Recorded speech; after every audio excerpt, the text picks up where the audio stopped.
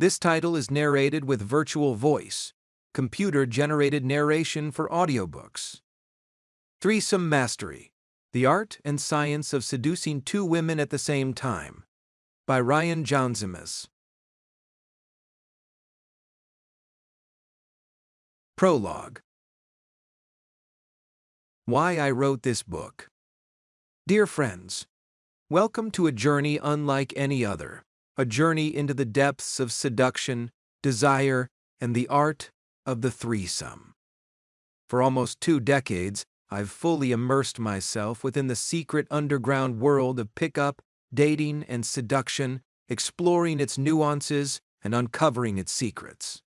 Throughout my experiences, I've had the pleasure of engaging with hundreds of different women, experiencing threesomes, and even group sex with up to 10 women at once. After years of professionally teaching dating, pickup, and seduction, etc., I've discovered a common desire amongst my intermediate, advanced, and master-level students, a longing for something more. It's for these individuals, those who seek to transcend even further the traditional boundaries of conventional pickup and seduction, that I've written this book. This book is not just about threesomes, it's about unlocking your full seductive potential and mastering the art of seducing multiple women at once. I've noticed that most other books on the subject of threesomes seem to only typically focus solely on specific technical sexual positions or merely theoretical concepts. And while that's great for a guy who already has a woman in his life, or for someone who already has a bisexual girlfriend who's willing to experiment with him, unfortunately, this doesn't do anything to help a single guy who doesn't currently have any options. However, this book will take you, as a man who may be starting out from complete scratch, on a journey from the initial meeting of a new potential partner/lover, all the way through the seduction process, all the way to the intimate moments finally shared together in the bedroom with 2 women at the same time. Unlike other books that will only teach you the technical aspects and the mechanics of sexual intercourse, or show you random diagrams or pictures of various threesome positions, this book will actually teach you specifically how to approach, meet, attract, and seduce 2 women at once. I'll actually teach you how to make your threesome fantasies actually become a real-life physical reality. And the reason I'm so confident in telling you this and teaching this kind of stuff is because I've actually done it all myself. More times now than I can even remember. Smiley face emoji. To most men, attracting women or having a threesome is usually just a fantasy. But to me, it's just simple science. A simple step-by-step formula that, when applied, yields real results. It's that simple. To many men, attracting women or experiencing a threesome is just a fantasy. For me, it's simply science. A simple, precise, systematic, straightforward, step-by-step formula that, when applied, quickly delivers tangible, real-life results. It's that easy. For me, it's as easy as A plus B lead to C. Attract, build comfort, then seduce. It's as simple as A plus B equals C. In this case, A represents all of the basic foundational/fundamental elements of game. Basic things such as understanding the game, the dating game, as a whole, and understanding what women want and what they actually respond to, etc. Understanding things like establishing a private setting conducive to intimacy. Having your own house, apartment, condo, etc. A private place for the threesome to actually physically occur, etc. Working on sculpting your physique to help allure, captivate, and satisfy beautiful women. If you don't go to a gym now, then it's definitely time to start. And much, much more. Having sex with 2 women is not like a relaxing casual walk in the park.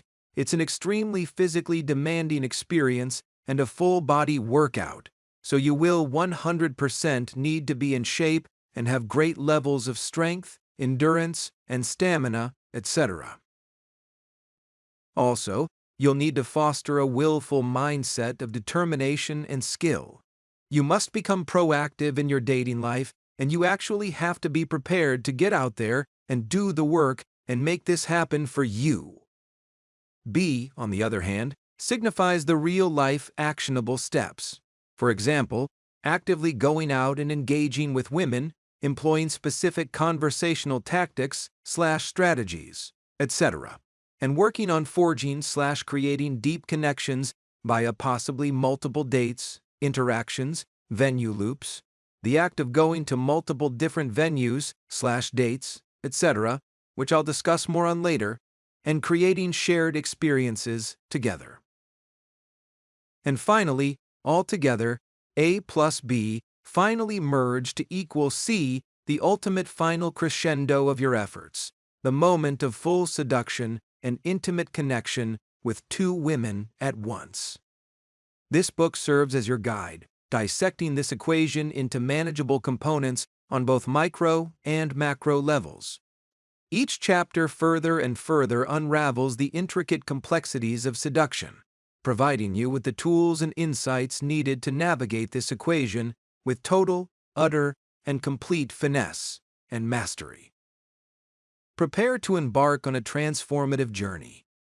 As we delve into the depths of seduction, you'll gain a much deeper understanding of the intricacies involved and emerge with a newfound confidence in your abilities to seduce beautiful women. This book is more than just a manual. It's a roadmap to achieving the ultimate seduction, leading you step by step to the absolute pinnacle of your wildest and most intense erotic desires. In a simplified view, the journey of acquiring a relationship with any woman can easily be divided into three simple overarching key stages: attraction, comfort, and seduction. Mathematically expressed, this process can be symbolized as A plus C equals S. Imagine a scenario where a man sets out to attract a woman in the attraction phase.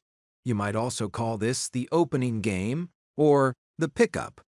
If she reciprocates his interest and feels attracted to him, they will then just naturally progress into a state of comfort together within the comfort phase. Or you might call this stage/phase the middle game, or the dating cycle, etc.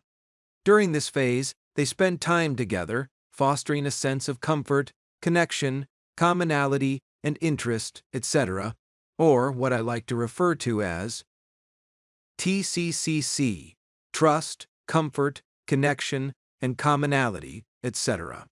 As both individuals further become more engaged within the interaction, they'll both inherently become mutually attracted and comfortable with one another, and thus, nature will then eventually take its course, thus ultimately leading both partners to a mutual seduction, sex. This natural progression doesn't involve any form of manipulation or corny/cheesy contrived pickup lines. It simply reflects the natural order of human interaction, mating, dating, and pair bonding habits, etc. Armed with this newfound knowledge, information, and understanding, etc., you can now easily leverage this wisdom and expertise to thus quickly and easily expedite your various interactions and endeavors with women. For example, now that you know how the entire process works, you can now begin by getting out there and proactively suggesting dates or activities that will naturally further enhance trust, comfort, connection, and intimacy, etc., with the woman, or multiple women, to whom you desire. This will help you to quickly accelerate the journey towards seduction with two women. Once you sense that the time is right and the chemistry is palpable, you can transition, or phase shift, into the seduction phase, or you might call this stage/phase the end game. This may involve seeking out a private space of full isolation, or what I like to refer to as full ISO, such as your living quarters or one of the women's living quarters, etc., or a secluded outdoor location. Perhaps you're camping with both women, and you can do it outside in a quiet meadow of forest clearing, or perhaps in your tent, the back of a limousine or van, etc., or any other place where you can have full privacy and not be seen so that the sex can naturally occur. Here, the threesome can ultimately be fulfilled, and you can finally realize all of your deepest dreams and desires. Now, at this point, what I then describe as the retention phase. At this point, you may choose to continue an ongoing sexual relationship with both women, possibly establishing a primary relationship with one and a casual arrangement with the other, or any other such variation. This is all up to you and how you want to play the game. Alternatively, you might decide to form a long-term, loving, meaningful relationship with both women simultaneously. This three-way relationship dynamic is generally known as either a throuple or a triad, etc. Alternatively, you may also just consider this experience done, fulfilled, and checked off your bucket list, and then simply choose to move on to new and even more adventurous encounters with many other beautiful women in the future, and then just continue repeating the process over and over as many times as you want with as many different women as you want. Just rinse and repeat. It's that easy. Also, allow me to clarify that this book is not an exhaustive ongoing encyclopedia on all variations and different types of threesomes. It's tailored specifically for one man who is interested in engaging in sexual activity/intercourse with two women at the same time. While there are multiple various forms of threesomes, such as one woman with two men, a male-male-female, MMF, or even same-sex threesomes involving three homosexual/bi-curious men, or three homosexual/bi-curious women, etc., these are all very distinct topics beyond the scope of this book. We will save those topics and discussions for another day. This guide focuses solely on the classical or more traditional form/variant of threesomes involving one man and two women. While other types of threesome dynamics are all definitely valid and all have their own nuances and challenges, which are definitely all very interesting alternative topics and concepts to learn about as well, they're not the primary focus here. Anyways, drawing upon my years of experience and wisdom, I've compiled this huge, 300-page, incredible comprehensive guide that will literally walk you through the entire process of meeting, attracting, and seducing multiple women at once. This simple-to-follow, step-by-step guide will quickly demystify the art of securing threesomes and will provide you with a new and incredible skill set that will last a lifetime. So, whether you're a guy who is just seeking fun casual flings or looking for real long-term, long-lasting love with multiple partners, this book will definitely show you the way. In my years of being a professional dating coach, I've helped thousands of men from all around the world achieve more success in their dating lives and endeavors, and now I'm here to guide you as well. Prepare yourself for an incredible, transformational journey, one that will quickly elevate your understanding of seduction and empower you to finally achieve the real levels of success with women and dating that you've always wanted, dreamed about, and desired. Are you ready to take your game to the next level? Welcome to the world of seduction mastery. Welcome to the journey of a lifetime. To the reader, welcome to a world where fantasies become reality, where seduction is an art form, and where threesomes, three ways, or ménage à trois, as they say in French, harem game, etc., are not just mere dreams or fantasies, but an actual, tangible, real-life, achievable experience/reality. My name is Ryan Jaunzemis, and I'm not just another dating guru. I'm the real fucking deal, and I'm going to prove it to you. For literally almost 2 decades now, since 2006, I've spent the greater half of my adult life fully immersing myself into the intricate world of pickup, dating, and seduction, mastering the art of attracting not just one, but two stunning, beautiful, elegant, attractive women at the same time, and in some cases, even more. But that's another fun subject for another day. Winking face emoji. In my journey into the world of pickup and seduction, I personally experienced the thrill of hundreds of encounters with different women, almost 300 different women at the time of writing this book in 2024, including many amazing, wonderful, sensual, loving, erotic, and truly unforgettable threesomes. But I'm not here to boast or brag. I'm telling you this because I want you to know that I've actually experienced real success with women and dating and actually really achieved not just one, but numerous threesomes, countless times over. More times than I can even remember now, and even more elaborate levels of group sex, etc., in real life. And now, I'm here to share with you the secrets, techniques, tactics, strategies, cognitive tools, insights, and mindset, etc., that have helped enable me to achieve such absolutely remarkable success and results in my dating life, so that now you too will also be able to achieve the same or at least similar types of results within your own life. My approach is not based on madness, but method. It's grounded in science, supported by research, and proven by real life, tangible, measurable, quantifiable results. Meaning that I personally used these techniques and gotten laid and gotten threesomes. My advanced students have used them and gotten laid and gotten threesomes.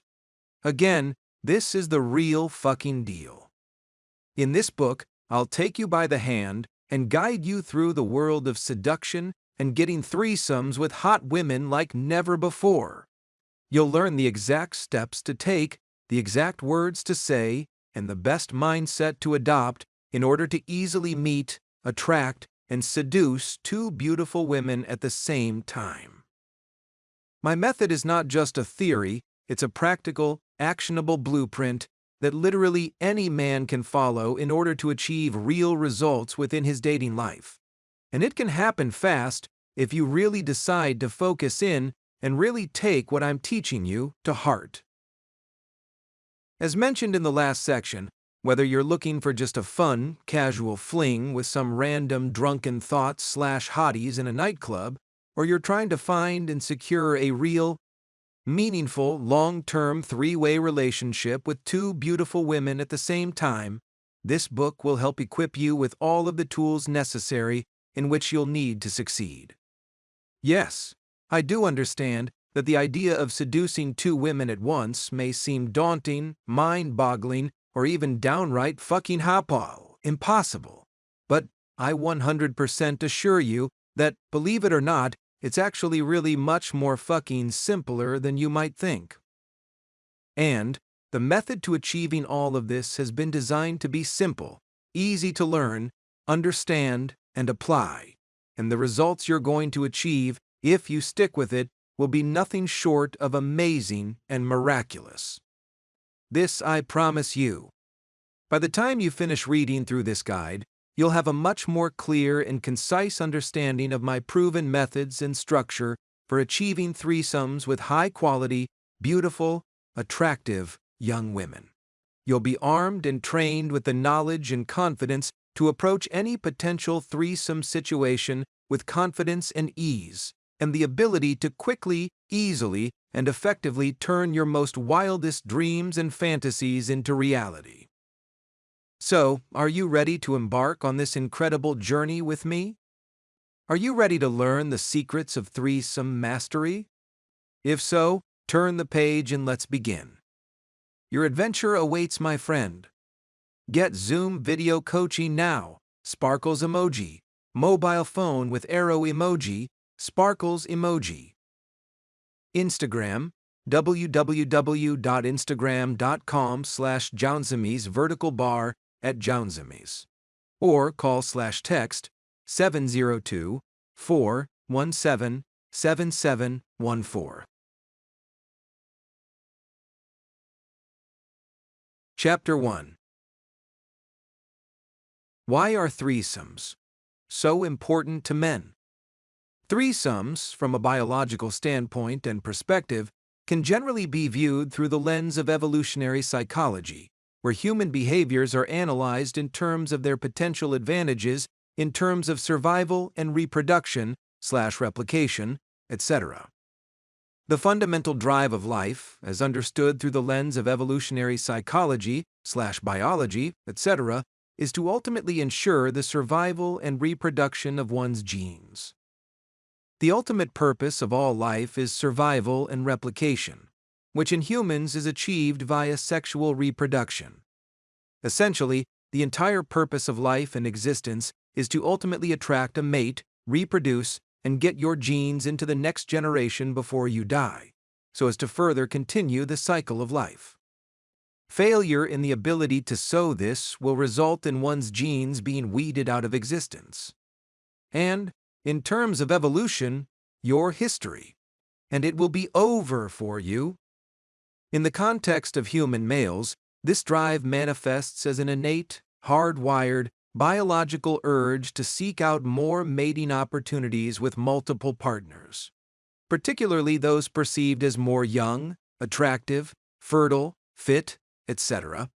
This behavior can be traced back to our evolutionary past, hundreds of thousands of years ago, where men who successfully reproduced with multiple partners had a much greater likelihood of passing on their genes to future generations. This drive for reproductive success is deeply ingrained within the male psyche, influencing their behavior and decision-making processes. Threesomes and group sex, etc., in this context, can be seen as an evolutionary strategy employed by men in order to ultimately help further increase their possible chances of reproductive success. By engaging in sexual activities with multiple partners, men may enhance their genetic legacy by increasing the diversity of their offspring and ensuring a higher statistical probability of the survival of their genes, ensuring that they're ultimately passed on. Understanding your biological imperative. Survive and reproduce. It's important to note that while these behaviors are deeply rooted in biology and evolutionary history, they're also influenced by cultural and societal factors.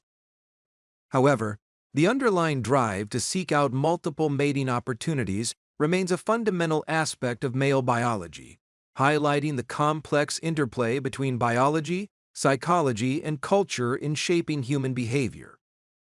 At the core of everything, sex, in itself, and its ultimate primary function, is a gene-mixing mechanism. And while modern threesomes or engagements in causal group sex for fun and pleasure, etc., may not necessarily always lead to quote-unquote reproduction, their appeal can be traced back to evolutionary drives related to more advantageous mating strategies. I will explain. Sex is a gene-mixing mechanism. One key concept is the idea of sexual selection, a process identified by Charles Darwin, which suggests that certain traits and behaviors evolve because they may increase an organism's potential chances of reproducing. In the context of threesomes, engaging in sexual activity with multiple partners could have offered more/better evolutionary advantages to men, in terms of further reproductive success. From a genetic standpoint, spreading one's genes to as many offspring as possible is a fundamental principle of evolutionary success.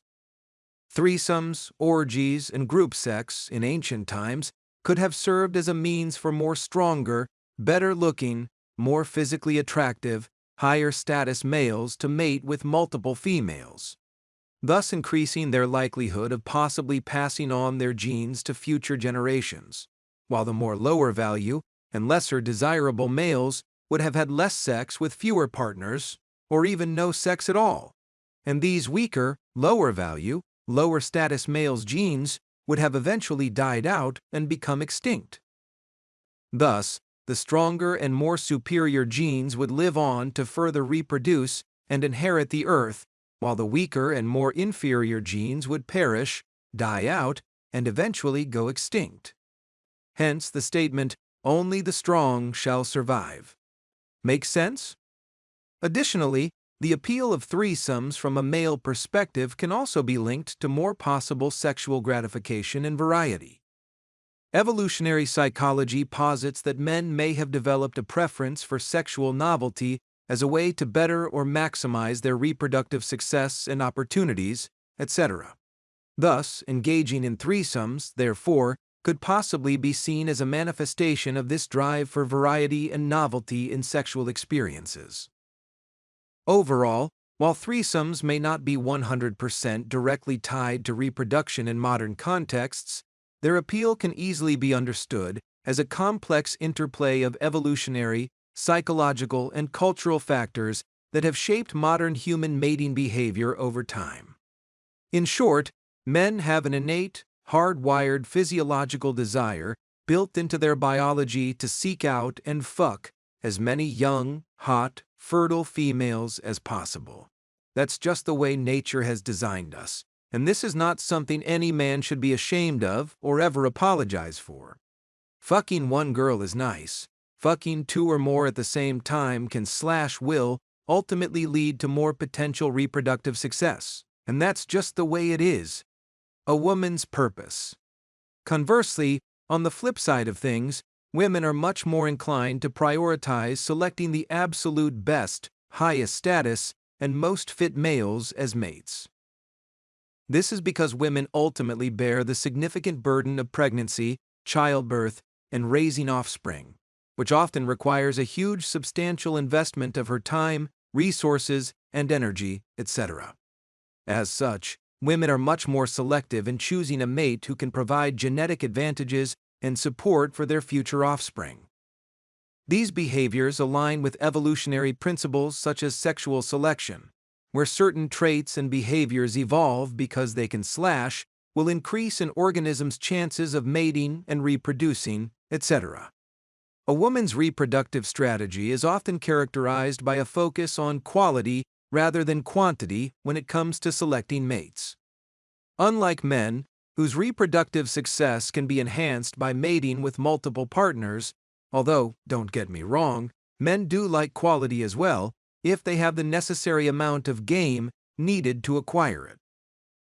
Given these constraints, women are much more ultimately selective in choosing mates who possess traits associated with higher genetic fitness and status, etc. This selectivity is driven by the desire to secure the best possible mate who can ultimately provide genetic advantages and support for their offspring. By selecting a much higher quality mate, women can better increase the likelihood that their offspring will thus inherit more beneficial traits, thus ultimately enhancing their chances of survival and reproductive success. Being much more selective is a much better chance/opportunity for a woman to invest in for the long term. A woman generally only has one single chance to get pregnant because she may ultimately have to raise the child and devote the next 18 to 25 plus years raising that child.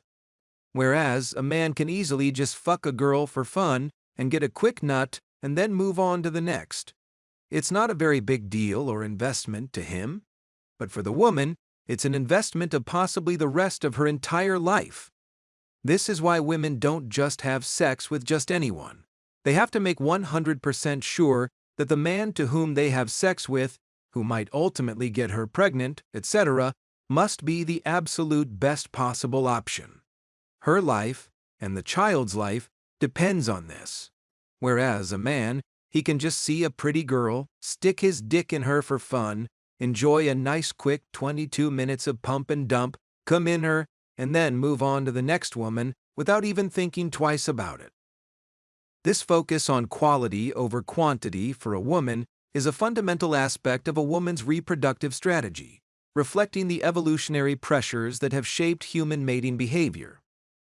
Women's reproductive success is not solely/generally determined by the number of offspring that they produce, but rather more so by the quality of their mate choice and the offspring in which they produce. As such, women are biologically predisposed to seek out mates who can provide the best possible genetic legacy for their offspring, thus ultimately ensuring the continuation of their genetic line/lineage, etc. All in all, in the context of human mating strategies, these various evolutionary dynamics, etc., have ultimately, over time, shaped our sexual preferences and behaviors, etc., thus further influencing the way we all seek out and select various or specific types of mates/partners, etc., in order to ultimately maximize our dating and reproductive success, etc. As you can see, the diagram illustrates a fundamental difference in mating strategies between men and women, rooted in evolutionary principles. Men are depicted as seeking out multiple partners, particularly young, attractive, fertile females, as a better means to enhance their mating and reproductive success. This behavior is driven by innate biological urges to maximize their chances of passing on their genes to future generations. In the picture, you can see that one man will fuck all 5 of the women, if they'd allow him to do so.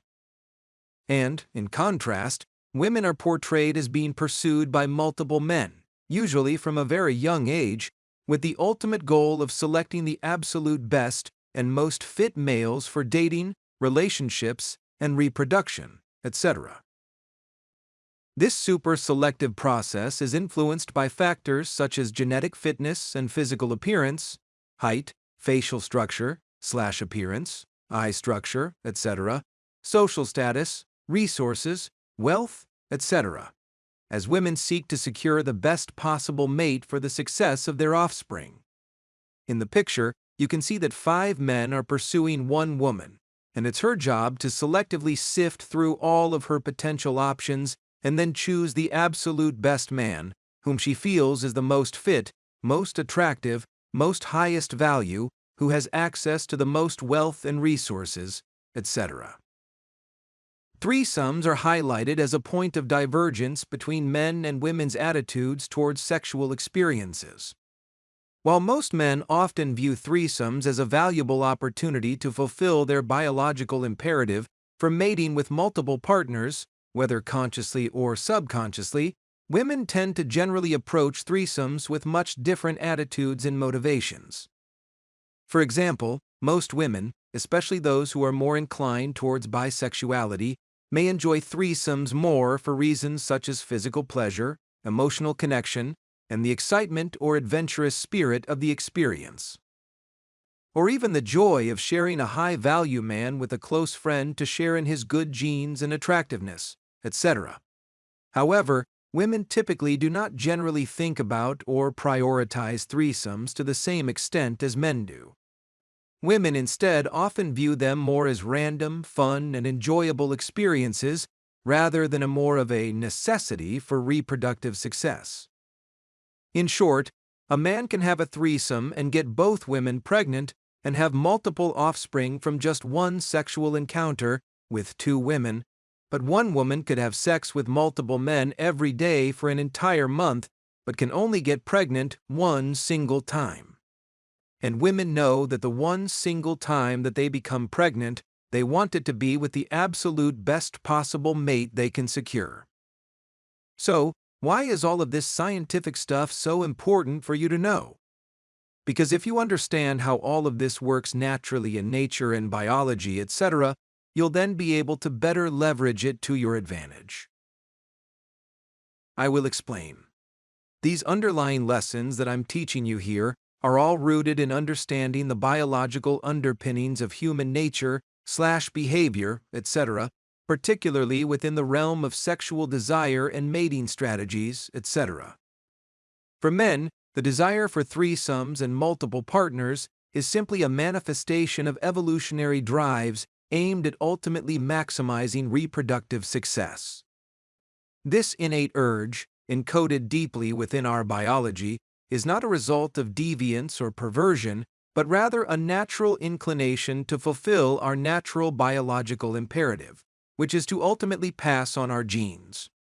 Women, too, can benefit from these understandings as they provide further insights into men's behaviors and desires.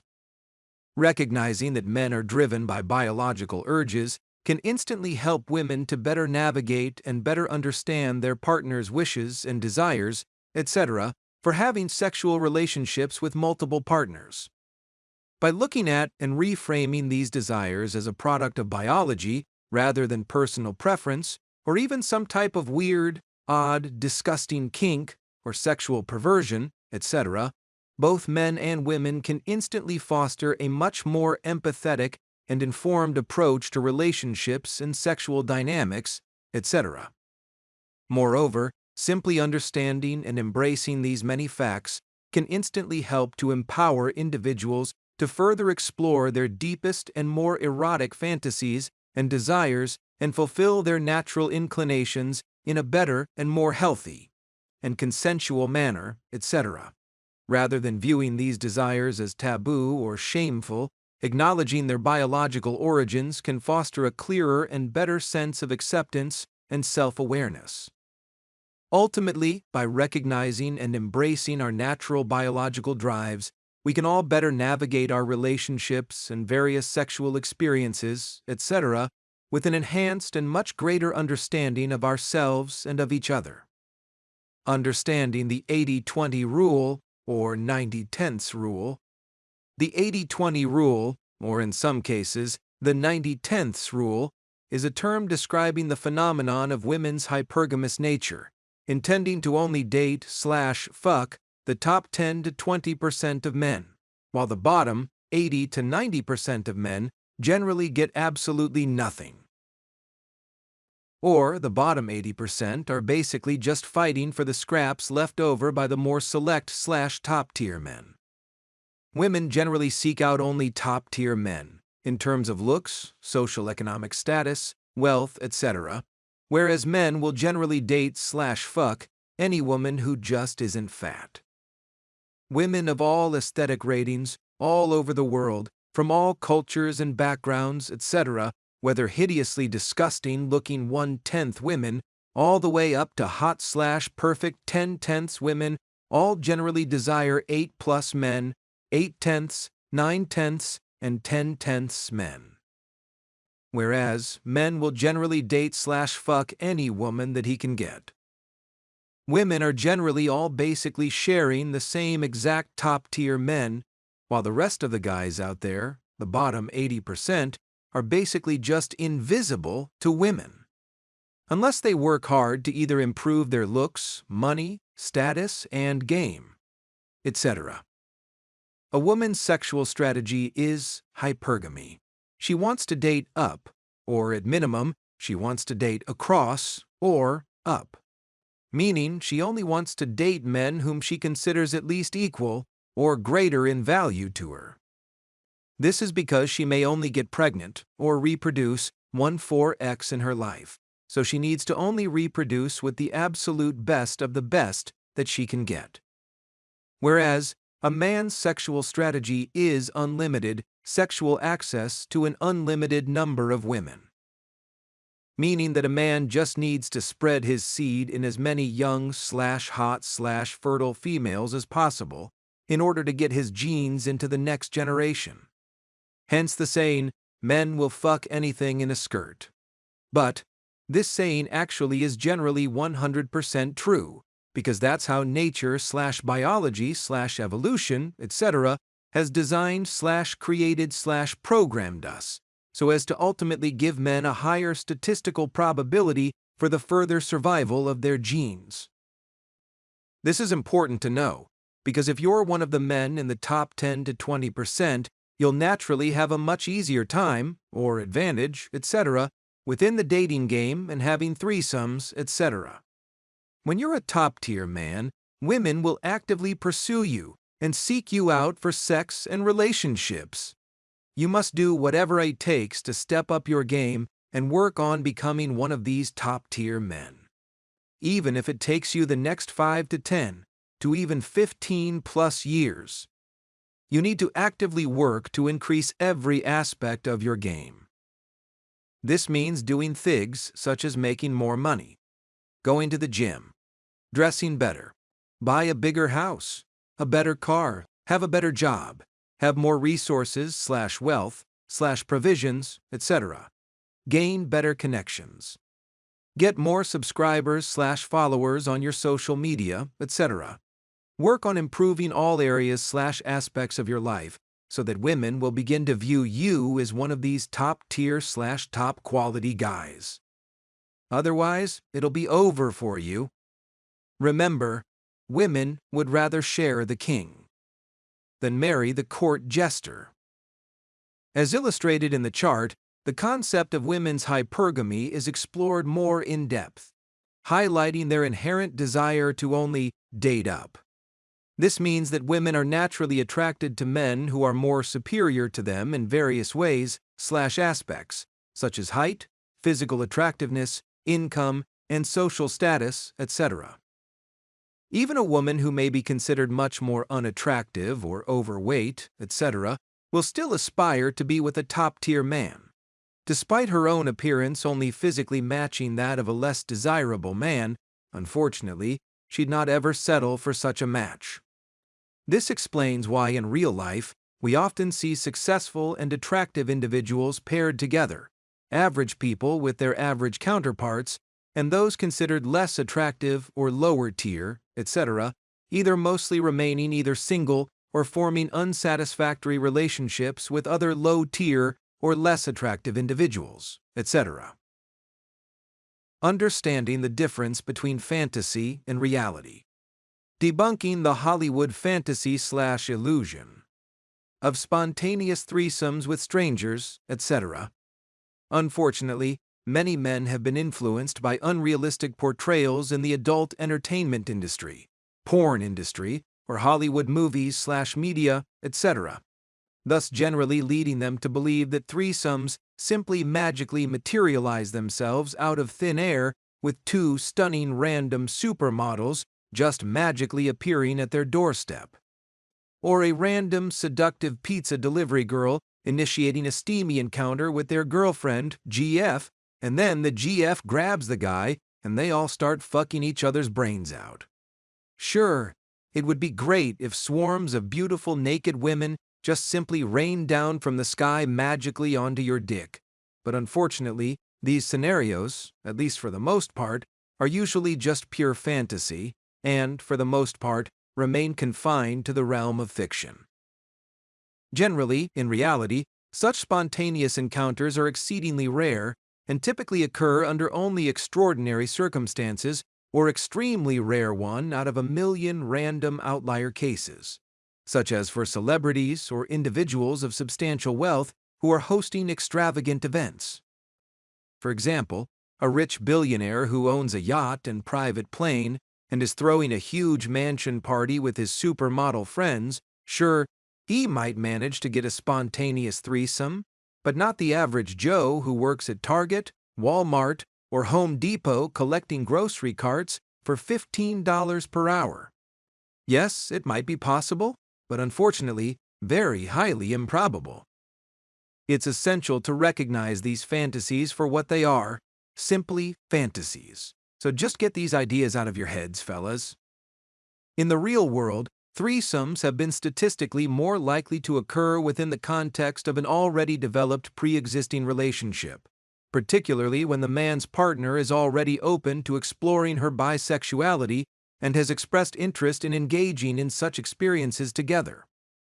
It's crucial to, from this moment forwards, begin to approach the idea of threesomes with a more realistic perspective, understanding that they're not a guaranteed outcome of luck or random/chance encounters. My aim is not to teach you how to get lucky here and there with two random complete strangers out on a whim, but rather to provide you with real-life strategies, tips, and techniques, etc., that can help you to achieve real, consistent, and continuous ongoing results in your future pursuit of threesomes. In the next chapter, I'll delve into the #1 trick for instantly attracting more threesomes into your life. This technique, when applied, has the potential to instantly transform your dating life and will lead you to incredible new sexual experiences with more women. By mastering this next key secret technique, you'll not only enhance your ability to attract multiple partners, but it's also literally going to skyrocket your game to an entirely new level. After the next chapter, your entire perception about women, dating, relationships, and the way you currently view getting threesomes is all going to change. Get ready to finally unlock an entirely new level of game, confidence, and sexual fulfillment as we explore this powerful strategy together. So, if you're ready, then let's begin. How to Pick Up Hot Women. Written by Ryan Jaunzemis. Click here to learn more about this incredible book. And buy now on Amazon.com. https://a.co/d/4xs3u8.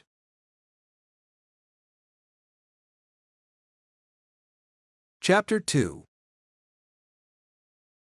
Get instant results now. In my years of experience and extensive research into the dynamics of how to achieve threesomes, I've found that the absolute best and most 100% surefire way of easily achieving more threesomes fast is by having a primary girlfriend/partner who is bisexual and already open to the idea of threesomes, or at least bi-curious and interested in possibly exploring her bi-curiousness with you. This can greatly enhance your chances of successfully engaging in and achieving this type of amazing and exhilarating experience. Firstly, having a primary girlfriend/partner who is open to threesomes immediately eliminates many of the barriers/challenges, etc., that often may tend to arise when trying to convince a normal, single, straight/non-bisexual woman to engage in a threesome with you. You see, your girlfriend, who, if she's bisexual, is already into girls by way of her own biology, personality, and inner being, etc., she's already familiar with you. She's already comfortable with your relationship dynamic and being with you, and likely shares your desires for sexual exploration and adventure, etc. Secondly, your bisexual primary girlfriend/partner is much more than likely to be more open-minded and sexually adventurous, etc., thus making her much more receptive to the idea of possibly exploring her sexuality with you and the company of another woman. Securing this advantage immediately from the get-go, the beginning of the relationship, etc., can easily lead to a much more natural and organic progression towards achieving a threesome, as opposed to trying to convince, negotiate, force, coerce, or talk your way into achieving a threesome with a 100% straight/heterosexual woman to engage in a sexual encounter outside of her comfort zone, etc. Make sense? In most cases such as these, you're unfortunately most likely just going to be fighting a losing battle, and usually, as various statistics/analytics, etc., have proven, this generally will lead to a potential breakup or heartbreak, etc., by the woman because you're pushing her into doing something that her innate biology did not intend for her. Imagine things from an alternate/different perspective/viewpoint, etc. If you're a 100% straight/heterosexual man, imagine if your woman suddenly asked you to start kissing/making out with another random dude. Ooh, gross, right? If you're a straight man, this idea/thought/notion, etc., would instantly turn you off or repulse/disgust you, etc. And this is also how your woman will generally feel when asking or pressuring her to get with another woman, simply for your own personal sexual pleasure/gratification/gain, etc. Instead, the absolute best way to get around this is to, from now on, only start dating or forming ongoing sexual relationships with bisexual women right from the beginning. Tip: ask pre-screening or qualifying questions, etc. For example, when you're first meeting a new potential love interest or romantic partner, etc., make sure to ask qualifying questions such as these at the beginning of the conversation, or at least somewhat close to the time in which you first meet/interact with her, etc. Ideally, sometime within the first 1 to 5+ minutes of conversation after the open. So, what kind of girls are you into? Or, what do you like more, guys or girls? Anything such as these. Questions such as these will instantly set the frame that you're only into bisexual or more open-minded women, etc., or girls who like other girls to at least some degree, etc., meaning that they don't have to be, quote-unquote, 100% fully bisexual, but as long as they swing both ways, at least to some extent/degree. This should be your new standard for dealing with women and dating from now on. Remember, women all have preferences. Men can also have their preferences too. While women might prefer men tall and rich, etc., men might prefer their women bisexual and into having threesomes with their man and another woman. Fair? Never be apologetic for your desires as a man. Always go after what you want, no matter what. And if she can't measure up to these standards/qualifications, etc., such as she answers, "Sorry, I'm only into men," or "You, gross, I don't like girls," etc., then you know that the woman to whom you're currently dealing with or interacting with is not potential dating material for you, because she'll not ever be able to help you to achieve fulfilling your fantasies/desires of having threesomes with other women. Instead, she'll just end up becoming a roadblock to your success. Basically, just dead weight holding you back from getting what you want, which is really just a waste of not only your time, but also her time as well. Just move on to the next. Dating should be fun and easy for both you and your partner. It shouldn't be like pulling fucking teeth just to get what you want. In cases such as these, it's usually better to just cut her loose and move on to something better that will ultimately help you to better get/achieve what you want. Furthermore, having a primary girlfriend who you know might already be open to threesomes and foursomes or group sex, etc., can instantly strengthen your relationship and ultimately deepen your bond. Engaging in a threesome together can be an incredibly intense, erotic, intimate, and fulfilling experience, thus allowing you to explore entirely new dimensions of your relationship and ultimately strengthen your emotional connection with one another. Remember that it's extremely important to always approach the idea of threesomes, etc., with sensitivity, respect, and open communication, etc. It's essential that both you and your girlfriend/partner, etc., are fully comfortable and enthusiastic about the idea, and that you establish clear/concise boundaries and guidelines before proceeding any further. In conclusion, pre-screening for and having/acquiring a primary girlfriend who's bisexual in nature and already open to the idea of threesomes, or who has mentioned that she has already had threesomes in past relationships, etc., can be an extremely valuable asset in your pursuit of this specific type of sexual fantasy. Implementing this step ahead of time instantly safeguards you from having to deal with any bullshit, drama, or resistance, etc., you might get from the average 100% straight/heterosexual woman.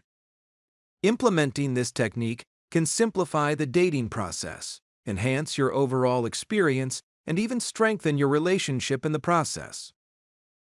In essence, she knows what you want and is already open to the idea, and the two of you work together as a team to achieve/fulfill a fantasy that both of you are into.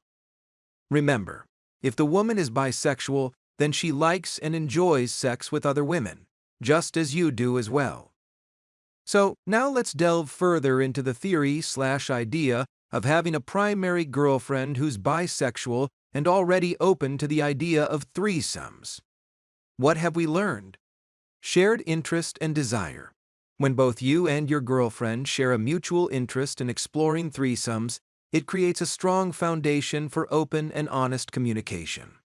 This shared desire between the two of you can lead to more meaningful and fulfilling sexual experiences as you're both actively engaged in the pursuit of pleasure and adventure.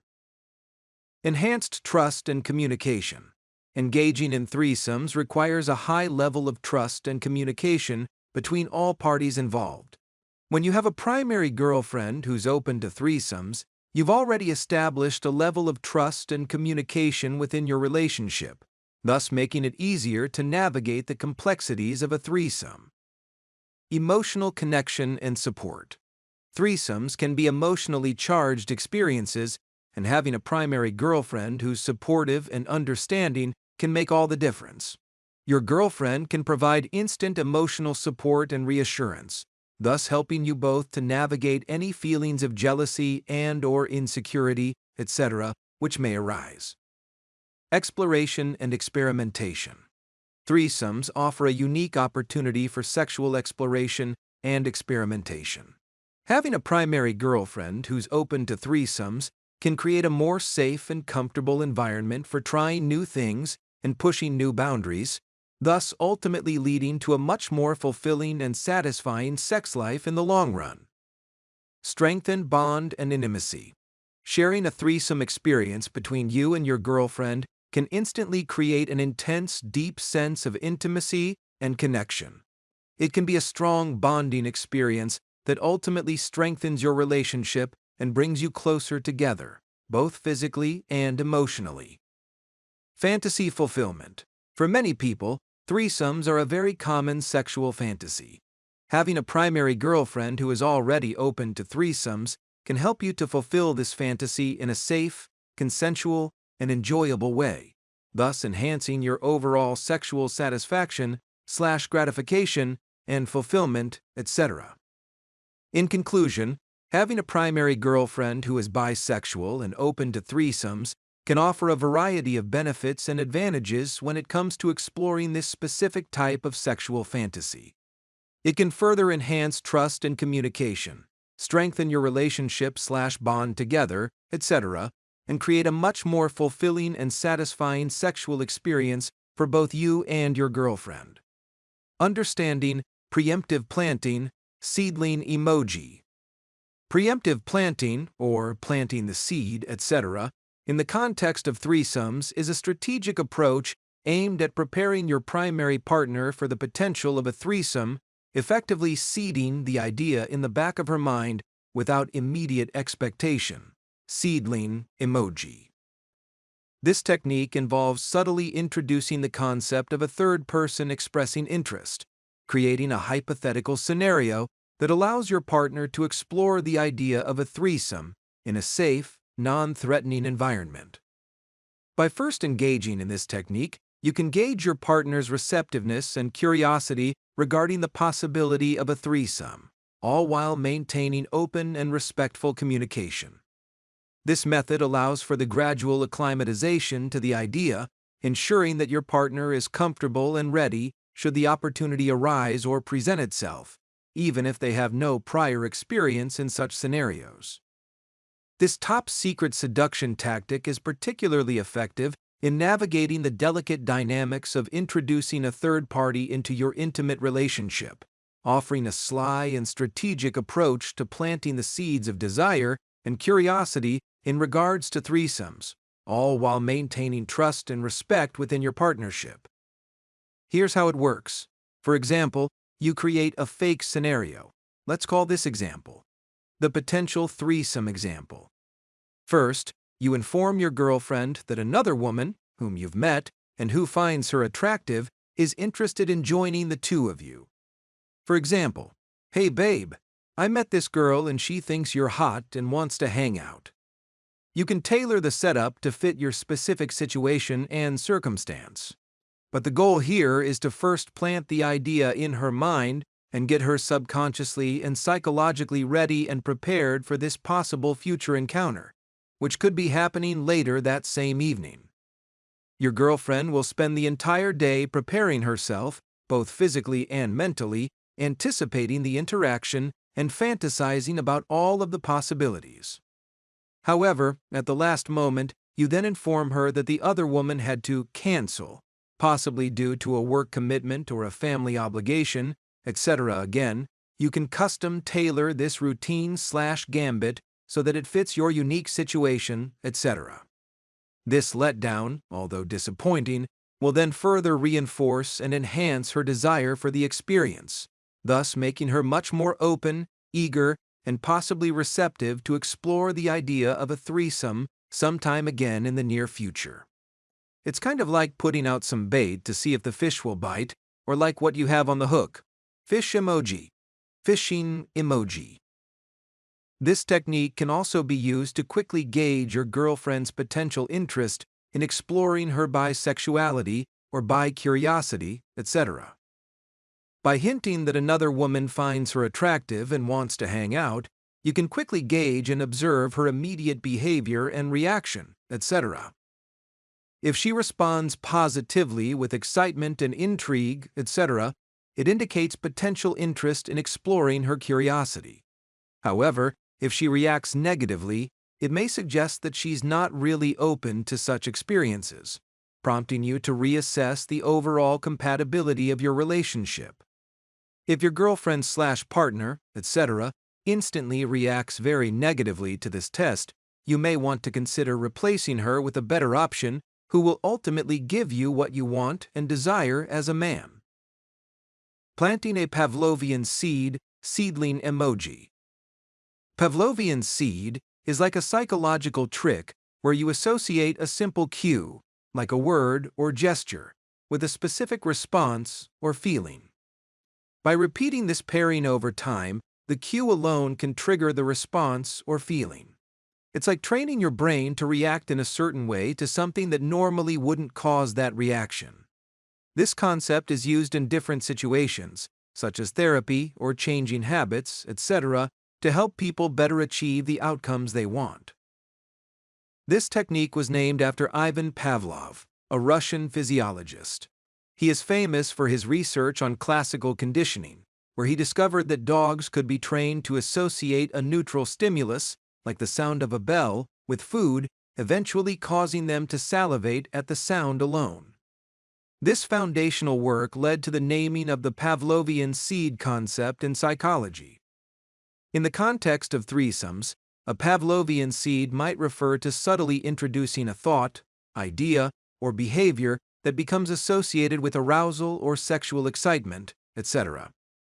For example, you might consistently use a specific phrase, touch, or gesture, etc., that is innocuous on its own, but over time becomes associated with the excitement and pleasure of a threesome. Eventually, the mere mention or action might elicit a conditioned response of arousal or anticipation, making it an extremely powerful tool in building sexual tension and enhancing the experience for all participants involved.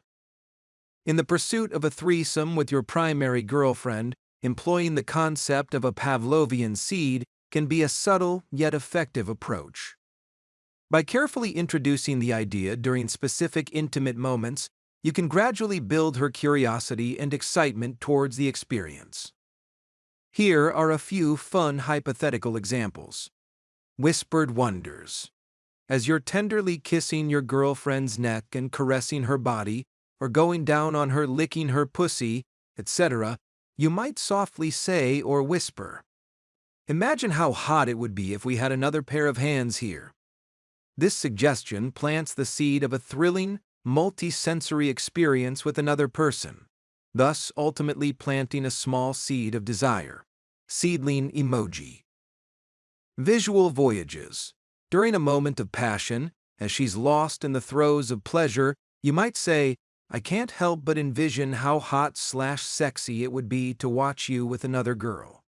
This creates a vivid mental image that might further spark her sexual curiosity. Shared sensuality. As you're engaging in foreplay, you might suggest, "Imagine if there was another girl here, someone who wants you as much as I do." This introduces the idea of a shared, intimate experience that's both sensual and emotionally fulfilling. Echoes of ecstasy. In a moment of relaxation after lovemaking, after sex, you might say to her, "I just keep thinking about how hot/sexy it would be to hear you coming out loud with another girl. I just think that idea is so hot." This plants the idea of a heightened auditory experience. Tactile temptations. While caressing her, you might suggest, "What if we had another girl here? 4 hands running all over you? Caressing you." This suggestion introduces the possible physical sensations associated with a threesome, making it more tangible in her mind. By using examples such as these, you're not only introducing the idea of a threesome, but also creating a positive association with it, making the prospect more enticing and natural over time. Of course, these examples are simply templates or stock examples I've created for you to use as teaching tools to help you better understand and grasp the overall concept. Fair? Tip: it's important to always custom tailor your personal approach to fit your unique personality, relationship, and desires, etc. Feel free to adapt any of these suggestions, choosing words or phrases, etc., that resonate more deeply with you and your partner. The key here is to communicate in a way that feels real, natural, and authentic, and aligns with the specific dynamics of your relationship. Tip: you can simply copy and paste any of my stock examples if you like, but by really personalizing and custom tailoring your specific approach, take my ideas, then put your own spin on them, you'll then create a more meaningful and genuine connection, thus paving the way for a more fulfilling experience. Advanced techniques in Pavlovian seeding. The subtle art of introducing threesome fantasies. Pavlovian seeding can be a nuanced and effective approach to exploring the possibility of a threesome with your partner. By carefully introducing the topic in a non-threatening manner, you can quickly gauge the woman's interest and current/specific comfort level, etc.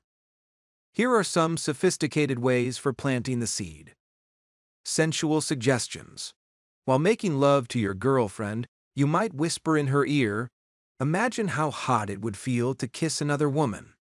This softly spoken fantasy may instantly ignite her imagination and quickly test her receptiveness. Playful hypotheticals. In a moment of relaxation, you might say, "I had this crazy dream where you and I were with another girl. What do you think about that?" This approach presents the idea as a curiosity, inviting her to ponder the possibilities. Third-person scenarios. Share a story about a friend's experience, such as, "My buddy recently had a threesome. He said it was so incredibly hot. Have you ever done that?" This indirect method allows you to assess her reaction without directly involving yourselves. Erotic visuals. Suggest watching an adult film together that features a threesome, saying to her, "I found this crazy movie that I think would be really fun for us to watch. It's about this couple who actually kind of reminds me of us. And they invite this other girl chick to their place where they all end up hooking up." This can serve as a visual stimulus and open up a conversation about desires. Fantasy exploration. During an intimate moment, say to her, "I can't stop thinking about how hot it would be to see you with another woman." This vivid imagery can evoke a sense of excitement and curiosity. Anything such as these, etc. In each of these examples, the real key here is to observe your partner's immediate reactions and proceed with sensitivity. If she responds positively, you can then gradually build on these discussions, slowly nurturing the seeds of desire in which you've planted. However, if she seems uncomfortable or disinterested, etc., it's important to respect her boundaries and not push the topic further. By approaching the subject with care, sensitivity, and fun creativity, etc., you can explore your shared fantasies in a way that enhances your connection and mutual pleasure. Cultivating a harmonious triad. The art of fostering trust and love. Before venturing into the realm of a threesome, it's very imperative to establish a strong, loving, and trusting foundation with your primary partner. This fundamental/foundational step is crucial for those who already have a girlfriend, particularly if she's bisexual or bi-curious. A relationship built on trust and love sets the stage for a more successful and fulfilling threesome experience for you in the future. For instance, if you're in a relationship with a bisexual woman who already loves and trusts you, she's naturally going to be inclined to seek your happiness and pleasure. In such a scenario, if a threesome aligns with your desires and the conditions are conducive, nature will effectively and ultimately effortlessly take its course, thus easily leading to a harmonious and willing participation from your partner. Conversely, if you lack a primary partner and are starting from scratch or ground zero, etc., the journey toward experiencing a threesome becomes significantly more challenging. It requires first going out and finding a suitable partner and then painstakingly building a three-way relationship from the ground up, which I'll discuss more in depth in the next few chapters. The third scenario involves having a primary partner but lacking the essential element of trust. Trust encompasses several facets, such as the assurance that you will not abandon her for another woman, the confidence in your loyalty to her, and the belief that introducing another woman into the bedroom will not ultimately or inherently jeopardize your relationship. Without this trust, the prospect of a threesome can be fraught with insecurity and doubt. However, if you successfully cultivate a loving and trusting relationship with a bisexual or more open-minded woman, threesomes can, and generally will, naturally eventually emerge as a delightful byproduct of your connection.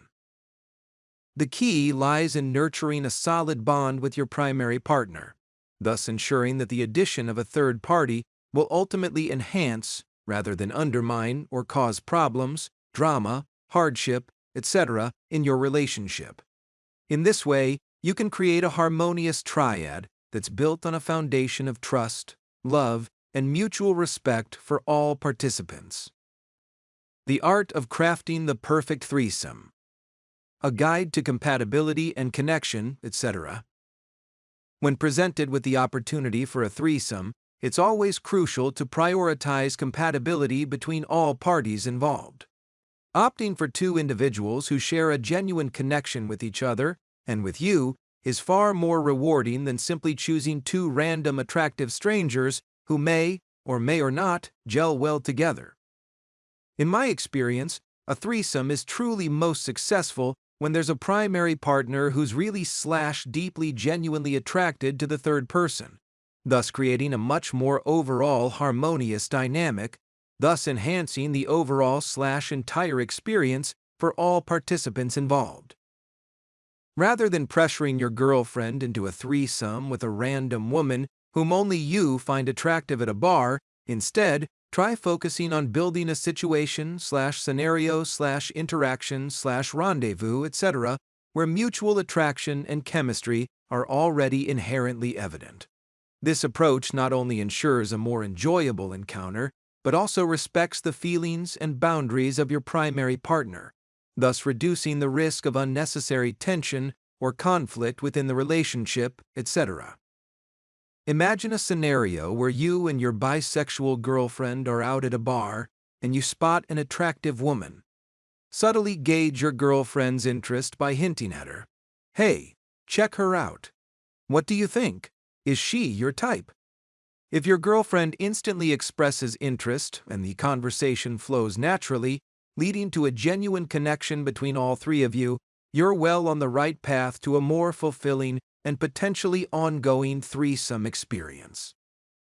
This dynamic/interaction, etc., could potentially even eventually evolve into a love triangle, throuple, or triad type of relationship where you will then have both a primary and secondary partner who both cherish each other as much as they cherish you.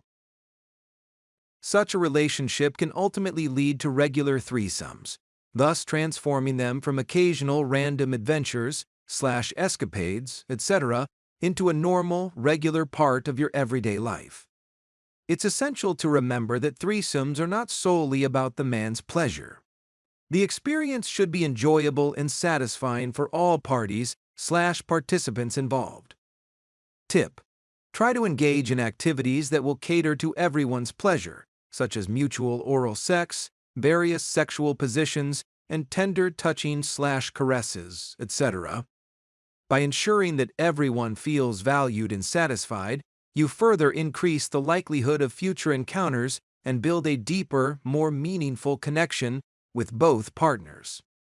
In summary, the key to a successful threesome really lies in compatibility, mutual respect, and open communication. By always focusing on these elements and being mindful of everyone's needs, you can create a memorable and gratifying experience that strengthens your relationships and brings joy to all involved. Queen Sacrifice. A strategic move in both chess and relationships. In the game of chess, A queen sacrifice is a bold move where a player may inherently sacrifice their most valuable piece, the queen, to gain a better positional advantage. This sacrifice involves placing the queen in a position where it can easily be captured by the opponent. But, when the opponent takes the queen, it may thus leave the king vulnerable to being instantly checkmated. While losing the queen might seem like a significant loss, this maneuver can actually sometimes be the key to securing victory in the game. Drawing a parallel to the pursuit of threesomes, the concept of a queen sacrifice can be applied when one is in a relationship with a straight, heterosexual partner who is not open at all to engaging in a threesome.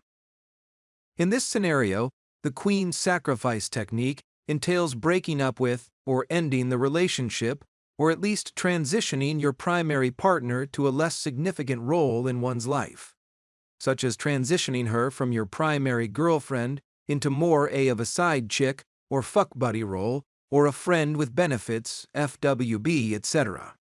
This difficult decision is akin to sacrificing the queen in chess. Yes, it may cause short-term emotional pain, but can ultimately lead to a much more favorable position for you in the long run.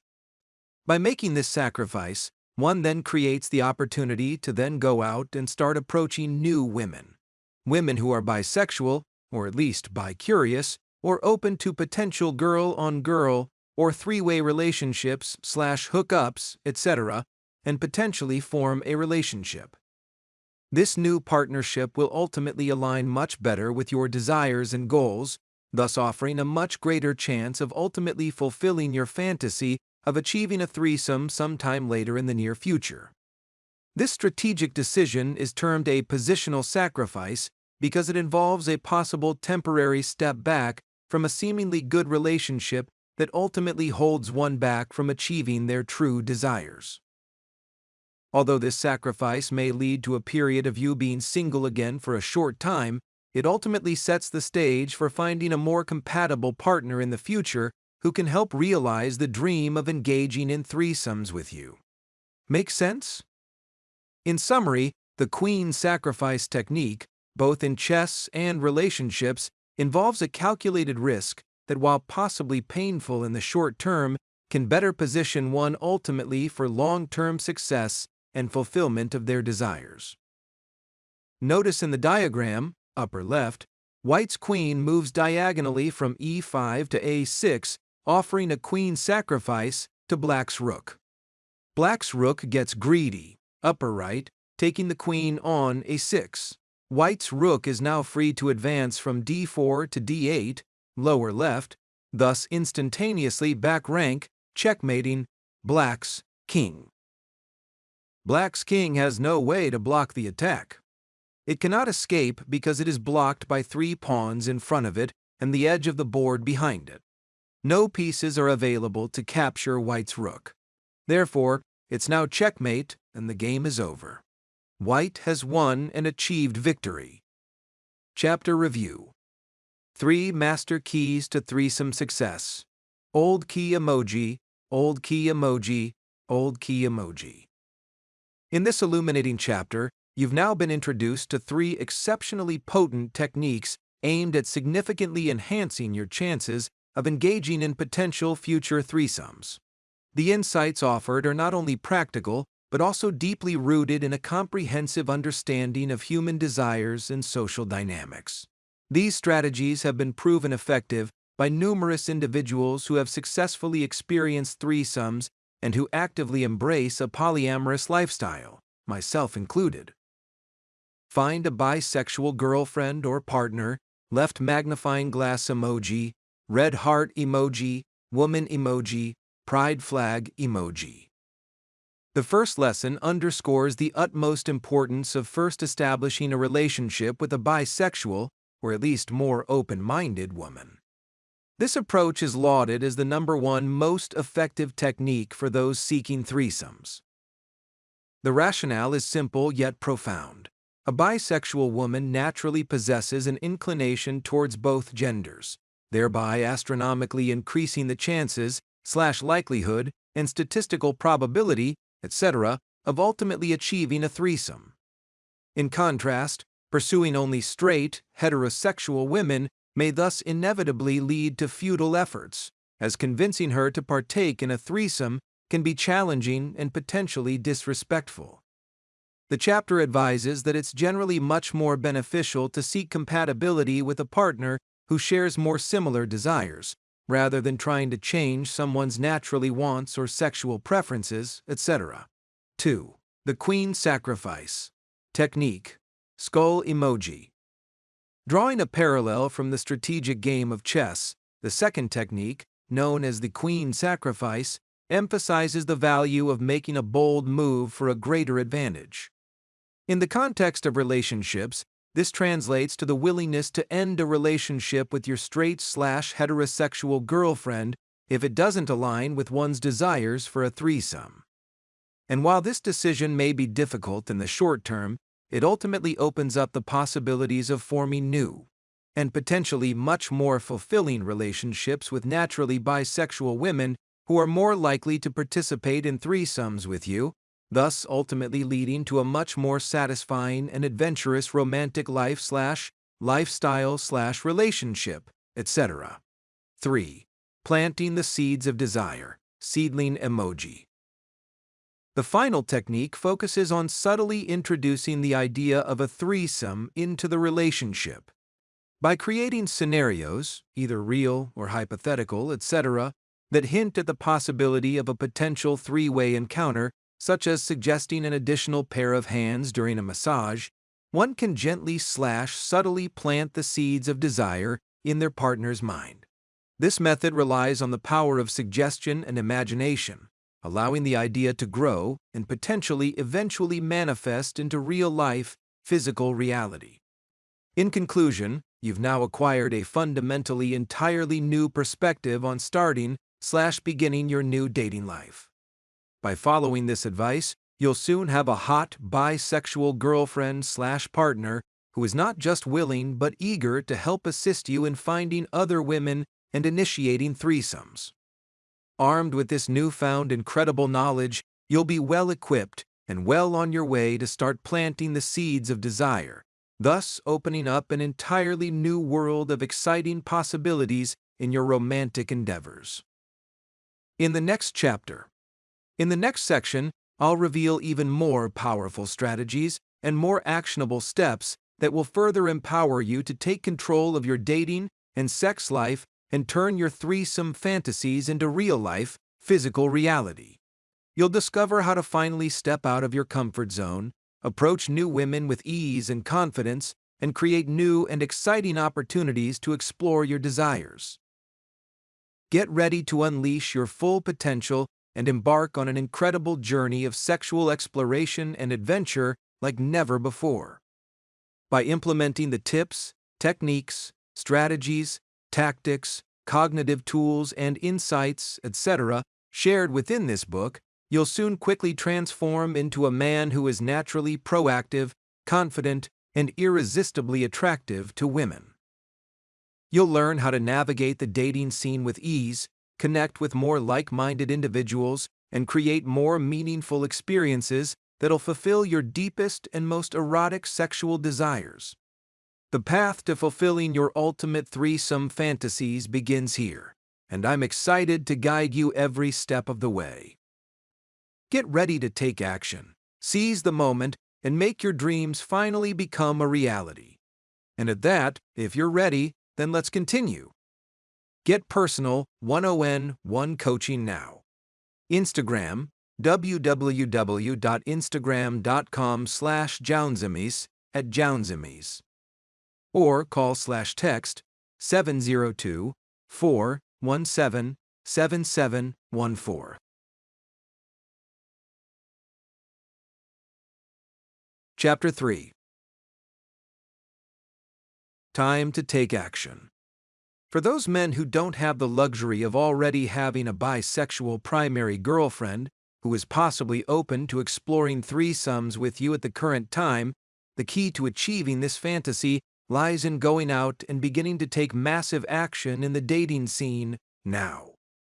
This approach involves actively seeking out and trying to specifically meet bisexual women who might be open to the ideas and possibilities of group sex and threesomes, etc. Note: in this chapter, I'll provide you with basic foundational advice on my method, guiding you through a basic pickup step by step. However, this book focuses specifically on threesomes and threesome dynamics, etc. If you're a beginner and unfamiliar with the basic principles of pickup, dating, seduction, and the art of cold approach, approaching groups of strangers and starting up conversations with them, generally using pre-rehearsed opening lines, etc., or you're unfamiliar with things such as meeting women online via dating apps such as Tinder, Bumble, Hinge, Facebook, Instagram, etc., then I highly recommend you visit Amazon and go read my primary book beforehand, How to Pick Up Hot Women. https://a.co/d/4xs3u8. This extensive, 600-page, 8.5 by 11 tome/volume is essentially the new Bible of pickup. It provides a thorough examination of the entire process of picking up women, from the initial approach all the way to the final close and beyond. It guides you through all facets of picking up women, including building more self-confidence, conversational starters, and routines. How to build/create/set up your online profile with multiple copy and paste text scripts.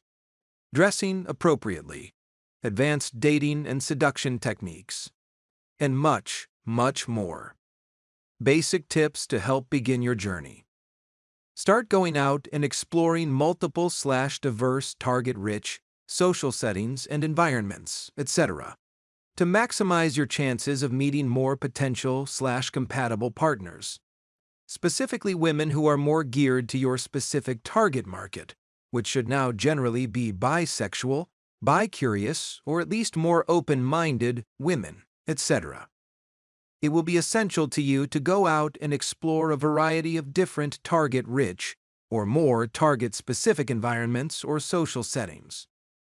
This includes bars, nightclubs, strip clubs, swingers clubs, LGBT-specific events or pride parades, raves, the Renaissance Fair, etc., possibly even gay bars and/or other venues where like-minded individuals may gather.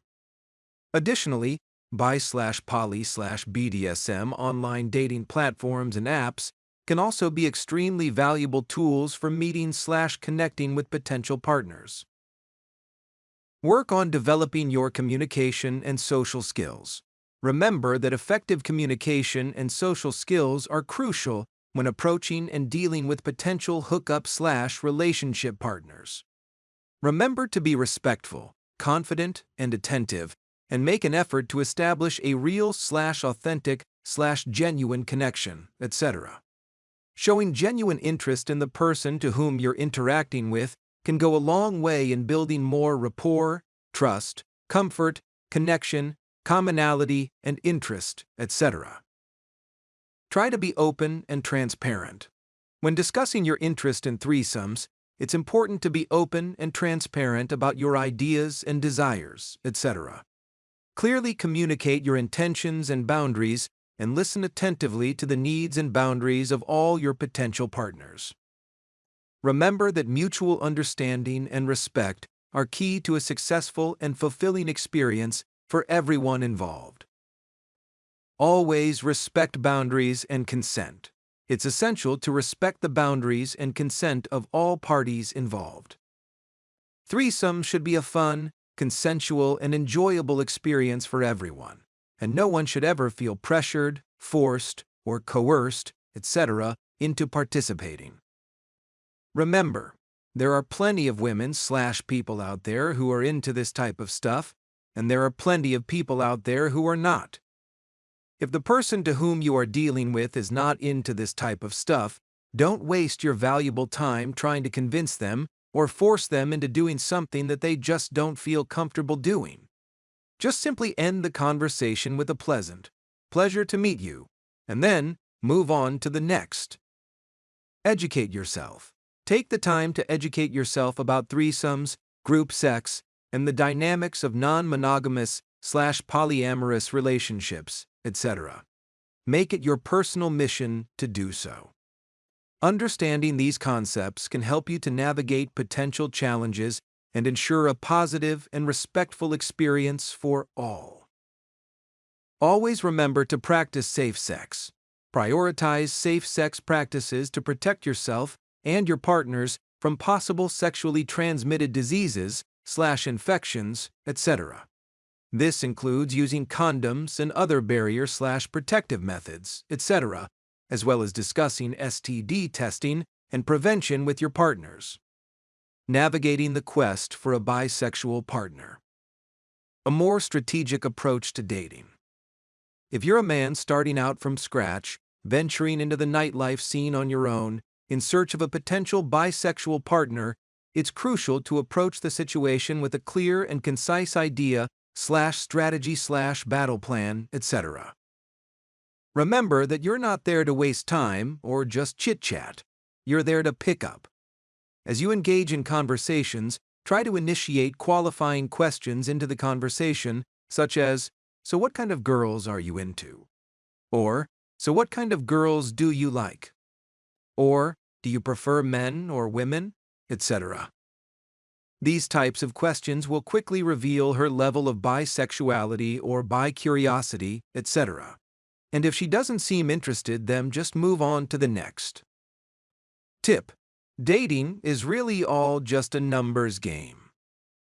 Just keep approaching and chatting up as many possible women as you can. Quickly weed out the ones who aren't all that interested or who only seem lukewarm to your approach. Find women who are very into you and instantly respond positively to things/topics, etc., such as threesomes or other kinky shit, etc. Get these girls' contact information and begin trying to convert their phone numbers or social media contacts/emails, etc., into dates, which I'll discuss more on how to do later. If the woman to whom you're dealing with responds positively, indicating an interest in possible three-way or same-sex relationships, etc., you can then consider her a possible/potential match/partner, etc., and continue the dialogue towards getting her phone number, thus initiating a number close, getting a woman's contact information, or possibly getting her social media, such as her Facebook or Instagram, an at close or an email close, etc. For example, if she mentions a preference for pretty girls, younger girls, older girls, confident girls, women with big boobs, women with small boobs, etc., etc., or if she expresses a preference for women over men, etc., all of these are immediate green lights to further explore the possibility of a relationship with her. However, if her response is negative, such as expressing disgust towards the idea of being with another woman or asserting her straight orientation, it's a key signal to politely and quickly excuse yourself and move on to someone more aligned with your desires. Again, just eject post-haste with the polite phrase, "Well, I have to get going. I have to meet some friends. It was a pleasure to meet you. Have a good night," and then move on to the next woman. Simply rinse and repeat this process until you get more positive results. Even if it takes 100s of attempts. Hey, no one said this game was going to be easy. If you want real results, then you need to be prepared to do. Clapping emoji, the clapping emoji, work, clapping emoji. However, should the conversation progress positively, you can then delve deeper with questions such as, "Have you ever been with another woman? What was it like?" Or, "Have you ever had a threesome?" etc. So don't hesitate to be more sexually direct. This approach is a crucial part of my own standard procedure when meeting potential new partners. It's about being upfront about your preferences for dating women who are open to, or at least tolerant of, threesomes. And don't feel embarrassed just approaching and chatting up random women and talking about this kind of stuff. That's the fun of cold approach pickup. Since you don't actually know the person, If you fuck up the conversation and the person quote-unquote rejects you, you're most likely never ever going to see them again, so it doesn't matter anyways. You can't lose, so just keep approaching. Become a fucking approach machine. Devilish face emoji. Adopting this mindset is vital if you're really serious about experiencing multiple threesomes with young, hot, attractive women. If a woman isn't interested in threesomes, then it's best to move on and find someone else who is. Maintaining this persistent and determined attitude is key to finding the right partners who can help you to ultimately fulfill your desires repeatedly throughout your life. Decoding the Threesome Blueprint. A full comprehensive guide to understanding the art and science of the three-way pickup. In the upcoming sections, we'll next embark on a thrilling journey through my proven method, also referred to by my more advanced students as my famous Threesome Blueprint, for not only attracting one woman, but also orchestrating threesomes. As we delve more into the intricacies of this approach, you'll be introduced to a meticulously crafted flowchart. This elaborate diagram encapsulates the overall entire process, guiding you step by step in the art of seducing not just one, but two women in succession. This method, which I've personally employed to engage in multiple threesomes with numerous young, attractive bisexual women time and time again, is now laid bare for your exploration. We will start with an overview of the macro diagram, providing you with a bird's-eye view of the strategy. From there, we will then zoom in, slowly dissecting each segment of the flowchart to ensure that you grasp every nuance/concept of this potent technique. Prepare to unlock the secrets that will elevate your romantic escapades to new heights. Unveiling the Threesome Blueprint. The algorithm for getting threesomes. This is the algorithm I've crafted for securing threesomes, which has proven highly effective for both myself and numerous students worldwide over the years. In this section, we will rapidly navigate through each step of the process, providing a comprehensive overview.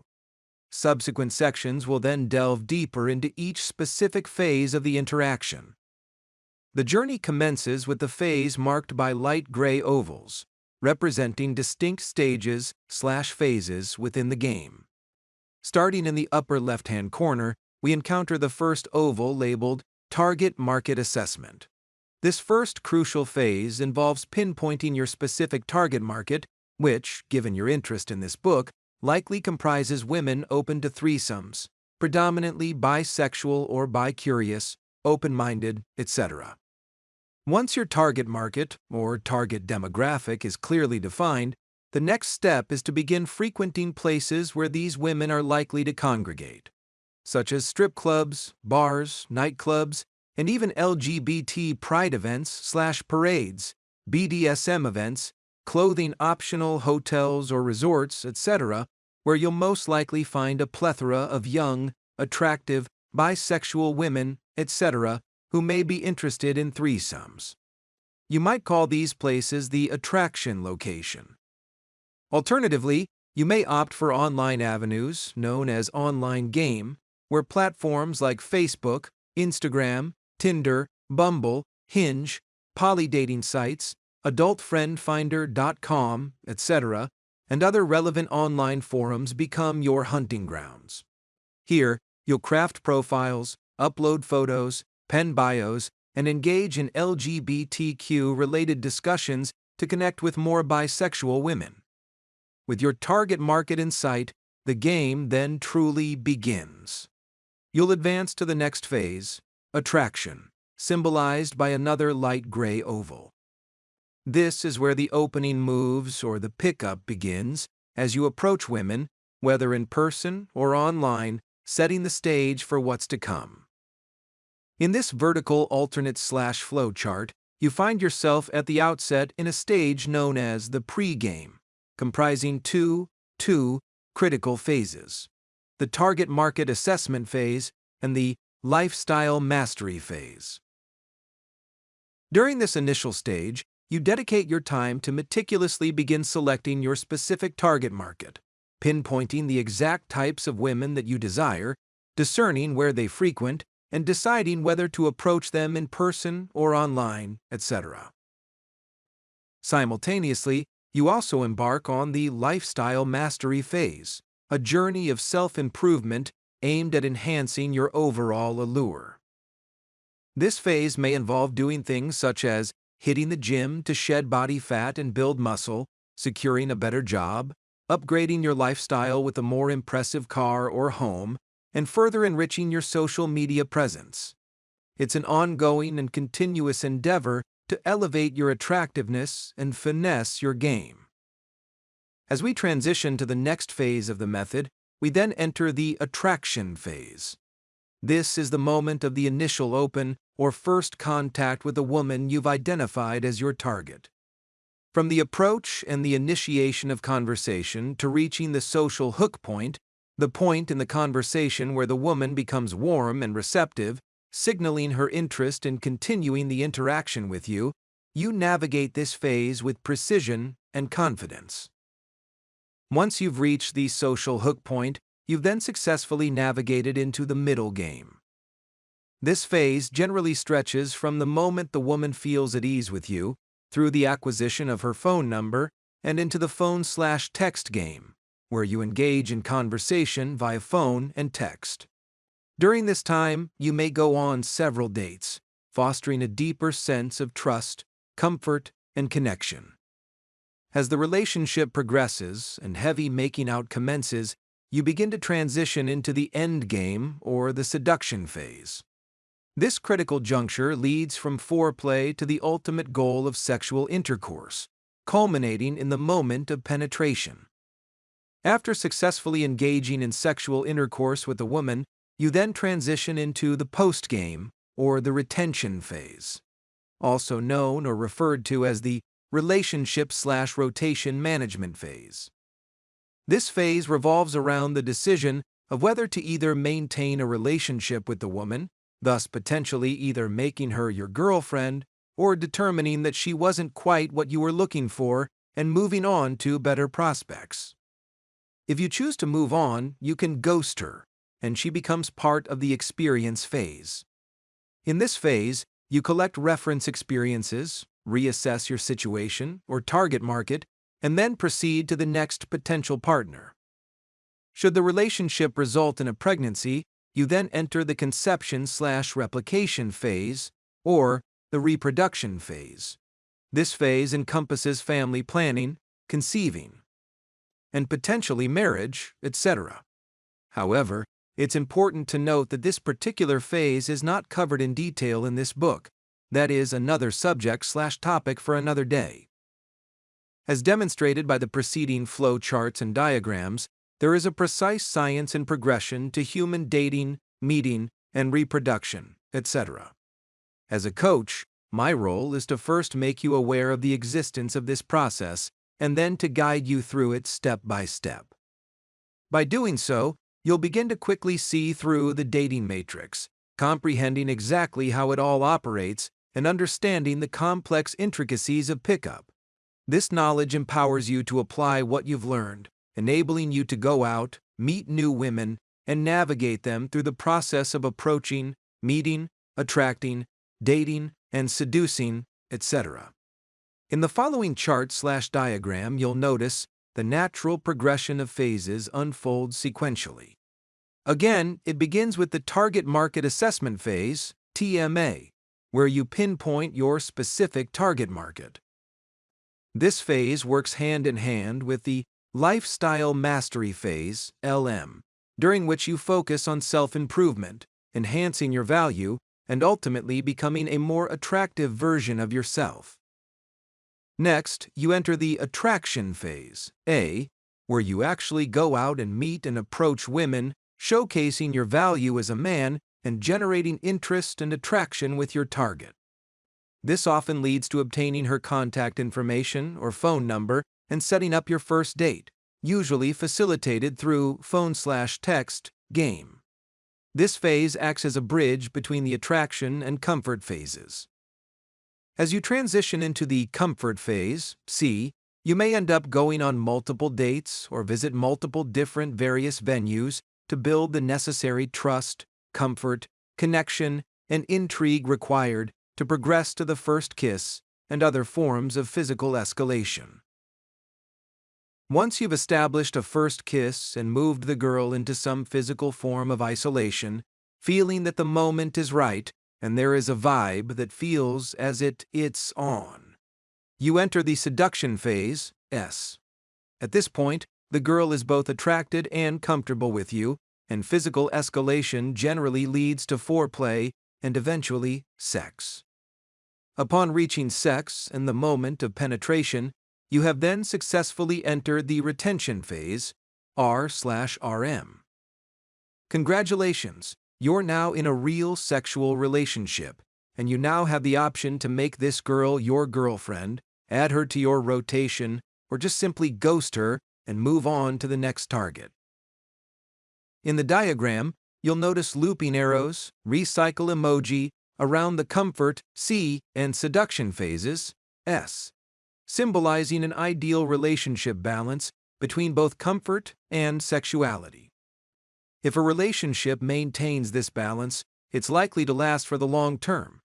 However, if there's an issue/problem, etc., depicted by the first upward arrow, the couple may need to undergo relationship or rotation management, R/RM, in order to resolve it. If successful, the cycle of comfort and sex can then resume, re-establishing the perfect loop for a long-term, sustained relationship. However, if the issue remains unresolved and the relationship dissolves, the diagram shows an arrow leading to a box labeled Experience, E, or Reference Experience. This signifies the ending of the relationship, with the only path forward being to recover from the breakup, reassess your target market, and re-enter the dating game. There's also a third arrow from the seduction phase, representing the conception/reproduction, CR, phase in the event a couple conceives a child. Following this, the arrow loops back to the beginning, as the child will eventually grow up and seek to fulfill their own biological imperative to procreate. As a parent, your role will be to teach your child the principles of dating, leading them through the stages of attraction, comfort, and seduction, etc., into their own relationships in the future so that they too can also ultimately meet, attract, and date their ideal mate and eventually reproduce, thus continuing the cycle of life and fulfilling their biological imperative of survival and reproduction, etc.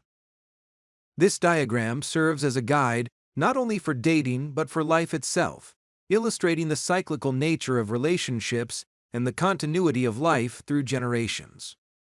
Note: a full in-depth review of how to assess your specific target market is well outside the scope of this book. It's an entire subject of its own.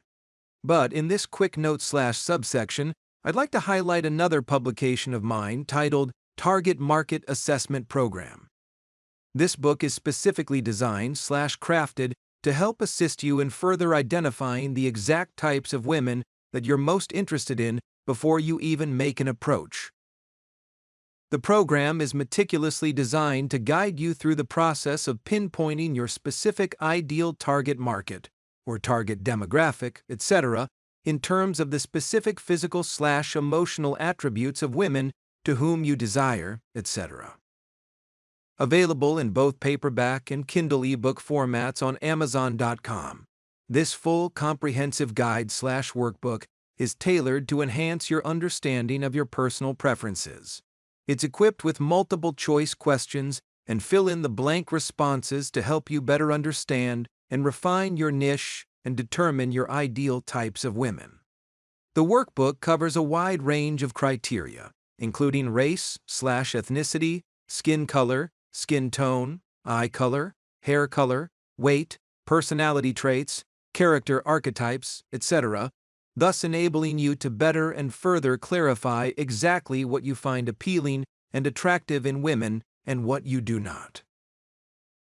Moreover, the program provides insights into where your specific target market is likely to frequent or hang out at, aiding you in selecting more prime/optimal attraction locations, and specific times to encounter these women. My proven system is designed to assist you in narrowing down your search for the woman of your dreams by categorizing various female archetypes.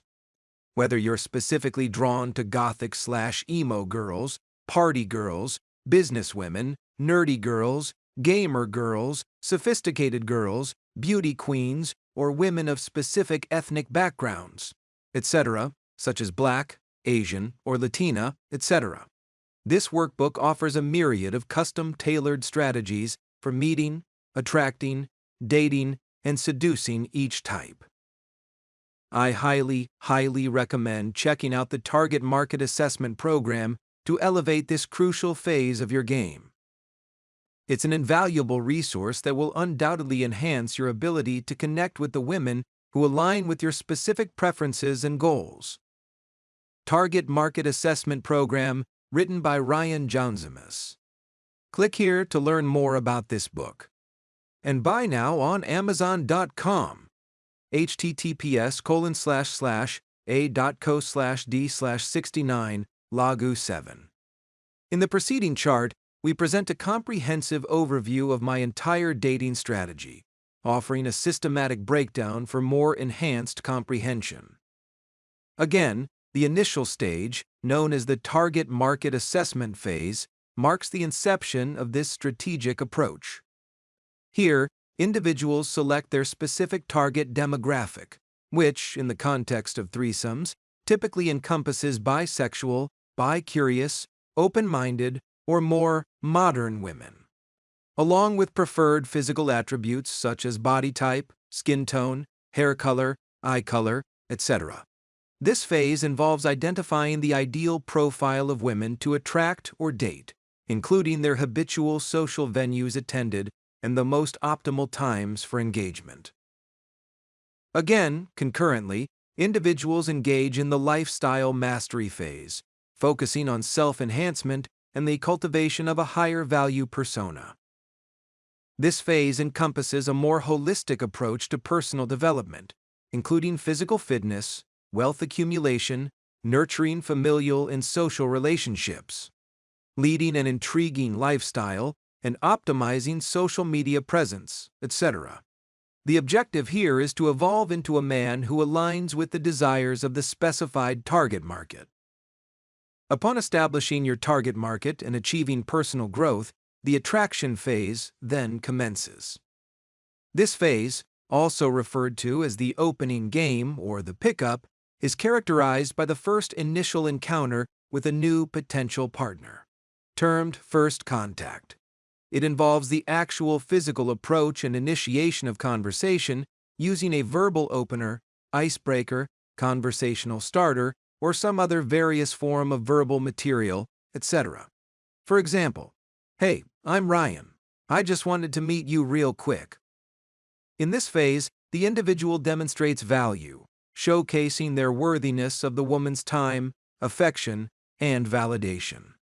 The process of building interest and attraction involves establishing kinesthetic touch, kino, characterized by light physical contact such as handshakes, fist bumps, high fives, and gentle taps, etc. This interaction then leads to the acquisition of the target's contact information, setting the stage for the first date and marking the transition into the comfort phase. This phase, also known as the middle game or dating cycle, involves further developing trust, comfort, connection, and commonality, etc. It may entail one or multiple dates across various venues, ultimately leading to the first kiss. As the comfort phase progresses and the first kiss is finally established, the individual then enters the seduction phase upon sensing that the connection is ready to advance. This phase is characterized by mutual attraction and comfort, with both parties in complete isolation, allowing for escalated physical intimacy leading towards sexual intercourse. Following the act of penetration, the retention phase begins, signifying the establishment of a sexual relationship. At this juncture, the individual has the option to either now pursue a deeper relationship, transition the partner into a secondary role, or part of a rotation, or disengage and move on to new potential prospects. The chart also depicts a red arrow leading back to the initial stage in the event of a relationship's ending or conclusion, signifying the experience phase. This phase involves reassessing the target market and reinitiating the strategic process. In summary, this chart not only delineates a structured approach to dating, but also encapsulates a life cycle perspective, guiding individuals through the intricacies of forming and navigating relationships. Let's take a step back. Let's take a quick step back and review the knowledge acquired thus far in this chapter, particularly concerning the comprehensive method of meeting, attracting, dating, and seducing women. Why are we going through all of these technical flowcharts and graphs? Well, it's crucial to discuss and understand the significance of the teachings presented here, as they unveil the true essence of attraction and human interaction dynamics. You see, most men lack a clear understanding of how to initiate and progress an interaction with women into a sexual relationship. By demystifying this process and providing a transparent view through the entire dating matrix, you gain access to a full, precise, step-by-step blueprint for mastering the dating scene.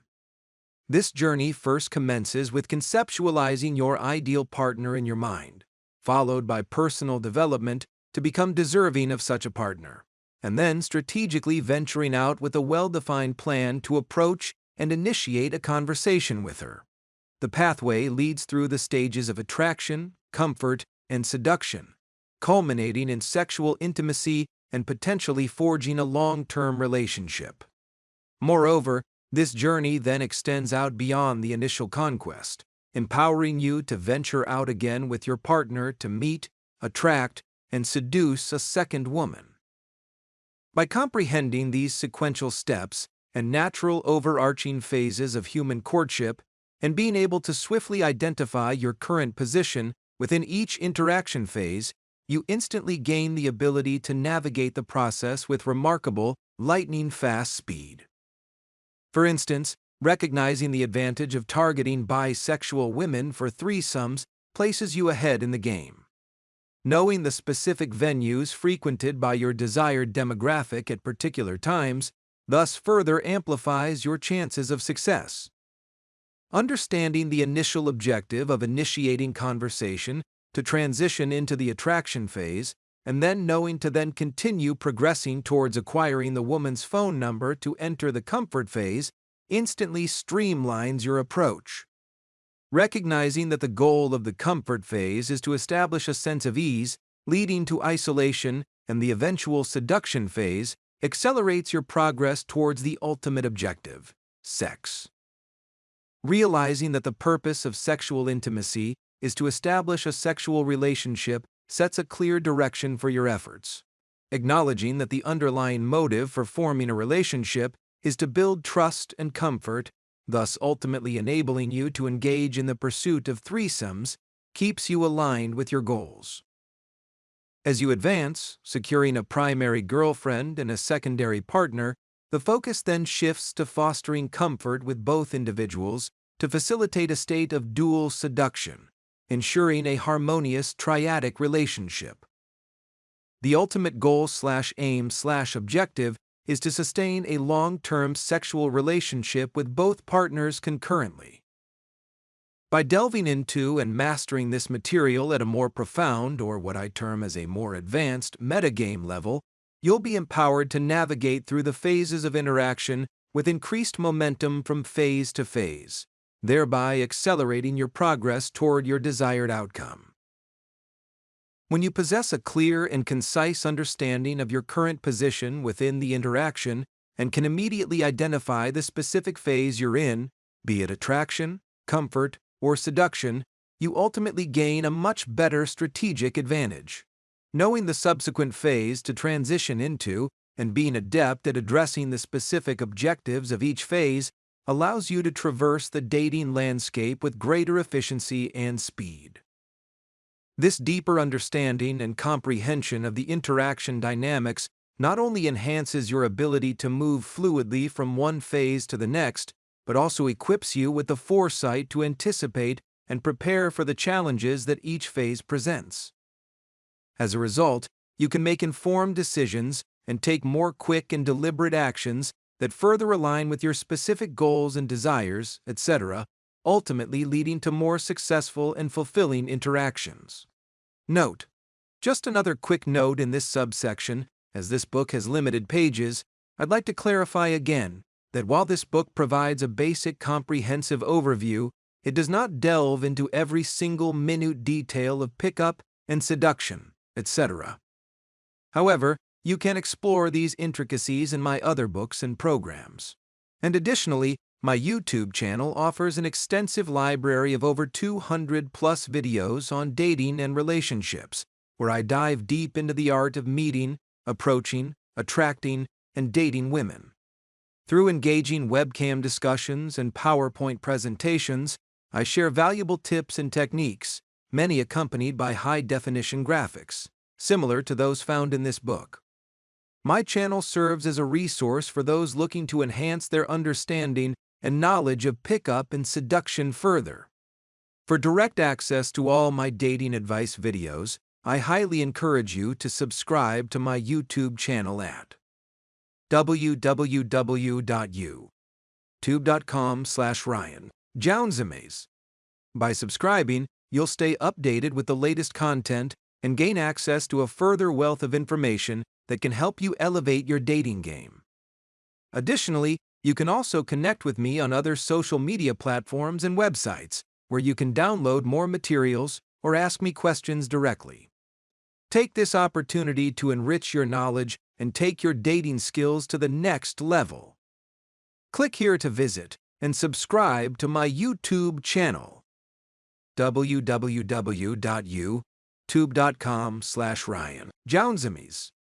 Click here for a special link to a top-secret playlist with hundreds of incredible videos for you to help take your game with women to the next level.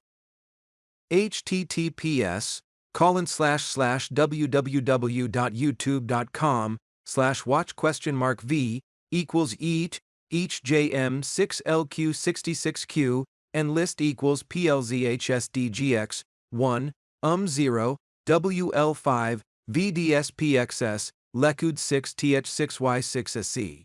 Click here, or copy and paste. Let's zoom into the attraction phase. The following diagram describes, if we zoom deeper into the attraction, comfort, seduction, and retention phases, it might appear more like this.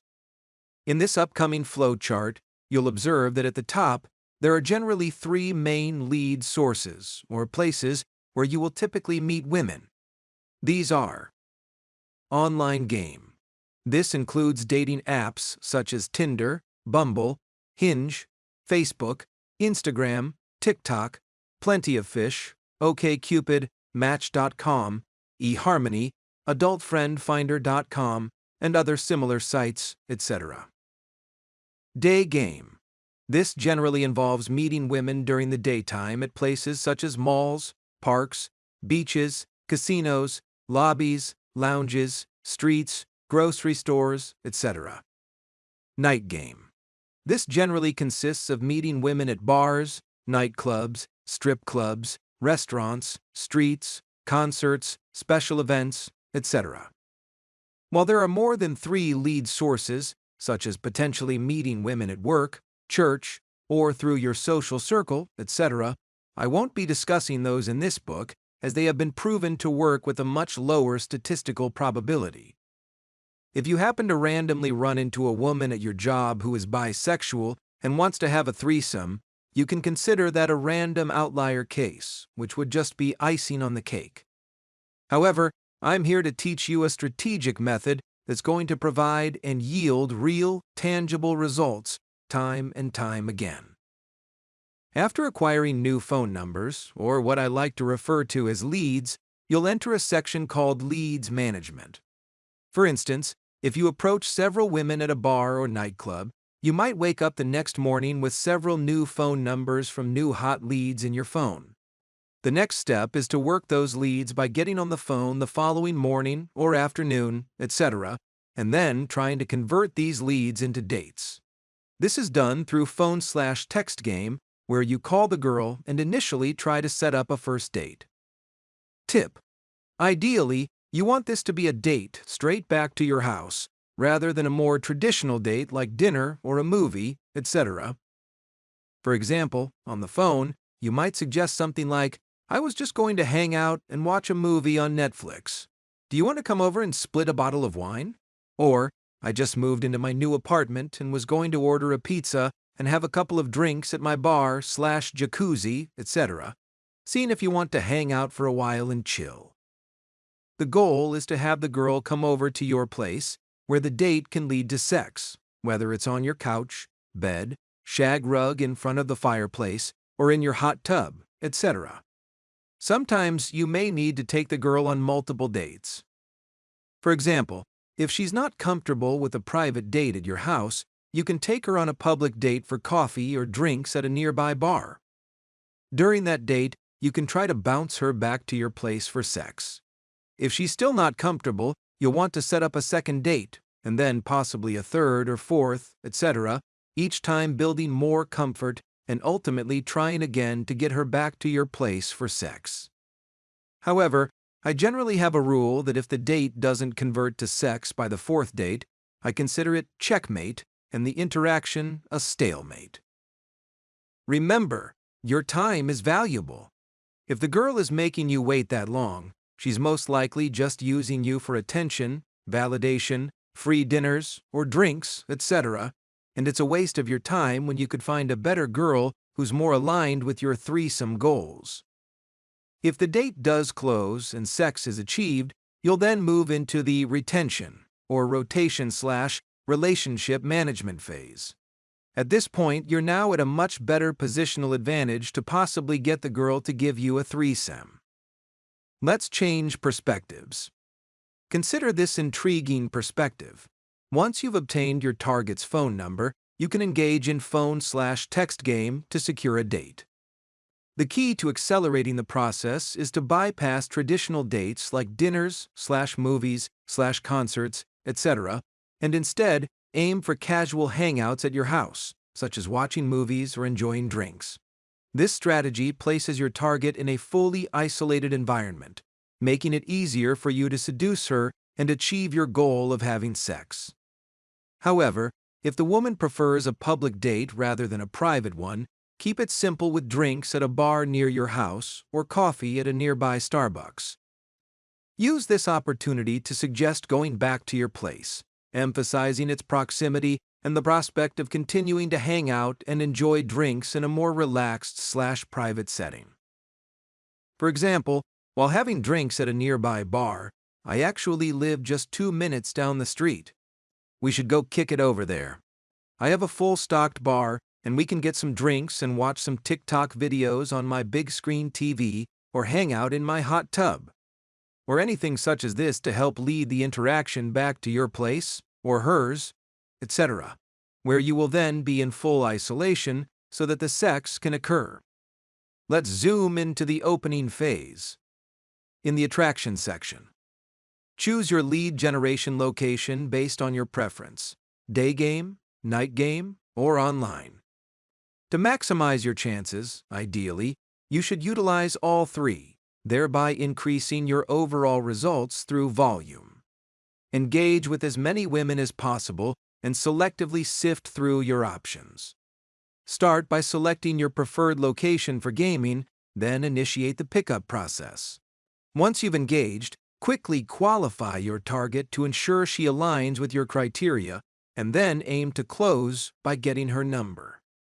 With this accomplished, you can then transition into the middle game, which typically involves phone/text game to secure a first date with the woman. For example, it might look something like this. Here is a sample script for you to memorize and try. Sample opening sequence. Open, "Hey, real quick. Super random. I can only stay for a second. I'm here with friends," or "I'm in a rush for a business meeting," etc., "but I saw you from over there," pointing, "and I thought you were super cute, and I had to come meet you. My name is Ryan. Kino, shake hands, fist bump, high five, etc. Target responds, "Hi, I'm Kim."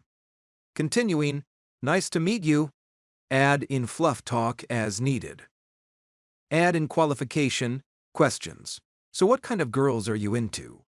Or, what do you like better, guys or girls? Etc. Go for the phone number.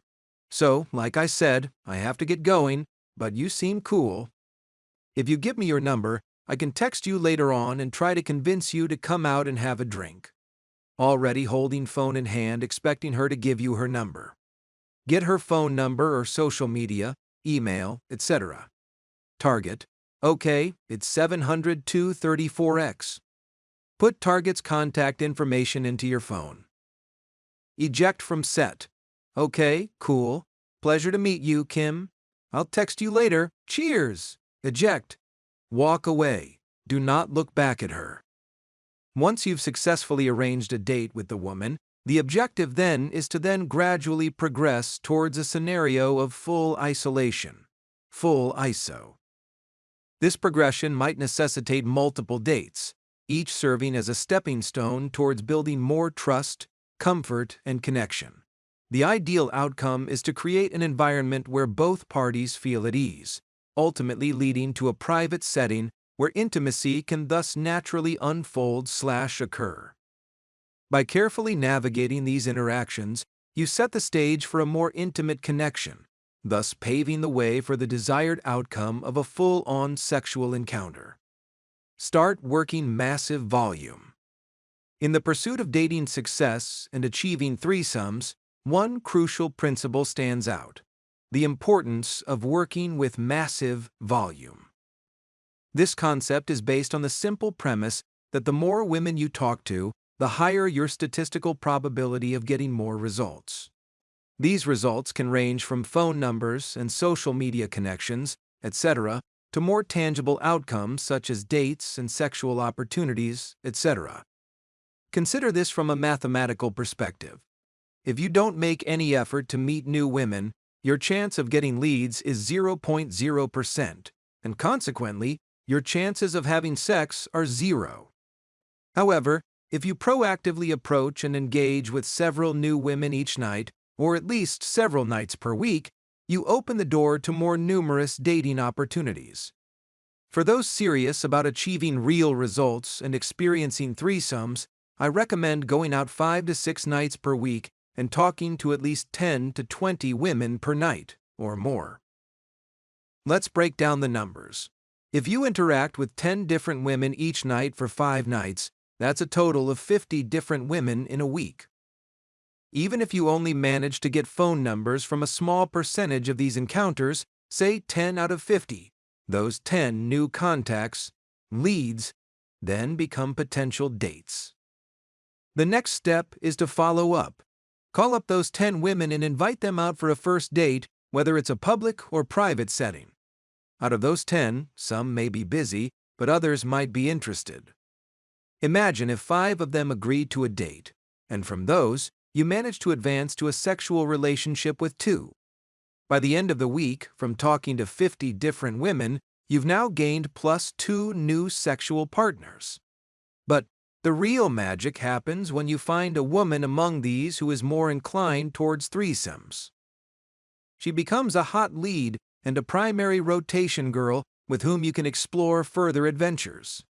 By repeating this cycle each week, talking to 50 girls per week, which amounts to 200 girls per month, you significantly increase your chances of success. To take it a step further, I suggest aiming for massive volume. Try to talk to at least 50 to 200 plus different women per night, 5 to 6 nights per week. By engaging with more women, you further enhance your potential for more phone numbers, leads, more dates, and ultimately, more potential sexual experiences. Try to minimize your time in between sets. When working with massive volume, as discussed in the previous section, it's crucial not to waste time between your interactions with different women or groups of women. You're out there to maximize your opportunities, and dilly-dallying, idling, or waffling around in between sets can significantly reduce your chances of success. To make the most of your time, try to minimize the wasted moments spent getting drinks at the bar, checking your phone, or just standing around. Instead, focus on building momentum between your interactions. Move from one girl to the next, like a social butterfly, maintaining a seamless flow of engagement throughout the night. Think of your outings not as a series of isolated approaches, but as a continuous practice session, as if the nightclub is now your new pickup dojo. Whether you create attraction, get her contact information, find out she has a boyfriend, or simply have a brief chat with no chemistry, which I call a draw, the key is to just keep moving. Win, lose, or draw, your goal is to eject from one set and immediately move on to the next girl or group of girls, etc. This approach keeps the momentum going and prevents you from getting stuck or discouraged. By minimizing downtime between sets, you can approach literally dozens of women in a nightclub or bar in a relatively short amount of time, perhaps just 2 to 4 hours. This better and more efficient use of time not only increases your chances of success, but also helps you develop a more fluid and confident social presence within the venue. Tip: make it a game. Go out and give yourself a time limit. Try to see how many different phone numbers you can get within 30 minutes, 1 hour, 2 hours, 4 hours, etc. Understanding sales funnel or dating funnel theory. In the world of sales, a sales funnel is a strategic model used to guide potential customers through the process of making a purchase. It starts with a broad base of prospects and gradually narrows down as they move closer to making a purchase, slowly weeding out those who are not true qualified buyers, etc. This concept can also be applied to dating, where the goal is to convert new leads into romantic or sexual relationships, etc. In the dating context, your leads are the women to whom you meet and interact with. Imagine you go out one night and approach 20 to 50 women. Out of these, perhaps only 10 give you their phone number. This is the top of your funnel, where you have the largest pool of potential leads. However, not all leads are equal, and as you progress, the funnel narrows. The next step is to follow up with these leads. When you reach out to the 10 women who gave you their phone numbers, maybe only 5 answer your call. The funnel has now constricted to 5 leads. As you engage with these 5, you might find that 1 is only lukewarm about meeting, 2 are busy, and 2 are available for a date. The funnel then narrows further to 2 promising leads. Out of these 2, perhaps one will eventually lead to a possible sexual encounter. This is the bottom, or most narrowest part of the funnel, where you've successfully converted a lead into a desired outcome, thus ultimately converting a lead into a lay. The key to sales funnel theory in dating is to start with as many leads as possible. The more leads you have at the top of the funnel, the higher your chances of success as you work your way down. It's important to recognize that not every lead will convert, and that's okay. Some women might not be interested, some might give you a wrong number, and others might flake or lose attraction over time. The sales funnel theory helps you understand and accept these outcomes as just part of the process. It's about playing the numbers game and maintaining a positive attitude as you navigate through your leads. By applying this sales funnel theory to dating, you can then approach your interactions with a much more strategic mindset. Mastering the basic essentials of phone and text game. Once you've approached a woman, sparked up an interesting, engaging conversation, and begun to build attraction, you might then achieve a number close, meaning you've now acquired your target's phone number, or an at close, Instagram, social media, email, etc. This is where the phone/text game comes into play, thus allowing you to continue the conversation with the express intent of securing a first date. Tip: try to use phone and text communication primarily for logistical purposes only.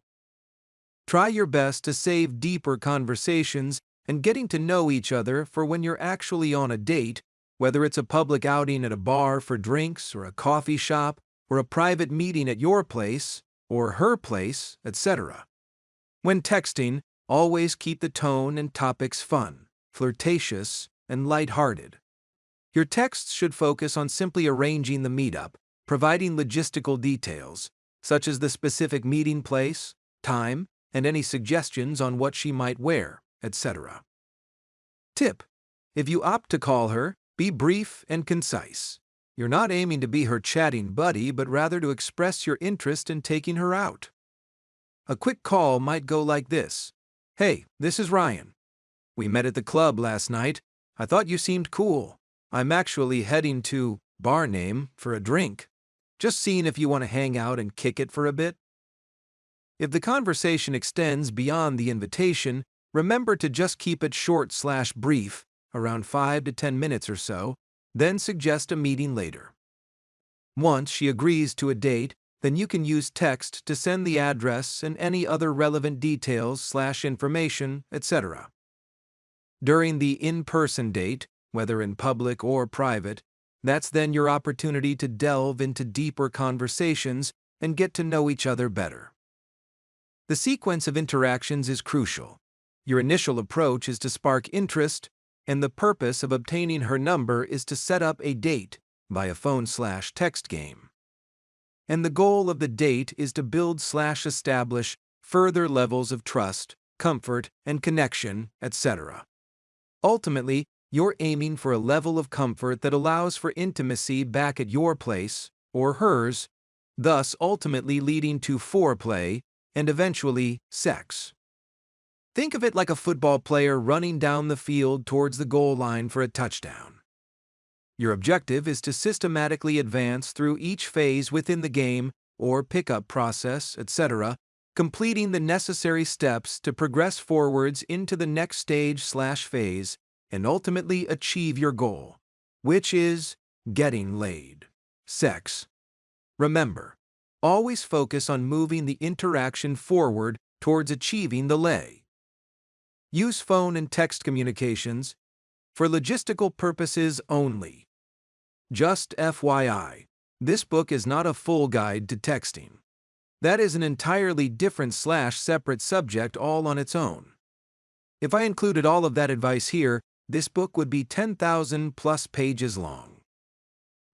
However, if you're new to the game and want to work on improving your phone and text game, there are multiple sections in my other book. How to Pick Up Hot Women. https://a.co/d/4xs3u8. In this work, I delve much deeper and more extensively into exactly how to use phone/text game to help your game with women. There are numerous tried, true, and field-tested copy and paste texts for you to use to get a woman onto a date fast, usually within just minutes of meeting them. There are also entire full sections on how to properly set up your online dating profiles, how to take high-quality pictures for your social media, how to set up your camera to get the best and most flattering pictures, how to apply aesthetic upgrades and use special filtering to make yourself look more physically attractive or taller, etc., how to change backgrounds, how to build your social media presence, and much, much more. I highly recommend that you get on Amazon and check it out.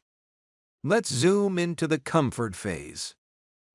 As illustrated in the diagram, following the opening phase and securing your target's phone number, you enter what I like to call the dating cycle by utilizing phone/text game to arrange a first date and then a second, if needed, or a third/fourth, etc. This cycle may involve multiple dates, each aimed at gradually leading to a state of full isolation, full ISO, where sexual intimacy can ultimately thus occur. Typically, this process might require 1 to 4 dates, provided your approach and execution are sufficiently effective.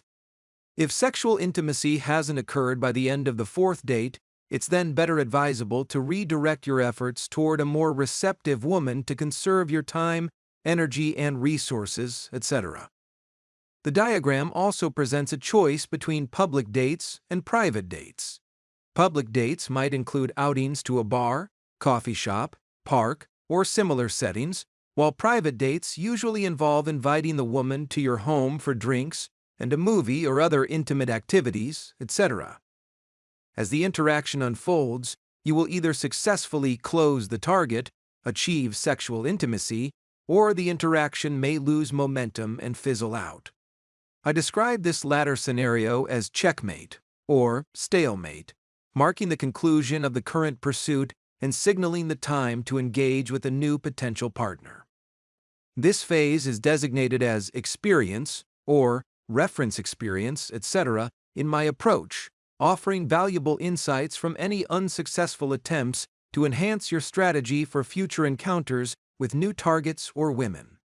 However, if you successfully close the target, SCX, you then transition into the retention game, which we'll explore in the subsequent section. This phase focuses on maintaining the connection and possibly integrating the woman into a more consistent or long-term interaction. Let's zoom into the retention phase. In the diagram, you'll notice that once you've successfully navigated the entire pickup process and achieved the end game of having sex with your target, the next challenge is to further maintain her interest. This is best accomplished by creating a perfect cycle of comfort and seduction, SEX. Comfort sex, etc. This means that after having sex with the woman, you should then continue to engage in more activities that will continue to build more comfort. Remember the comfort and seduction loop? For example, you might watch a movie and cuddle after sex, then engage in sex again.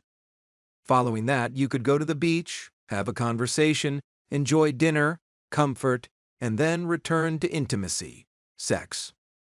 The cycle of comfort and sex is crucial. If it breaks or becomes unbalanced, you risk either falling into the friend zone due to excessive comfort without satisfying sexual needs, or coming off too much as a pervert or sex fiend if there's all sex and no comfort, which could ultimately end the relationship. Make sense? Additionally, any external problems that arise will need to be addressed in relationship management to get the relationship back on track. Once the relationship is secure and you have retained the woman as either your main girlfriend or a side chick in your rotation or harem, etc., you're now in a prime position to start exploring the possibility of advancing the relationship into a threesome with another woman. Just FYI, it's important to clarify that this book is not focused on relationship management, solving relationship or marriage issues, or providing guidance in case of pregnancy, etc. While these topics are significant, they fall outside the scope of this guide, which is primarily centered on the art of seduction and the pursuit of threesomes. If I were to include all of these various topics, however relevant, this book would end up being 10,000 plus pages long, or more, so obviously we'll have to save those topics/discussions for another day. If you're seeking more in-depth advice on broader relationship matters, I invite you to explore my other book, How to Pick Up Hot Women, https://a.co/d/4xs3u8. In this work, I delve much deeper into various aspects of relationships, offering further insights and strategies that may be much more aligned with your specific needs/goals within those areas. Additionally, for those who desire personalized guidance, I do also offer private one-on-one coaching. This service allows us to discuss your specific concerns and goals in a more intimate/private setting, whether in person or online. Together, we can address any/all relationship topics that are important to you, ensuring you receive real, personalized, custom-tailored support and advice by me. Please remember that while this book is dedicated to a specific niche within the realm of dating and relationships, there are many other resources available to help you navigate many various other challenges and opportunities you may also come to encounter within your dating life. Now let's zoom way out. Now let's simplify the process with an easy-to-remember formula. Meet, phone number, date, sex. Begin by meeting the woman through an approach and starting a conversation. It's crucial to qualify her during this interaction to ensure she's open to experiences with other women, whether she's bisexual, bi-curious, or simply sexually adventurous and open to trying new things, etc. After establishing mutual attraction, your next step is to then get her phone number. Following that, employ phone/text game tactics to arrange a date, ideally aiming for a scenario that leads directly back to your place. The final goal is to engage in sex. Once you've achieved this milestone, SCX, you'll find yourself in a significantly enhanced positional advantage, enabling you to then smoothly transition the relationship towards exploring a threesome. Remember, meet, phone number, date, sex, it's that simple winking face emoji. It's really just as simple as that. Just follow the formula and go out there and get yourself a new hot bisexual GF. Just FYI. Again, just to reiterate, this book is focused specifically on the topic of threesomes, rather than serving as a comprehensive, all-encompassing guide to pickup techniques or a manual for resolving relationship/marriage/pregnancy issues, etc. For a deeper dive into the art of attracting women and navigating relationships, I recommend checking out my other book, How to Pick Up Hot Women. https://a.co/d/4xs3u8. The Threesome Blueprint. Understanding and dominating the three-way pickup arena. Now that we've explored the method, guiding you from encountering a potential new bisexual target, approaching her with a pre-scripted opener, and progressing to a number close. And now that you've successfully qualified your target and further moved the interaction forward by getting her on the phone, asking her out on a first date by a phone/text game, ideally leading straight to your house and initiating sex, etc. With this new target now your primary girlfriend, you're now in a much more strategically advantageous position to pursue a threesome fantasy together.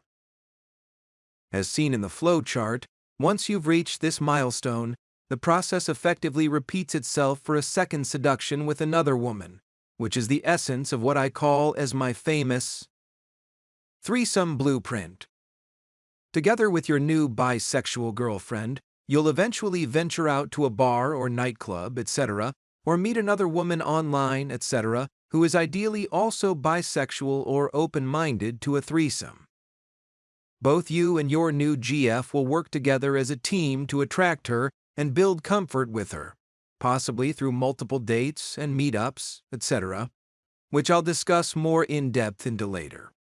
Right now, I just need you to learn the basic process of how the three-way pickup method works, etc., before inviting her on a date back to your house for drinks and to hang out, etc. Ultimately, the seduction will lead to a threesome involving all three of you. In the subsequent or second retention phase, if both you and your girlfriend decide to engage in a long-term three-way relationship with the second woman, you'll then incorporate her into your rotation/roster/harem, etc. However, if the threesome was just a fun, spontaneous, one-time adventure, you can both then just ghost her and move on to the next potential partner with your primary girlfriend. And that's how the game is played. Remember, this process can be repeated as many times as wanted/desired with as many different women as you'd like. Just rinse and repeat, smiley face emoji. Leveraging your knowledge for inherent future threesome success. Now that you've been armed and equipped with my basic proven methods for orchestrating threesomes from the ground up, complete with flowcharts, graphs, algorithms, and illustrative examples, etc., it's now time to put this knowledge into action. One of the key takeaways from this guidance is the importance of focusing your efforts on first finding a primary girlfriend who is already bisexual. This approach is not only more straightforward, but also more ethical and respectful, rather than trying to or attempting to force, coerce, or pressure a normal/straight/heterosexual woman into a threesome. By proactively seeking out a partner who is more naturally/biologically inclined towards bisexuality or other things/proclivities of that nature, etc., you're thus ultimately setting the stage for a much more harmonious and mutually satisfying experience for all parties involved. This strategy thus eliminates the need for manipulation, coercion, or persuasion, etc., thus fostering a relationship built on real, genuine desire, trust, and consent, etc.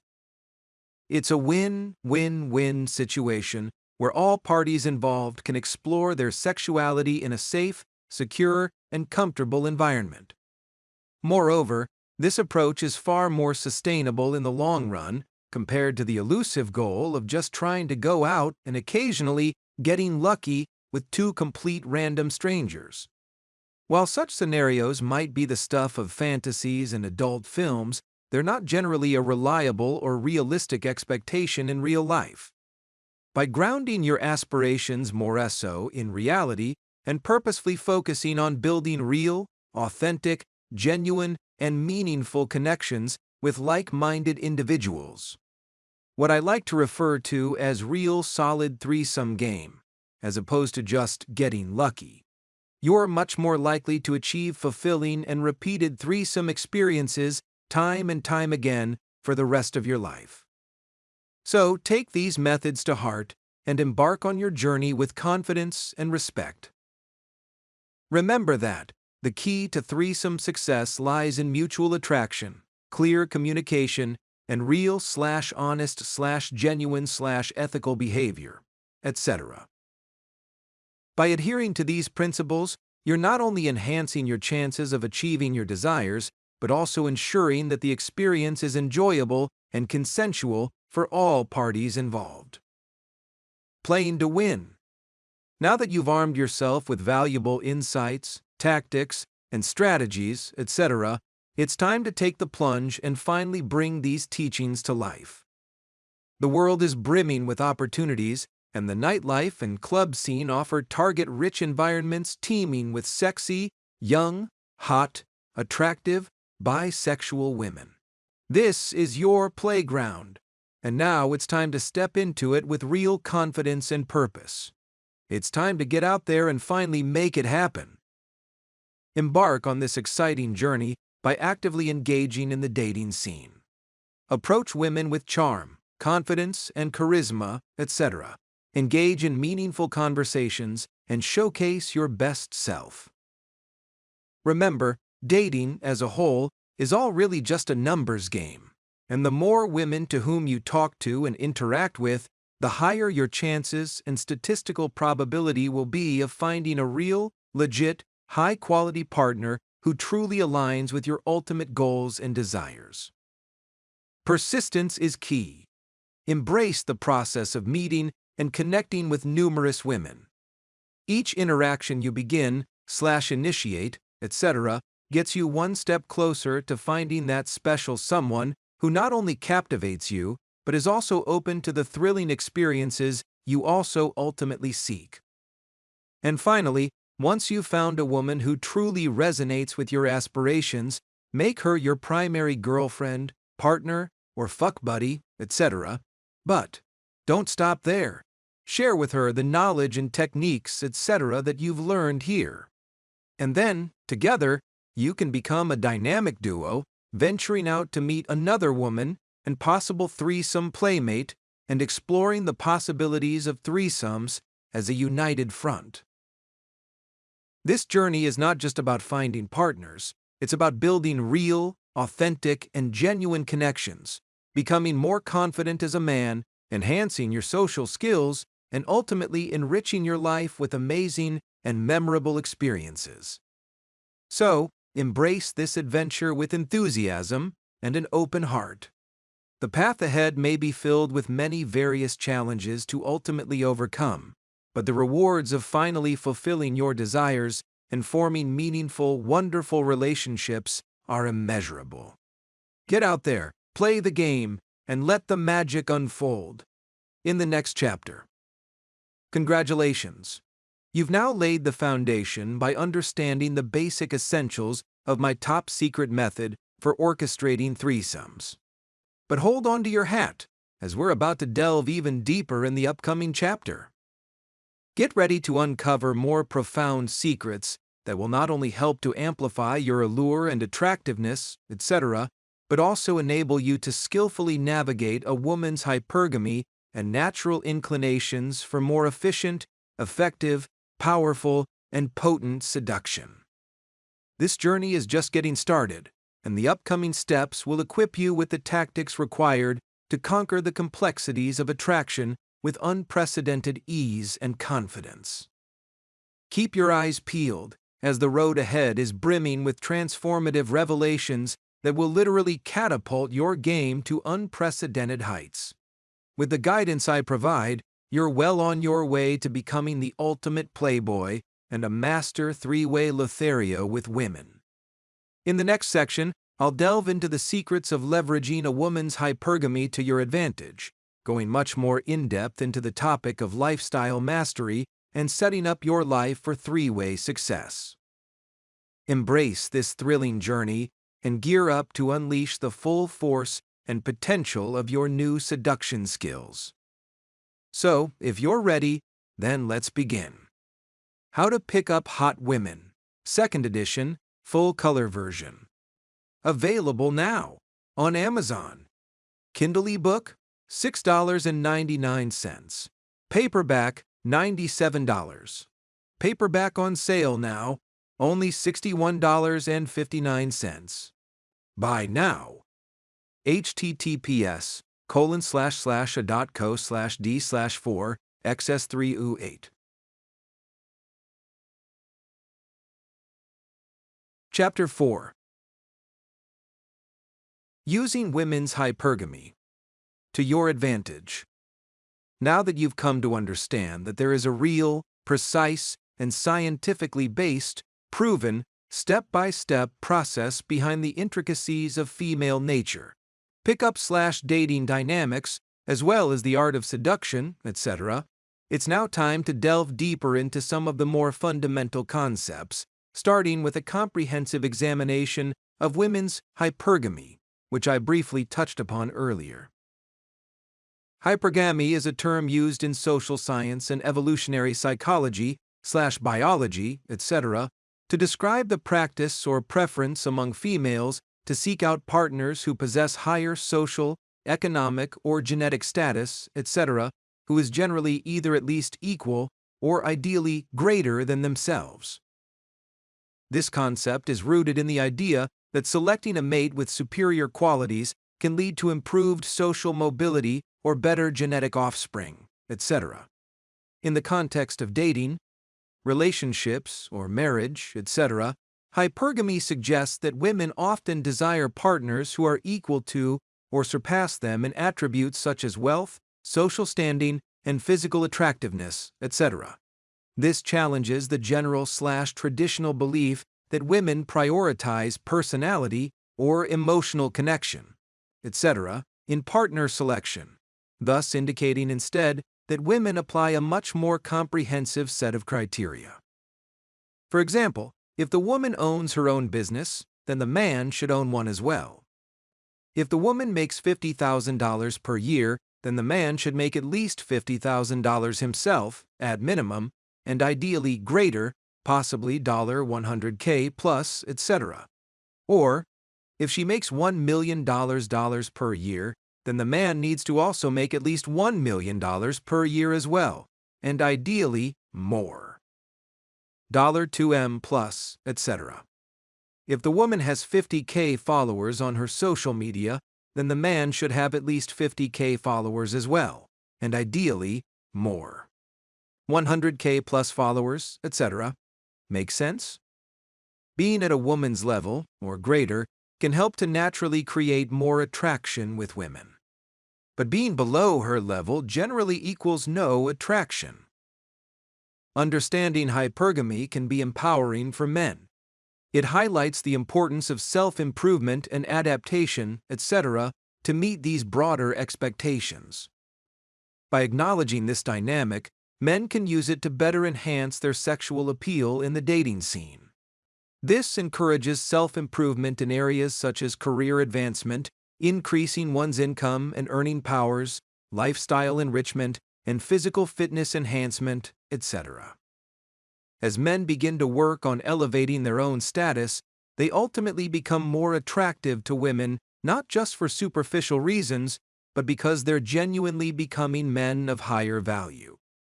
The status differential between a man and his potential partners creates attraction, as women tend to prefer dating winners rather than losers. Focusing on becoming a better man naturally increases a man's overall sexual appeal to women. This can ultimately lead to more successful dating experiences, including the possibility of more relationships, sexual encounters, and even threesomes, etc. The real key is relentless self-improvement, striving to become the absolute best version of oneself. Thus, attractiveness ultimately becomes the byproduct of this continuous effort to enhance one's career, income, lifestyle, and physical appearance, etc. Notice in the chart that the pink vertical rectangle represents a woman's individual level of self-perceived value, reflecting upon how she sees and views herself. Due to hypergamy, women are naturally inclined to be attracted to men whom they perceive as at least equal or greater in value to themselves. Conversely, when encountering men to whom they perceive as lower or lesser in value, there will generally be no attraction. It's important to note that every woman has a unique perspective on herself, her own self-worth and self-esteem, etc. Some women view themselves as perfect tens, possessing high egos or exhibiting more narcissistic traits, etc. For these women, attraction is generally only limited to men to whom they also may consider perfect tens, equal value to themselves. On the other hand, some women have lower self-esteem, rating themselves as 5/10 is or 6S/10 in their own mind, etc. In such cases, they may still be attracted to men whom they perceive as more average, okay/decent looking, in decent enough shape, with an average job/salary/car, etc. And they're likely to be more attracted to famous celebrities, actors, rock stars, or sports athletes, etc., to whom they consider much greater, or above them, or perfect tens, etc. Conversely, women are unlikely to be attracted to men to whom they consider lower in value, such as men who are broke, homeless, jobless, or carless, etc. Make sense?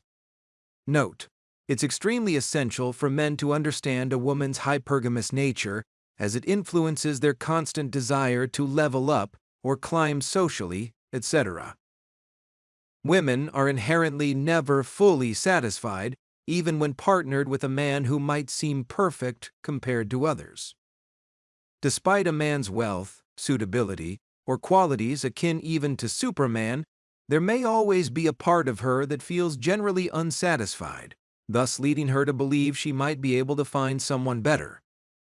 This realization is crucial for men because, due to women's inherent nature, they may still leave or end the relationship prematurely in search of what they perceive as a possible/potential better option/opportunity, etc.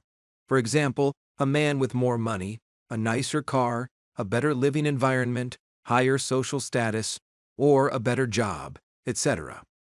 Accepting this inherent aspect of female nature frees men from the burden of constantly/continuously trying to prove themselves or trying to level up to gain/garner a woman's attention or love, etc.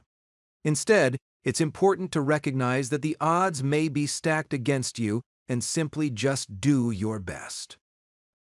If a woman does choose to leave, viewing it as just part of the game allows you to move on without resentment. Understanding this dynamic better enables men to navigate relationships with a more balanced perspective, focusing more on personal growth and fulfillment for themselves rather than solely seeking validation from a partner, etc.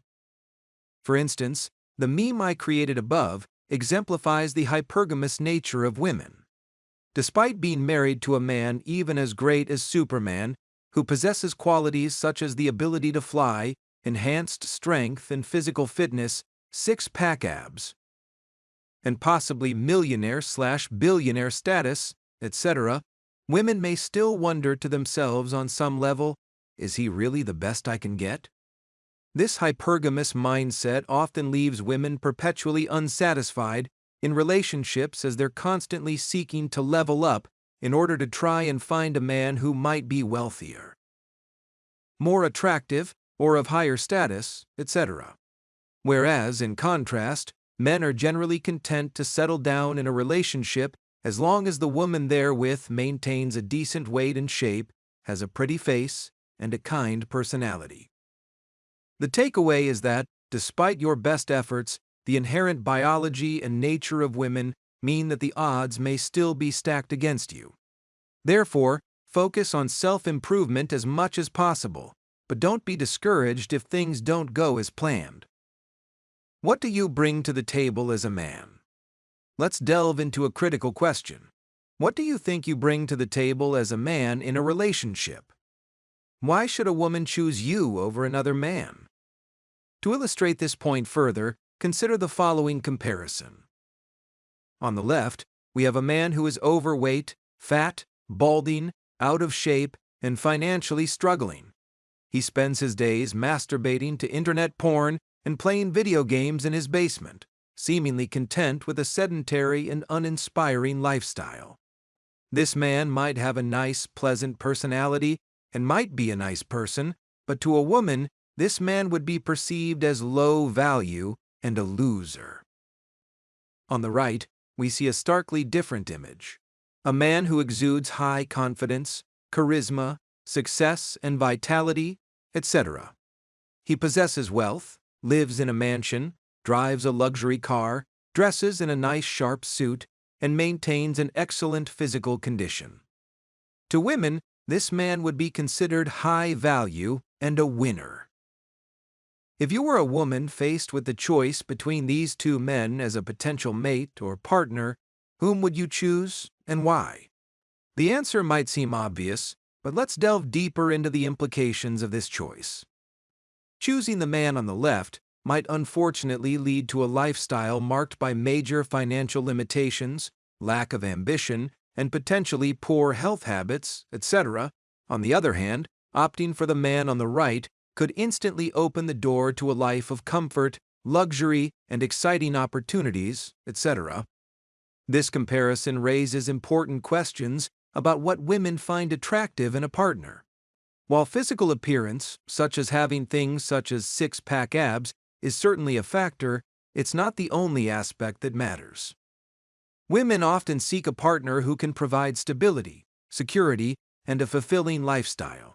They're attracted to men who are confident, driven, ambitious, and capable of taking care of themselves and their loved ones. So, as you reflect on what you currently bring to the table in terms of a relationship, consider not just your physical attributes but also your ambitions, your financial stability, your lifestyle, and your ability to provide a nurturing and exciting environment for a potential partner, etc. It's about striking a balance between being physically fit and healthy and being successful and secure in other areas of your life. In conclusion, the dichotomy between the two examples highlights the importance of being a more well-rounded individual. As a man, you have the power to shape your life and become the absolute best version of yourself, not just for your own benefit, but also to be a more attractive and desirable partner to women. Just for fun, let's switch to the male perspective. The previous left image of the fat, overweight nerd playing video games in his mom's basement basically mirrors, or is the male version of the following woman on left who just sits around and eats all day and has a lack of physical attractiveness. On the flip side, The previous idealized male counterpart on the right is a tall, handsome, fit, and affluent man of high status, which is akin to the image below on the right of the young. Attractive blonde woman with a thin/lean model-like figure whom knows how to cook for her man, keeps a clean house, and has a fun, warm, friendly, charming, and loving personality, which is generally the type of woman that most men want. For most men, the woman on the left would be considered fat and ugly. Men might fuck her or use her for a quick pump and dump, but most men would never seriously consider dating her. And the woman on the right would be considered hot or even girlfriend/wife material. Given these contrasting archetypes, which woman would you prefer as a partner to marry and start a family with? The real point that I'm trying to make here is that if you find yourself struggling, if your life isn't quite where you want it to be, or if you're not feeling confident in your physical or financial situation, etc., there are countless numbers of steps you can start taking right now to start becoming more attractive to women. The journey begins with selecting your specific target market, understanding the exact types of women that you want to date, and then moving into the lifestyle mastery phase. As mentioned, this phase is all about self-improvement, working diligently on every area and aspect of your life to become more attractive and date-worthy, to become more deserving of the types of women you aspire to be with. While this is not a comprehensive lifestyle guide, in the following section, I'll provide you with some valuable insights, strategies, and ideas, etc., to help you start working on yourself and enhance your overall attractiveness to women. In this phase, lifestyle mastery, you'll focus on areas such as physical fitness. Commit to a regular exercise routine and a healthy diet to improve your physique and overall health, etc. Financial stability. Work on increasing your income, managing your finances wisely, and investing in your future. Personal development. Continuously seek knowledge, learn new skills, and cultivate your personal interests and hobbies, etc. Social skills. Enhance your communication and socializing abilities to connect better with others and further expand your social circle, etc. Fashion and grooming. Pay attention to your appearance, dress well, and maintain great personal hygiene, etc. Mental health. Prioritize your mental well-being, manage stress effectively, and cultivate a more positive mindset. By dedicating yourself to the lifestyle mastery phase, you're not just working on becoming more attractive to women, you're also building a more fulfilling and satisfying lifestyle for yourself.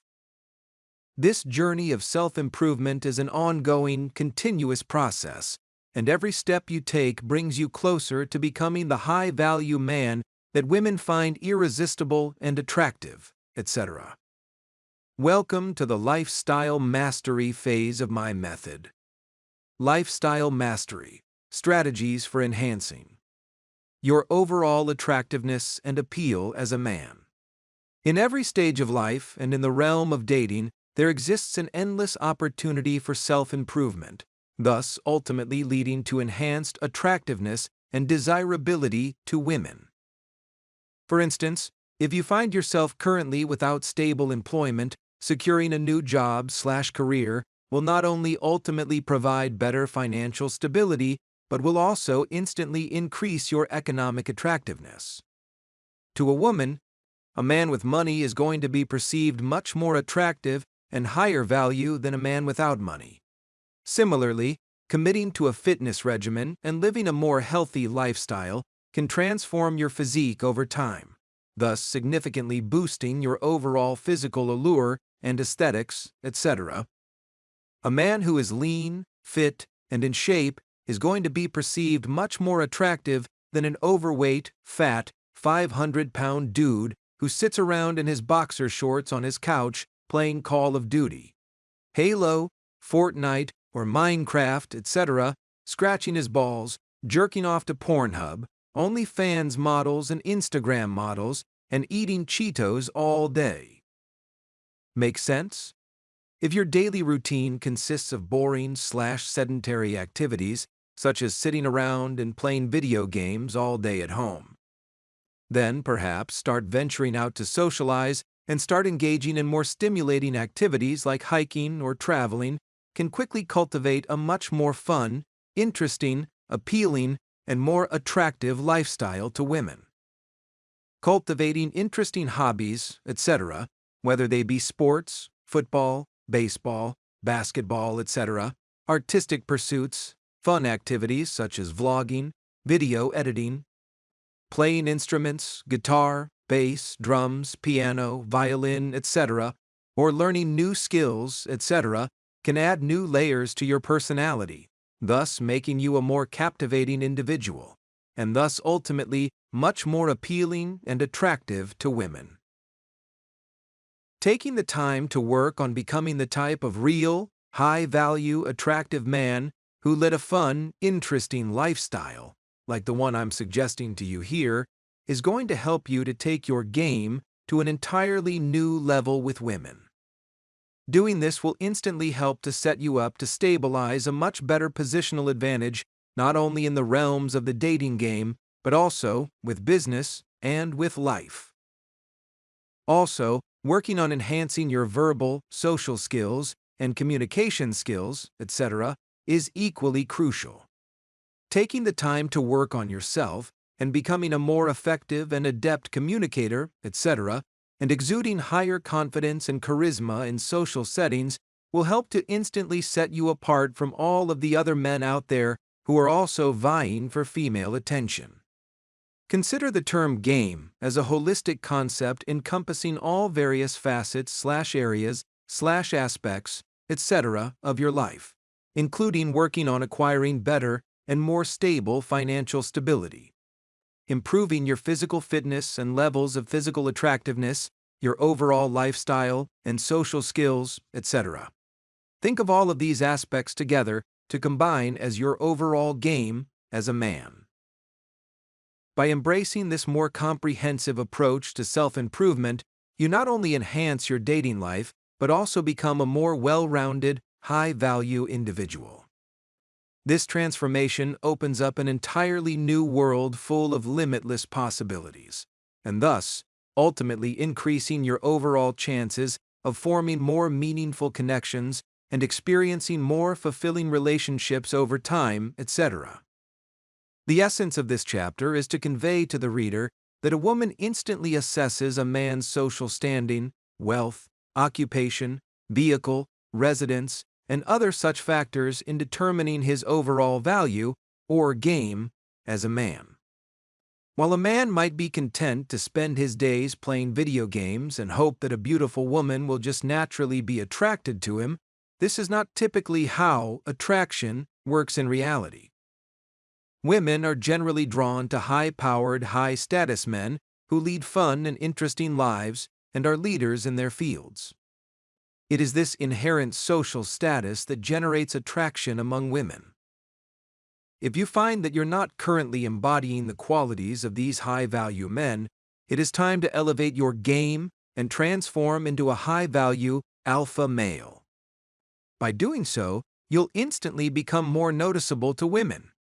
This transformation involves not only improving your external circumstances, but also developing your inner confidence and leadership qualities, etc. Remember, you're not going to become the best overnight, but there are specific ways that can definitely help you to speed up the process. And those proven methods are the things I'm going to be suggesting to you in this section that can help to improve your overall game with women.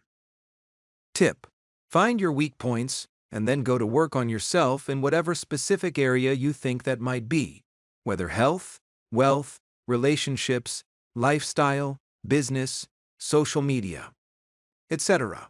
And then, once you begin to start seeing significant improvement, then the next step is to take it up a notch and keep working towards progressing towards the next level, and so on and so forth, etc. Now that you know the basics of female hypergamy, you'll now be able to better leverage it to your advantage in winning the game.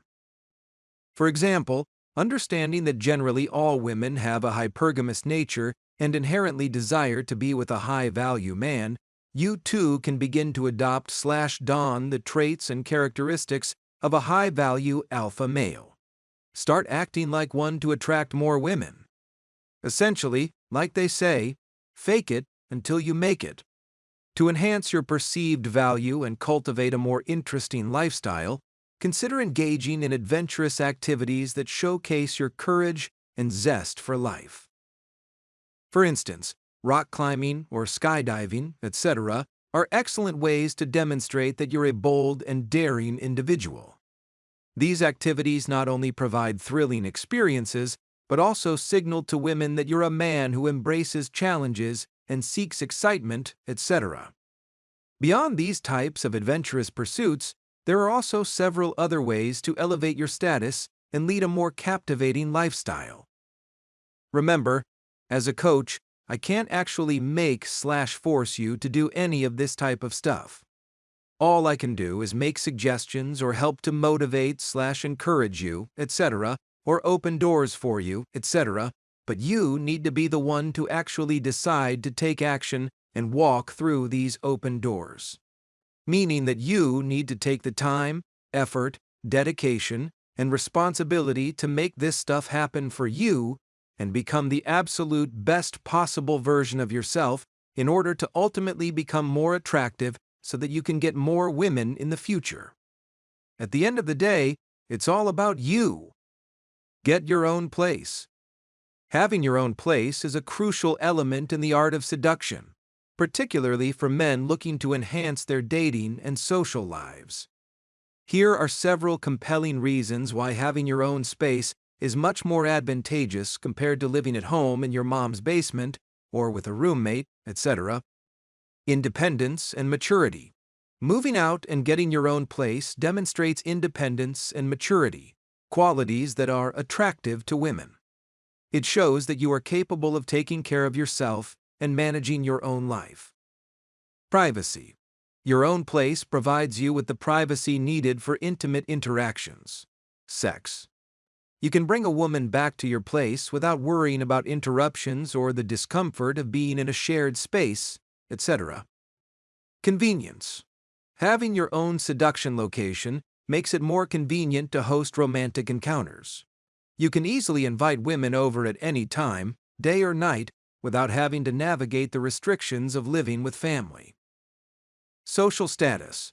Owning or renting your own place can instantly elevate your social status in the eyes of others, specifically women. It signifies that you are established and successful, which can be attractive qualities. Comfort and ambience. You have the freedom to design your space according to your specific tastes and preferences. Creating a comfortable and inviting ambience/environment, etc., can ultimately enhance the seduction experience and make your place more appealing to women. Long-term investment. Furnishing your place with high-quality items is a long-term investment in both your lifestyle and social life, etc. It shows that you are committed to creating a comfortable and attractive living space, which reflects more positively on you. Personal growth. The process of acquiring and furnishing your own place can be a journey of both personal growth and self-improvement, etc. It requires hard work and dedication, but the rewards in terms of personal satisfaction and improved dating prospects can be significant. In conclusion, having your own place is a powerful asset in the world of seduction. It provides you with the independence, privacy, and convenience needed to attract and seduce beautiful women. Investing in your own space is an investment in yourself and your social life, and can ultimately lead to greater success and fulfillment in your future relationships, etc. Pimping out your pad. Creating the ultimate seduction lair. Now that you have your own place, it's time to work on transforming your apartment into the ultimate seduction lair. This can greatly enhance your dating life. By investing in specific items and crafting a welcoming, stylish environment, you can significantly improve the overall experience for women and boost their interest in spending more time with you. I like to call this activity pimping out your pad. Here are a few suggested items that you might like to buy to help furnish or pimp out your new pad.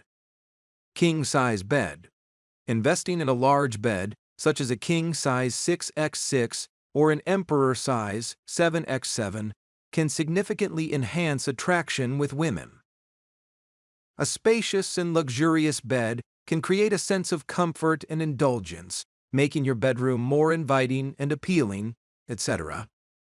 Additionally, a larger bed provides more ample space for threesomes, foursomes, or other group activities, thus catering to more adventurous and open-minded individuals, etc. Beyond its appeal for intimate encounters, a bigger bed can also help to improve your sleep quality, providing more room to stretch out and relax, which is crucial for overall well-being and functioning in all areas of life. The combination of comfort, space, and the potential for exciting experiences makes a huge bed a fun and attractive feature in your home. Leather couches. Leather couches are not only luxurious but also comfortable. They create a more classy/sophisticated look and provide a cozy spot for more intimate conversations or relaxing together. Full-stocked wet bar with top-shelf liquor. Having a fully stocked wet bar in your home can significantly enhance attraction with women. A well-stocked bar allows you to offer a variety of drinks to your guests, thus creating a more social and festive atmosphere that encourages mingling and conversation, etc. Having top-shelf liquor on display, such as Hennessy XO, Courvoisier XO, Remy Martin the 10th.0, Cristal Champagne, Grey Goose Vodka, etc., not only showcases your good taste. Class, prestige, and sophistication, etc., but also demonstrates your willingness to invest in quality, which can be very impressive and appealing to women. The ability to mix and serve drinks can also help to lighten the mood and set a more fun and relaxed tone for the evening. Furthermore, a home with a great after-hours spot like a wet bar can be especially attractive to women who enjoy socializing and partying in a comfortable and more intimate setting. Big screen 75/85, 4K or 8K TVs. A big screen TV is great for watching movies or sports, etc., providing entertainment and a reason to stay in. It can also be a main focal point of your living room, impressing guests and enhancing the overall ambience, etc. Surround sound stereo. Good music can enhance any gathering. A surround sound stereo system allows you to create a high-quality audio experience that instantly sets the mood and creates a party atmosphere. Fireplace. Having a fireplace in your home can instantly create attraction with women by providing a more cozy and romantic ambience. The warm glow and crackling sounds of a fire can create a sense of comfort and intimacy, making it an ideal setting for relaxing evenings or more intimate conversations. Additionally, a fireplace can also serve as a beautiful focal point in a room, adding to the aesthetic appeal of your home. The presence of a fireplace suggests a more welcoming and comfortable living space, which can be inviting and attractive to women who appreciate a cozy and inviting atmosphere. Shag rugs. Shag rugs add warmth and texture to your space, making it feel more inviting and comfortable. They can also be a playful, stylish addition to your decor and a great place for seduction to take place. Daybed. Having a daybed in your home can create attraction with women by offering a more versatile and inviting space for relaxation and intimacy. At first glance, it appears as an innocent couch, seamlessly blending into your living area. However, its dual function as a bed provides a discreet opportunity for sexual encounters without the need to transition into the bedroom. This setup allows for a seamless progression from casual lounging to more intimate activities, facilitating a quicker and more natural flow in the seduction process. The convenience and subtlety of a daybed can make it an appealing and strategic addition to your home for enhancing attraction and intimacy, etc. Pool tables. A pool table adds a fun, social element to your space. It provides an activity that you and your guests can enjoy together, thus breaking the ice and creating a more relaxed atmosphere. Lava lamps. Lava lamps add a retro, funky vibe to your space. They create a fun, relaxed, and groovy atmosphere that can be very appealing. Disco dance and LED lighting. Lighting sets the mood and can create a more vibrant and exciting atmosphere. Disco lights or LED lighting can add a playful, energetic feel to your space, perfect for parties or romantic evenings, etc. Area lighting. Using area lighting in your home can significantly enhance the ambience and create a more attractive environment for women. By installing lights on your ceiling and angling them onto paintings or other items/focal points, etc., you can then create a more fun, sophisticated, and artistic atmosphere that showcases your attention to detail and aesthetic sensibilities. This type of lighting adds depth and dimension to your space, making it more visually appealing and inviting. Additionally, this strategic use of light can highlight your personal style and interests, making your home a reflection of your unique personality. Such an environment can be intriguing and captivating, leaving a lasting impression on your guests. Expensive art and paintings. Art can add personality and sophistication to your space.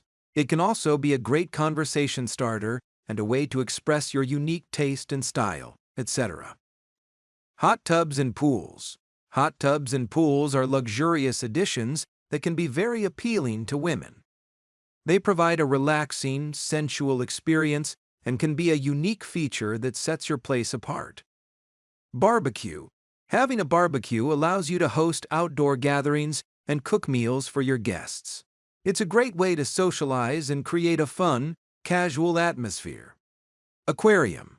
Having an aquarium in your home, especially a tropical saltwater tank with exotic fish, such as a lionfish, or a tank with mesmerizing jellyfish, can significantly enhance attraction with women.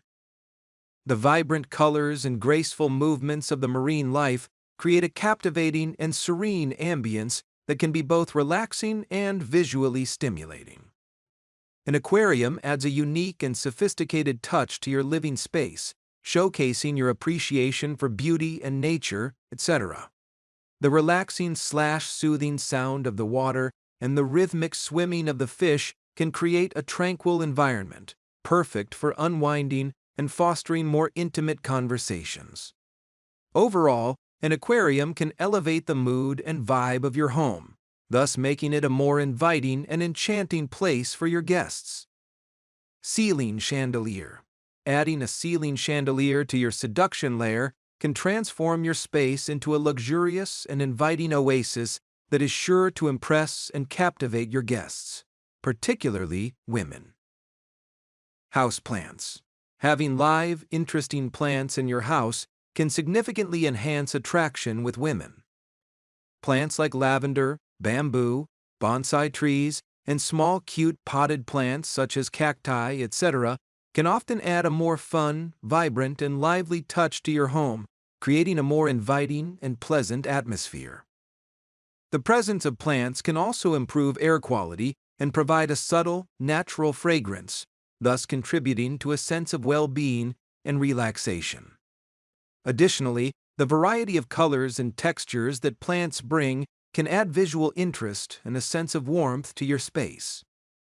Incorporating friendly and attractive plants into your decor can make your home feel much more alive and welcoming, which can be appealing to women who appreciate a nurturing and aesthetically pleasing environment. Home gym. Having a home gym can be a significant attraction for women, as it not only hints at your wealth and lifestyle, etc., but also demonstrates your commitment to fitness and self-improvement. The presence of a home gym suggests that you value your health and have the resources to invest in your personal well-being. Additionally, having a convenient place to work out at home can help you maintain a consistent fitness routine, thus ultimately leading to a much more physically attractive physique. This dedication to staying in shape can be appealing to women who appreciate a partner who takes care of their body. Furthermore, a home gym can also serve as a private space for joint workouts, offering a unique way to bond and share fitness goals, etc. Home theater. Having a home theater in your home can create attraction with women by offering an immersive and cinematic experience right in the comfort of your own space. A large 120 movie projection screen and 4K projector provide a stunning visual display that can captivate and impress. Comfortable seating options like relaxing leather couches or giant bean bags, etc., enhance the overall enjoyment, making movie nights cozy and inviting. The presence of a home theater suggests that you value entertainment and are willing to invest in creating memorable and fun experiences for your guests. This can be particularly appealing to women who appreciate a good movie night or enjoy sharing special moments in a luxurious and more intimate setting. Game room or rec room. Having a game room in your home can create attraction with women by offering a fun and relaxed space for entertainment and socializing, etc. The presence of a game room suggests that you value leisure and know how to create a fun and enjoyable atmosphere/environment for your guests, which can be attractive to women who appreciate a good balance of excitement and relaxation in their lives. Music studio or DJ setup. Having a small music studio or DJ setup in your home can instantly create attraction with women by showcasing your musical talents and creativity. It adds an element of prestige and suggests a level of wealth, as setting up a studio requires both space and investment in equipment. The presence of a music studio can create fun and lively vibes, making your home a more exciting and dynamic place to be. Additionally, being able to share your musical creations or even collaborate on projects can be a unique and appealing way to connect with others. If you aren't really a musician per se but enjoy music and singing, etc., then consider a karaoke setup rather than a full-blown home recording studio. Setting up a karaoke machine with a few handheld microphones and speakers connected to your TV playing music videos with subtitled lyrics can instantly create a fun party vibe for you and your guests. Overall, a home music studio can make you stand out as a more interesting, artistic, and multifaceted individual. Yoga studio. Having a meditation or yoga studio space in your home can create attraction with women by showcasing your commitment to mindfulness and wellness, etc. It demonstrates that you value self-care and personal growth, etc., traits that are often very appealing and attractive to others. A dedicated space for meditation or yoga creates a peaceful and serene environment, inviting relaxation and introspection. It also provides an opportunity for fun shared experiences, as you can offer to guide or participate in sessions together, thus fostering a deeper connection. Overall, a home studio dedicated to meditation or yoga can be an attractive feature, signaling a balanced and holistic approach to life, etc. There are countless items and objects, etc., you can incorporate into your home to enhance its overall appeal: pets, ceiling mirrors, gazebos, etc. It's essential to select a few that align with your distinctive style and personality. Begin by focusing on these chosen elements to gradually transform your space into the ultimate seduction lair for women. Overall, pimping out your pad with these items can make your apartment a desirable destination for women. It creates a luxurious, comfortable, and inviting space that shows you have good taste and are willing to invest in creating a more memorable experience for your guests. Get your passport and become a world traveler. Delve into the exploration of new cultures and destinations. Embark on journeys that broaden your horizons, providing you with a treasure trove of unique stories and experiences to share. Document your travels with high-quality photographs and share them on your Instagram and other social media platforms, etc. Showcase the vibrant tapestry of your adventures, signaling to any woman out there who visits your profiles that you're a man who leads a fun, thrilling, interesting, dynamic, and adventurous lifestyle, traversing the globe in pursuit of amazing new experiences. These images, now on your social media, immediately serve as a visual testament to your real-life worldly nature and also hint at your financial stability, as traveling often requires considerable resources. Any woman who may encounter your profile may be drawn to the idea of being part of your fun, interesting/exciting lifestyle, possibly potentially envisioning themselves as your future partner. By strategically sharing these snapshots of your journeys, you create a magnetic allure, thus instantly sparking interest, intrigue, and attraction in women even before you have the opportunity to meet them in person. This is known as a demonstration of higher value, DHV, or in this case, a pre-DHV, because the woman is receiving your DHV before she even meets you. This preemptive display of your interesting/captivating lifestyle lays the groundwork for instant intrigue and connection, thus making your social media presence an extension of your dating strategy. For example, the following images exemplify what is known as travel blogging style imagery. These photos transcend the typical/conventional front-facing selfie by capturing not just your visage, but the entire ambience of your surroundings, etc.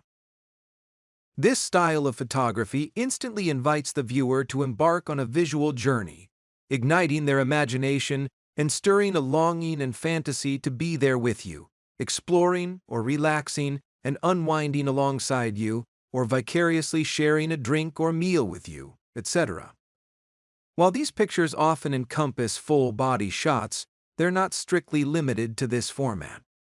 Play around and experiment with this. You can even search the hashtag travel blogging, etc. for more great reference ideas. For example, try embarking on an amazing journey to your favorite vacation destination and seize the opportunity to capture a few travel blogging style photographs for your social media. Then observe as the allure of these images draws in a flurry of comments from attractive young women. At that moment, seize this chance to initiate a conversation with them, thus fostering a connection that could potentially lead to an in-person meeting later on. After chatting with the woman who comments on your picture, then suggest a casual date, perhaps over drinks at your house or a nearby bar, where you can further explore this possible budding connection and see where the adventure may lead. For those who aspire to travel to more exotic locations such as Egypt, Rome, or Greece, etc., as depicted in the previous AI-generated sample images, but find themselves constrained by budget, there's a creative workaround to still showcase a fun and adventurous lifestyle to women. With the magic of photo editing, you can always fake it until you make it by taking a picture of yourself in your living room and then swapping out the background. Using Photoshop or other such photo editing apps, etc., with stunning landscapes or iconic landmarks, etc. This approach allows you to craft an image that exudes the allure of a worldly traveler, capturing the attention and imagination of women who are drawn to men with interesting and exciting lives. The key is to ensure your photo editing skills are top-notch so that the illusion is seamless and convincing. However, as you continue on your journey of self-improvement and financial growth, etc., these fabricated travel photos can simply serve as placeholders until you're finally able to really embark on real adventures and capture real authentic moments, etc. Once you've achieved the real means to travel, you can then simply replace the original edited images with new real/genuine snapshots of your travels, adding depth and authenticity to your story. Notice in these examples of how I've taken pictures in my living room, but swapped out the backgrounds and applied aesthetic upgrades to my face and enhanced the lighting, etc. These are great ways to get high-quality pictures for your social media right from the comfort of your own home. Some people may worry that they'll get caught in a lie, but remember that this is pickup, meaning that it doesn't have to be quote-unquote real. The goal is to get results. And if a woman were to ever say anything after the fact, you can always just say that it was a social experiment, which will then get you off the hook, winking face emoji. Being real is always going to be better.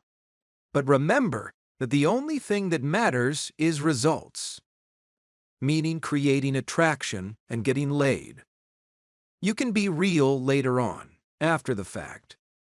The goal is to create attraction, so you can start getting immediate results with more women through the perception of being a high-value man and living a more dynamic lifestyle. And as long as the illusion is well maintained, it can be an effective interim strategy in your dating arsenal. Pursue your passions. Engage in sports, hobbies, or activities that you're passionate about. Whether it's playing a musical instrument, guitar, piano, violin, harp, etc., painting, practicing martial arts, playing sports, football, baseball, basketball, hockey, etc., showing dedication to a craft can be very attractive to women and help you instantly stand out. And again, make sure to take pictures of you doing these things to help build your social media and let women know who you are and what you're all about.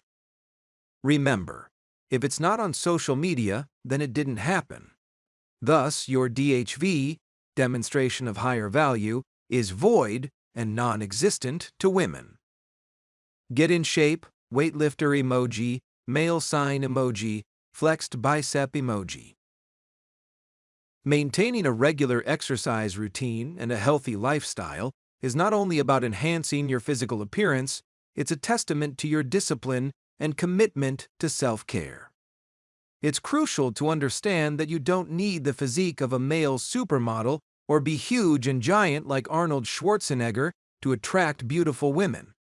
Women tend to prefer a man who is in good or at least decent shape, someone who exudes strength and vitality, etc., and capable of protecting and providing for her. The key to attracting women lies in striking a balance with your physique. While being excessively muscular might intimidate more than attract, being too thin/slim can give off an impression of weakness. Aim for a lean, well-defined physique with low body fat, ideally between 10 to 14% BF, with visible abs and good solid muscle definition. If you haven't already started working on your fitness, I highly encourage you to join a gym immediately. Not only will this provide you with the equipment and environment to better sculpt your body, but it will also surround you with like-minded individuals who can motivate and inspire you on your fitness journey. Remember, the journey to fitness is a marathon, not a sprint. Start with small, achievable goals and gradually increase the intensity of your workouts. Consistency is key. As you can see from my photos below, I may not be in the absolute best peak physical condition or have the look and face of a male supermodel or underwear model, etc. But I do maintain a physique that's sufficiently attractive to still be able to attract high-quality women and even score the occasional threesome.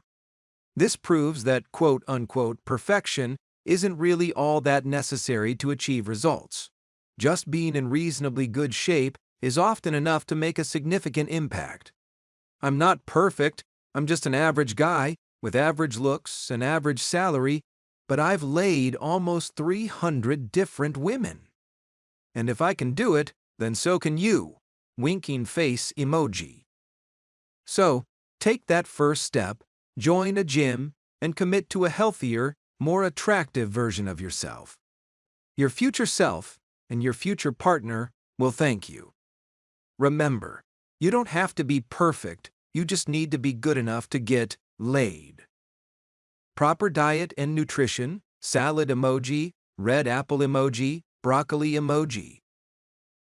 Embracing proper diet and nutrition is not just about looking good, it's about feeling great and leading a life that exudes vitality and attractiveness, etc. Here are some expanded points and additional examples to help motivate you further.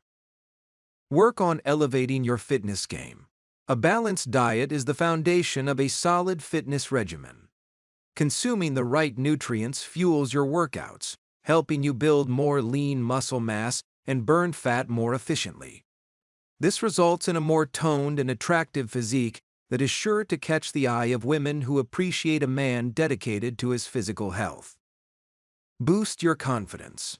When you eat well and see the positive changes in your body, your confidence naturally soars. This newfound self-assurance is magnetic, drawing women to your charismatic presence. Enhance your cognitive function. A diet rich in antioxidants, healthy fats, vitamins, and minerals, etc., can help improve your cognitive functions, making you more alert and focused, etc. This mental clarity can make you a more engaging conversationalist and a better listener, qualities that are highly attractive in both social and dating scenarios. Exude a healthy glow. Foods high in vitamins and minerals can give your skin a healthy glow, making you appear more youthful and energetic. When women see that you take care of yourself from the inside out, it signals that you value your appearance and health. Showcase your culinary skills. Impress your dates by cooking healthy and delicious meals for them. This not only demonstrates your culinary skills, but also your commitment to a more healthy lifestyle. It's a real win-win situation that can create fun, memorable, and more intimate experiences. Set an example. By prioritizing your health, you instantly set a more positive example for those around you, including potential partners. Women are often attracted to men who are leaders in their own lives and can inspire others. Reflect your values. A fridge stocked with high-quality, organic foods shows that you value not just your health, but also sustainability and ethical consumption. This can be attractive to women who share other similar values and appreciate a man who is conscientious about his health and lifestyle choices/decisions, etc. Remember, leading a healthy lifestyle is a journey, not a destination. Start by making small, manageable changes to your diet and then gradually incorporate more wholesome foods.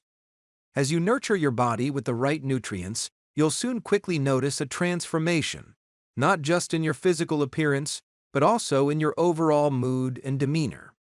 This holistic approach to health and well-being is what truly makes you more attractive to women. It's about being the best version of yourself, both inside and out. Master basic cooking skills, spaghetti emoji. Mastering basic cooking skills can significantly enhance your attractiveness to women for several reasons. Here are some key points and unique examples to consider. Cooking demonstrates independence. Being able to cook shows that you're self-sufficient and don't need to rely on others for your basic needs. Women are often attracted to men who can take care of themselves and handle everyday tasks with ease. Cooking demonstrates nurturing qualities. Cooking is a way of nurturing and taking care of others. When you cook for a woman, it signals that you're thoughtful and considerate of her well-being, traits that are highly desirable in a partner. Cooking indicates creativity and skill. Preparing a meal requires creativity and skill, especially when improvising with ingredients or trying new recipes, etc. Women appreciate men who are not afraid to have fun and experiment and express themselves in the kitchen. Cooking creates opportunities for intimacy.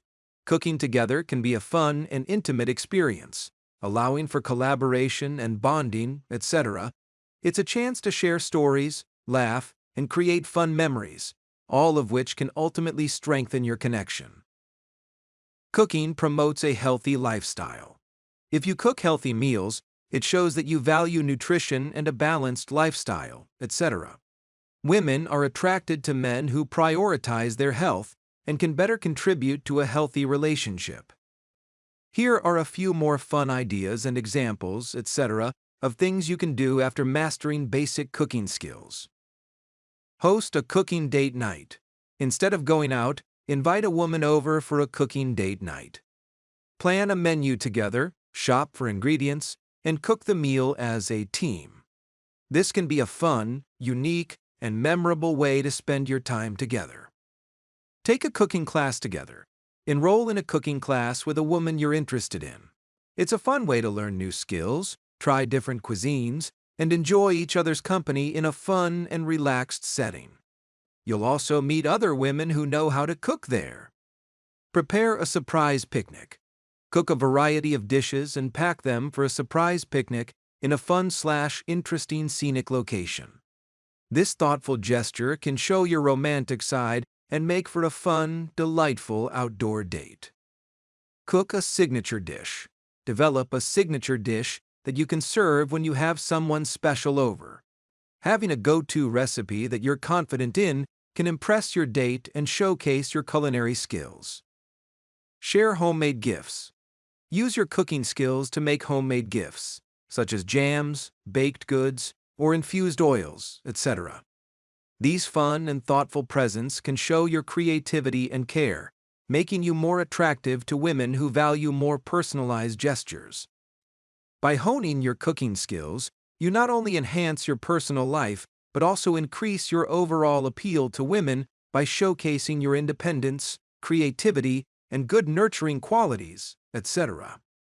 Further your education and knowledge, etc. Investing in personal growth is a cornerstone of becoming a more attractive and interesting individual. Start reading. Delve into books, especially self-help and self-improvement books and other interesting/fascinating literary works, etc. Participate in workshops or acquire new skills to better enhance your knowledge and communication abilities, etc. Being well-informed and articulate will not only make you more engaging in conversations, but will also boost your confidence. Consider joining organizations such as Toastmasters or enrolling in public speaking classes to sharpen your oratory skills and increase your overall confidence in social situations, etc. Joining acting or improv classes can also be a fantastic way to improve your expressiveness and presence, etc.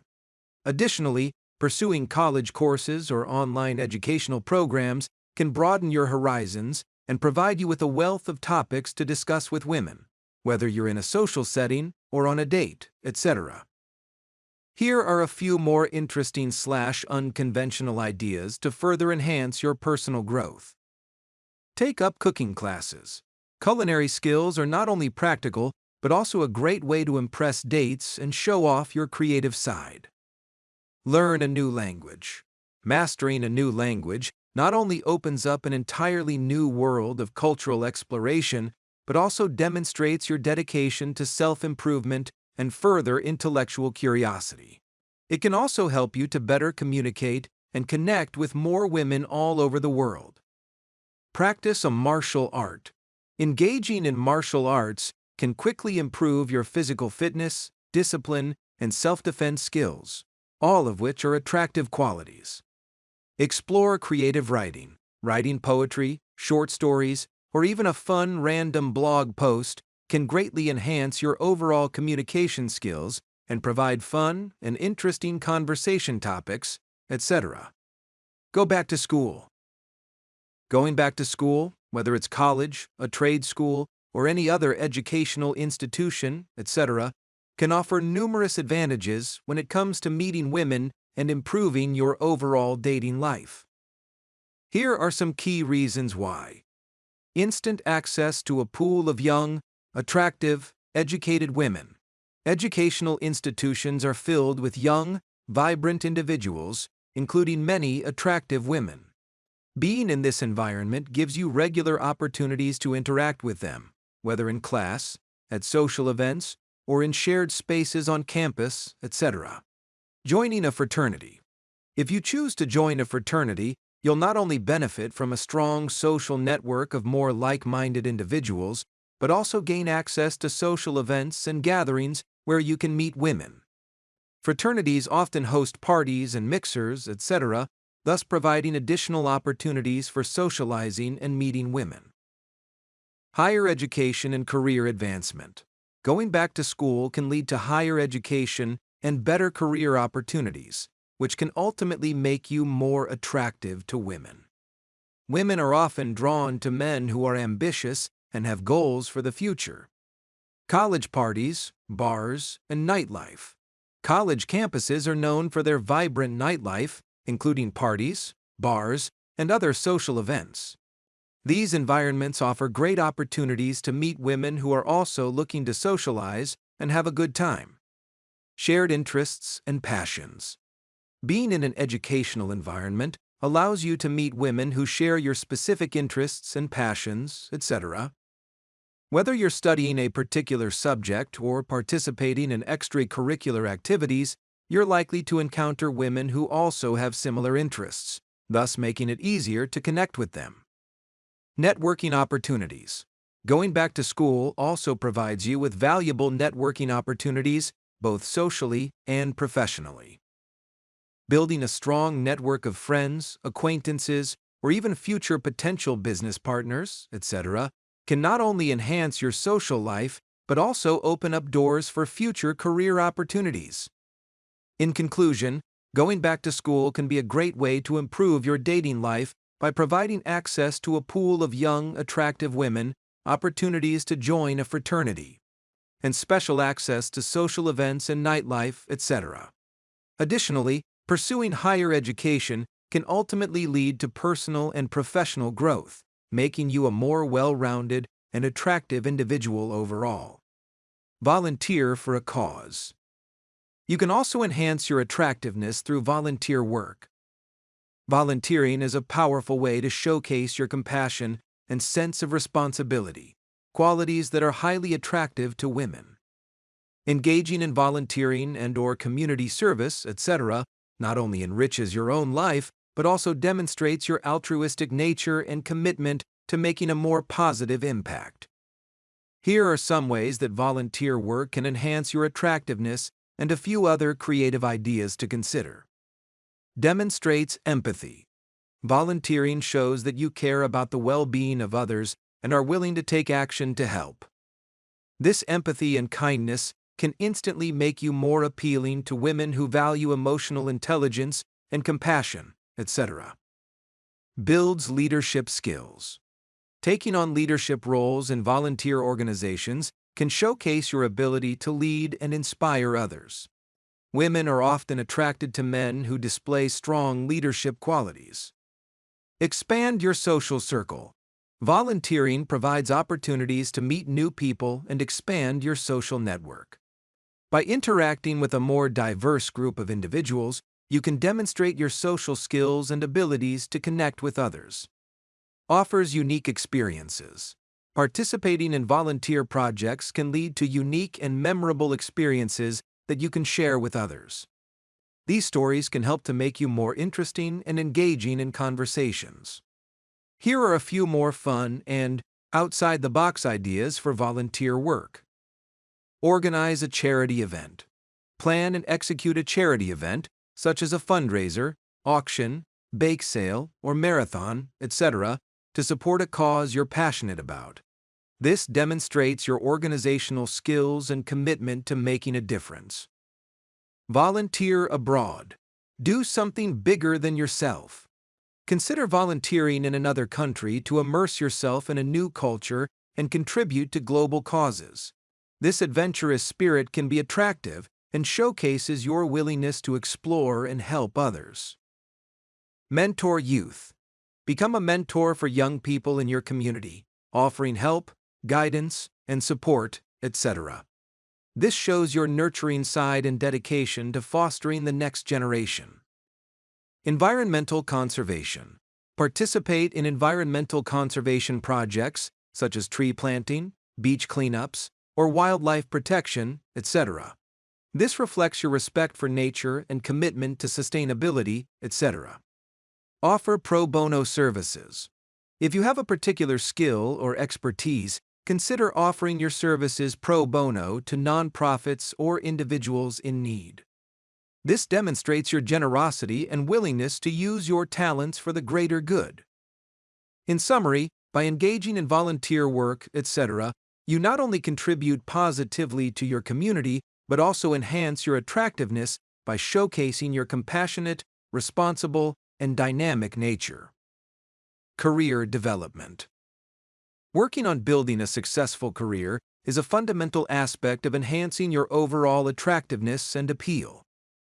Ambition, success, and leadership, etc., in your professional life are all qualities that resonate strongly with women. They signify stability, security, and the ability to provide, which are inherently attractive traits. To further excel in your field, focus on continuous learning and skill development. Seek opportunities for advancement and take on leadership roles whenever possible. Demonstrating your competence and authority in your profession can significantly elevate your overall social status and make you a more desirable and attractive partner. Increasing your income is another important aspect of building your career. Financial stability and the ability to afford a comfortable lifestyle, etc., are attractive to women, as they indicate that you can provide a secure and enjoyable lifestyle, etc. Here are some more additional ideas you might also consider to help further enhance your career and attractiveness, etc. Network strategically.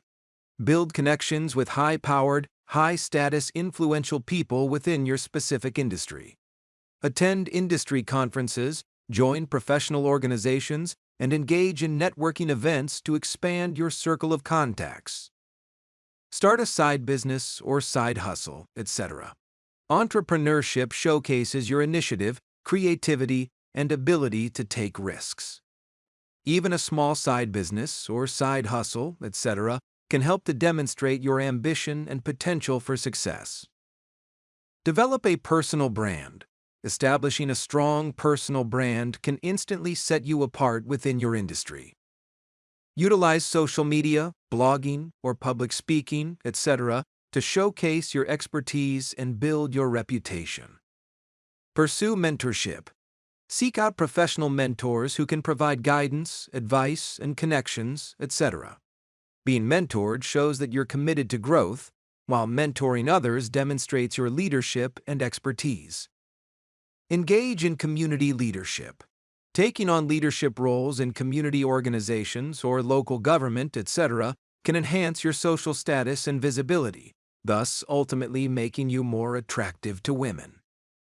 In summary, by focusing on these strategies to build your career and increase your social status, you'll not only become more interesting and attractive to women, but also enjoy a more fulfilling and successful life. Make more money. Money bag emoji. Accumulating wealth is undeniably a significant factor in enhancing your attractiveness to women.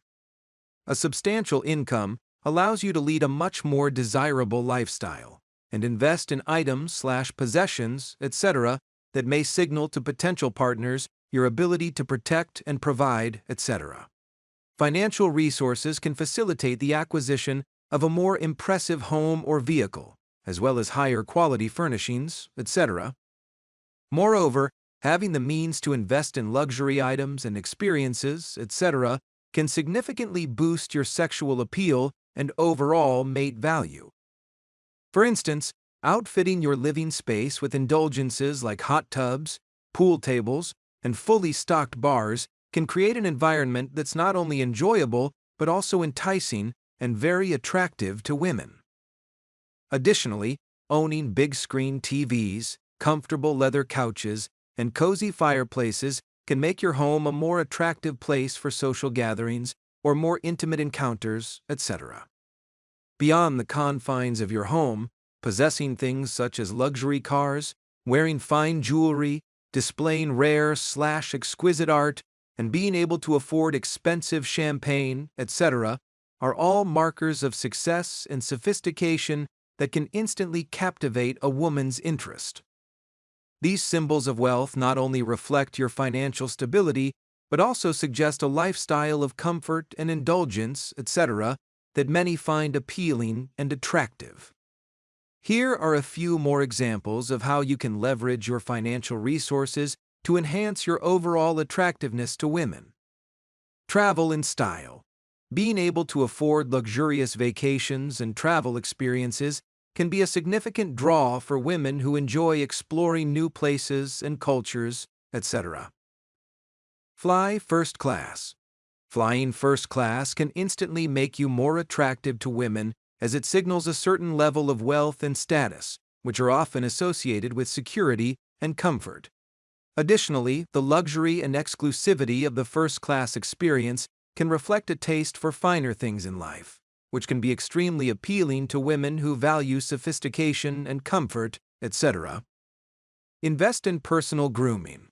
Utilize your resources to maintain a sharp and polished appearance, including high-quality clothing, grooming products, and regular visits to the barber, stylist, spa, and salon, etc. Host elegant events. Use your financial capabilities to organize sophisticated social events, such as dinner parties, yacht outings, or charity galas, which can elevate your social status and attractiveness. Support charitable causes. Generosity is an attractive trait. Donating to causes that you care about or supporting charitable events can help to showcase your compassion and integrity. Pursue exclusive hobbies. Engaging in exclusive hobbies like golfing at prestigious clubs, sailing, polo/horseback riding, etc., or collecting rare items/art, etc., can further enhance your appeal by demonstrating your access to exclusive social circles. By strategically utilizing your financial resources to improve your lifestyle and invest in experiences and items that signal success, you can significantly increase your attractiveness to women and stand out as a desirable partner.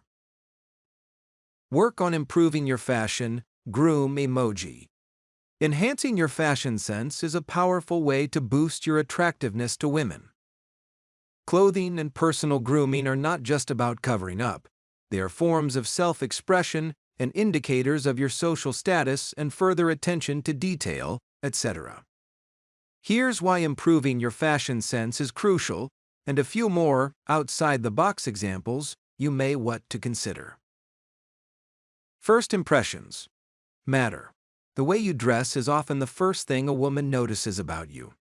Well-fitted, stylish clothing can create a strong, positive first impression, signaling that you're confident and well put together. Demonstrates social status. Investing in name brand clothing can be a sign of success and higher social status, etc. For example, a man wearing a custom-tailored suit or designer jeans is likely to be perceived as more successful and attractive than someone dressed in ill-fitting or low-quality garments. Reflects personal grooming. Good hygiene, including the use of cologne and deodorant, etc., complements your fashion choices and shows that you care about your presence and appearance.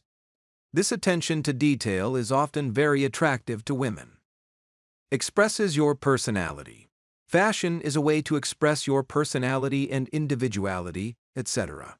By choosing clothing that reflects your style, you can stand out and attract women who appreciate your unique taste. Here's some more advanced fashion advice. Develop a signature style. Instead of following every trend, develop a signature style that suits your personality and body type, etc. This could be a particular color palette, a type of accessory, or a more fun and distinctive way of combining pieces. Accessorize wisely. Accessories like watches, belts, rings, necklaces, or sunglasses, etc., can elevate your outfit and add a touch of sophistication. Choose quality over quantity and select pieces that complement your overall look. Invest in versatile pieces. Build a wardrobe with versatile pieces that can be mixed and matched to create different looks. For example, a well-fitted blazer can be dressed up for a formal event or paired with jeans for a casual outing. Always stay well-groomed. Regular haircuts, beard trims, if applicable, and skincare routines, etc., will help to better enhance your overall appearance and better complement your fashion choices, etc. Experiment with layers. Layering adds depth and interest to your outfits.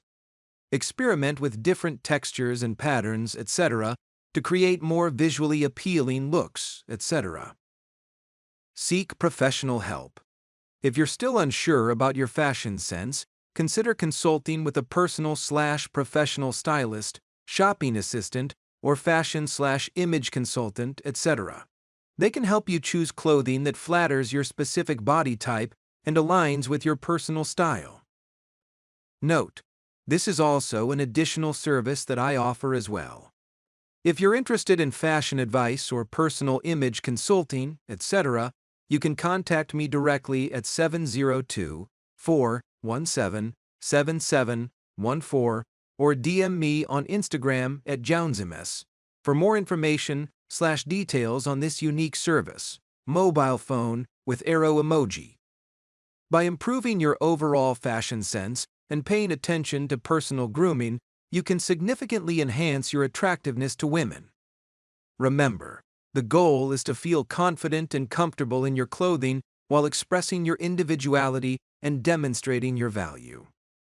Make connections and start networking.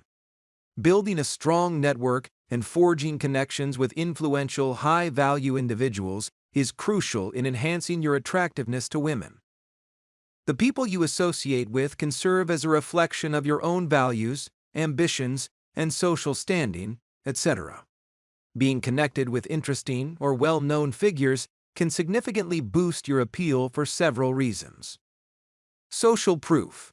Knowing high-value people provides social proof, a psychological phenomenon where individuals are seen as more desirable or trustworthy, etc., because they're associated with respected figures. This can instantly make you more appealing to women who value social status and credibility, etc. Access to exclusive experiences. Connections with influential individuals often grant you access to more private/exclusive events, parties, or experiences that are generally not available to the general public. Being able to invite a woman to such unique experiences can instantly make you stand out as a man of higher value. Interesting conversations. Having connections with fascinating people can provide you with a wealth of interesting stories and insights to share in conversations. This can make you instantly more engaging and captivating to women who enjoy interesting/stimulating dialogue. Opportunities for growth. Surrounding yourself with more successful and inspiring individuals can open doors for personal and/or professional growth. Women are often attracted to men who are very ambitious and who are always continuously striving to improve themselves, etc. Enhanced social circle. Being part of a network of high-value people/individuals, etc., can enhance your own social circle, thus making you a more attractive and desirable companion. Women are often attracted to men who are well-connected and can introduce them to new social opportunities. To further expand your network and make more valuable connections, also consider the following few strategies. Attend industry events, conferences, and other social gatherings, etc., where you can meet more influential people. Join special/exclusive clubs or organizations that may attract high-value individuals. Volunteer for causes or initiatives that are supported by more prominent figures. Leverage social media platforms such as LinkedIn, etc., to connect with professionals and thought leaders within your field, etc. Offer value to others by sharing your expertise, providing support, or making introductions, etc. By actively seeking out and nurturing relationships with high-value people, you not only enrich your own life, but also enhance your overall attractiveness to women who value social status, ambition, and interesting connections, etc. Tip: by incorporating these various elements into your life/lifestyle, etc., you can become a more well-rounded and high-value individual, thus making you much more attractive to women who are looking for a partner with substance and depth, etc. Enhancing your social media presence to attract women. In today's digital age, your social media profiles serve as a window into your life, providing a snapshot of your personality, interests, and lifestyle, etc. By strategically curating and improving your social media presence, you can significantly increase your overall attractiveness to women. Here are some key reasons why. Fame and status. Women are naturally drawn to men who exhibit fame and social status, etc. A well-maintained social media profile with a huge substantial following can signal to women that you are popular and respected in your social circle or field. More followers equals more popularity. A high follower count is often perceived as a marker of popularity and influence. By increasing your followers, you not only instantly boost your social media presence, but also elevate your perceived social status, thus instantly making you more attractive to women. A glimpse into your life. Your social media profiles provide a platform to showcase your interests, hobbies, and lifestyle, etc. By sharing content that highlights your passions and experiences, you give women a glimpse into what life with you might be like. Showcasing an interesting lifestyle. Use your social media to display photos and stories, etc., of you living a fun, exciting, and fulfilling life. Whether it's traveling to exotic locations, participating in adventurous activities, or attending high-profile events, etc., showing that you lead an interesting lifestyle can be highly appealing to women. Pre-selection and social proof. Sharing pictures with other women, especially those where you seem to be enjoying each other's company, can act as social proof and pre-selection. It indicates to potential partners that you are already attractive and desirable to other women, which can make you even more appealing. By investing time and effort into crafting a more attractive social media presence, you not only enhance your personal brand, but also increase your appeal to women who value fame, status, and a man with a fun, interesting, unique, exciting, and adventurous lifestyle. Become a Renaissance man. In a world where conformity often reigns supreme, the allure of the Renaissance man stands as a testament to the power of individuality and versatility. A Renaissance man, by definition, is a person with wide-ranging knowledge and skills across multiple disciplines, etc. This archetype, drawing inspiration from the polymaths of the Renaissance era, embodies the ideals of being knowledgeable, educated, cultured, and highly skilled in a variety of pursuits. But why is this archetype so compelling, especially to women? Let's delve into a few reasons. Intellectual versatility. A Renaissance man's intellectual versatility is a beacon of attractiveness. His ability to converse on a multitude of topics, from art to science, from literature to technology, makes him a very engaging and stimulating companion. Women are drawn to men who can challenge them intellectually, offer fresh new perspectives, and keep the flame of curiosity alive in a relationship. Cultural sophistication. Cultural sophistication is another hallmark of the Renaissance man. His appreciation for the arts, history, and different cultures, etc., not only makes him more worldly, but also signals a certain level of depth within his character. This appreciation often translates into a more refined lifestyle, including an interest in fine dining, music, luxury, and travel, etc., which many women find appealing. Multilingualism. The ability to speak foreign languages is not just a practical skill, but a window into other worlds. A Renaissance man who can navigate different linguistic landscapes is seen as more adaptable and empathetic, etc. This skill enhances communication and understanding in a relationship, especially in our increasingly globalized world. Diverse talents. A Renaissance man's prowess in various sports, musical instruments, or other activities speaks to his more well-rounded character. Women often find this diversity attractive because it suggests a life full of passion and adventure. Also, a man who is not afraid to explore different facets of his personality is likely to be more open-minded and flexible in a relationship. Autonomy. Perhaps the most defining characteristic of a Renaissance man is his autonomy. He lives life on his own terms, unswayed by the opinions of others. This independence is magnetic to women who seek a partner with a strong sense of self. A man who is confident in his own skin and pursues his interests with conviction is often seen as a leader and a trailblazer. Why he stands out. In a sea of conformity, the Renaissance man stands out like a lighthouse. He is a different breed of man. His unique blend of interesting qualities makes him interesting, exciting, and different. Women are naturally attracted to men who exude such a vibrant energy because it promises a life less ordinary. A Renaissance man, with his depth and breadth of knowledge and skills, offers a journey filled with discovery, growth, and shared experiences. In conclusion, becoming a Renaissance man is more than just an aspiration. It's a commitment to personal growth and continuous learning. It's about embracing the full spectrum of human experience and using it to enrich not just one's own life, but also the lives of those around. For men seeking to captivate the hearts of women, cultivating the qualities of a true Renaissance man can be a powerful differentiator. It's a path that leads not only to personal fulfillment, but also to more meaningful and dynamic relationships.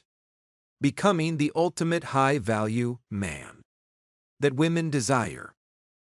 In our recent discussions, we've explored a variety of ways to enhance your attractiveness and become a more desirable partner to women.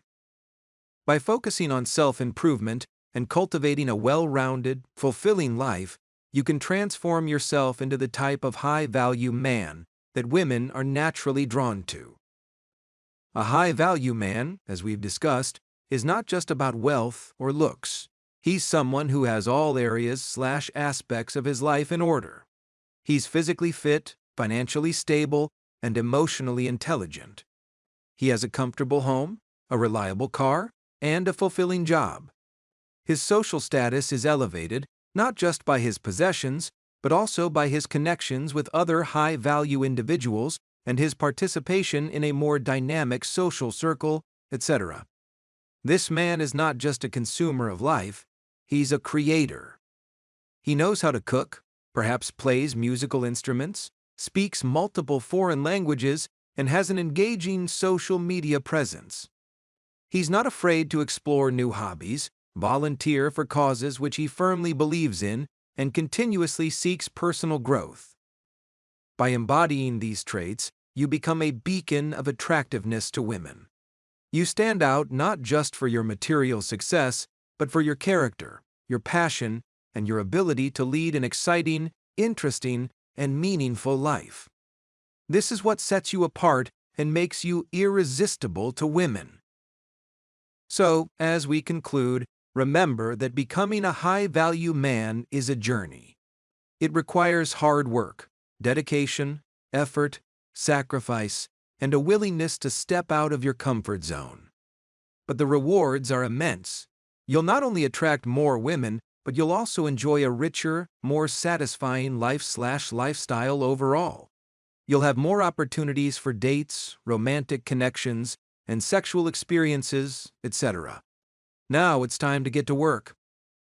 Invest in yourself, pursue your passions, and cultivate a lifestyle that reflects your true values. The path to becoming a high-value man is within your reach. Embrace it with enthusiasm and determination, and watch as your world transforms before your very eyes. Remember, only the strong shall survive.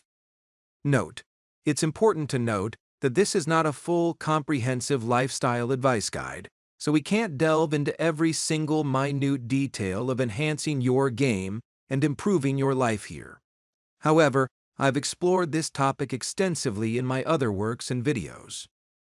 Specifically, I have dedicated an entire section to this in my book. How to Pick Up Hot Women, https://a.co/d/4xs3u8, which I highly recommend that you check out on Amazon. In that book, I delve deep into strategies for elevating your overall lifestyle and becoming more appealing and attractive to women. In this chapter, my aim is to provide you with a broad overview of the concept, which is to focus on self-improvement in all areas/aspects of life. By transforming into a genuinely high-value, attractive, and more interesting/intriguing man, you'll naturally become more desirable to women, and they will seek you out. This approach can literally catapult you to an entirely new level of game. When you achieve this, you'll find that you no longer need to actively pursue women. Instead, they'll discover you on social media and initiate contact with you. This effectively flips the script on the traditional dynamics of the dating game. In the next chapter. In the upcoming chapter, we'll next delve deeper into the more technical aspects of how you and your new bisexual girlfriend can actively begin the exciting journey of approaching and meeting other women with the ultimate goal of engaging in threesomes. I'll provide you with comprehensive technical plans, complete with diagrams akin to football plays, etc., to demonstrate precisely how to maneuver in and out of interactions with women, how to approach and attract them, how to isolate them, and how to finally progress to sexual intercourse, etc. This next chapter is designed to equip you with the strategies and tactics necessary to navigate these encounters with confidence, ease, and success. Whether you're in a club, at a party, or any social setting/gathering, etc., you'll learn how to create opportunities for threesomes by working as a team with your girlfriend/partner/wing woman, etc., using effective communication and subtle cues to pique the interest of possible/potential partners. Prepare yourself for an incredible transformative experience as we embark on this journey together.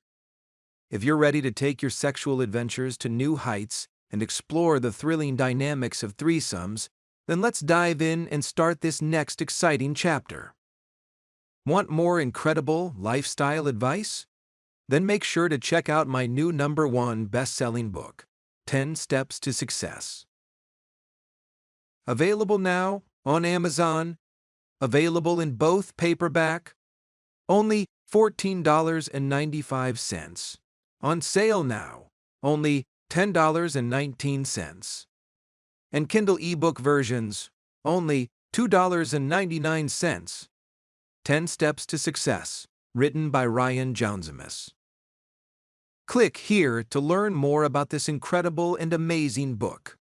And buy now on Amazon.com. https://a.co/d/6g6lion. Chapter 5. Transforming your new bisexual girlfriend into a fully fledged wing woman. In this chapter, we'll now delve into the more sophisticated strategies, tactics, techniques, and diagrams, etc., that illustrate the underlying theories and principles thus required to transform your new/current or pre-existing bisexual girlfriend into an effective, fully fledged wing woman. Note, this role can also be referred to as a wing girl, wing gal, wing chick, accomplice, seductress, playette, i.e. a female player, pivot, partner in crime, co-conspirator, siren, etc., all depending on your specific preferred terminology, etc. Personally, I prefer to use the terms wing girl or wing woman, etc., so that's what will mostly be used in this book. Just FYI, much of the information presented in this next specific section is derived from my other main book, The Ultimate Guide to Picking Up Girls with a Wingman, https://a.co/d/hic7gb4, which contains an entire comprehensive section specifically dedicated to collaborating with a wing woman. While I'm not going to just copy and paste the entire section here, I will provide sufficient details to convey the best basic concepts and strategies, etc., so you can start getting more real results in your dating life right now.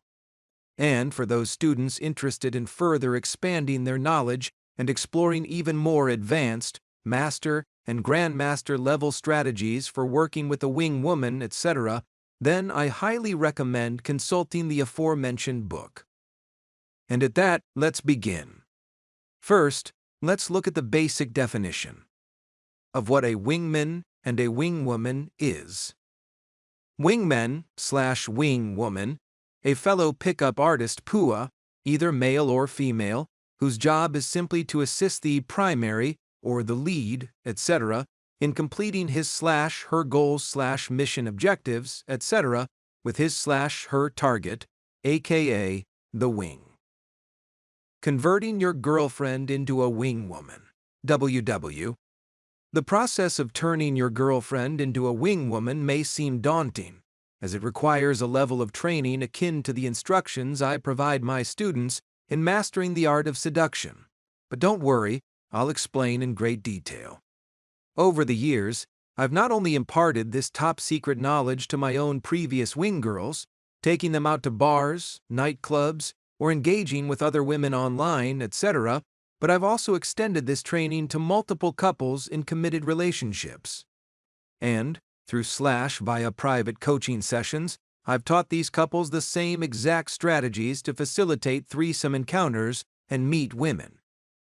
Moreover, I've had students who, after learning from me, have shared these techniques with their girlfriends over a casual drink. The key is to have an open conversation with your partner, providing her with the opportunity to understand the concepts. You can either present her with this book, complete with diagrams, for her to read, or you can summarize the ideas and discuss them with her to gauge her interest. The training basically involves acquainting her with the basic principles of pickup and the roles you'll both play. Subsequently, then, you'll venture out to a bar, nightclub, or any social setting where you'll employ one of several tactics. For example, in one scenario, your girlfriend may approach other women and bring them back to you, initiating a conversation and interaction among the three of you. Or, alternatively, you may be the one to approach and then introduce the woman to your girlfriend, etc.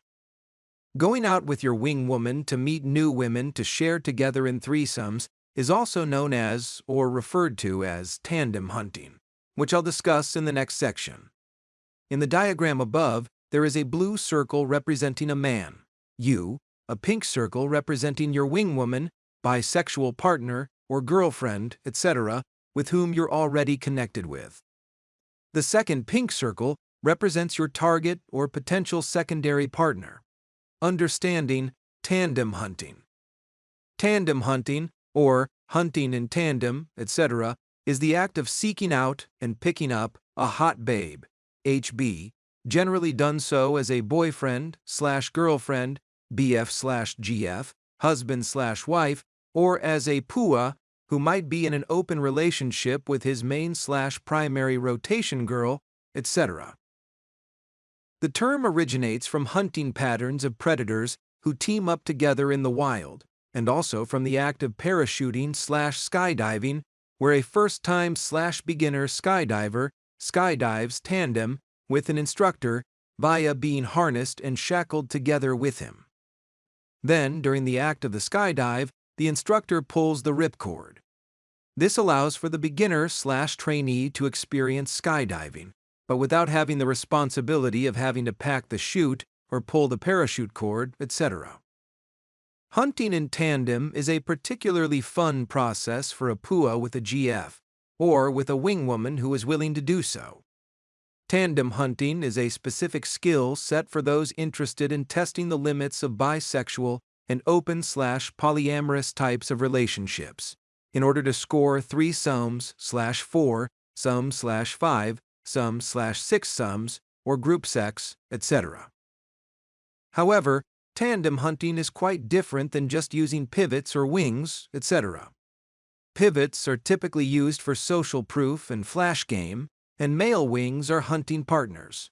But, while a wing hunts together with the PUA, he's usually either assisting or waiting for his turn to hunt, and is ultimately looking for his own prey, not to share his prey with the PUA. Meaning that, in most cases, most male wings do not typically want to have a MMF threesome with you, male, female.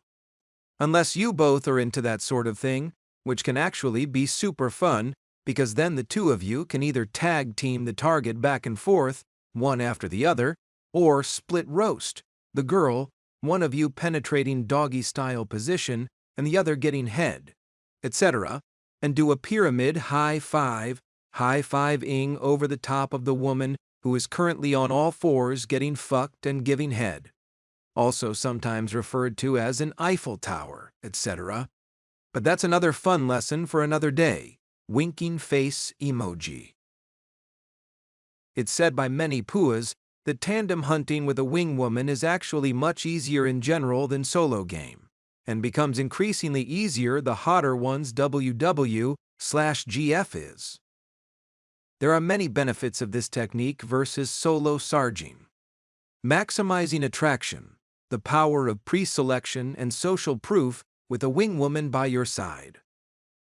For example, the pua already instantly has pre-selection plus social proof in his favor, and sets will generally naturally open up much more easily/frequently, etc., with a smoking hot babe, SHB, on the pua's arm, i.e. your WW/GF.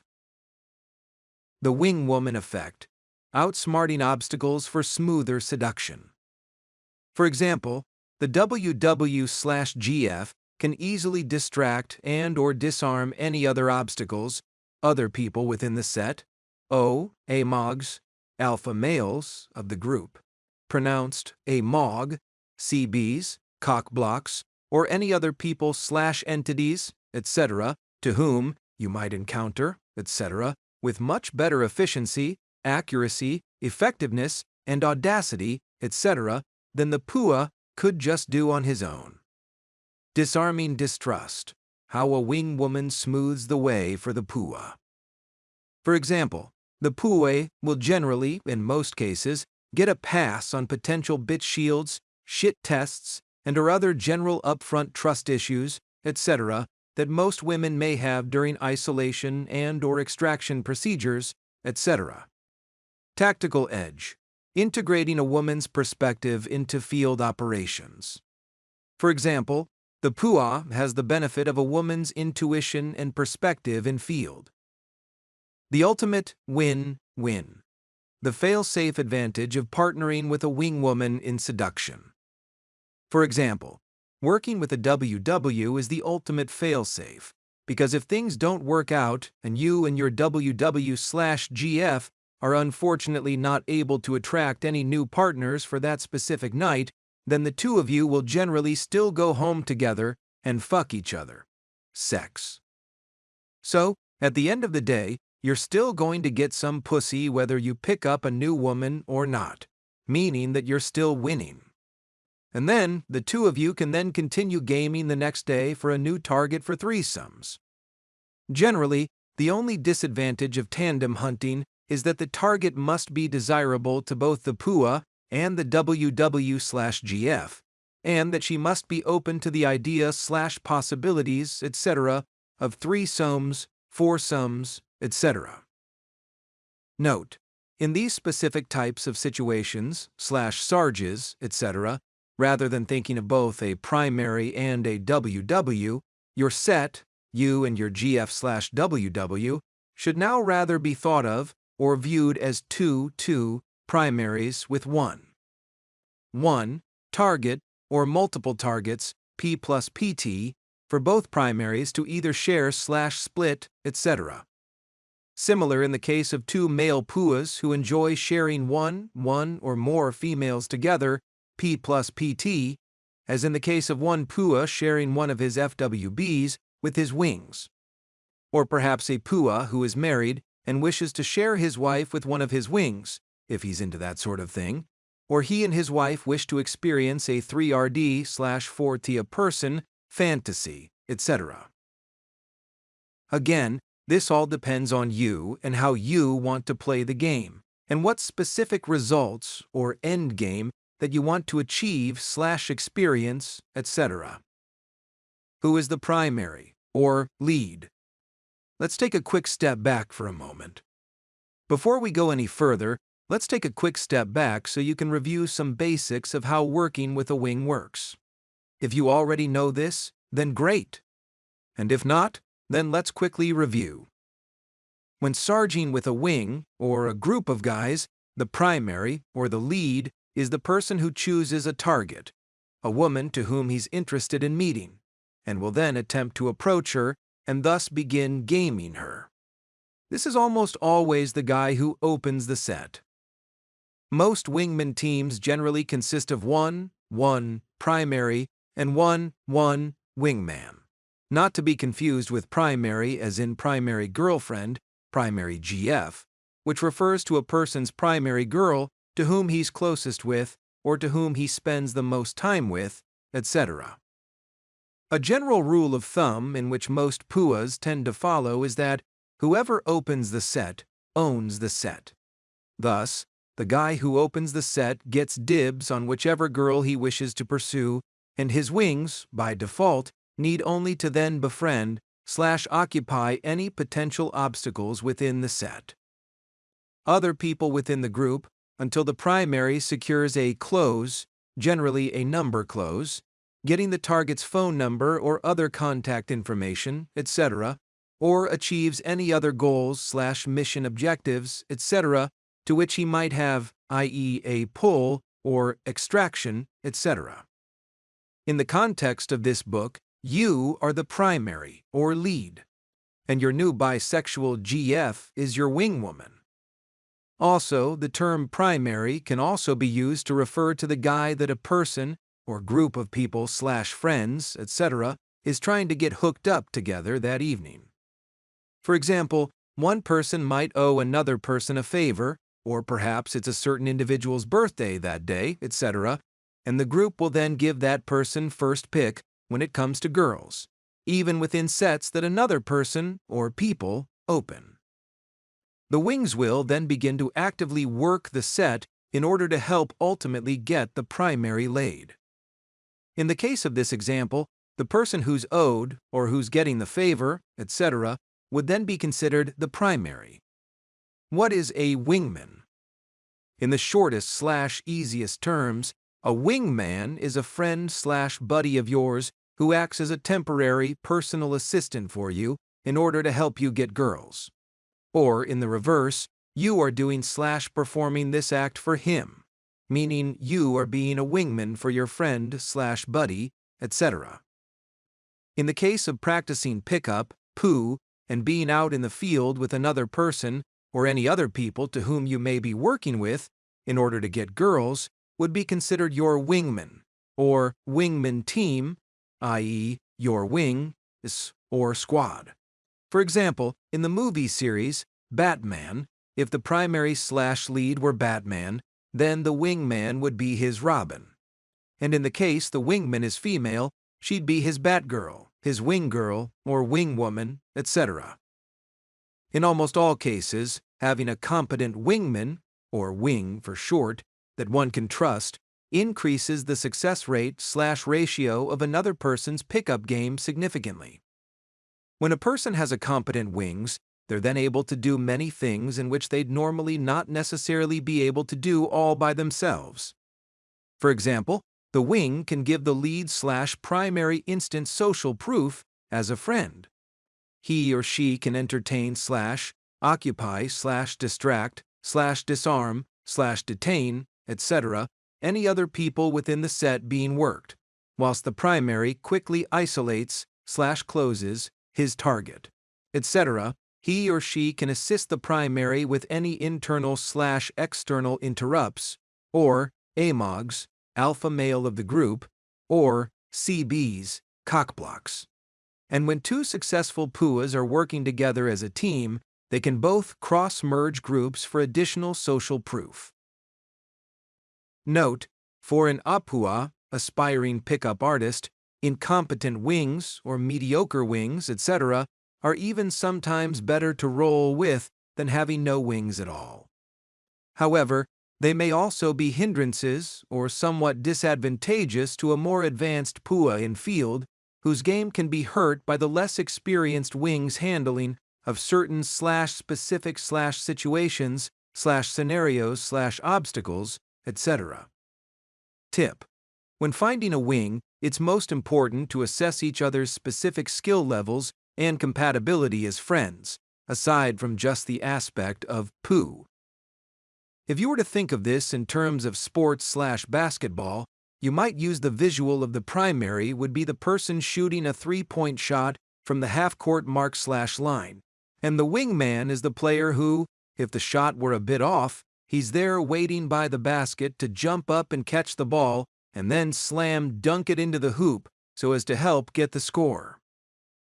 Or, if you thought of this in terms of music, or a rap concert, etc., then the primary would be the main/headlining rapper/singer, and the wingman team would be his DJ and his hype man, who generally sings the backup vocals or overdubs, etc.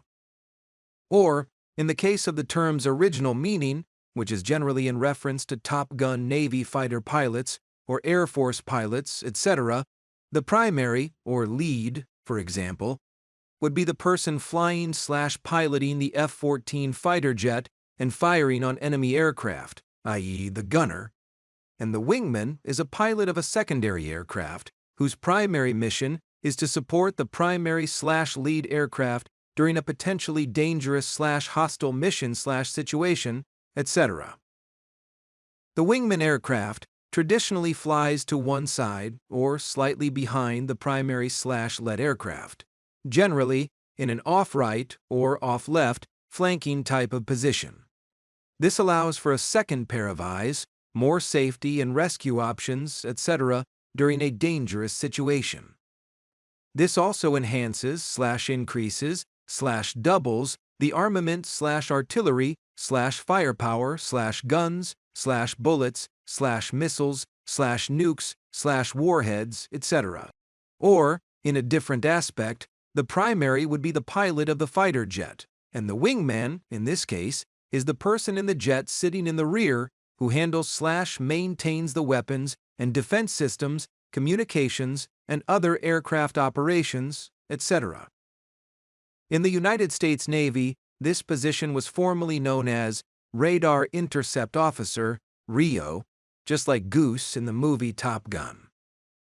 Currently, the U.S. Navy and the U.S. Air Force now title this position as the Weapons Systems Officer, WSO, pronounced WISO, also referred to as the backseater or the guy in back, GIB.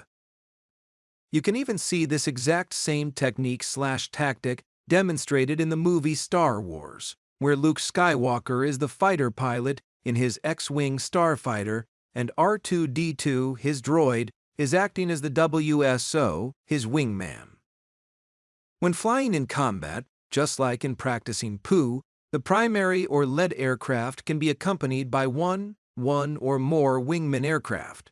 Just as in POO, a PUA can be accompanied by one wingman or an entire team of wingmen, also referred to as a squadron or squad, to help him get the girl. These are much more advanced wingmanship/POO tactics, which I discuss in depth in my other book, The Ultimate Guide to Picking Up Girls with a Wingman, https://a.co/d/hic7gb4. Watch the movies Top Gun and Independence Day, and other movies like these, to help get a better understanding of the history/use of this term and how/why it applies so well to POO. Each of these examples demonstrates a team of two or more, 2+ people who are all working together to fulfill some type of agenda or complete some type of goal/mission, etc. Note: if you want to see the absolute best example of what great winging in the field looks like on video, then watch Season 2, Episode 6, Winging It at 17:00 of VH1's The Pickup Artist, starring Pug, Pickup Guru, Mystery, Eric Von Markovic. https://www.amazon.com/gp/video/details/B001 I4 TVF2/ref equals ATV_DP_share_chew_R. What is a wing woman? WW. A wing woman, WW, aka wing girl, wing gal, wing chick, playette, as opposed to a player, seductress, etc., is a female wingman. Oftentimes, The term wing woman may be confused with pivot, especially with apuas, aspiring puas. However, a wing woman plays a very different role out in the field. A wing woman is a female who may be knowledgeable about the pua/seduction community and its methods, as opposed to pivots, which I'll discuss shortly, and can help a pua to game other women out in the field. A wing woman can be extremely useful, as they, by default of themselves just being female, will automatically exude higher social value/status, not just in bars/nightclubs, but also in life, as women are generally rewarded by society for just being alive, breathing, and existing, etc., and can quickly/easily diffuse amogs and other obstacles, etc., and also will help to thus trigger attraction quicker in other females by a principles of pre-selection and social proof, etc. Unlike a pivot or a pawn, etc., a WW is not used simply for social proof or to simply display acts of pre-selection, though she can be, dependent upon exactly how you want to play the game. A full-fledged, trained, and calibrated WW is more so a female who has studied game and is familiar with PUA strategies/tactics and/or community teachings, etc., and knows exactly how to approach, open, and run a set properly/correctly, and is consciously attempting to help the primary to get laid. Oftentimes, a WW will usually be either a good friend of the primary or may possibly even be his GF or wife, as in the context of this book, who is also usually either bisexual or is willing to go along with a three-way fantasy fulfillment for the primary, also known or referred to as tandem hunting, which I discussed earlier. Wingwomen are now becoming increasingly more common as the game of pickup/seduction is quickly becoming more popularized and mainstream, and more women out there are finding out about the seduction community and the science of the game, the dating game, and how attraction works, etc.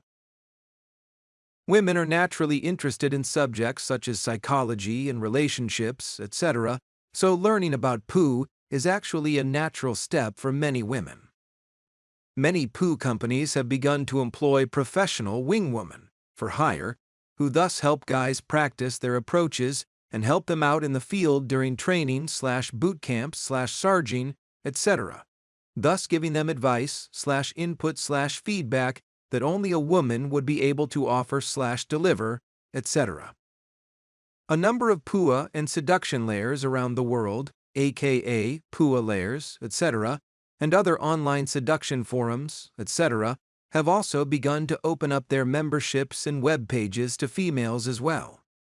And there are now a number of big-name POO companies which are run by female PUAs, master pickup artists, THPUAs, or FEPUAs, or entire dating coaching teams of relationship coaches/experts/matchmakers, etc., made up entirely of women.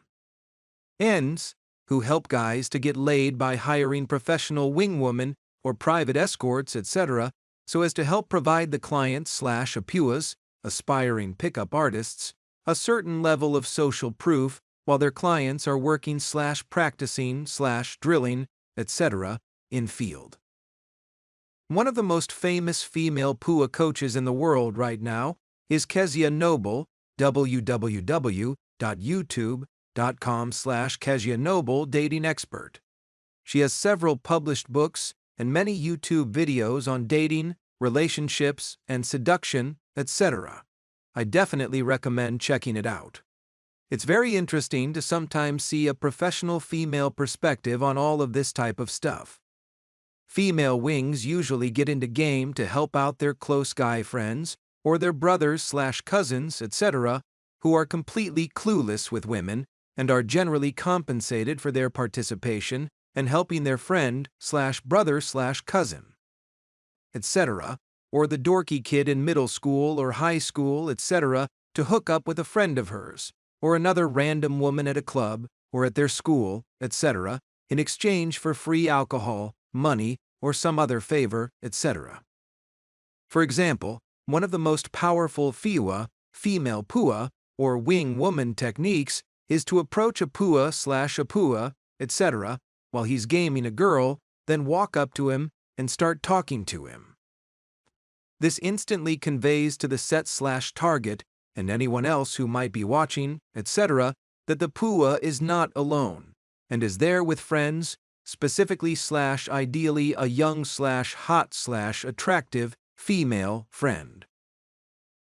Doing this demonstrates that, if the PUA is hanging out or has an alliance with such a hot/attractive woman, then he too must also be important/high value/high status, etc., and this is attractive to other women.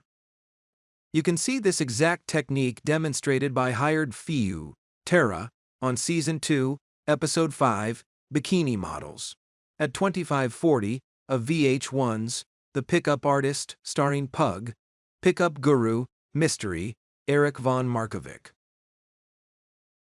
https://www.amazon.com/gp/video/detail/B001 I4TVF2/ref equals ATV_DP_share_chew_R.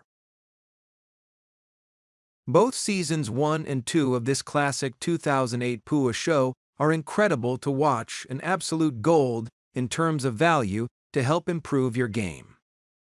What is a target? A target is a specific girl in which a PUA is interested in approaching, meeting, attracting, dating, seducing, and ultimately having sex with, hooking up with, or being in a relationship with, etc.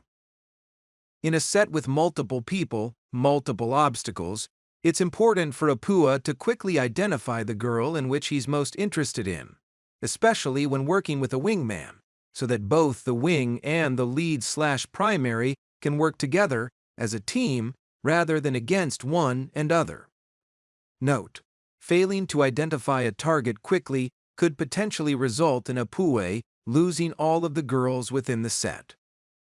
Mystery method style: in and out. In the in and out style approach, the primary will begin by approaching and opening the target indirectly, while the wingwoman will wait for just a few moments in standby mode. Tip: purely optional, but if you're gaming girls in a bar/nightclub environment, etc., then the wingwoman may also want to stop by the bar so as to order a round of drinks, and then, on her approach, deliver one of these drinks to the primary when she arrives. This will not only aid in demonstrating pre-selection plus social proof, but it will also make the connection between the two of you as friends, or possible suspected lovers, etc., appear to be more real, genuine, and authentic. After a few moments in standby mode, the wingwoman will then want to enter into set, focusing more so on the primary rather than the target. As she approaches, she may then want to put her arm around the primary and say, "hello," etc., thus instantly triggering the pre-selection attraction switch/trigger within the target's brain, and also possibly creating what's known as a jealousy plotline. The wingwoman will want to stay for just only a few moments. She's not really a part of the set unless needed. Possibly to deliver a short/brief AI, accomplishment intro, etc., for the primary, etc. When working a one set, one person, as in this specific example, the WW is simply there to make it appear as if the primary is pre-selected by other women, thus increasing his levels of attractiveness within the eyes of the target. As the WW enters into set, the primary will then want to introduce her to the target. Then she might want to say something to the extent of, "Okay, well, we'll all be over by the bar. See you in a few." After she has delivered this line, she then needs to eject post-haste, thus leaving the primary alone with the target so as to fulfill his mission objectives, i.e., number closing, go for the pull, insta, fuck, etc. Notice in the diagram below, imagine that the wingwoman is more so facing the primary and giving him much more attention than the target. Doing this increases the primary's perceived market value and levels of attractiveness.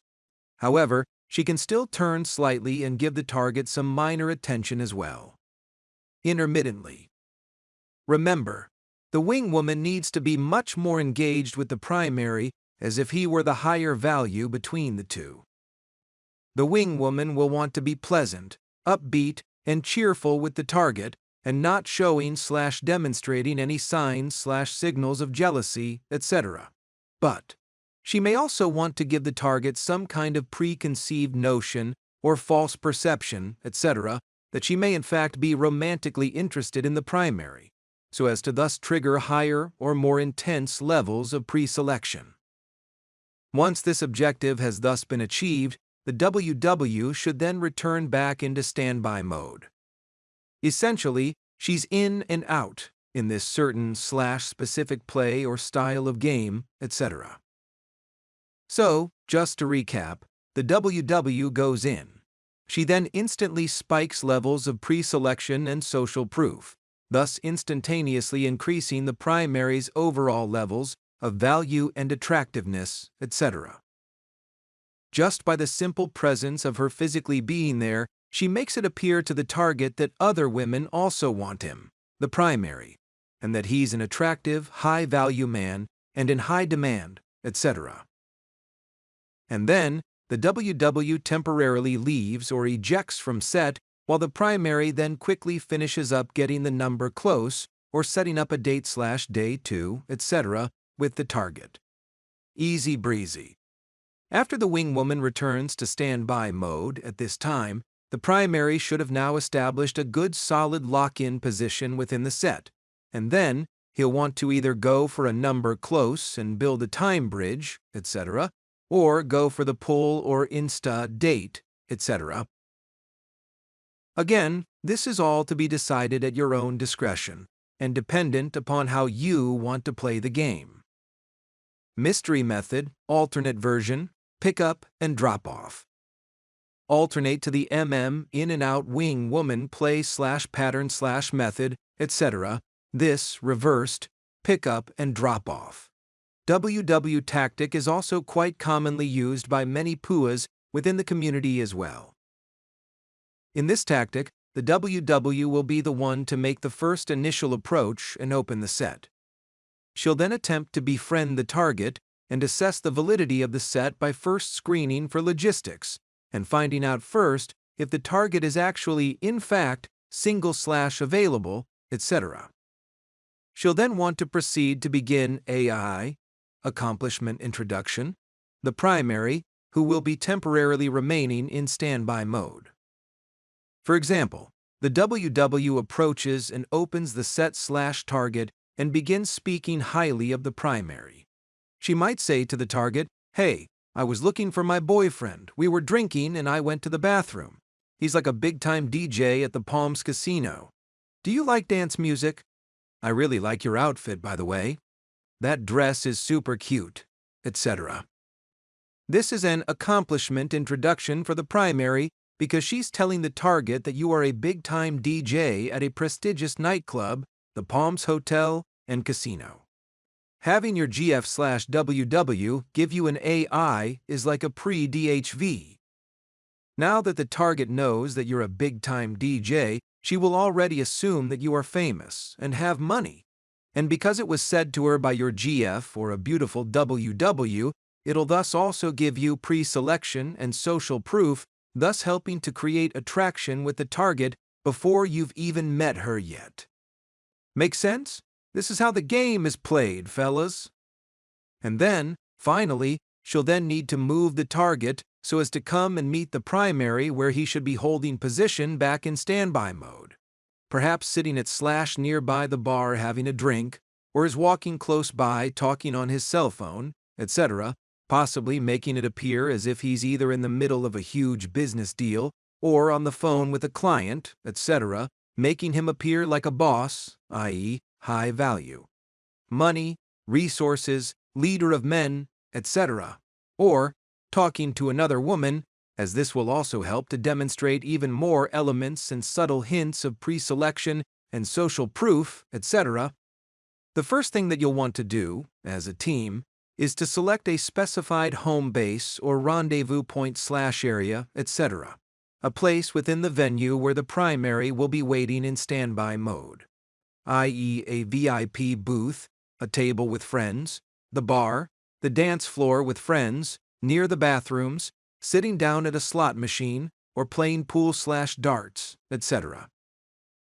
Again, set up all these logistics beforehand in accordance to your specific game plan and how you want to play the game. All of these specific details will be deferred to by the primary and generally always at his discretion, etc. Next, after arbitrarily choosing/selecting a potential target, the WW will then want to approach the target and open the set while the primary waits back in standby mode, etc., though still keeping a keen and watchful eye out for any signs/signals, etc., from the WW while she's in set, just as in a normal standby mode situation with a male wing. Tip: this specific style of approach is much better used while out with a group of friends, as in the case that the primary were just naturally hanging out with a large group of people. So that this way, when the wing woman and the target return to join/rejoin the group, the primary will already appear as if to be the leader of a much larger social circle. This will instantaneously make him appear much more alpha, and thus much more attractive in the eyes of the target. In doing this, the primary won't have to rely as much on verbal game or have to DHV and give an example of how or why he's a leader of men, etc. He'll just be seen as a leader of men because the target can physically see. Be a real-life demonstration that he's in fact really pre-selected by women. She's actually now met the WW, and she can physically see he has a lot of friends and a big social circle, because they're all there hanging out together, and everyone will be acting like he is the leader. And that's how game works. As previously mentioned, the WW will first open the set/target and assess if the target is actually in fact available, and will then begin to AI the primary. For example, the WW might approach and open with, "Hey, I love your dress. It's beautiful. Where did you get it?" Opening, a situational opener. So, who are you here with? Screening for logistics. Is the target alone? Or is she there with friends/BF/husband, etc.? Anyways, I'm here with my friend Todd. He's such an amazing guy. And super cute and talented. AI plus DHV. We used to be a thing, but we're just friends now. AI, DHV, pre-selection. He's one of the top nightlife promoters in Hollywood. Or whatever your specific career path is, just place it here. DHV, money, status, resources, etc. Come on, I'll introduce you. Compliance testing, suggesting a move/bounce, etc. You have to come have a drink with us and celebrate. Adding a bribe by offering the target a free drink, thus ultimately sweetening the deal in order to possibly help to gain/garner more compliance momentum, etc. Once the primary's DHVs have thus been uploaded into the target's head via AI accomplishment introduction, the wing woman will then want to move the target in order to come meet back up with the primary at the previously established home base/location/rendezvous point/area, etc. Note: if the target is out with friends, in a 2-set or 3-set, etc., then the wing woman may, or may not, want to move the entire group. However, if she can simply extract solely the target, then this is generally a much better and much more ideal situation, if possible/applicable. Once the move has taken place, and the wing woman introduces the target to the primary, she may then want to AI him again, or snip and stack to a new /previous thread/routine/gambit, etc., so as to thus help establish even more comfort between the two. For example, WW, this is my friend Ryan, who I was just telling you about. We actually went to high school together, We actually used to date back in the day, and now we're still really good friends. Not like that, but like BFFs and stuff. Pre-selection, yet letting the target know that he is now currently single and available. Primary, Ryan. Pleasure to meet you. Opening plus keynote, shaking the target's hand. Tonight is a great night. Stacking forward into the Ocean's 11 gambit. Me and my friends here all just completed a caper, and we're out celebrating like it's the end of Ocean's 11. Oh, and get this, blah blah blah, multiple threading. Stacking forward into the next routine. DHVing, storytelling, etc. Once the set is going smoothly, the wing woman will then generally want to eject from the set and then re-enter into standby mode.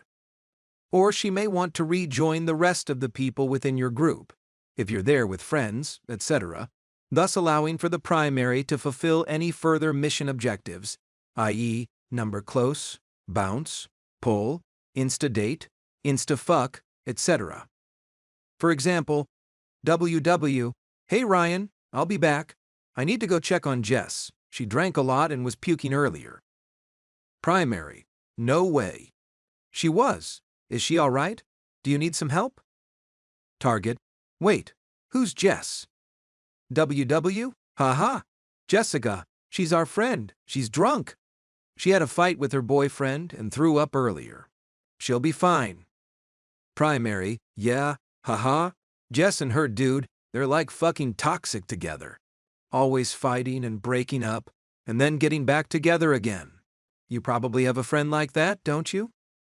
Target, haha, oh my god, my friend Marissa is exactly like that. WW, well, I'm gonna go check on Jess. Don't have too much fun without me, haha. Temporary ejection. Pre-selection, mentioning Jessica, another female friend. Primary continuing to stack forward, moving towards either a number close and ejection or going for the pull, etc. Notice in the diagram below, the WW ejects from set, thus leaving the primary in mini-ISO, mini-isolation, with the target to finish up. The wing woman then waits in standby mode while the primary then either chooses to number close and eject from set, then he'll head back to the selected home base location to meet back up with the WW, and then continue sarging on to the next set. Or, if the interaction is going exceedingly well, then he might want to try to go for a bounce, /pull / insta-date / insta-fuck, etc. Of course, this all depends on how well the interaction is going and how you want to play the game. And, obviously, if you leave /bounce, etc., then make sure to send your WW a courtesy text message to let her know exactly what's happening, etc. Direct tandem pickup tactics. In this technique, the primary girlfriend takes the lead in initiating a direct approach. She targets a woman whom both she and her boyfriend find attractive.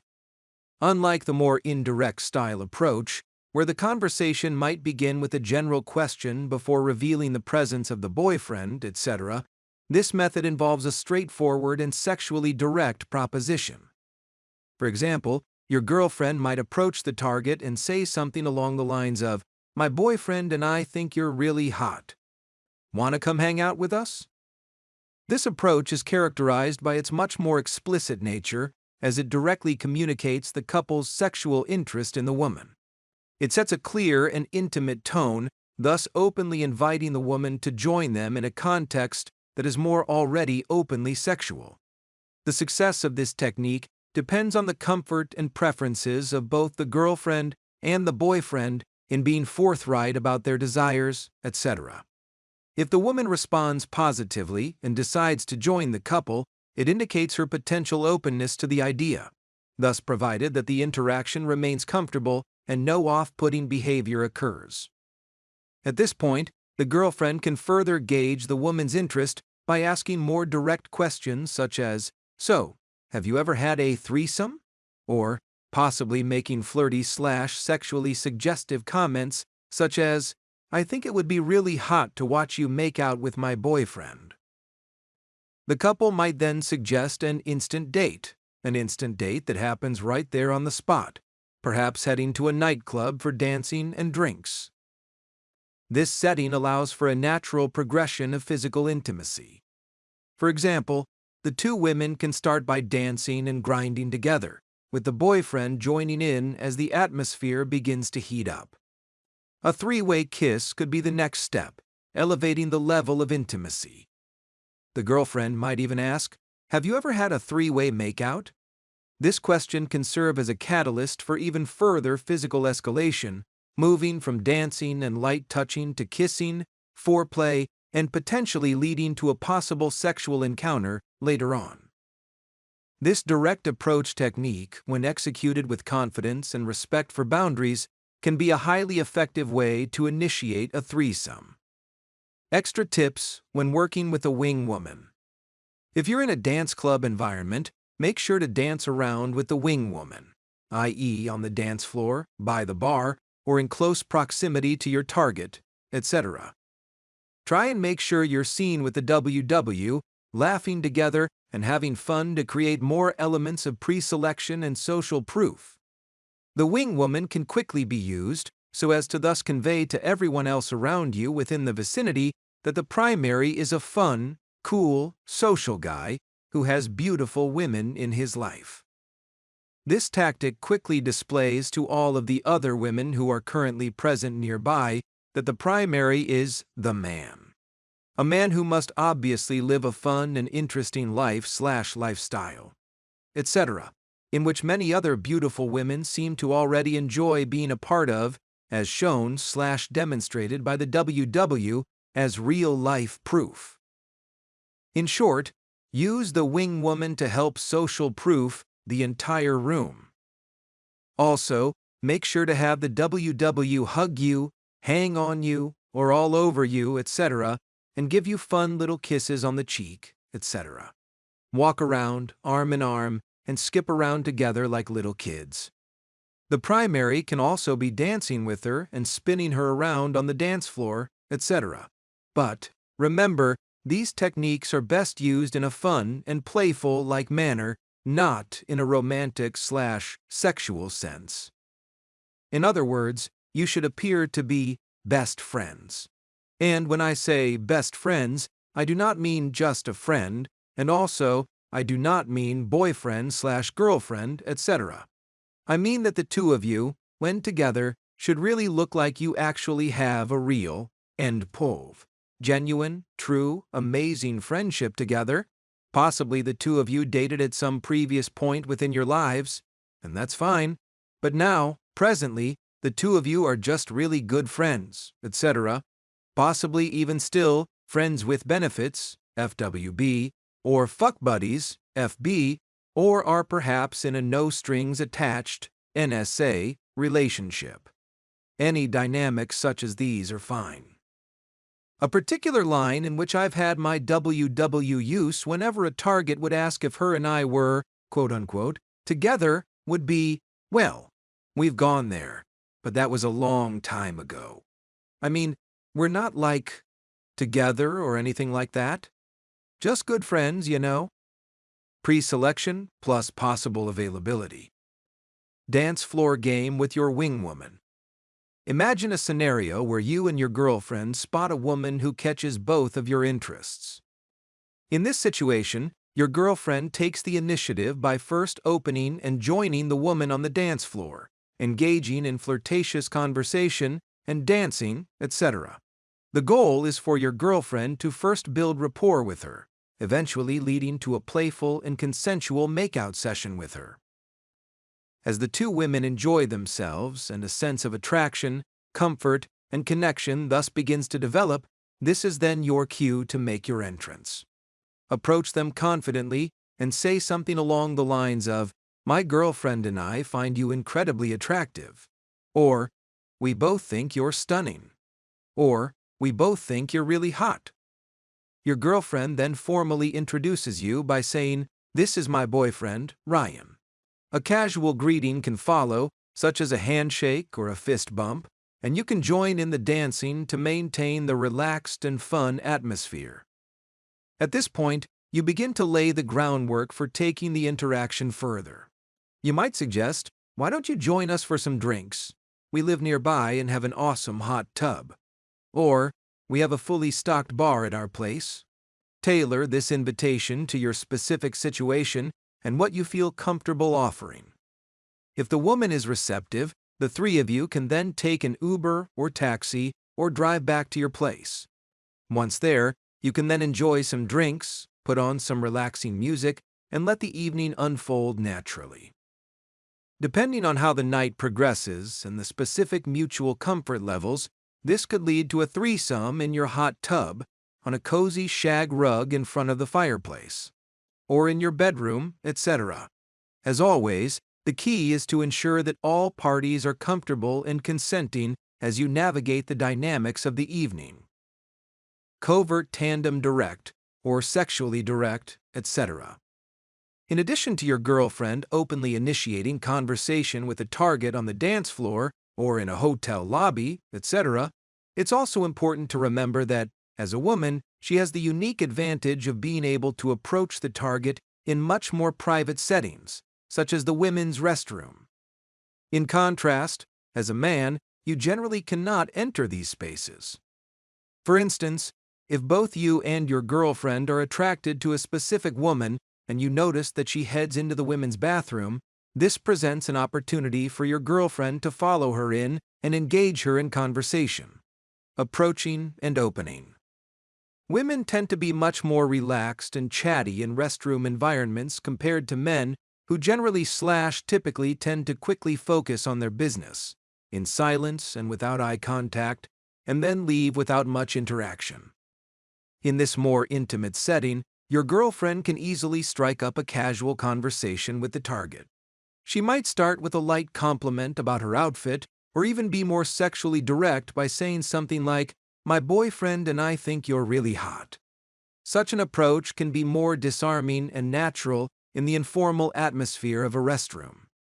Once your girlfriend has captured the target's interest, she can then smoothly transition the conversation by suggesting they both meet you back at the bar for some drinks. This move seamlessly brings the interaction from a private to a public setting, where you can join in and continue building rapport with the target. This covert tandem direct approach leverages the unique social dynamics of different environments in order to facilitate a much more natural and more effective introduction, etc. Tandem hunting with a wingwoman. Combined with online game. Another great way to play the game is by using/implementing a wingwoman or your girlfriend to help you pick up other girls online. There are actually several dating/adult websites/apps, etc., where you can build/set up couples profiles, where you're advertising to find a third, either to create a three-way relationship, a throuple, or just casual bedroom fun, etc. This method of game is actually the more modern way that most couples reach out to find a third person, usually to either find another woman to engage in a three-way with MFF, male, female, female, or to find another guy for the woman to experience a MMF, male, male, female, threesome. The best way to do this is by first getting/acquiring high-quality professional pictures of both the PUA and the WW/GF/wife, etc. And also, you'll want to digitally enhance the pictures with filters and apply aesthetic upgrades, etc. A special service which I also provide to clients as well, known as a digital retouch.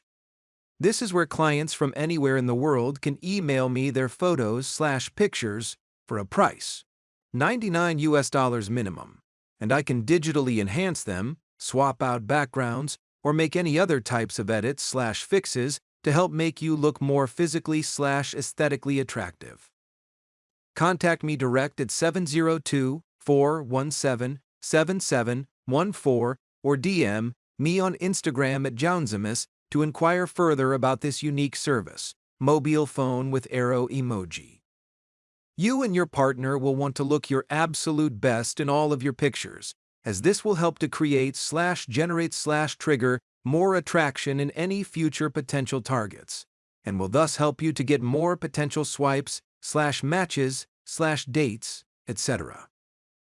Once you get a significant number of matches, then you and your partner can sit down together and choose who you want to hook up with. After that, then just simply proceed to invite the third person over for drinks and to hang out, and then let the seduction phase and sex take place. Easy breezy. This is just yet another way for you and your WW/GF to play the game. What about pulling girls for a threesome? During the daytime? AKA, day game. Yes, absolutely. And I know because again, I've done this myself several times. Engaging in daytime encounters for a threesome, commonly known or referred to as day game, is entirely feasible and can be just as successful as nighttime endeavors. It's important to dispel the misconception that sexual activities or the desire for threesomes are restricted to the night. The reality is that people's desires are not governed by the time of day. If you and your girlfriend are out during the day and find yourselves in a casual conversation with a potential partner, there are a couple of approaches you can take. You can either play the long game by building attraction, exchanging phone numbers, and then planning to meet up for drinks later on, or you can opt for a more immediate approach. For the more direct approach, start by asking the woman what her plans are for the day. If she mentions something like, "I just had to pick up a few things from the store," and it seems she's not accompanied by friends or family, etc., and has no other pressing plans, etc., you can then attempt to seize the opportunity. Suggest something casual and inviting, such as, "Why don't you come hang out with us?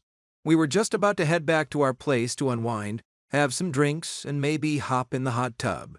Or, "We were planning to watch some movies and relax and order a pizza. You're welcome to join us." If she's interested and agrees to join you, then the three of you can head back to your place. Once there, the environment can be tailored to facilitate a comfortable and intimate atmosphere. Even if it's daytime, you can create a nighttime vibe by drawing the curtains or covering the windows, playing some music, and engaging in some fun, relaxing activities like enjoying drinks or spending time in the hot tub, etc. It's thoughtful to have an extra bikini on hand for your guest, or your girlfriend can offer one of hers. This gesture ensures that everyone is comfortable and can enjoy the amenities you've provided.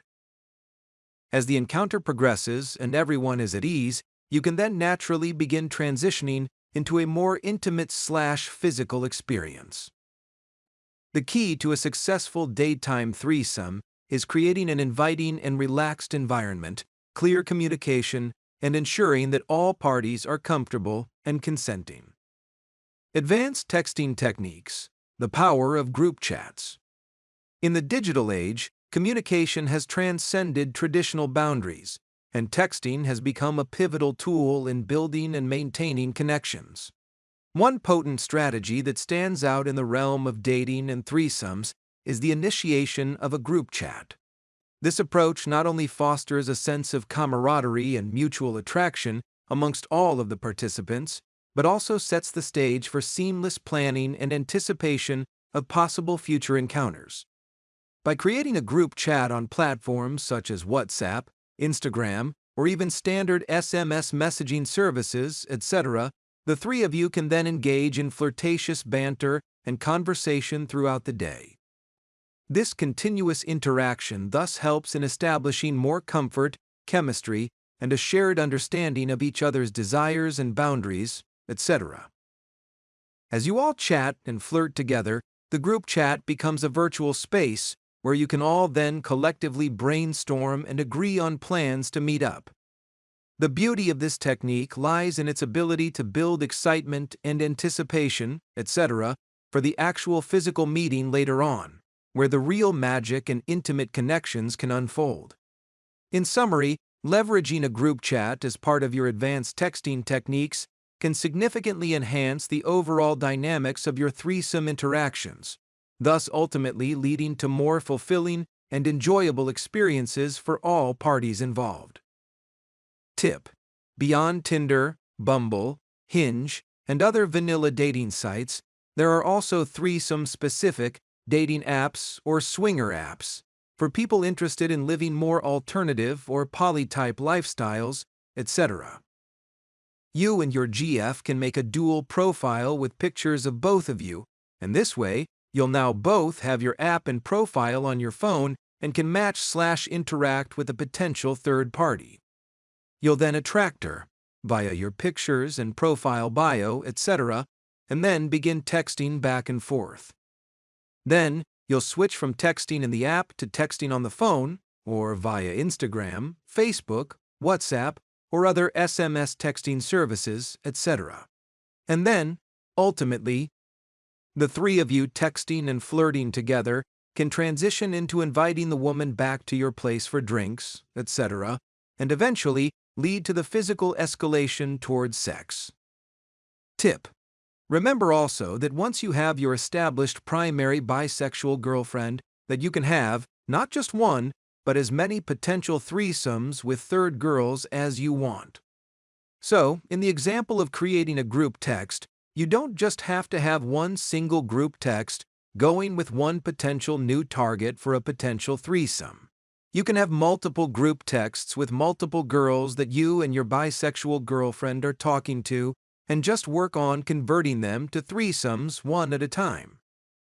And then, afterwards, you can keep the group text going so that the three of you can continue the relationship and can continue going out on more dates to dinners, concerts, amusement, parks, hanging out, or whatever else you'd like to do, or just keep it sexual by inviting the girl back to your house for the three of you to hang out and fuck, etc.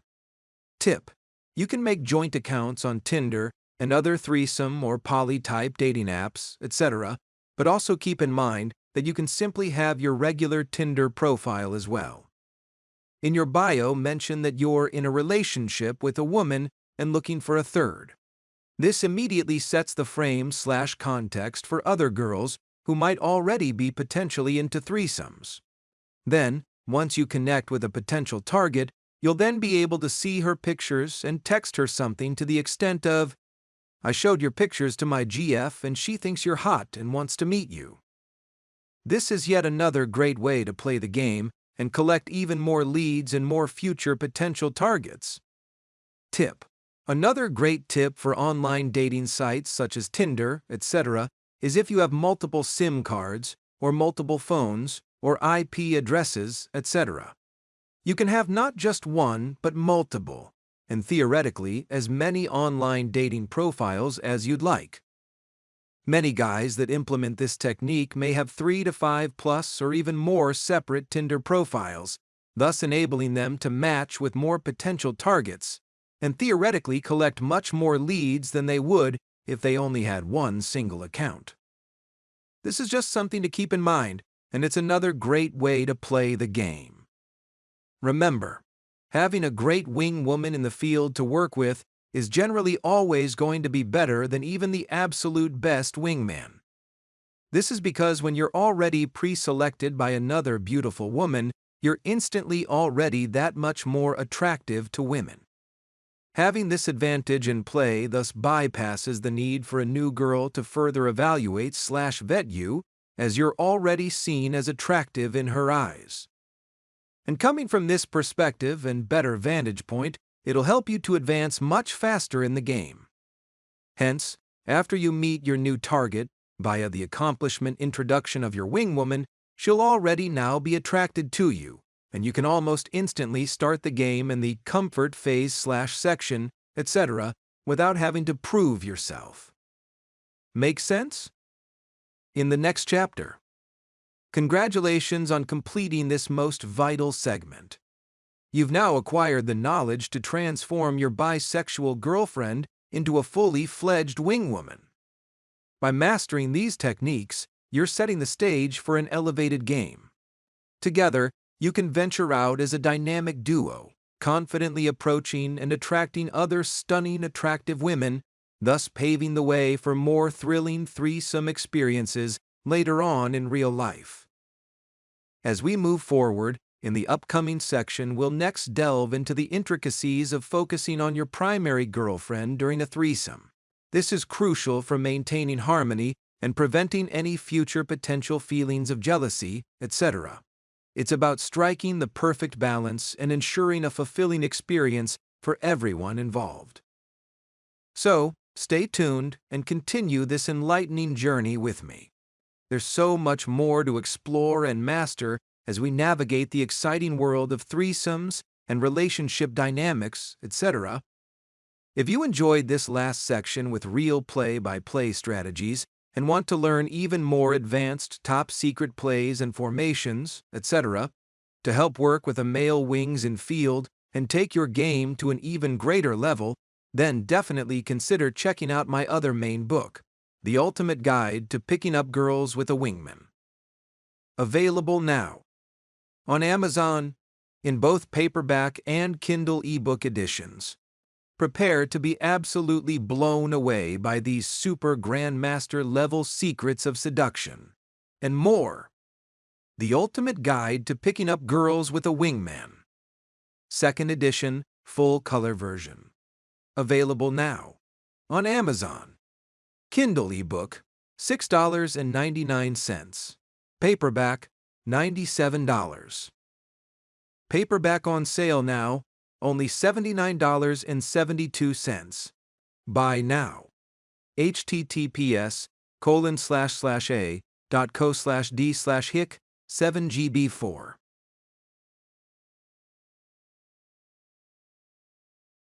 Chapter 6. Make the threesome fantasy. More about her, rather than about you. Let's elaborate on the theory of framing the results, or the desired outcome, etc., of a threesome more so as a favor to the woman rather than a personal request or favor to you. This is a radically counterintuitive advanced pickup technique / tactic / strategy, etc., and the theory or idea behind it is that, in doing so, you as a man won't seem to be seeming / appearing as desperate for sex or a threesome, etc., from another woman. But instead, rather you'll appear more so of the type of guy who gets threesomes all the time, and that it's not a big deal for you, and that you're more so framing the potential interaction in a way that makes it seem like you are doing your GF a favor in trying to help her to fulfill her three-way fantasies. Does this make sense? Here are a few tips / ideas / examples, etc., which may help to further broaden your perspective on this concept. Shift the focus of the threesome to her desires. When approaching the topic of threesomes with your GF, it's important to try to shift the focus from your own desires to hers. For example, instead of making it about fulfilling your fantasy, frame the conversation in a way that shows that you're more so interested in exploring her desires and sexuality, etc. This style of game and approach not only demonstrates a high level of emotional intelligence, but also shows that you're a considerate and attentive partner. Avoid begging, pleading, or demanding, etc. Begging or pleading for a threesome can come across as extremely needy or desperate behavior, which is a major turnoff to most women. When you do this, it makes you appear as a weak beta male bitch who can't get girls on his own. And if you can't normally get girls, then why should she date you? Especially when she has so many other options with other high-value men who do get girls.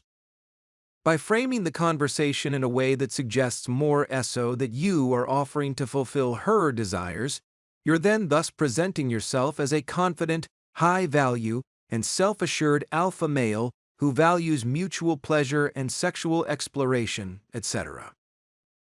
Normalize threesomes in your conversations.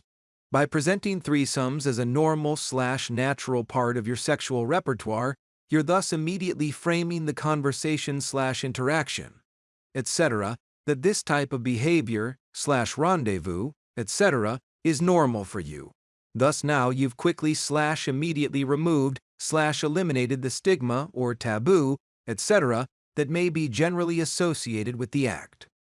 The woman to whom you're dealing with will then just have to accept the fact that you're just the type of man who easily gets threesomes all the time, and that it's really no big deal for you. This type of approach can make you appear massively more attractive to women because it immediately suggests pre-selection from other women, DHV. And also, it makes the idea appear much more appealing and less intimidating for the woman, as she may then feel more comfortable exploring her sexuality in a fun, relaxed, and non-judgmental environment, etc. Encourage open communication. By approaching the topic of threesomes in a non-threatening and much more open-minded manner such as this, you're now encouraging more open communication between you and your partner. This can ultimately lead to a much deeper level of intimacy and trust, etc., as you're now both able to express your desires and boundaries, etc., without fear of judgment or rejection. In conclusion, framing the desired outcome of a threesome as more so a favor to the woman can be an efficient and effective strategy for increasing your overall chances of success. By focusing on her desires and demonstrating higher value, you can create a more positive and mutually fulfilling experience for both you and your partner. Seductive suggestions. Planting the threesome seed. Seedling emoji. I spoke about the concept of planting the seeds of desire, etc., earlier in this book. Now I'm going to expand on this topic even further to give you the more advanced material. In this next section, I'll share with you how to make getting a threesome seem/appear to be more about your GF's ideas and desires, etc., rather than yours. Winking face emoji. In the realm of threesomes, the art of subtle seduction plays an extremely pivotal role here. It's about gently and covertly guiding the conversation/interaction, etc., in a way/direction that piques your GF's curiosity and desire, thus ultimately making her feel as though the idea of a threesome is originating from her own fantasies. This technique not only quickly eases/eliminates any potential resistance, but also empowers her and makes her out to be an active participant within the decision-making process. Here are a few examples of how you might want to frame or reframe the conversation/interaction, etc. The casual observation: you're out with your girlfriend and an attractive woman walks by. You lean in and say to her, "Hey, she's pretty hot. If you were to approach her, what would you say to her to get her phone number?" This approach not only compliments the other woman, but also opens the door for your girlfriend to express her interest, thus making her the initiator of the conversation. The hypothetical scenario. During a relaxed evening at home, you might mention something to the extent of, "So, it was funny. The other night I had this random dream where you and I were with this other girl. It was actually pretty hot. Ha ha, have you ever had a dream like that?" By sharing a hypothetical dream, whether real or fabricated, etc., you're slowly introducing the idea as a shared fantasy, making it less about your desires and more about exploring new experiences together. The playful challenge.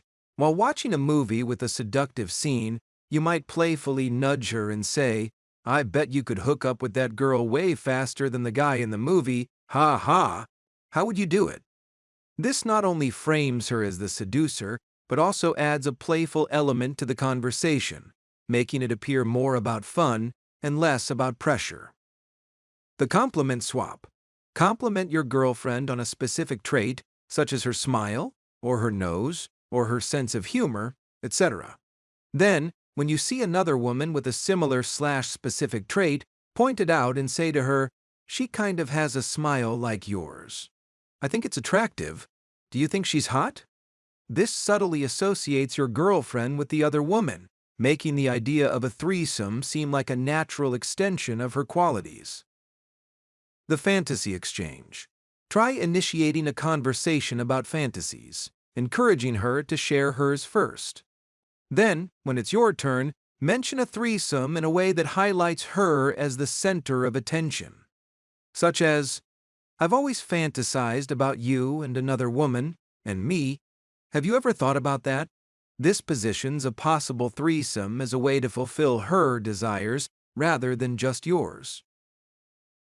For example, in the cartoon meme that I've created here, the man is mentioning to his GF, "That girl is so checking you out. How can we make this happen for you?" The GF responds, she is pretty cute, even though it was the man who found the other random woman attractive, winking face emoji. Notice how he frames the conversation with, "How can we make this happen for you?" Meaning that the man is not acting needy as if he wants/needs a threesome, but rather, he's making it seem like he's doing his GF a favor, trying to see how the two of them together can make this happen for her, to help fulfill her fantasy of being with another woman. Make sense? At this point, she's now falling into your frame, thinking that the other woman was checking her out. And now that the trap is baited, you can then capitalize on this by expanding the idea further and initiate a role-playing gambit, asking her, if you were going to approach her, how would you get her number? The GF will then begin thinking and fantasizing, etc., about how she'd approach her and ask her out. The more that you do this, the more it will become normal/natural, and eventually you'll have slowly planted all of these secret seeds of desire, etc., into her head. And in a way, you will have thus hypnotized or subconsciously manipulated her into thinking that all of this is her idea, and you're just her BF who is then going to help her to fulfill her fantasy. Make sense? By framing the conversation in these ways, you're not only introducing the idea of a threesome subtly, but also making it feel like a mutual exploration of desires. Tip: it's about creating a safe space where your GF feels comfortable expressing her curiosities and fantasies, etc., thus ultimately leading to a more consensual and enjoyable experience for both of you.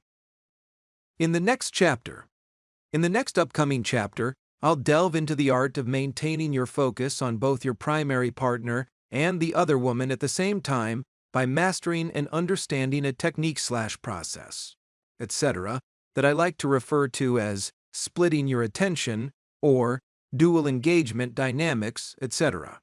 This skill is crucial for seamlessly juggling two partners in bed at once, thus ensuring that you can intimately connect with one girl while still keeping the other engaged with a slight touch or glance, etc. By honing this special/unique ability, you'll create a more harmonious and exhilarating experience for all participants involved. So, if you're ready to elevate your threesome prowess, then let's continue on this exciting journey together. Get Zoom video coaching now. Sparkles emoji, mobile phone with arrow emoji, sparkles emoji. Instagram, www.instagram.com/Jaunzemis @Jaunzemis. Or call/text 702-417-7714. Chapter 7. Always focus more on your primary girlfriend rather than the other woman in order to help prevent any potential jealousy issues. Welcome to a very essential chapter in the art of navigating threesomes. In the realm of intimate encounters, especially in the context of threesomes, maintaining a delicate balance of your attention between both of your partners is extremely paramount. It's not just about physical presence, but about ensuring that every participant feels equally valued, desired, and included. This chapter explores a groundbreaking technique that goes well beyond mere physicality, diving deep into the realm of emotional and sensual attunement, etc. This technique, or process, which I refer to as dual engagement dynamics, DED, is the cornerstone of creating a unique experience that is not just satisfying but truly unforgettable for all parties involved. For example, imagine a scenario where you're intimately engaged with one partner, consumed by passion, while seamlessly ensuring that the other partner also feels just as desired and included. This is the essence of dual engagement dynamics, a technique that allows you to split your attention back and forth between partners, thus creating a seamless flow of energy and engagement, etc. It's about being not just physically present, but emotionally and sensually attuned to the needs and desires of both partners. In this chapter, we'll delve into the practical aspects of DEAD, exploring various techniques and scenarios, etc., that illustrate the finesse and artistry required to master this technique. From maintaining physical contact with your primary girlfriend to sharing incredible intimate moments with the other woman, every action is designed to create a sense of inclusion and harmony. Keys to mastering dual engagement, dynamics, DEAD. Mastering the process of dual engagement dynamics lies in continuous awareness and adaptability within the moment. It's about keeping your hands moving, your eyes connecting, and your words encouraging, thus ensuring that every partner feels valued and respected. By mastering this technique, you can create a threesome experience that is not just balanced and fulfilling, but truly unforgettable for everyone involved. Let's talk about a few key reasons why this is important. Maintaining relationship dynamics. One of the key reasons for focusing more so on your primary GF during a threesome is to maintain the dynamics of your relationship. By ensuring that she feels valued and prioritized, etc., you can avoid any potential feelings of jealousy or insecurity, etc., that may arise if she somehow feels neglected or overshadowed by the other woman. Preventing jealousy issues. Threesomes can be extremely emotionally charged experiences, and it's important to be mindful of your partner's feelings. By keeping a hand on your GF and maintaining physical contact with her throughout the entire encounter, or at least as much so as you are able to, you can reassure her of your continued love and affection and prevent jealousy issues from ever arising in the first place. Avoiding taking too much value. Focusing more so on your primary GF can also help prevent the other woman from feeling like she's being used or taken advantage of, etc. By maintaining a balance and ensuring that both women feel valued and respected, you can thus ultimately create a much more harmonious and enjoyable experience for all participants involved. Maintaining emotional connection. Physical touch is a very powerful way to maintain emotional connection and intimacy, etc., with your partner during a threesome. By keeping a hand on your GF and engaging in small/slight affectionate gestures, etc., you can ultimately thus strengthen your bond between each other and ensure that she feels connected to you throughout the entire experience. Reassuring your girlfriend. It's important to reassure your GF that your relationship with her is your priority here. By never making her think or feel that you'd leave her for the other woman, you can thus alleviate/eliminate/obliterate, etc., any fears or insecurities, etc., in which she may have or might develop later on after the fact, etc., and ensure that she feels secure in your relationship. In conclusion, paying more attention to your primary GF during a threesome is a proactive way to prevent jealousy issues, maintain relationship dynamics, and ensure that both women feel valued and respected, etc. By keeping a hand on your girlfriend and maintaining physical contact with her, you can thus create a much more positive and fulfilling experience for everyone involved. Splitting your attention. Mastering the art of dual engagement dynamics, DEAD. Now that you understand a few of the basics, in this section, I'd now like to teach you a few more super advanced, top-secret seduction techniques and some more theories and ideas, etc., about this concept. This concept is not just a technique, it's literally a cornerstone of having ongoing, successful, satisfying, and continuous threesomes. The essence of DEAD lies in the artful balance of learning the technique and/or having/squiring the ability to be able to split your attention back and forth. Almost instantaneously, throughout the course of the interaction with both partners, thus ensuring that neither of the women feels neglected or left out, etc. It's about creating a seamless flow of energy and engagement that envelops all participants in a shared, awesome, exciting, and exhilarating experience. So, why is this so important, you may wonder? Well, imagine a scenario where one partner feels sidelined or ignored, especially if it were your primary GF. Not good. Frowning face emoji. Such a situation can lead to discomfort, jealousy, or even resentment, either right there in the moment or later on down the road, etc., thus ultimately disrupting the harmony and beauty of the encounter. In order to prevent this, it's extremely crucial to master the art of dual engagement, where you're not just physically present and in the same room with both partners, but also emotionally and sensually attuned to their needs and desires. Let's delve into some more practical examples to illustrate the finesse of dual engagement dynamics. The sensual balance. You're intimately involved with one partner, lost in the depths of passion. Meanwhile, your hand, right or left, dependent upon which position you're currently/actively engaged within, etc., reaches out to the other woman, possibly tracing small, gentle circles on her thighs, slowly moving upwards/downwards, etc. The occasional eye contact and sexual/erotic, whispered words of affirmation or bedroom talk, etc., will help to keep her tethered within the moment, making her feel just as desired as the other woman. The kiss of inclusion. While one partner is the main/primal focus of your physical attention, you might then also lean over and share a soft, sweet/sexy/passionate kiss with the other woman. This simple act bridges the gap between physical and emotional engagement, thus ensuring both partners will feel equally involved. The whispered narration. In the heat of the moment, you begin to narrate what's happening to the partner you're not currently engaging with physically. For example, you might turn and whisper to her, "I love how you watch us like that. It's so fucking sexy."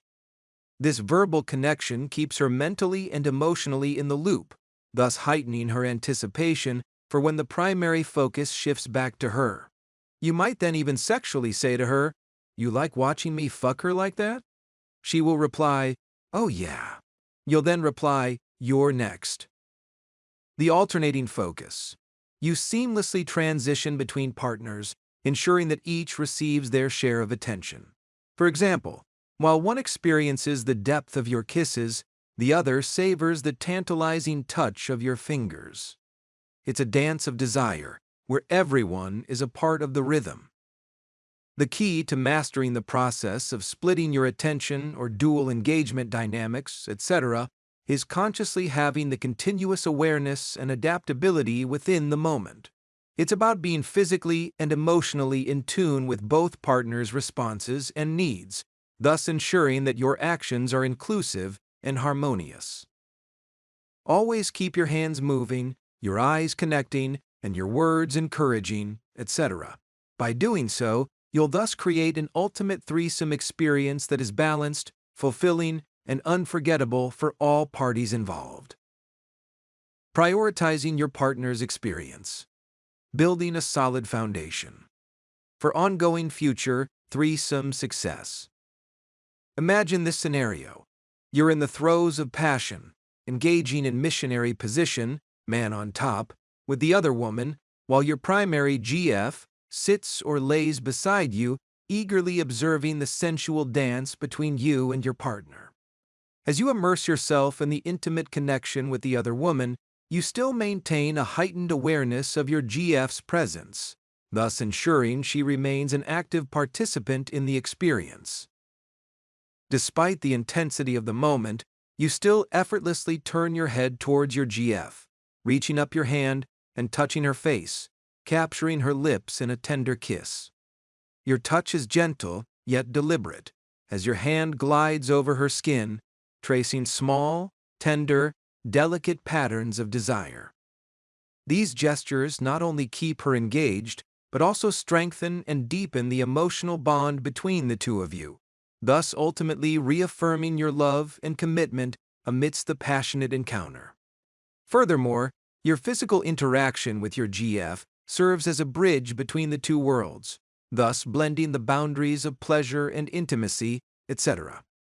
By involving your GF in this way, You prevent any feelings of neglect or exclusion and enhance the overall experience for everyone involved. This dynamic of dual or simultaneous engagement, etc., is about emotional and sensory attunement, recognizing and responding to the subtle cues of desire and connection, etc., thus ensuring that both partners feel valued and cherished throughout the entire encounter.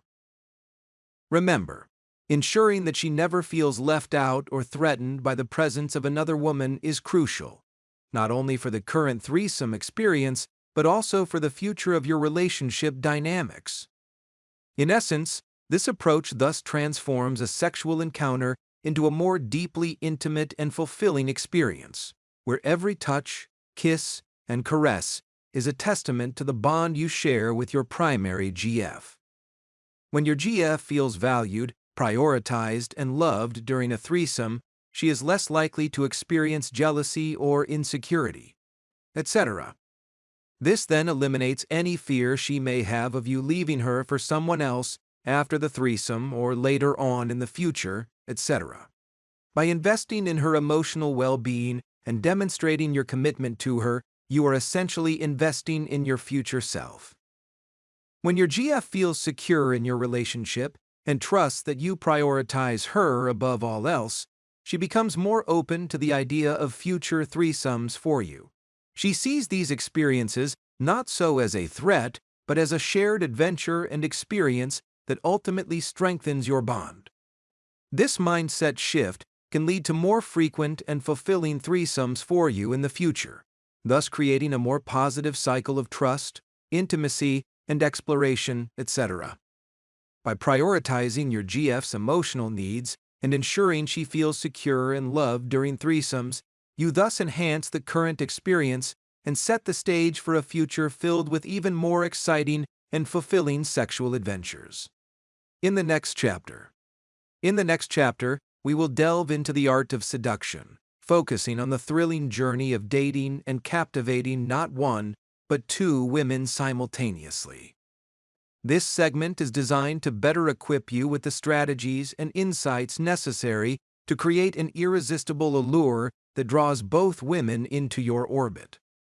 We will explore the dynamics of the middle game and how to set up three-way dates and outings, etc., where the magic of connection begins. You'll learn how to navigate these social settings with confidence and finesse, thus ensuring that comfort and rapport are established with both women before ultimately proceeding toward seduction. This foundation is crucial, as it sets the stage for a deeper and more intimate connection. As we progress, we'll discuss the subtle art of escalating the interaction, guiding you on how to seamlessly transition from a casual outing to a more private setting. This is where your skills in creating a more seductive environment will shine, as you ultimately lead both women back to your house or some other place/form of full isolation, etc. The chapter will culminate in the endgame of seduction. Here, we'll reveal the secrets to igniting the flames of desire, skillfully managing the dynamics between you and the two women in order to create an unforgettable experience. You'll learn how to better balance your attention and energy, thus ensuring that both women feel equally desired and valued, etc. This chapter promises to be a fucking game changer, providing you with the tools and confidence to turn your threesome fantasies into real-life reality. So, brace yourself for an exhilarating journey into the realm of seduction, where your dreams of captivating two women at once are about to finally come to fruition. Let's embark on this adventure together and unlock the secrets to creating unforgettable connections and experiences. So, if you're ready, then let's begin. How to Pick Up Hot Women, 2nd edition, full color version. Available now on Amazon. Kindle ebook, $6.99. Paperback, $97. Paperback on sale now, only $61.59. Buy now. https://a.co/d/4/xs3u8. Chapter 8. Understanding the middle game and creating a connection with both women. In the intricate dance between your opening game, or the pickup, of your second woman, and the end game, seduction, foreplay, and sex, and possibly even a three-way relationship of some sort, etc., the middle game, or in this case, the second or sequential middle game, or secondary middle game with the second woman, etc., is where the art of connection truly begins to take place and flourish. As you, the man with a primary bisexual girlfriend, and your newfound potential third partner navigate this new dynamic terrain, the goal here is to cultivate a deep and meaningful bond with both women. This chapter delves into the specific strategies, tactics, and techniques, etc., needed for not only enhancing and solidifying your connection, but also to pave the way for a sensual and fulfilling endgame, the threesome. The prelude to connection, setting the stage. Before embarking on this journey of connection, it's crucial to lay the groundwork for a seamless transition. Whether you met the second bisexual or open-minded woman at an LGBT event, nightclub, or through an online dating site, etc., the initial attraction has now sparked her interest. Now, as you engage with her via text conversations, video chats, or in-person meetings/dates, etc., it's essential to maintain a sense of intrigue and allure, etc. Keep the conversation lively and engaging, while subtly hinting at the potential for a deeper connection. Crafting memorable experiences, the art of the date. The foundation of any strong connection lies within shared experiences. Try to plan multiple dates and outings, etc., that cater to the interests of both women. Whether it's a romantic dinner for three, a cultural event, or a weekend getaway, etc., the key here is to create fun moments that are both memorable and meaningful, etc. Tip: pay attention to the details, such as their favorite foods, activities, and music, etc., to show that you're invested in their happiness. Building emotional bridges, forging on a deeper level. As the bond between the three of you grows, it's always important to work on forging/creating a strong emotional connection with both women. This gets the entire group more in sync with one another. Try to engage in fun conversations that demonstrate higher value. For example, talk about your passions and things that interest you, your aspirations and achievements in life, your hopes and dreams, etc. Ask fun/unique/interesting/intriguing questions, etc. Listen attentively to their stories and experiences, etc. Give good solid eye contact and show genuine empathy, compassion, and understanding, etc. By creating a fun and safe space between the three of you for emotional intimacy, you pave the way for a deeper and more meaningful connection. Navigating the dynamics, balancing attention and affection. In a dynamic involving multiple partners, it's crucial to try and strike a delicate balance between attention and affection. Make each woman feel valued and cherished, whilst also maintaining a sense of equality and fairness. Tip: try to avoid favoritism or neglect, etc., as this can lead to possible feelings of jealousy or insecurity, etc. Instead, try to strive to create a more harmonious and inclusive dynamic that honors all parties involved. The process of multiple venue looping. In the second middle game. In the second middle game, or second dating cycle, etc., the process of multiple venue looping, etc., plays a crucial role in deepening the emotional connection with both women and sets the stage for a potential threesome later on.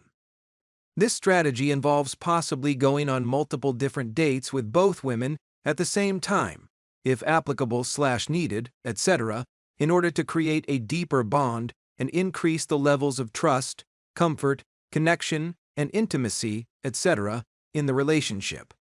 Meeting up with both women simultaneously serves several purposes. Firstly, It allows for the development of a better overall group dynamic, where all individuals can interact and build rapport together.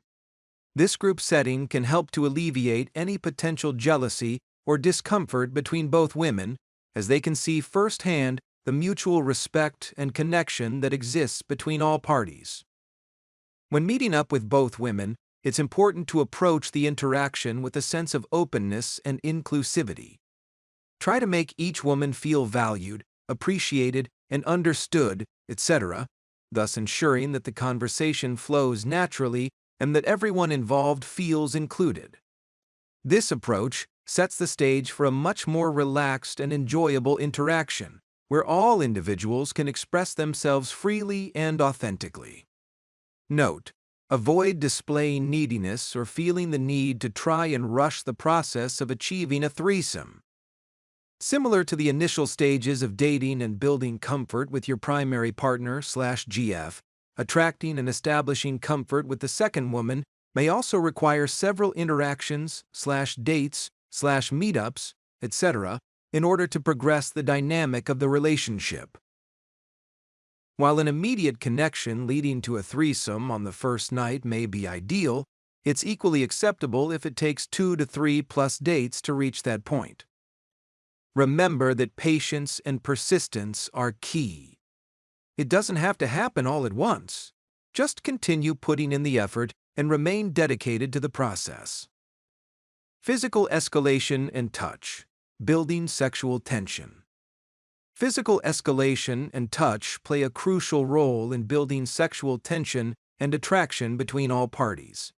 Light touches, caresses, and kisses can help to create a greater sense of intimacy and desire, laying the groundwork for a more intimate connection later on.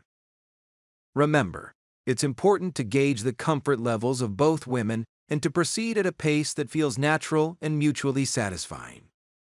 Note: any forms of touching or physical escalation, etc., within the pickup artist or PUA lexicon is known as, or referred to as, kino, derived from the word kinesthetic, which pertains to touch. Incorporating kino into your interactions is pivotal for advancing the connection with both women during a threesome scenario. This progression through physical touch is a fundamental aspect of the game, as it sets the stage for further intimacy and ultimately sexual encounters. Before engaging in sexual activities with both women, it's essential to first establish a level of physical contact that includes kissing, dancing, and holding hands, etc. These actions represent different rungs on what PUAs refer to as the kino escalation ladder, each symbolizing a further step towards increasing levels of intimacy. Imagine the kino escalation ladder as a physical ladder, with each rung representing a different level of physical contact/escalation, etc. The first rung on the kino ladder might involve your very first handshake or fist bump with the woman, or perhaps light touches or taps on the arm, elbow, or shoulder, etc., thus signaling your initial first contact and the initial breaking of the physical barrier between the two of you, or all three of you. As the interaction progresses, you might then advance to the next rung, all dependent of the specific situation or type of date, etc., which might involve dancing or holding hands, thus indicating a deeper connection and comfort level between you and the girls. Subsequent rungs may include hugging, followed by the first kiss, and further physical intimacy such as foreplay, and ultimately, sex. Remember that it's crucial to approach each rung on the kino ladder gradually and with sensitivity to the women's comfort levels. Calibration here is key. Being highly attuned to both women's responses ensures that the physical escalation will be smooth and mutually enjoyable for all parties. Beginning with light and playful touches, such as handshakes or fist bumps, etc., during the initial meeting, and gradually building up to more intimate gestures sets a foundation of trust and comfort. This gradual escalation of physicality not only enhances the sexual tension, but also creates a sense of anticipation and excitement, making the eventual progression to sexual activities more natural and enjoyable for everyone involved. By calibrating your kino escalation according to the comfort levels of the women, you can thus further establish a more solid foundation for physical escalation, thus ultimately leading to a more successful and fulfilling threesome experience as the interaction progresses forward. Remember to always keep things lighthearted, fun, and flirty. Flirting, having fun, and keeping things lighthearted are essential components of the interaction. This creates a fun, playful, and enjoyable atmosphere and experience, etc., where all individuals can relax, let loose, and be themselves. Laughing, joking, and engaging in fun/playful banter can also help to further break the ice and create a sense of camaraderie between all parties involved. What this does not mean. This does not mean engaging in any serious or heavy topics/conversation, etc., that could potentially dampen the mood and detract from the fun/relaxed/playful atmosphere. Try to avoid discussing any serious or contentious issues such as religion or politics, etc., as these topics can lead to potential arguments/disagreements, etc., and possibly create tension between the group. If these types of things are important to you, you can always discuss them later after you have gotten the threesome. Similarly, conversations about death or disease, etc., or any other such sad/somber/doom/gloom subjects, etc., should thus be avoided, as they can quickly sour the mood and diminish the fun and flirtatious vibe/dynamic of the interaction. Instead, try to focus on keeping the conversation light, fun, playful, and enjoyable, and sexual. If possible, share funny anecdotes, tell jokes, and engage in playful banter, etc. For example, you might playfully tease one of the women about her taste in music or jokingly challenge her to a light-hearted competition. Things such as playing three-way hot hands, which I'll discuss in the next section with a few more great fun tips and ideas for you, or to a triple thumb war. These interactions can help to create a sense of camaraderie and build rapport between all parties involved, and also get some great light flirty touches going between all three of you in order to help further break the ice. Or try to create some fun sexual tension by flirting or creating fun sexual innuendos. For example, one of the women, "I had a long, hard day at work today." You, "Oh, really? Do you like it long and hard?" Winking face emoji. Both women, "Oh my God, haha," smiley face emoji. The joke, you're twisting her words and making a sexual innuendo talking about a long, hard dick. Note: creating sexual tension via flirting and fun, playful sexual innuendos, etc., can be a powerful way to enhance the atmosphere of desire and anticipation. Just remember that it's always important to approach this with sensitivity and respect, ensuring that all parties are comfortable and receptive to this type of interaction. Example number 2. One of the women, "I was on vacation at the Grand Canyon last month. Oh my God, it was so big." You, "Yeah, that's what she said." Winking face emoji. Both women, "Haha," smiley face emoji. The joke, you're making a sexual innuendo, implying that some other random woman, she, said your dick was big. These examples are playful and flirty, adding a touch of spice to the conversation without being too overtly sexual or inappropriate. They can help to create a sense of anticipation and desire, subtly planting the seeds of desire and setting the stage for a more intimate interaction later on. Additionally, maintaining a positive and upbeat energy is key. Smile, laugh, and exude confidence and charisma, etc., as these qualities are inherently attractive and can help to create a more welcoming and enjoyable atmosphere. Encourage the women to relax and be themselves, thus reassuring them that it's okay to let their guard down and have fun. Overall, The goal here is to create an environment where everyone within the group feels comfortable and at ease, thus allowing for a natural and enjoyable interaction that can ultimately lead to a much more intimate and fulfilling experience for all parties involved. Three-way hot hands. A fun, playful way to initiate physical touch/escalation. Three-way hot hands is a playful and interactive game that can add a fun and flirty element to your date with two women. Not only does it break the ice or the physical barrier between the three of you, but it also helps build chemistry, connection, and even a bit of possible sexual tension, etc. How to play three-way hot hands. Setup: sit or stand in a comfortable position with both women. Decide who will start as the slapper and who will be the defenders. Starting the game. The slapper holds their hands up, palms facing down, ready to slap the back of one of the defenders' hands. The defenders hold their hands up, palms facing down, ready to avoid being slapped. Gameplay. The slapper tries to slap the back of one of the defenders' hands before they can move it out of the way. The defenders can move their hands up, down, or to the sides to avoid being slapped. Rotation. After each round, rotate the roles so that each person gets a turn as the slapper. This allows everyone to participate and keeps the game dynamic and engaging. Building chemistry.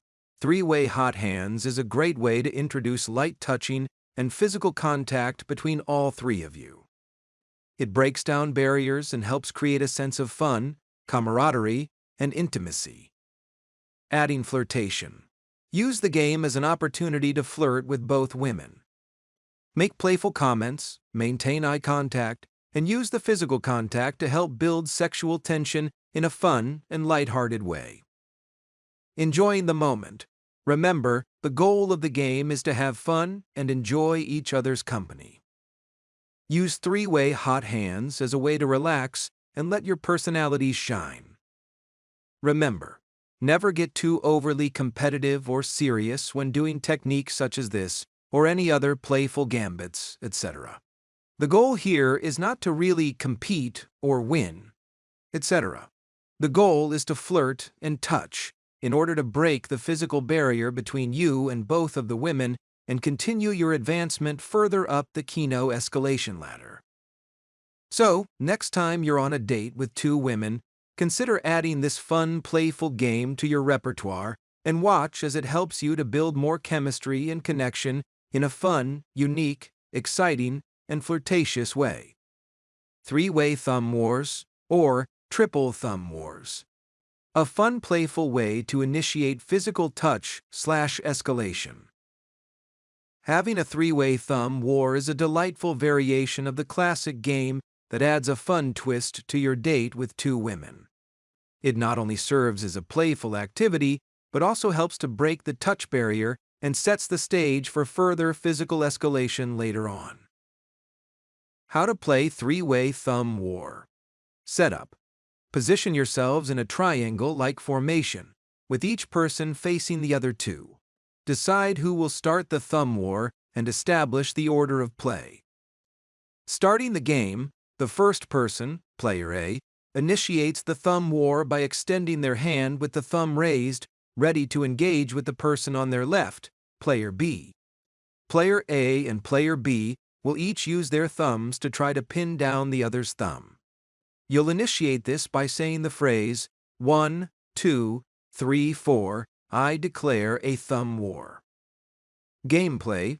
Player A and player B engage in the traditional thumb war, trying to trap each other's thumbs while avoiding being pinned. Meanwhile, the third person, player C, observes and awaits their turn. Rotation. After a round is complete, when one thumb is pinned, the defeated player, either player A or player B, then becomes the observer, or the judge. And the winner continues as the new player A, challenging the remaining player, player B or player C. Triangle formation. The triangle formation encourages physical contact between all three participants.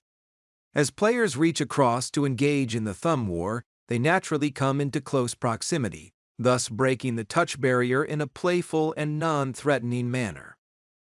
Physical escalation. The close contact and playful nature of a three-way thumb war can help create a better sense of intimacy and comfort among the group. This can pave the way for further levels of physical escalation and touch later in the date. Having fun. Remember, the goal of the game is to have fun and enjoy each other's company. Use three-way or triple thumb wars as a fun way to bond and create shared experiences that will enhance your connection. Three-way thumb wars are a fantastic way to add a fun, playful, and flirtatious element to your date while also breaking down touching barriers and building comfort, etc. Next time you're out with two women, try suggesting a three-way thumb war and watch as it brings you closer together in a fun and memorable way. Engaging conversation and interesting questions.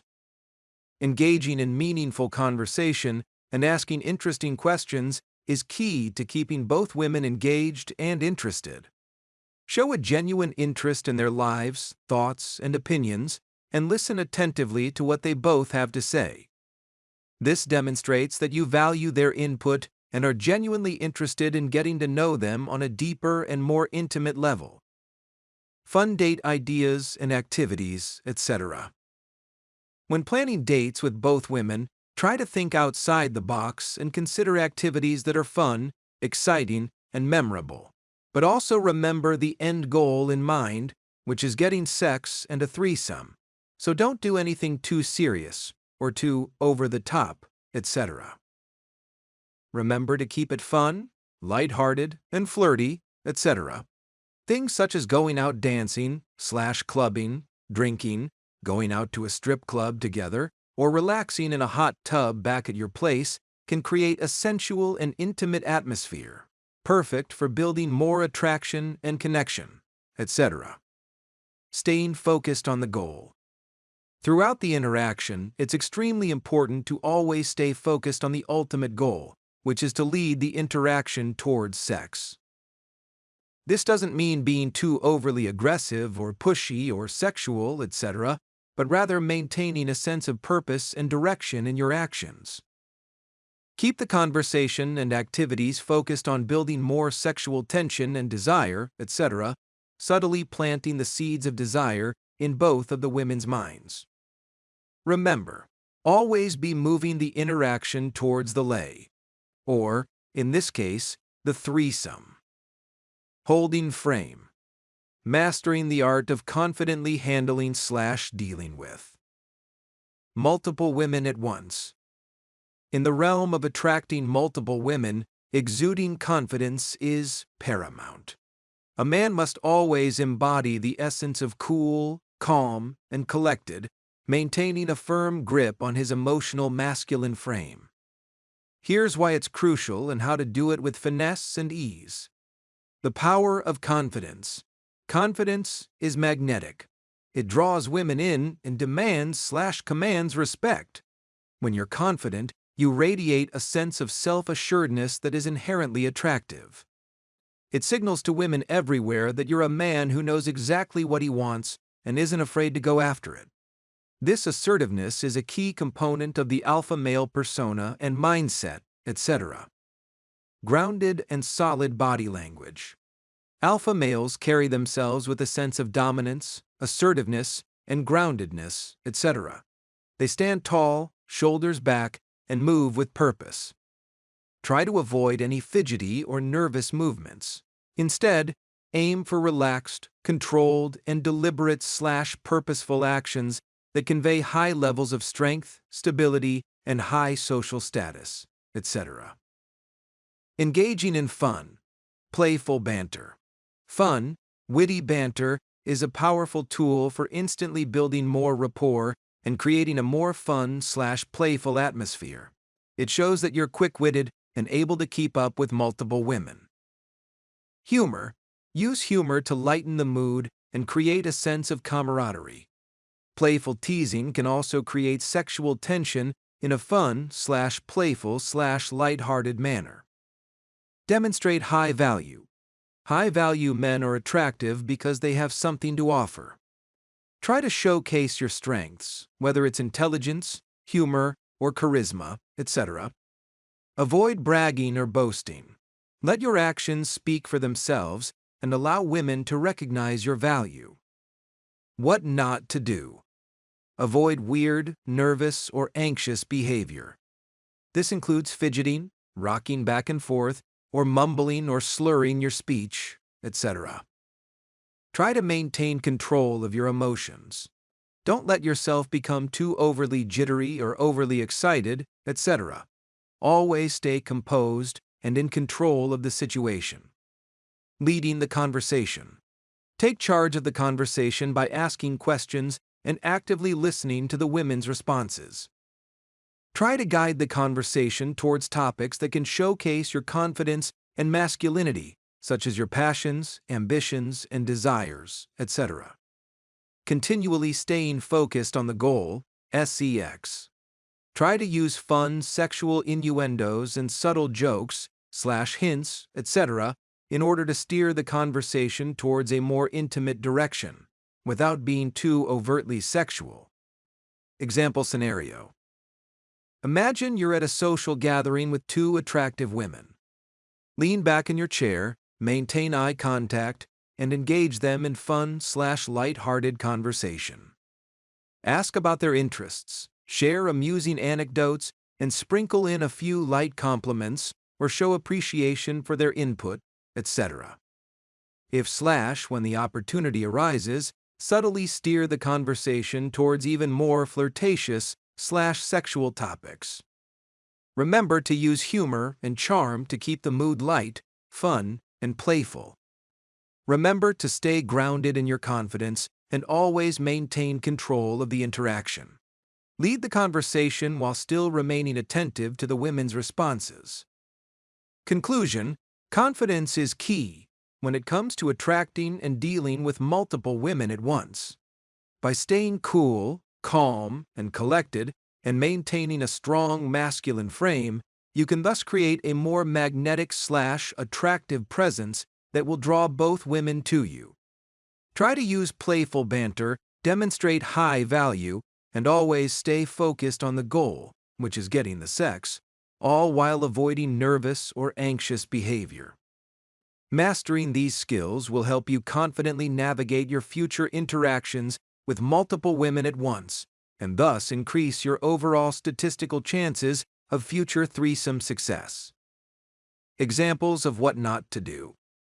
In the previous meme provided, there are two key observations that align with the principles in which I teach to my students. Firstly, on the left side of the image, there's a man seated at a considerable distance from both women. This awkward positioning can quickly convey an aura or sense of fear, timidity, or a lack of assertiveness, etc., which can be extremely unattractive to most women. When a man appears too hesitant to take charge of the situation/interaction, etc., it can quickly lead to discomfort for both women. To counter this, it's advisable for the man to try to reposition himself, thus moving closer to the center between the two women. This adjustment not only physically aligns him better within the group, but also allows for the initiation of small, light, subtle touches/taps, etc., kino, which can serve as a form of physical escalation. This gradual progression from initial contact to more intimate gestures later on as the evening progresses quickly sets the stage/vibe for further romantic interactions later on, including kissing, seduction, foreplay, and potentially sexual intimacy. In the image on the right, the man and his GF have adopted another type of awkward seating position/arrangement that gives off the impression more so of a formal type of interview rather than a more relaxed social interaction/date. This setup, where the couple appears as a unit separate from the other woman, or, in the parlance of a pickup artist, a two-set dealing with a separate one-set. Rather than just being in a solid three-set consisting of you plus both targets, etc., can create a sense of exclusion and formality that can be detrimental to the dynamic of the date. To improve this situation, the man should attempt to adjust his positioning to be more centrally located between both women. This repositioning not only helps better integrate him into the group, but also sets the stage for physical contact, which is crucial for building even more intimacy. One effective way to initiate this physical interaction is by engaging in fun, lighthearted, playful, touch-based games, such as having three-way thumb wars or playing three-way hot hands, etc., which I discussed earlier, or other similar activities, etc. Things such as pulling out your phone and getting both women around you and showing them an interesting quick/short TikTok video or YouTube video, something that is hilariously funny or entertaining for all of you to laugh at or react to, etc. These games not only break the physical barrier between the three of you, but also add in elements of fun, playfulness, and excitement to the interaction, thus ultimately enhancing the overall experience for everyone involved. By making these small/slight adjustments, etc., the man can then create a more inclusive and engaging environment, thus improving the chances of a successful and enjoyable date for all parties involved. In the previous meme here, two exemplary scenarios are depicted, showcasing what successful three-way dates should visually look like.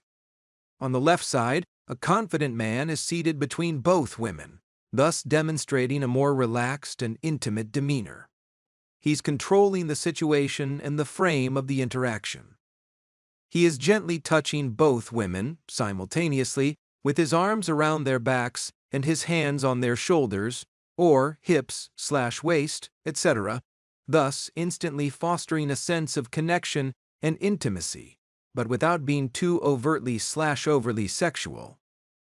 The setting is quiet, cozy, and relaxed on a nice rooftop bar or quiet ultra lounge, etc., with the trio enjoying drinks in a fun/relaxed environment, working on deepening/strengthening their bond. This scenario exemplifies a successful three-way date that is most likely going to progress towards a possible threesome later on in the future, as it sets the stage for further intimacy and connection. On the right side, another successful three-way date is portrayed, this time in a more lively nightclub setting. The man has positioned himself between the two women, exuding a fun, charming smile and a relaxed, leaned-back posture, and he's radiating great upbeat energy. The women are actively engaged, dancing with him, and reciprocating his touches, thus also showcasing their affection for him as well. This mutual physical interaction is crucial, as it signifies a balanced and reciprocal connection between all three participants.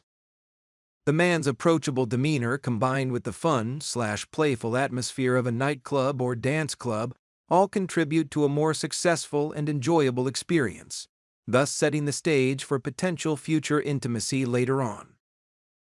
These scenarios highlight key aspects/elements, etc., of successful three-way type dates, thus emphasizing the importance of confidence, physical touch, mutual engagement, and creating a more fun, comfortable, and enjoyable environment for all parties involved. Notice also that these types of dates, more so characterized by having fun and socializing at bars or nightclubs, etc., with both women, are more conducive to leading to threesomes compared to more typical/traditional or formal types of dinner or movie dates, etc. The more informal and dynamic atmosphere of bars or clubs or ultra lounges, etc., allows for a much more relaxed and playful interaction/date, thus creating a more conducive environment for building sexual energy and tension, etc. For example, during a formal dinner date, such as the Olive Garden or Red Lobster, the Cheesecake Factory, etc., the main focus is often on formalities and conversation, etc., which can inhibit the natural flow of physical and flirtatious interactions between the three of you. In contrast, the lively and social nature of bars and clubs, etc., generally encourages much more spontaneous and uninhibited behavior, thus making it much easier to establish a more real and genuine connection and build attraction among all parties involved. Overall, it just instantly sets a more sexual frame or dynamic, rather than going out to a more traditional type of date. Furthermore, the sensory-rich environment of a bar or club, with music, low/dimmer lighting, and a livelier atmosphere/background, etc., heightens emotions and enhances the overall experience, making it more likely for everyone to relax, let loose, and enjoy themselves more. This more relaxed and enjoyable atmosphere sets the stage for more intimate and adventurous encounters later on, thus increasing the likelihood of a successful threesome scenario. For example, while dancing at a nightclub, the physical closeness and rhythmic movements, etc., can thus naturally escalate into much more intimate touching and flirtation as the evening progresses, and can also usually/generally lead to kissing and light foreplay, etc., as well. This vibe creates a sense of shared excitement and anticipation. Similarly, sharing drinks and engaging in lively conversation in a bar can lead to a more relaxed and open interaction, thus fostering a deeper sense of connection and attraction for all. Overall, choosing a setting such as a bar or nightclub, or ideally a date straight back to your house, etc., with both women, can significantly enhance the chances of a more successful threesome interaction by creating a fun, relaxed, and more sexually charged atmosphere that is conducive to building more chemistry and intimacy, etc. Seeding the pull and screening for logistics. In the intricate dance of arranging a threesome, the art of seeding the pull and screening for logistics plays a crucial role. This involves subtly suggesting an enticing invitation while also assessing the feasibility of the encounter. Here's how to master this delicate balance. Seeding the pull. Seeding the pull involves planting the seeds of desire in the other woman's mind, subtly hinting at the possibility of a steamy encounter later. Use casual, inviting language to suggest hanging out, such as, "What are you up to right now? Come hang out with us. We've got a hot tub/bar, etc., back at the house." Try to mention specific amenities or features, etc., of your place that might appeal to her, making the invitation more enticing. Screening for availability. Before extending a formal invitation, it's crucial to screen for the other woman's current availability and potential willingness to join. For example, try asking a few direct or indirect questions to gauge her current situation or levels of interest, etc., such as whether she's single or available to hang out, etc. Assess her specific logistical situation to see if she's already out with friends or family, etc., or if she can hang out right away. Assessing single status. Determine if the other woman is single or in a relationship. This information is vital for ensuring that all parties are on the same page regarding the nature of the encounter. Use casual conversation to inquire about her possible/potential relationship status, ensuring that the topic is broached naturally and without pressure. Evaluating logistics. Understand the other woman's current plans for that day or evening, etc., and any possible pre-existing commitments that day to further determine if she can join you right now for an instant date or threesome, etc. If she's available and interested, consider taking her back to your place for a more intimate setting. If not, if she's already too busy to hang out that day, then simply exchange numbers or contact information with her and arrange a three-way date for another time, possibly tomorrow afternoon or evening, etc. Example scenario. Imagine you're out with your GF and the other woman on a date. Casually mention that you're heading back to your place and suggest that she joins you. If she expresses interest and is available, proceed with confidence. If not, gracefully accept her decision and then just take her phone number and make plans for another time. For example, you and your GF, we're having a kickback at our place later. We have a hot tub and a minibar. What are you doing later? The other woman, I want to, but my grandma is in town for the weekend. How about next time? You, yeah, that works great. I think tomorrow we're actually going out to XS nightclub at the Wynn. We'll text you in our group chat. The other woman, yeah, I love that club. Sounds good. Smiley face emoji. Importance of subtlety. It's crucial to approach seeding the pull and screening for logistics with finesse and subtlety. Avoid coming on too strong or making the other woman feel pressured, etc. Keep the conversation light and playful, focusing on creating a more relaxed and inviting atmosphere. Conclusion. Seeding the pull and screening for logistics, etc., are essential elements of arranging a successful threesome. By subtly suggesting an invitation and assessing the other woman's availability and interest, you can increase the likelihood of a mutually enjoyable three-way encounter. Mastering these skills requires tact, intuition, and a keen understanding of human dynamics, but the rewards can be well worth the effort. Smoothly transitioning to the endgame. From mid-game to seduction. As the connection deepens, the time will come to transition into the endgame of seduction, foreplay, and eventually sex. This transition should be natural and organic, guided by the mutual desire and attraction that has been previously cultivated.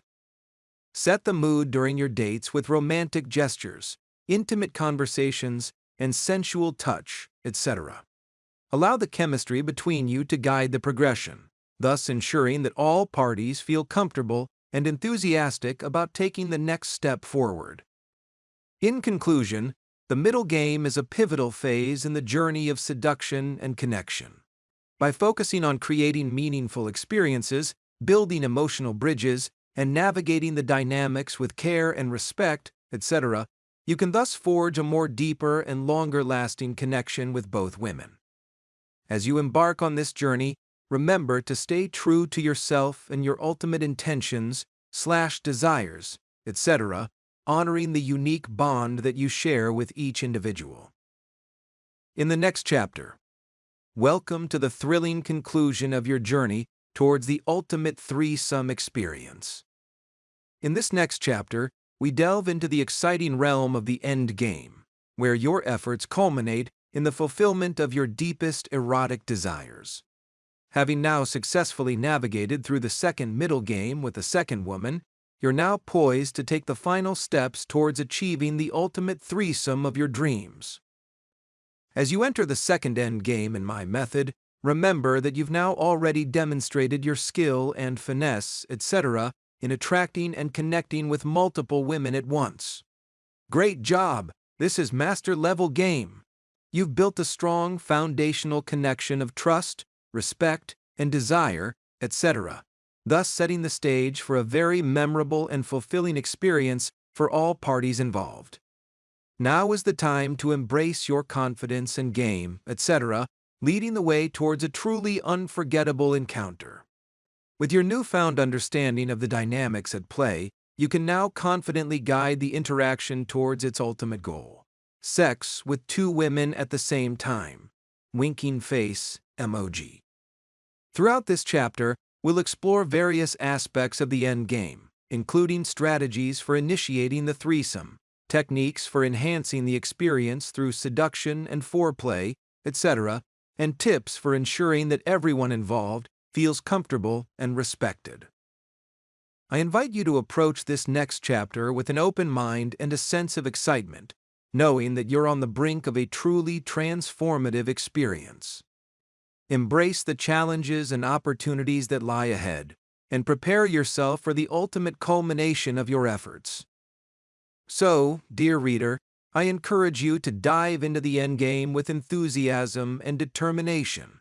The ultimate threesome of your dreams awaits you, and with the right mindset, approach, and skill set, etc., you're sure to soon transform this fantasy into a reality.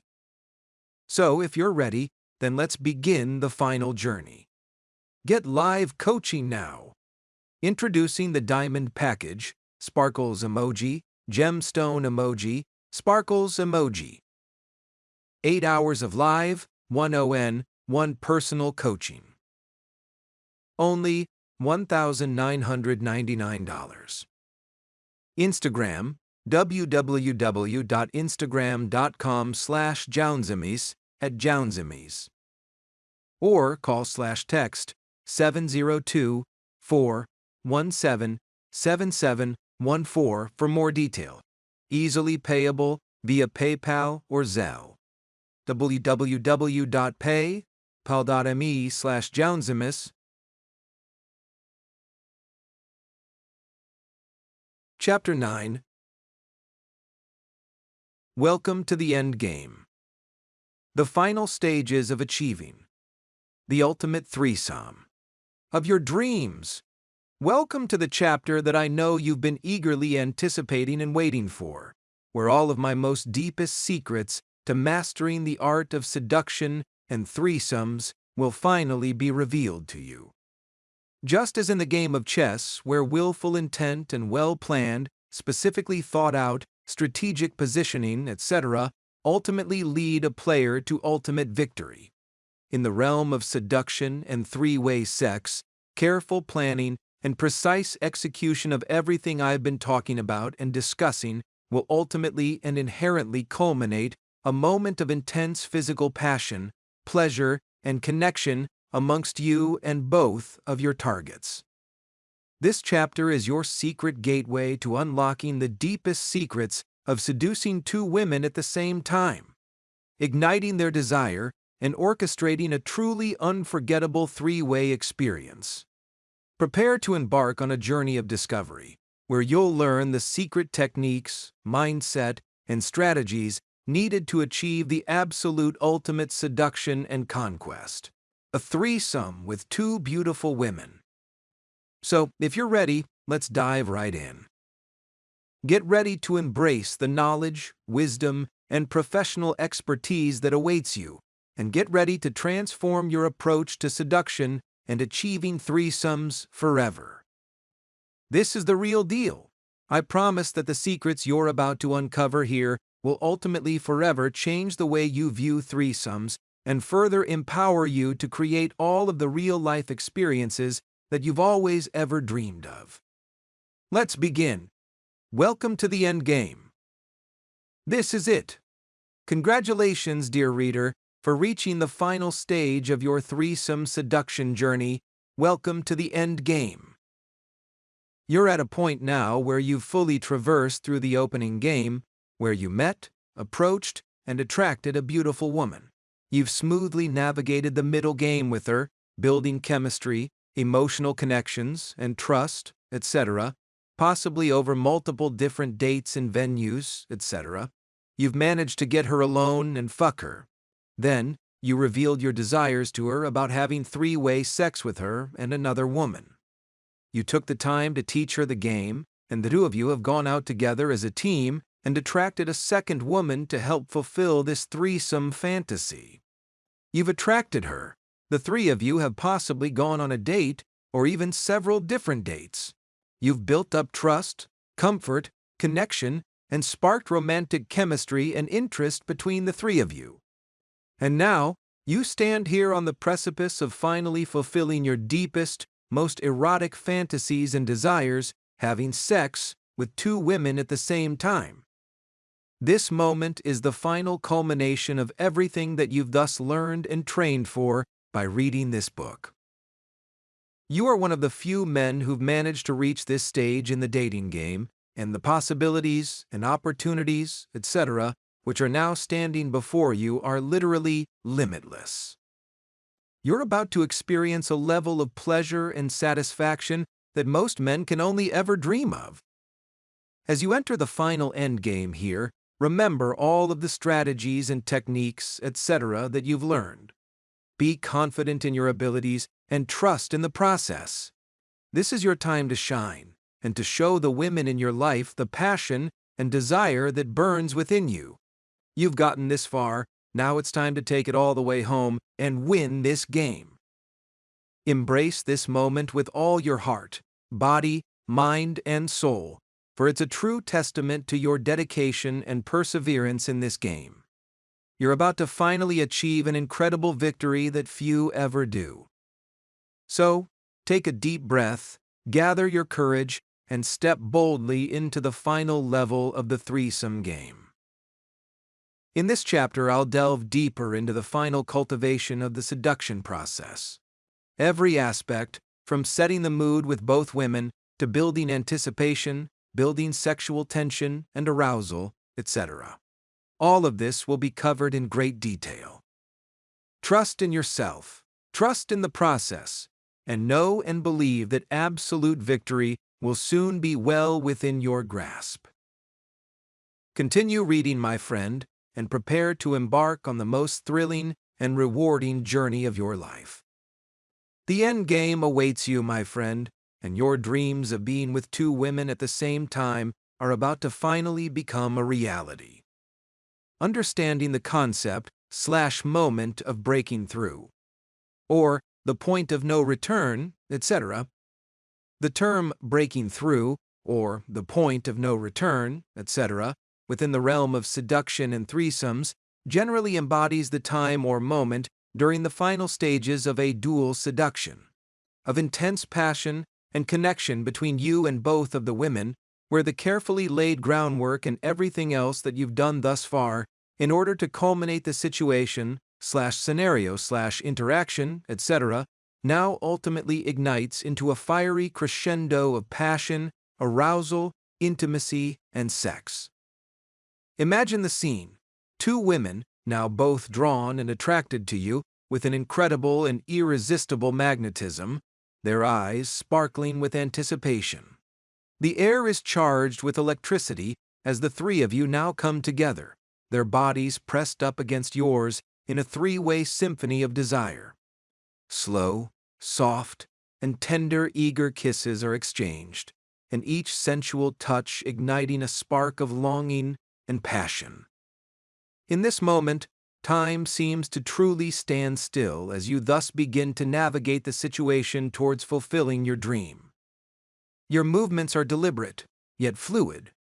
Each touch or light, soft, loving, tender kiss becomes an intricate and strategic move within the game of seduction. The women respond to your advances with equal fervor, their bodies now moving in perfect harmony with yours. As the passion between the three of you intensifies, the room fades away, leaving you all left within a world that is all your own. The intensity of the moment is palpable, a testament to the power of attraction and desire, and your true level of skill within this game.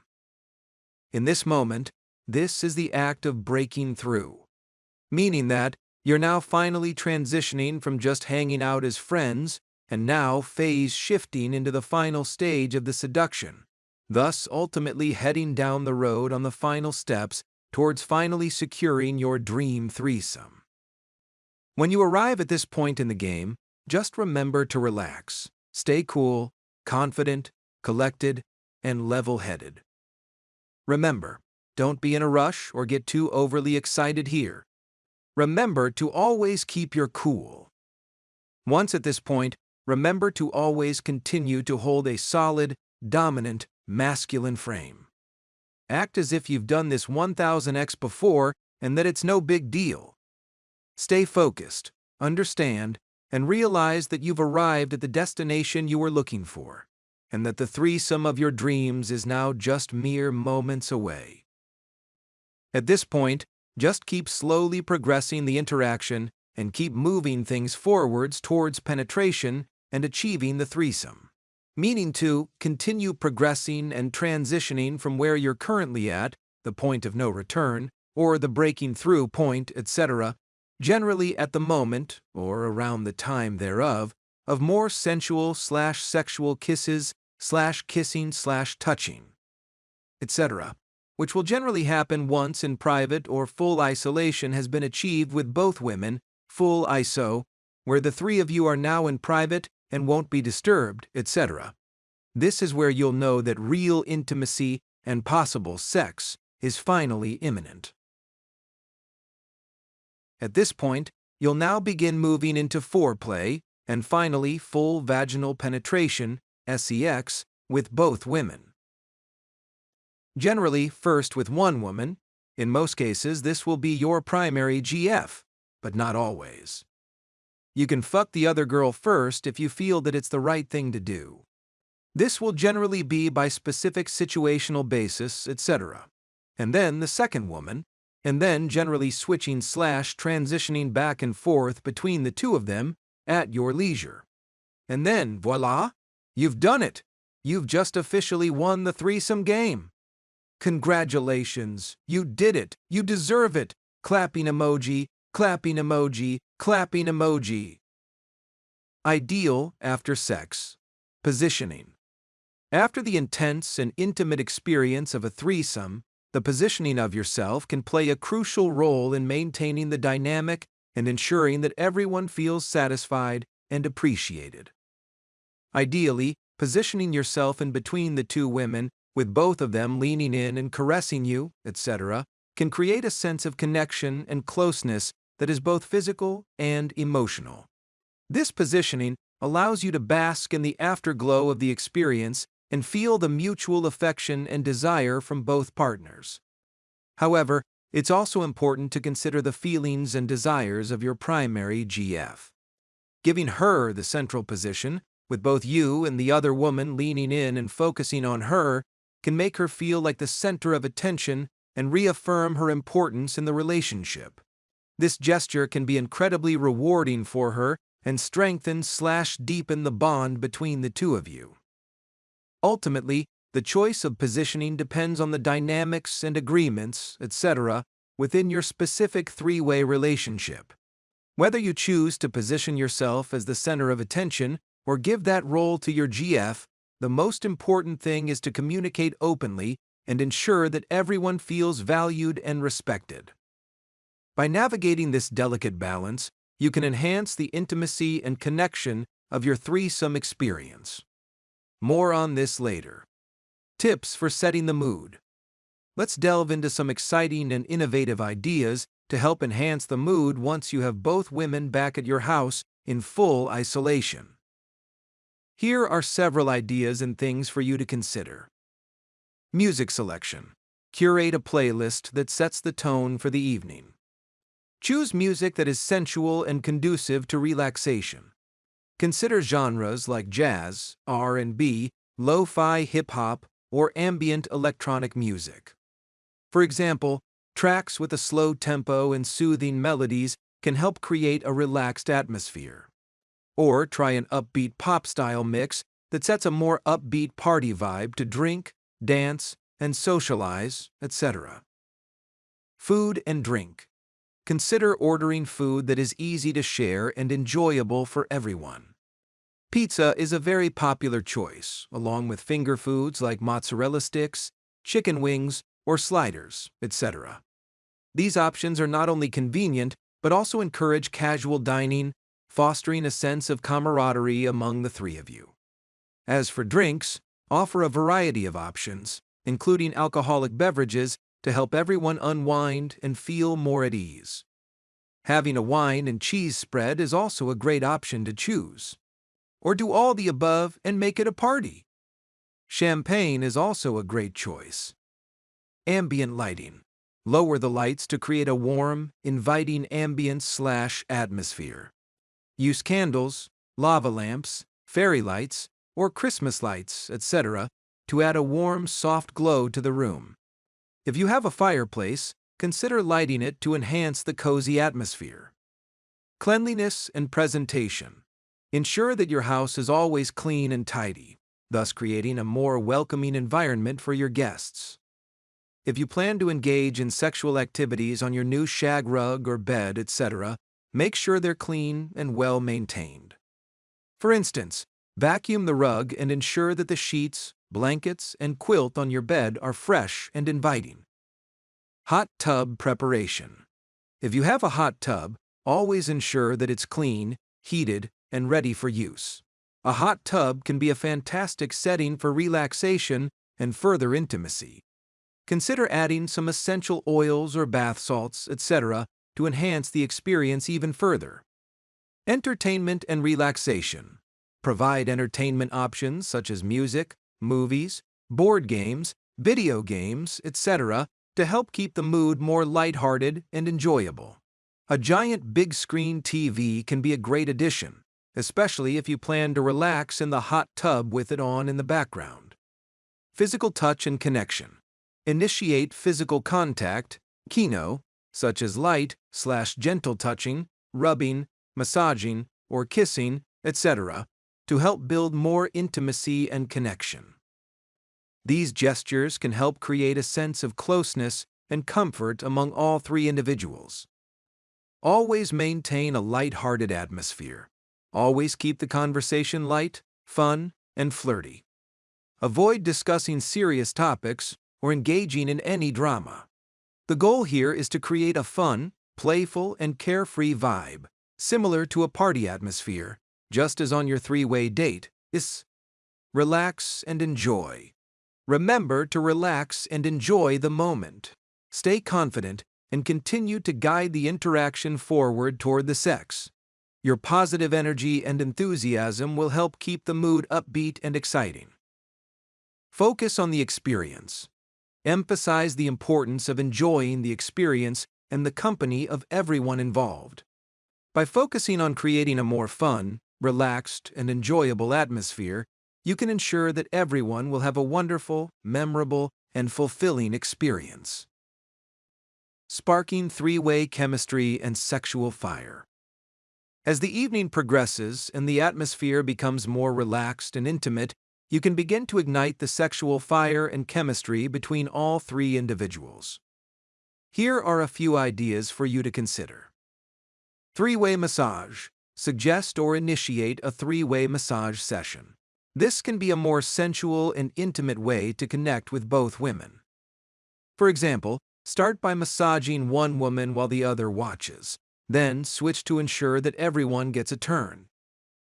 Try using massage oils or lotions to enhance the experience and create a more sensual/seductive atmosphere. There is also a much more advanced three-way seduction tactic known as the dual induction massage, which I'll explain much more in depth in an upcoming chapter. Cuddling and kissing. Begin by cuddling and kissing your primary GF, allowing the other woman to witness and feel included. You can then playfully suggest that your primary GF kiss the other woman, or vice versa, etc., to initiate a more intimate moment between all three individuals. This can help break the physical barrier and increase the level of intimacy within the group. Kissing games. Introduce a kissing game such as Truth, or Dare, or Spin the Bottle, or Never Have I Ever, etc. These types of games can add a fun, playful element to the evening and create more opportunities to further advance physical escalation. Card games with a twist. Play a card game that involves drinking, such as strip poker or a similar game. This can help create a more relaxed and more uninhibited atmosphere, making it easier to explore physical intimacy with both women. Exploring fantasies and desires. Encourage open communication about fantasies and desires. This can help to create a deeper connection and understanding between all three individuals. You can even suggest role-playing scenarios or discuss what each person finds pleasurable and exciting, etc. Creating a sensual environment. Enhance the sensual atmosphere by dimming the lights, playing soft music, and lighting scented candles or incense, etc. Lava lamps are also a huge plus. These elements can help create a much more intimate and romantic setting, conducive to exploring physical intimacy. Using body language. Pay attention to body language cues from both women. Look for signs of interest and attraction, etc., such as prolonged eye contact, smiling, and leaning in closer towards you or each other, etc. Respond to these cues by reciprocating and initiating physical contact in a respectful and consensual manner. Encouraging open communication. Foster a safe and open environment where everyone feels comfortable expressing their desires and boundaries. Respect any boundaries that are communicated and ensure that everyone's comfort and consent are prioritized throughout the experience.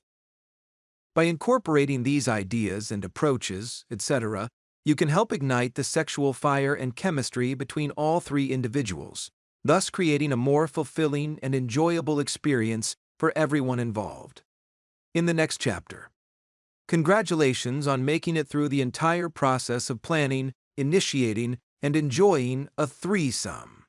Now, as we take a step back, we'll delve into a topic that is sure to add even more excitement and pleasure to your experiences: specific threesome sexual positions. In the next chapter, we will explore a variety of positions designed to enhance the pleasure and comfort of all three individuals involved. Whether you're new to threesomes or looking to spice up your existing repertoire, these positions are sure to ignite passion and create incredible and unforgettable moments. Navigating a threesome can be both exhilarating and challenging, but with the right guidance and mindset, you can ensure that everyone involved has the best possible experience. From intimate and sensual positions to even more adventurous and playful ones, we'll cover it all. So get ready to explore new horizons of pleasure and connection. Whether you're looking to deepen your bond with your partners, explore your fantasies, or simply just have a good time, the next chapter is sure to be an exciting and fulfilling read. Let's embark on this journey together and discover the world of threesome sexual positions.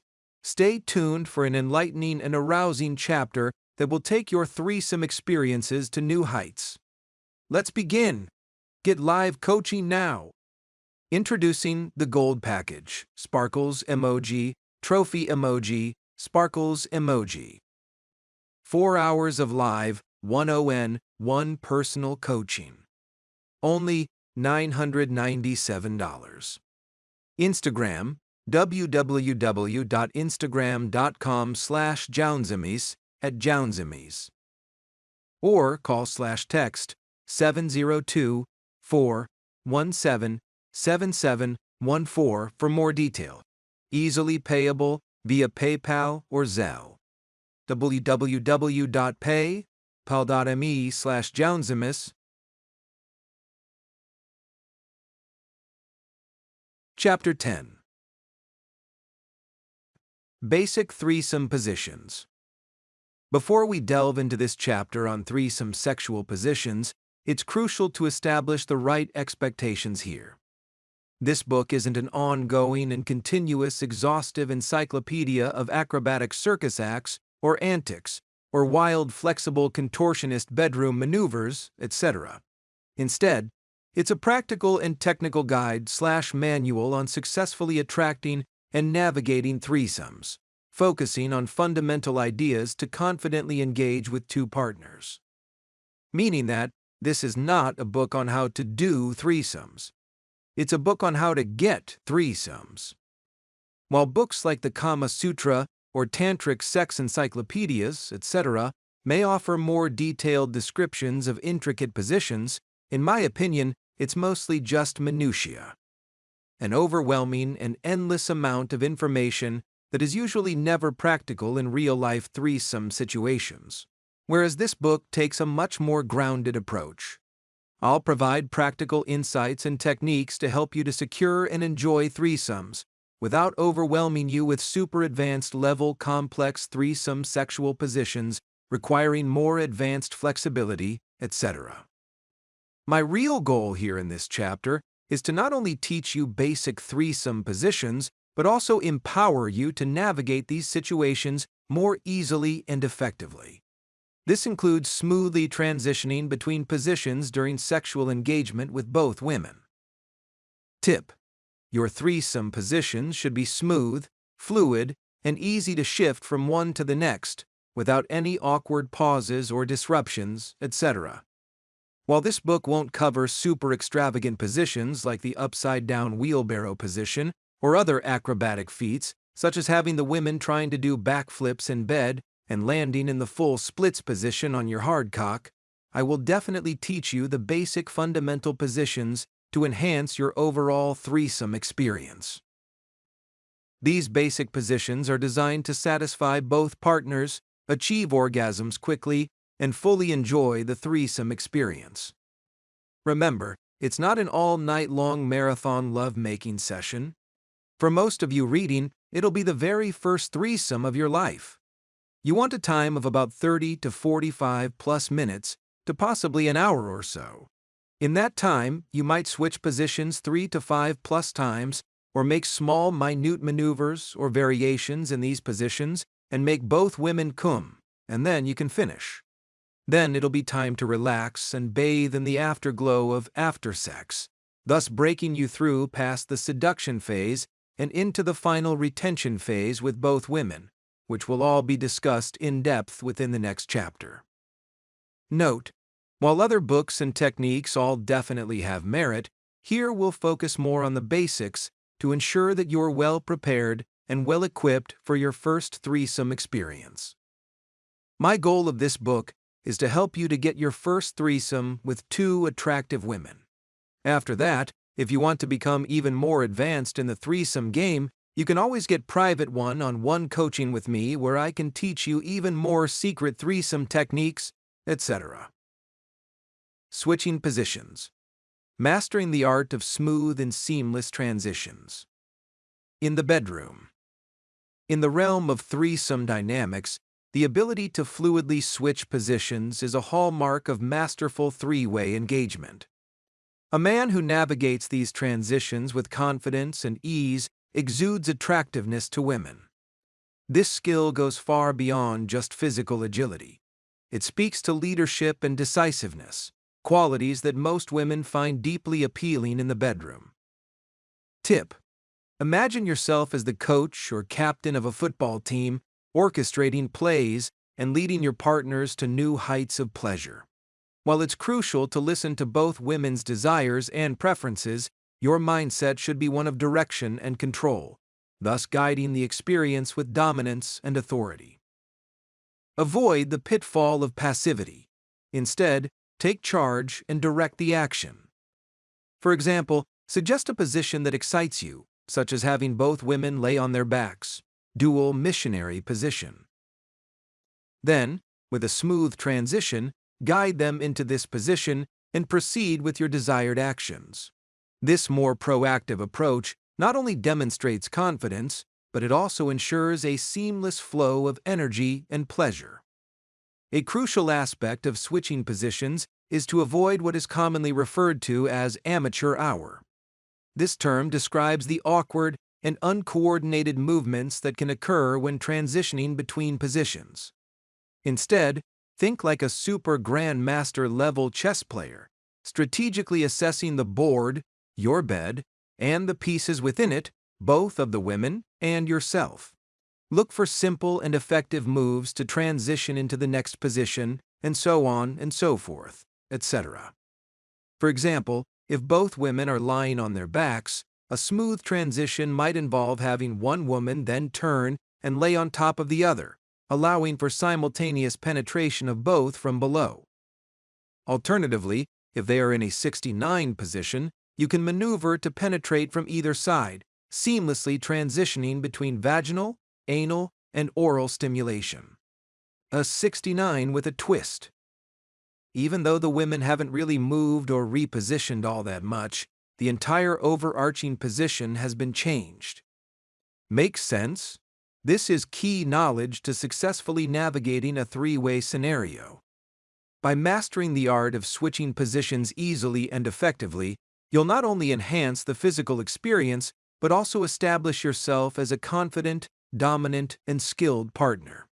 Your ability to lead and direct the action will leave a long-lasting impression on both women, thus elevating the threesome experience to new heights of pleasure and satisfaction. Basic threesome positions. In the next few sections, I'll now be teaching you a few of the basic or most common threesome positions that every new threesome master should know. As mentioned before, this is not a threesome encyclopedia book with 10,000 plus different positions. In this guide, we'll focus on practical threesome positions that you're likely to encounter in real-life scenarios, rather than overwhelming you with an exhaustive list of theoretical or overly complex positions. Again, while it can definitely be intriguing to explore more complex and intricate positions, etc., found in resources such as the Kama Sutra or Tantric sex guides, etc., The reality is that the majority of most these positions are usually more fantasy than reality, often seen in Hollywood movies or 30-rated porno flicks, rather than in genuine real-life threesome experiences, situations, or scenarios, etc. What you have to understand is that many young, aspiring would-be seducers want to learn all of the different positions. But just as in the game of chess, well, it may be fun to practice chess puzzles, by most that are created or simply theoretical, and the structure order of the pieces never actually happen that way in a real-life game. The same way that a Kama Sutra or Tantric sex encyclopedia may give you 10,000 plus different positions. 99.9% of those positions will never actually happen, occur in a real-life threesome scenario, especially from two random women you just met at a bar or nightclub, or on a first-time attempt with your new GF and her bi-curious friend, etc. Instead, my goal as your coach is to equip you with basic, easy-to-understand positions that will help you navigate and enjoy real-life threesomes with confidence and ease. These positions are designed to enhance your experiences and ensure that you and your partners have a fulfilling and enjoyable time together, without the need for unrealistic or overly complicated maneuvers, etc. Note: while I've provided basic pink and blue stick figure diagrams to further illustrate a few basic threesome positions, I've decided to keep them simple and non-graphic in order to help maintain a more mainstream, YouTube, and Amazon-friendly approach for broadcast and publication purposes, etc. However, if you're interested in a more detailed and more sexually explicit breakdown, etc., such as full HD color photos or AI-generated images showing nudity and/or 30-rated, full penetration diagrams/images, etc., you can explore this further via personal coaching sessions with me. During live or Zoom sessions, I can screen share and provide more explicit guidance specifically tailored to your needs. If you're interested in this service, feel free to contact me at 702-417-7714 for more information. Achieving a double blowjob. A sensual prelude to penetration. During foreplay, engaging in a double blowjob with two women can be an incredibly arousing and fulfilling experience. As you lay back and relax, one woman may take your cock into her mouth, while the other focuses on licking your balls, or vice versa, etc. Alternatively, both women may take turns sucking on your cock, or both at the same time, creating a tantalizing sensation. Communication is key during this intimate act. Don't hesitate to tell the women what you enjoy, whether you prefer a firmer touch or a harder slash or softer suck/caress, etc. This not only enhances your pleasure, but also ensures that both women are fully engaged and enjoying the experience. From this point, you can then smoothly transition into a variety of different positions to begin penetrating one or both of the women. For example, you can then signal for both women to stand up, with one turning around so you can enter her from behind while the other continues to kiss her, or vice versa, etc. This position allows for deep penetration and intimate connection with both partners. Alternatively, you can also have both women lay back on the bed in a dual missionary position, which I'll discuss more in depth in the next section, with each woman's legs spread open for you to penetrate. This position offers a more intimate and face-to-face connection, allowing you to see the pleasure on both women's faces as you fuck them. Another option is to transition into the love triangle position, which I'll discuss more in depth shortly, where you lie on your back with one woman riding you out in cowgirl position while the other sits on your face. This position allows for simultaneous penetration and oral pleasure, creating a sensual and erotic experience for all involved. Overall, engaging in a double blowjob and transitioning into various positions, etc., can add excitement and intensity to your sexual experience. It's important to communicate openly with your partners and explore different positions to find what works best for everyone involved. In the diagram above, you can see an image of the double blowjob position. The man can either be standing up or sitting/lying down on the edge of a bed or couch or against a wall, etc. Both women can either be down on their knees, squatting, or laying down flat on a bed, etc., sucking his cock and licking his balls, etc. They can also kiss/touch/caress each other as well, etc. The dual missionary position. A sensual symphony of oral and penetrative pleasure. To embark on this tantalizing journey, have both women lay back, whether on your bed, floor, or another comfortable surface, etc. Begin by indulging in oral sex, alternating between the two women, lavishing them with pleasure as you move back and forth between their eager bodies. This act of simultaneous oral stimulation sets the stage for a deeply intimate and arousing experience. As the passion builds, you now have the option to pull one of the women down, thus creating a dual tag teaming effect where you can focus your attention on one woman while the other watches, eagerly anticipating her turn. This adds an element of anticipation and excitement, heightening the erotic tension in the room. From here, you can then smoothly transition into penetrating each woman, one after the other. For example, you might choose to start with the woman on the left, woman number 1, engaging in penetrative sex with her while the other woman watches, woman number 2, caressing herself in anticipation. After a few minutes of passionate love-making/fucking, etc., you might then whisper in her ear, woman number 2, these electrifying words, your next, devilish face emoji. With eager anticipation, the woman on the right, woman number 2, will be lying back, ready for her turn to be pleasured next.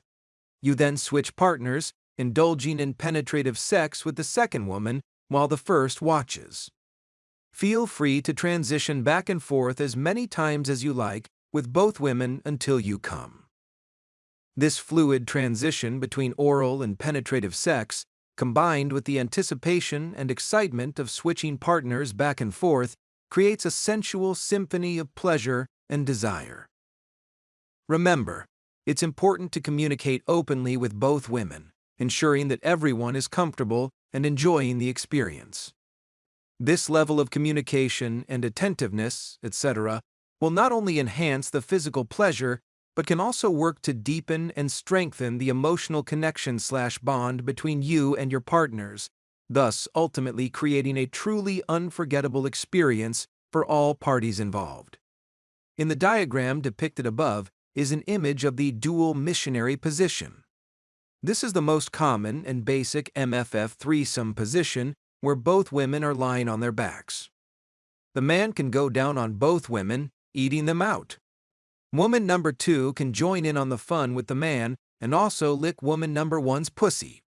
Then, the man can get on top of woman number 1 and fuck her while woman number 2 watches. She can also stay engaged in the action by kissing/touching/caressing, etc., the two of you. Or she can also just sit back and watch and touch herself, etc.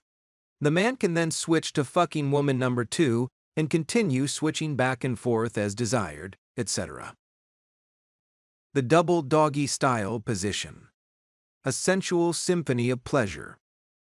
In the double doggy style position, both women assume the classic doggy style stance on all fours, side by side, offering the man the opportunity to switch between them, penetrating one and then the other from behind, either in their pussies or asses. This position allows for a seamless transition from the dual missionary position. As both women simply roll over, the man can easily now enter them both from behind, thus creating a fluid and erotic experience. One of the key advantages of the double doggy style position is the ability for both women to engage with each other. As the man transitions back and forth between them, the women can both kiss, touch, and caress, etc., each other, thus heightening the overall experience for everyone involved. This added intimacy and connection between the women can amplify the pleasure for the man, enhancing the overall erotic atmosphere and experience. From a practical standpoint, The double doggy style position offers easy access for the man to stimulate both women simultaneously. He can use his hands to rub their backs, grab their asses, or explore their bodies, adding to the sensory experience and increasing their arousal. For example, the man can be fucking the woman on the left, woman number 1, from behind, and using his left hand to either rub her back or shoulders, or pull her hair. Or reach underneath to grab/caress her tits, and he can use his right hand to rub/finger bang the woman on the right, woman number 2, or rub/grab/caress her ass, etc. Meanwhile, both women can also be kissing and touching each other, etc. Overall, the double doggy style position provides a thrilling and sensual experience for all participants involved. Its ease of transition from the dual missionary position, combined with the opportunity for intimate interaction between the women, makes it a highly versatile and exciting position to explore during a threesome. In the diagram depicted above is an image of the double doggy style position. Both women are in doggy style position on hands and knees on all fours, and the man penetrates their pussies/asses from behind. Both women can also kiss/touch/rub/caress each other as well. When doing this position, the man can also use his hands to pleasure/stimulate both women. He can also switch back and forth between both women. 69 with a twist, or 69 plus oral, etc., Cancer emoji. In this position, the dynamic nature of a threesome is quickly elevated to new heights of pleasure and intimacy. It involves two women engaging in mutual oral stimulation, while the man experiences both vaginal, or anal, and oral pleasure simultaneously. It's kind of like 69 plus doggy style, etc., or doggy style with an upside-down blowjob. The man gets to feel the sensation of both a pussy and a mouth at the same time. He can be fucking one woman, the woman on top, woman number 1, and also getting his balls licked at the same time by the woman on the bottom, woman number 2. He also has the opportunity to pull out from woman number 1 and then get his dick sucked by woman number 2, then stick his dick back into woman number 1's pussy or ass. He can switch back and forth between pussy and mouth as many times as he wishes while both women eat each other out. This position is sometimes also referred to as a 70 position, 69 plus 1. How to do it. Positioning. Woman number 1 assumes a kneeling position, leaning forward with hands on the bed or floor, etc., creating a downward-facing posture. Woman number 2 lies down on her back underneath woman number 1, facing upwards. Man. The man kneels down behind woman number 1, entering her from behind, in a position similar to doggy style. Oral stimulation. Woman number 1 can pleasure woman number 2 orally, enjoying the intimacy of giving and receiving at the same time. Woman number 2 can reciprocate by providing oral pleasure to woman number 1 and engaging with the man's dick and balls.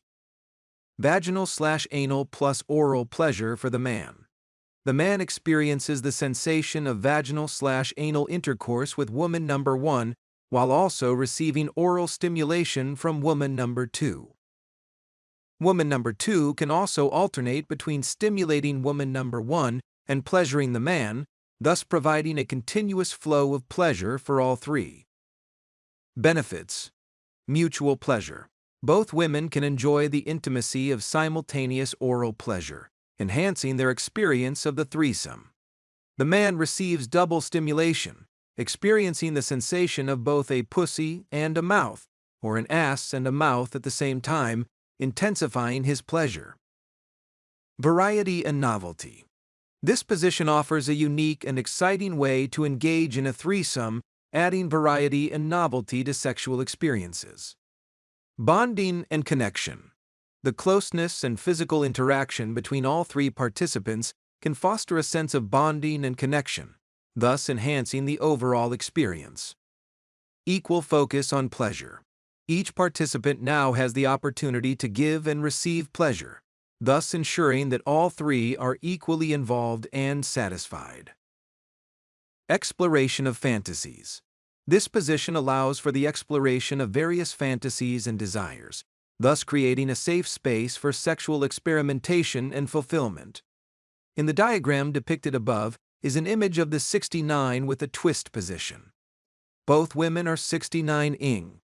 The man kneels behind the first woman, woman number 1, fucking her in either the pussy or the ass. He can then pull out from whichever hole he's fucking and get head from woman number 2. All three participants can also use their hands to touch, rub, caress, and stimulate each other. The "you're next" position, or doggy plus oral. Dominance and pleasure amplified.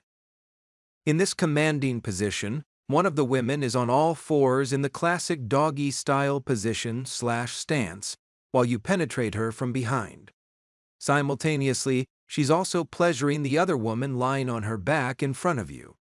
This position earns its moniker, "You're next," because as you engage with the woman in the doggy-style position, your gaze is fixed directly on the woman lying on her back, indicating to her that she is next in line to be fucked. Devilish face emoji. This position exudes dominance and power. When you're ready to switch, you smoothly withdraw from the woman in the doggy-style position and then transition to the woman lying on her back. The woman who was previously pleasuring her can now pleasure you, having been primed by the intimate act of licking her partner. With her already now wet and aroused, you can effortlessly penetrate her and assume the top position in missionary style. This positioning allows for seamless transitions, thus enabling you to occasionally withdraw and receive oral pleasure from the other woman. A pro tip to enhance this experience is to use your right hand to reach around woman number 1's waist and stimulate her clit from underneath with your fingers.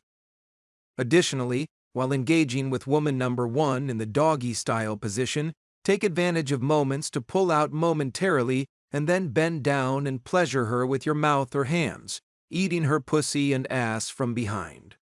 You can also use your left hand to caress the leg of the woman lying in front of you, thus ensuring both women feel equally attended to and satisfied.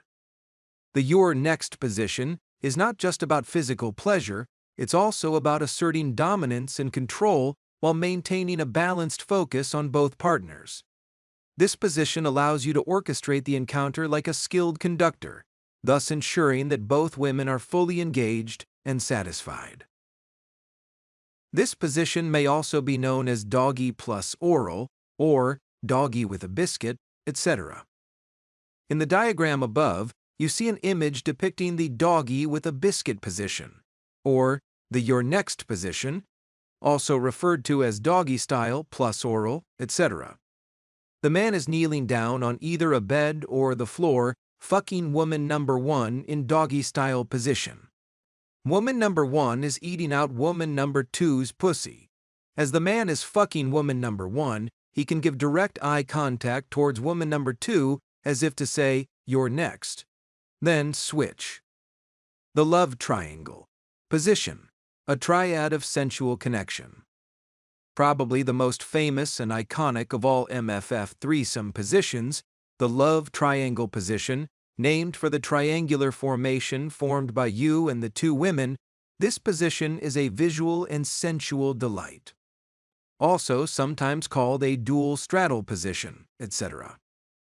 To perform the love triangle position, you'll lie down on your back with one woman straddling you, woman number 1, in the traditional woman on top or cowgirl position. However, in this unique arrangement, the other woman, woman number 2, squats down and sits on your face, facing the first woman.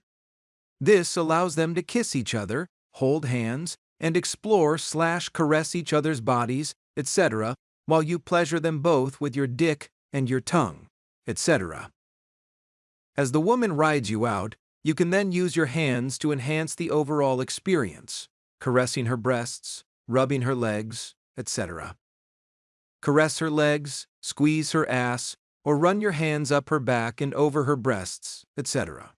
The intimate connection between the two women also adds an extra layer of excitement and arousal to the encounter. This position can also be further enhanced by several alternate variations. For example, the woman riding you out can then spin around, -180 degrees, right arrow curving left emoji, now placing her in the reverse cowgirl position. She is now still riding your cock, but she's now faced away from you and woman number 2. Alternatively, the woman sitting on your face, woman number 2, can also change her orientation positive, +180 degrees, left arrow curving right emoji, now facing towards you and away from woman number 1. Both women are now back to back, creating multiple different angles for interaction between all three participants. These multiple variations allow for a range of intimate interactions, from back-to-back to face-to-face, etc., thus providing endless possibilities for touching, kissing, and exploring each other's bodies, etc. The love triangle position is not just about physical pleasure, it's about creating a symphony of sensuality and connection between all three participants. In the diagram depicted above, you can see an image of the love triangle position. The man is laying down on his back, either on a bed or the floor, etc., with woman number 1 straddling him, facing him, and fucking him, riding him out, also known as woman on top or cowgirl position. Woman number 2 is sitting on his face and he's eating out her pussy or licking her ass, etc. Both women can also interact by touching/kissing/caressing each other, etc. The man can also use his hands to touch/rub/caress both women, etc. Both women can also switch places, etc. Remember, women appreciate a man who knows what he's doing. Even a slight shift in the positioning of one or both women, such as a simple 180 degrees turn, can completely transform the overall dynamic here. This ability to subtly adjust and transition, etc., between positions is key to mastering the art of seduction in a threesome. Navigating a threesome with precision and deliberation, moving gradually from one position to another, and then to another, and another, etc., etc., is what sets apart a skilled super grandmaster level seducer from a beginner. It's crucial to maintain a smooth and controlled pace, avoiding abrupt movements that disrupt the natural rhythm and flow of the experience. Rather than rushing through positions and disrupting the natural rhythm, harmony, and fluidity of the encounter, take your time to transition seamlessly. This deliberate approach not only enhances the overall physical experience, but also creates a sense of anticipation and excitement. It's this attention to detail and finesse in maneuvering between positions that distinguishes a true master in the bedroom. The three-way daisy chain position. A circle of sensual bliss. Blossom emoji, blossom emoji, blossom emoji. In the daisy chain position, or oral pinwheel, etc., all three participants lay on their sides in a circular-like formation, with each person performing oral sex on the next person within the chain.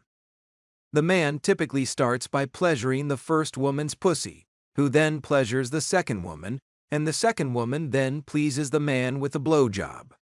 This creates a continuous circle of pleasure and intimacy, with each participant receiving and giving oral stimulation simultaneously.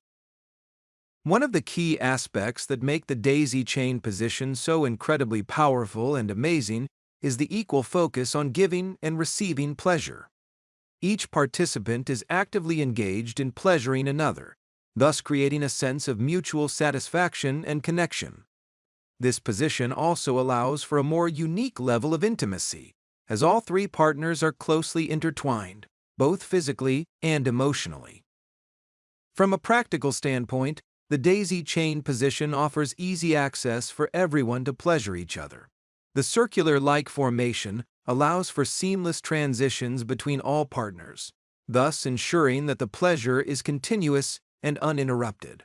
This position also encourages communication and exploration, etc., as all partners can easily adjust their movements and techniques to suit each other's specific preferences. Additionally, the daisy chain position is an easy transition from the dual missionary position. As the man is performing oral sex on one woman, the other woman can simply turn around, creating a circular shape where all partners can perform oral sex on each other. This seamless transition adds to the fluidity and natural rhythm of the experience, thus enhancing the overall pleasure for everyone involved. Overall, the daisy chain position is a powerful and amazing addition to any threesome experience. Its focus on mutual pleasure, intimate connection, and easy/seamless transitions makes it a highly enjoyable and satisfying position for all participants. In the diagram above, you see an image depicting the daisy chain position, or triple oral, or oral pinwheel position, etc. In a circular, clockwise, or counterclockwise positioning, all three people are laying down on either a bed or the floor, etc., performing oral sex on each other. The man licks woman number 1's pussy while she's licking woman number 2's pussy. Woman number 2 is sucking the man's cock. All partners can also touch/rub/caress each other as well. More on after sex dynamics. Enhancing the sexual afterglow. After the intense physical and emotional experience of a threesome, the postcoital period offers a unique opportunity for bonding and reflection. If you've successfully attracted and connected with two women who are also into each other, this moment can be incredibly fulfilling for all involved. Typically, after climax, the three of you will then lean back onto the bed, ideally with you in the middle and the women on either side. This intimate moment is filled with cuddling, laughter, and shared affection, creating a warm afterglow of sensuality and love. However, there are alternative approaches to consider as well. One particularly effective strategy is to switch positions, moving to the outside of the women and placing your primary GF in the middle. This subtle shift can make her feel truly special, as if the threesome was all about her. This gesture of attention and affection can thus deepen her desire for future threesomes, as she feels cherished and adored. While this approach may mean sacrificing your immediate sense of triumph, it sets the stage for even more fulfilling experiences in the future. By allowing your girlfriend to bask in the spotlight, you increase the likelihood of more future threesomes, where you can then fully enjoy being the center of attention. Tip: alternatively, there may be some instances where the other woman may need to leave promptly after the encounter. In such cases, it's important to be respectful and ensure that she has a safe means of transportation home. Get her an Uber/Lyft/taxi or give her a ride, etc. if needed. Regardless of the approach you choose, it's crucial to maintain a sense of composure and avoid appearing overly needy or emotional afterwards. Instead, act as if the experience was a normal and natural part of your life. This more relaxed approach and demeanor further conveys confidence and high value, thus increasing the likelihood of more future encounters. Afterwards, when interacting with your primary GF, try to keep your expressions of gratitude or enjoyment understated. Avoid overly effusive praise, as this can diminish your perceived value. Simply express that you had a good time, maintaining a cool, calm, and collected demeanor that will keep both women attracted to you and open to future experiences. Expanding threesome positions. Creativity and environment enhancement. In the world of threesomes, the possibilities are endless, especially when you consider how the environment or any available furniture, etc., can also enhance or modify existing positions. I will explain. Let's explore some ways to creatively expand on the positions we've discussed. Using furniture. Beds, chairs, walls, and other furniture, etc., can also be incorporated to add new dimensions to your threesome. For example, in the your next position or doggy style with oral, you can modify it by having one woman bent over at the waist while the other sits on the edge of the bed, providing oral pleasure. This slight adjustment can change the angle and depth of penetration, adding variety and intensity to the experience. Shag Rug Adventures. A shag rug offers a soft and comfortable surface for exploring new positions. You could try multiple different variations of the love triangle position, where one woman rides you while the other sits on your face, but this time you're on the rug rather than a bed, etc. The texture adds a sensual element to the experience, heightening the pleasure for all involved. Incorporating sex toys. Equestrian paddles, blindfolds, handcuffs, whips, chains, costumes, dildos, vibrators, and/or role-playing, etc., can all add a new layer of excitement to your threesome. For example, using a blindfold on one of the women while the other teases her with a whip or paddle can enhance anticipation and pleasure. Role-playing scenarios, such as a naughty schoolgirl and strict teacher, can also add a fun and playful element to the experience. Outdoor exploration. If you're feeling adventurous, taking your threesome outdoors can add a thrilling element to the experience. Whether in a secluded, quiet garden or a relaxing private beach, the natural surroundings can thus heighten the senses and create a more memorable experience. Just be sure to choose a location where you won't be disturbed or interrupted. Combining positions. Don't be afraid to combine different positions to create your own unique threesome experience. For example, you might start with the daisy chain position and then transition into the double doggy style position by having both women get on all fours while you fuck them both from behind. Feel like changing the scenery or environment? Do the three of you enjoy sex in public places? Here are a few more fun, creative ways to expand on these positions even further. The shower show. Take your threesome to the shower for a wet and wild experience. Use the walls for support and try different positions to create a hot and steamy sexual scene. The poolside party. If you have access to a private pool, take advantage of the water for a fun, sensual experience. Float on inflatable rafts and explore positions such as having one woman lay on her back on the raft while the other bends down and performs oral, and you penetrate the second woman from behind. The nature retreat. Head out into nature for a threesome surrounded by the beauty of the outdoors. Find a quiet, secluded spot and use blankets or towels, etc., to create a more comfortable setting. Experiment with positions such as where all three of you lie down in a circle on the ground, pleasuring each other orally, etc. The hotel hideaway. Book a hotel room and indulge in luxury and privacy. Use the random furniture in the room to your advantage, trying positions such as having one woman sit on a chair while the other performs oral, and you penetrate the second woman from behind, creating a scene of erotic elegance, etc. The rooftop rendezvous.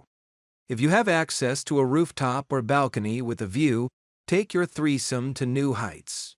Use the railing or a nearby surface for support and try positions such as having both women holding the railing while you penetrate them both back and forth from behind, overlooking the city below, basically a standing double doggy style position. Or just do a simple dual missionary position if there's a safe surface for both women to lay down on. The beach bonanza. Head to a private/secluded beach for a sensual and sandy experience.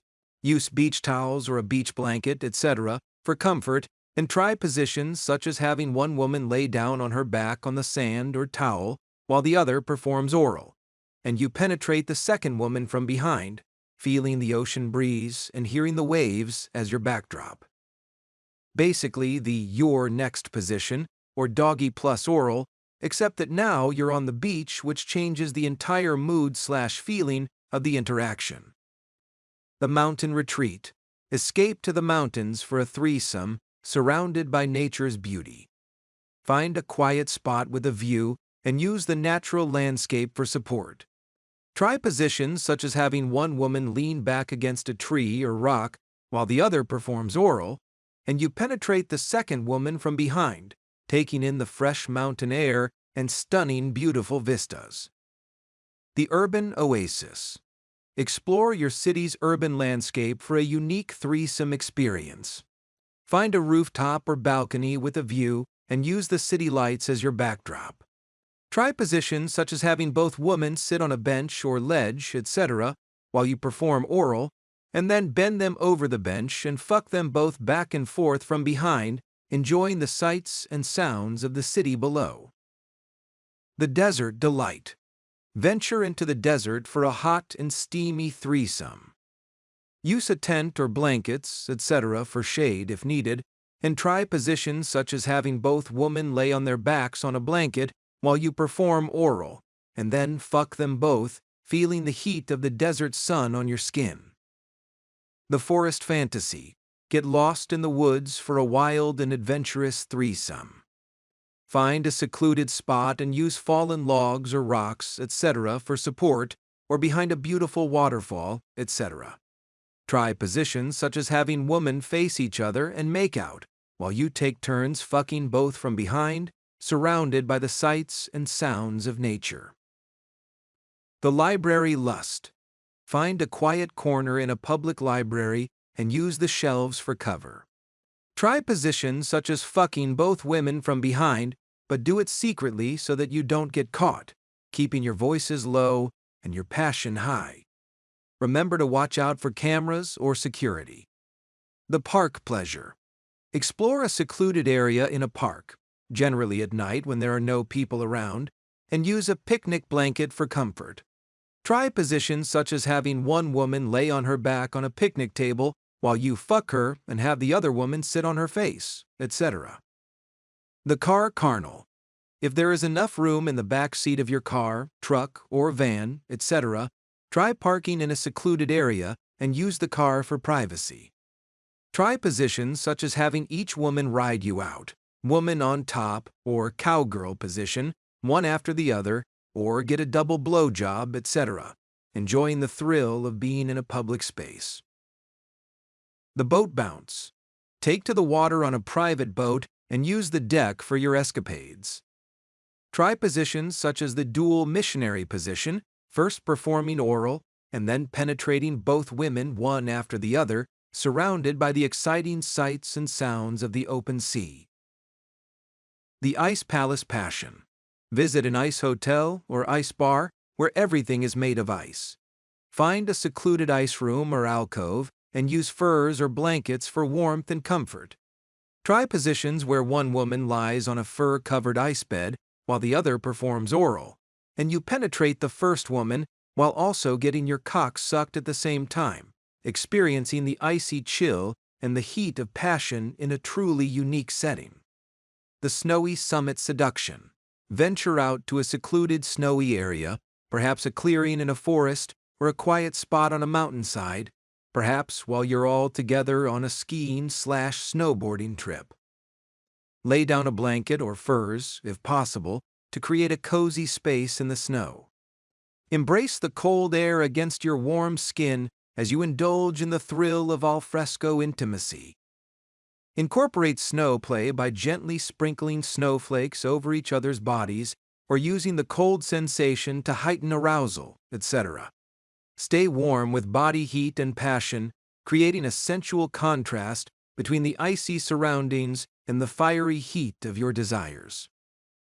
Try positions such as having one woman kneeling down while you penetrate her from behind, while the second woman is in front, kissing and caressing the first woman, surrounded by the beauty of a brilliant white winter wonderland. Remember, the key is to be adventurous, explore your surroundings, and let your imagination guide you. Have fun and enjoy the experience and create lasting memories with your partners.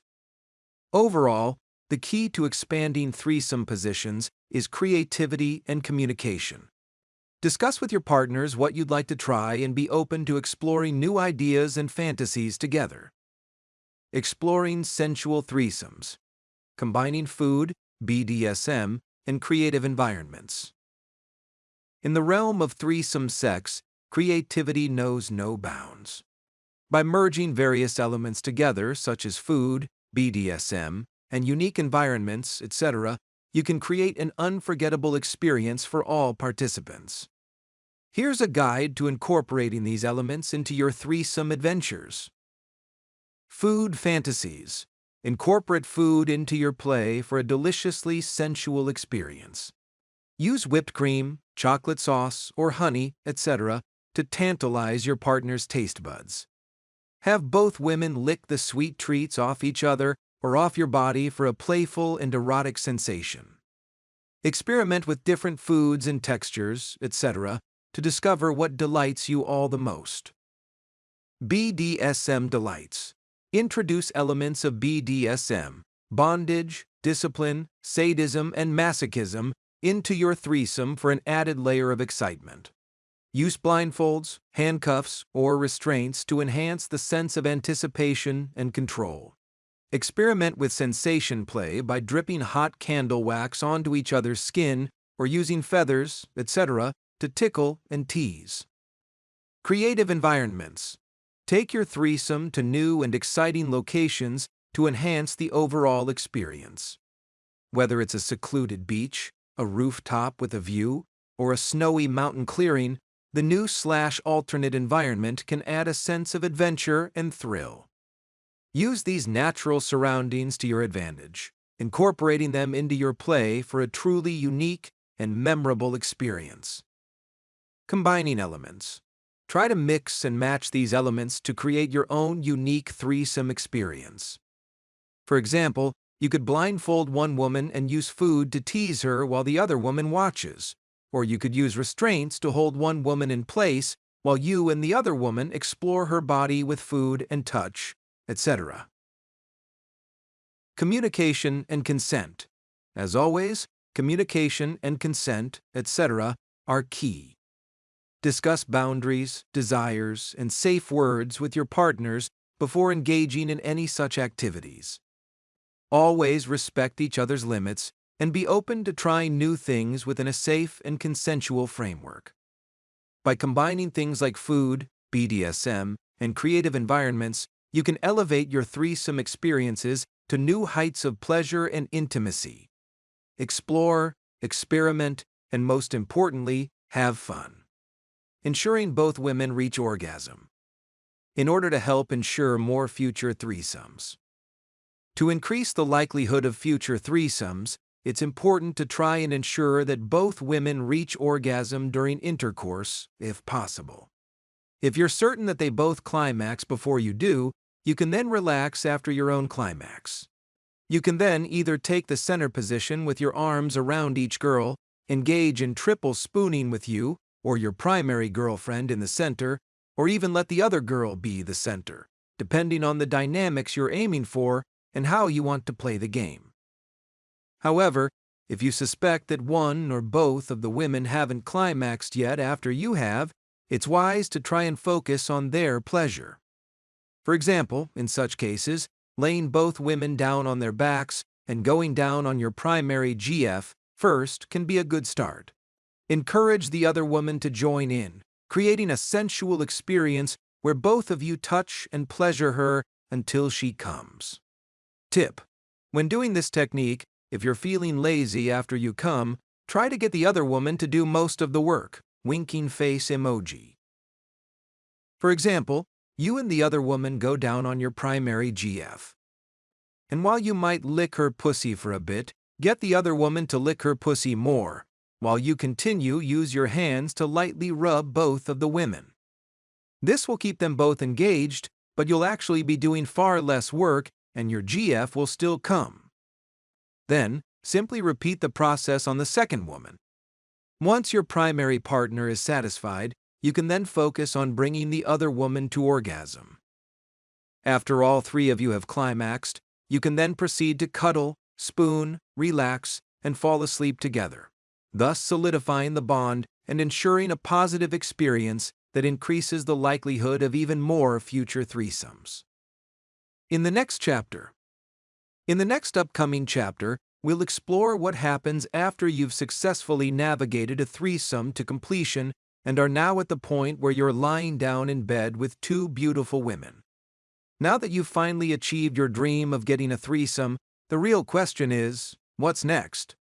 For example, will you decide to work on trying to form a deeper bond/connection with both women and possibly become a triad relationship or love triangle? Or will you decide to just ghost both women and move on to newer and better conquests? Or perhaps you want sex with even more women, like getting foursomes or fivesomes, etc., and are considering building a harem of beautiful women? The choice is yours, and we'll discuss all of these different possibilities in detail in the next chapter. Stay tuned for more, fellas. And at that, let's begin. Get live coaching now. Introducing the Bronze Package, Sparkles Emoji, Bronze Medal Emoji, Sparkles Emoji. 4 hours of live, 1 personal coaching. Only $250. Instagram, www.instagram.com/Jaunzemis @Jaunzemis.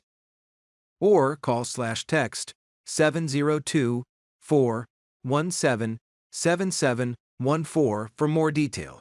Easily payable via PayPal or Zelle.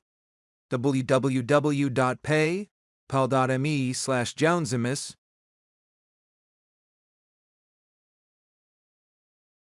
Chapter 11. Where to take things from here. Congratulations, my friend, you've now achieved a threesome. But the real question now is, where will you take things from here? And that is what this next chapter will discuss. Welcome to the next phase of your journey, a phase where the possibilities are as limitless as your desires. You've now ventured into the real realm of threesomes, unlocking a door to a world where the ordinary rules of relationships are rewritten and the extraordinary becomes your reality. After finally experiencing the exhilaration of your very first threesome, you now stand at a crossroads where the path ahead is yours to choose. Armed with the knowledge and strategies from my secret teachings, you now possess the power to shape your future in ways most men can only dream of. One option before you is to cultivate a triad, a harmonious three-way relationship with your primary girlfriend and the secondary partner. This can evolve into an open or closed arrangement, etc., where the three of you navigate the depths of intimacy together, or possibly expand your circle to include even more women, multiplying the pleasures that await. Alternatively, you might also decide to embark on a completely new journey, bidding farewell to your current partners in order to seek new connections with new women who resonate more deeply with your desires as a man. The beauty of this approach lies in its flexibility. You have the freedom to sculpt your romantic landscape as you see fit, thus ensuring that every encounter is as fulfilling as the last. The secret you now hold is not just the key to more threesomes, but to infinite pussy with infinite women. Armed with this new secret knowledge, you now have the ability to attract and seduce as many young hot women as you desire, crafting a tapestry of pleasure that knows no bounds. The game is yours to play, and the rewards are limited only by your own imagination. So, as you delve into the possibilities that lie ahead, remember that you now hold the key to a world where every fantasy can become a reality. Embrace the journey, savor the moments, and revel in the knowledge that you now possess the secrets to a life of endless pleasure. Remember that you're a man, and you can have whatever you want. You are free to choose whatever type of lifestyle and relationship you want that works best for you. The sexual relationship cycle. Mapping intimacy's path.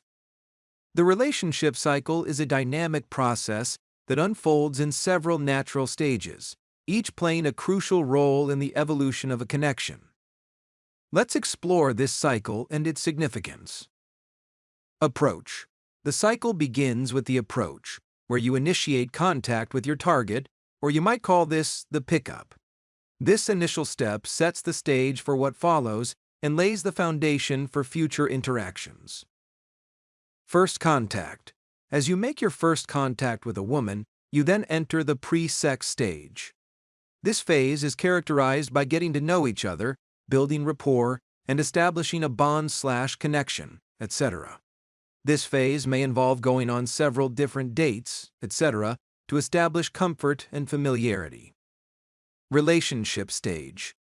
The relationship stage begins at the point of penetration and continues until the very last sexual encounter with that particular woman. During this stage, you are actively engaged in a sexual relationship, deepening your bond and intimacy. Post-sex.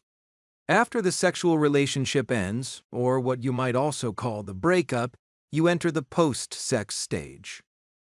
In this phase, you may still maintain communication or friendship with the woman, but the sexual aspect has ceased. This stage is a natural progression in many relationships and signifies a shift in dynamics. Closure and new beginnings.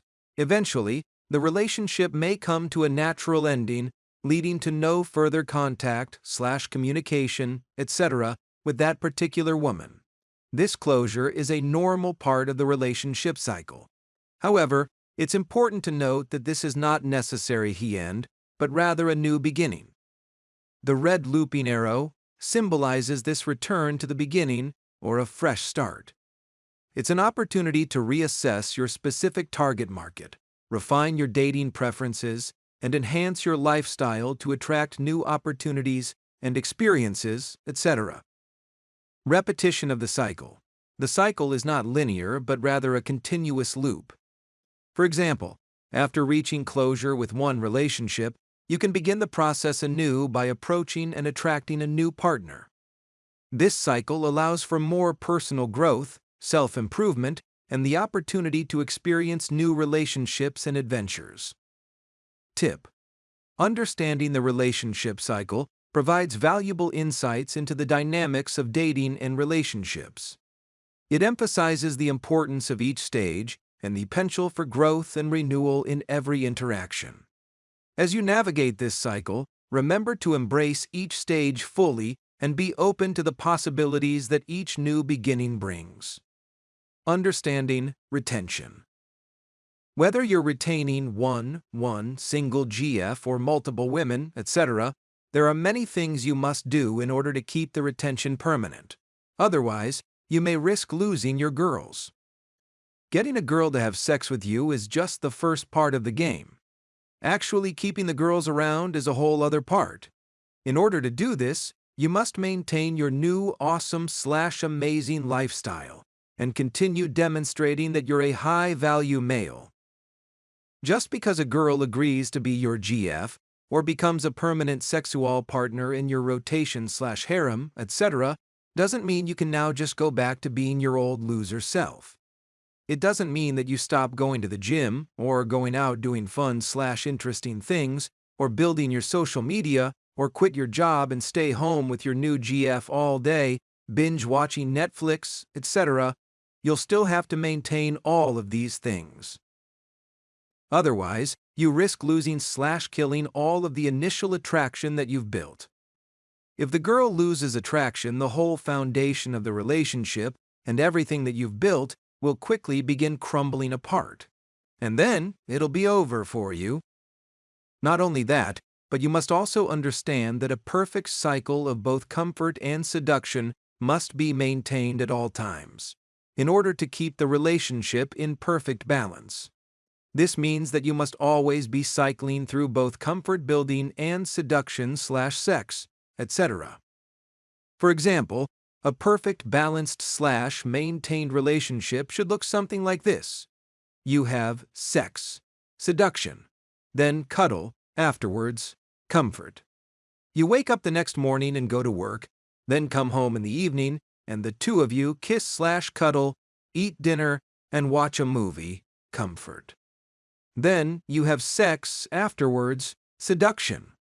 The next day, you go out to eat breakfast together, comfort, then go shopping at the mall or to an amusement park or movie, comfort. Later that evening, you have sex, seduction, and so on and so forth.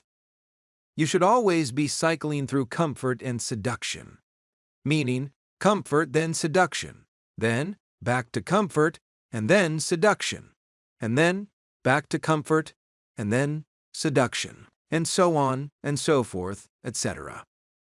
If you have all/only comfort and no seduction/sex, then the girl will start to see your relationship as more like just friends, or platonic. For example, if you watch a movies together but are always too tired afterwards for sex, so you just cuddle together and fall asleep. The next day you go shopping at the mall, you go home and eat dinner, but there's no kissing or sex, etc. A few days of this is fine, but if this goes on for too long, the girl will start to see you more like just one of her girlfriends, who has a dick. The relationship will eventually end, as you're literally starving her from the sexual/physical aspect of it. The same is true if the girl did this from her side.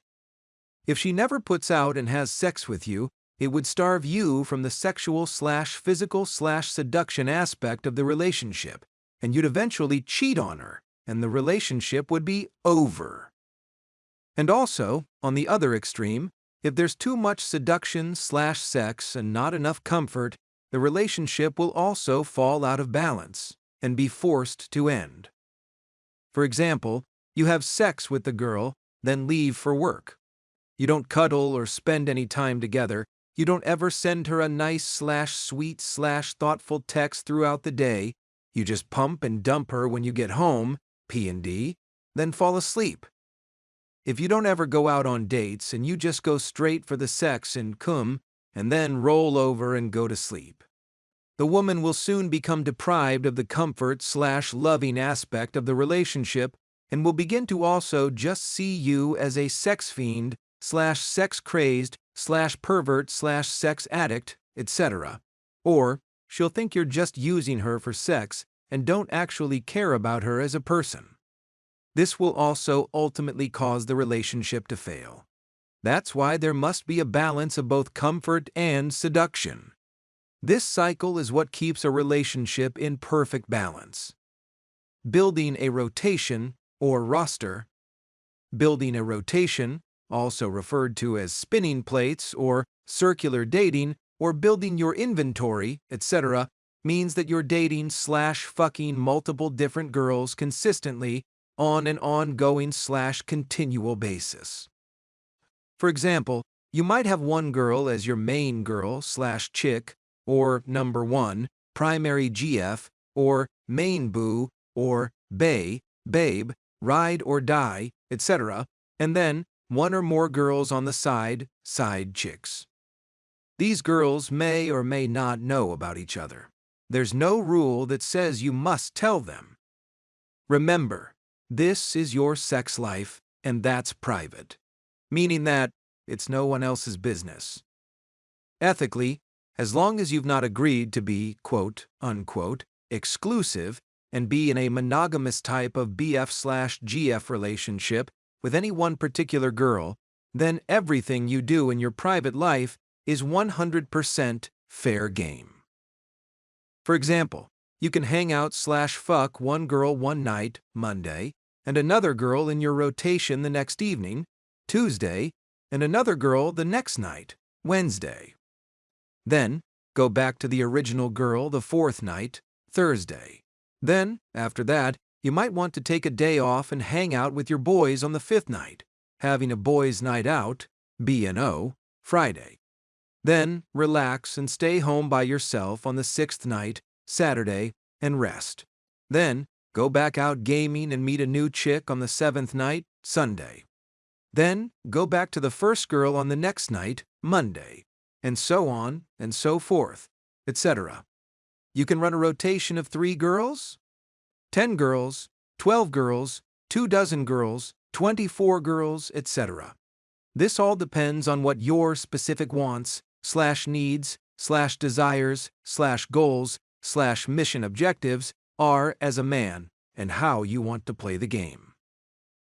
Another way to manage these girls is to mix and match them, meaning introduce them to each other and try to get threesomes, etc., if two of your rotational girls, or plates, are perhaps both bisexual and you think they might click. Or, you can keep them all separate, that's entirely up to you. Tip: you'll also always want to be cultivating your rotation, meaning you'll occasionally eventually want to trade up here and there. Meaning that, as you continue gaming, you'll eventually want to ghost out, or soft ghost, the lesser attractive girls you're seeing and add in more hotter girls. This will help build a higher quality rotation/roster, etc. Example. For example, let's say you're dating 3 girls: Jessica, Sarah, and Jenny. Jessica is an HB9, hot babe 9/10. Sarah is an HB8, and Jenny is an average-looking 6/10. Then, one night, you meet a new girl, Mary. Let's say Mary is a gorgeous 9/10 fashion model.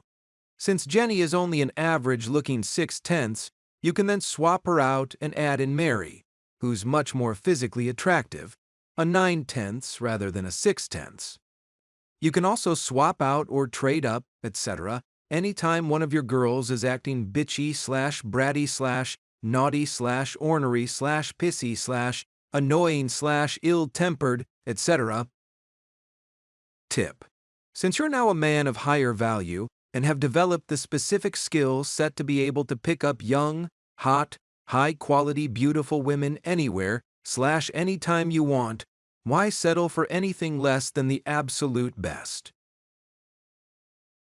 While quantity is nice, meaning having dozens of women to choose from in your inventory/rotation/harem, etc., having a smaller rotation, with super high quality, attractive women might be more to your liking, meaning women who are both physically attractive and who also have attractive personalities and inner qualities, whom you get along with easily and enjoy spending time with. Again, this is entirely up to you and your specific goals. Tip: if one of your girls starts asking questions about your sex life or wonders if you're seeing other women and asks, "How many other girls are you seeing?" you can just answer, "More than you think." Then wink in a cocky/playful way, cut the conversational thread, and stack forward to your next routine. Or you can just tell her, "Nobody special." Or you can say, "We're not together. You can date anyone you want to." Or you can tell her, "We're not together. I'm just casually dating." And that's all you have to say. And leave it at that.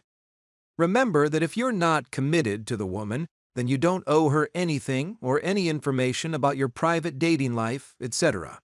And, if she gets upset, remember that you have several other options, and don't be afraid to cut her loose if she's acting up or behaving in a way that you deem less than desirable. Remember, if you've not sat down and had the talk and 100% promised/agreed together that you're going to be exclusive with one and other, then you're still just a free agent and not committed to any one particular girl. Meaning that you're free to do whatever you want, whenever you want, with whomever you want. And you have absolutely zero responsibility/obligation, etc., to inform any other girls you're seeing/dating/fucking, etc., or disclose any further information about your private dating life, etc. Notice in the previous meme that the man has already secured a threesome with 2 previous targets and has now successfully converted them into wingwoman. Both women can now assist the man in acquiring another additional bisexual or open-minded woman for a foursome. And from this point, the man can continue to collect more and more women for his potential inventory and continue getting more and more sex and threesomes, etc., from more women, etc., and that's how the game works. Harem building. Harem game, harem building, or building your dream harem, etc., is similar to the concept of building a rotation, except the difference is that all the girls generally know about each other, and will also most likely be bisexual, and will either live with you in the same household and all have orgies with you, or may live separately, but will all party together, and have sex together when you meet up. If you want to begin building your harem, it'll generally require you to attract at least 2 or more open-minded bisexual women. If this is the lifestyle that you personally want to lead, this means your target market, TM, should be for this particular type of woman, open-minded, bisexual, polyamorous, open to polyamory / kink / fetish lifestyle, etc., as previously mentioned earlier. Building a harem will not work in the long term if you're only attracting straight girls who are not open-minded enough for this type of lifestyle. This will require you to more selectively choose your initial TM. Some straight girls may try to have threesomes / orgies, etc., with other women for you, but it won't feel easy / natural for them. They won't really enjoy it the way a full-on, kinky bisexual girl will. So don't waste your time / effort / energy trying to force it on a girl who doesn't really meet the prerequisites. If you want this type of lifestyle, make sure you're always screening for the right types of girls. But when done properly, you can really get some amazing results and build the ultimate harem of your dreams. You can literally have several different girls living with you, sleeping with 2, 3, 4 plus different women in your bed, having orgies with them every night, going to sleep together, cuddling, waking up together, and all the girls will enjoy sex with each other just as much as they enjoy having it with you. You don't have to have a huge harem to be satisfied. Using the secret techniques that I'm teaching you here in this book, you can easily find 2 bisexual women who love each other just as much as they love you, and you'll love both of them. This dynamic becomes what's known as a throuple, you plus 2 women. Or you can have 3 to 4 plus girls who are all bisexual, who are also into having other bisexual girls over for occasional casual sex, etc., who all go to sex parties and share multiple different partners. Or these girls can also go out gaming with you and act as your wing woman, or wing girls, pivots, etc., and help you to pull other bisexual girls home with you to share together. Meaning that they'll also want to fuck other girls just as much as you want to as well, and you'll work together as a team in order to pick up other bisexual girls for all of you guys to fuck. This can be one of the most rewarding and ultimate PUA experiences in the game. Believe it or not, it's actually quite possible to build up a full-on multi-girl rotation / harem / roster / inventory, etc. in just a few weeks' time. If you're following my method and are getting the process down, you'll notice that it becomes very realistic to have sex with 1 to 3 plus new girls each week, sometimes more. When you're doing this, having sex with 3 new girls each week, for example, one of the 3 girls, the one you like the best, who you may want to continue seeing long-term, etc., you can add her into your rotation and drop the other 2. Or you can also put the other 2 on a semi-rotation, but after the course of several weeks, to possibly 2 to 3 plus months' time, you may quickly build up a rotation or harem of over a dozen, 12, different girls or more.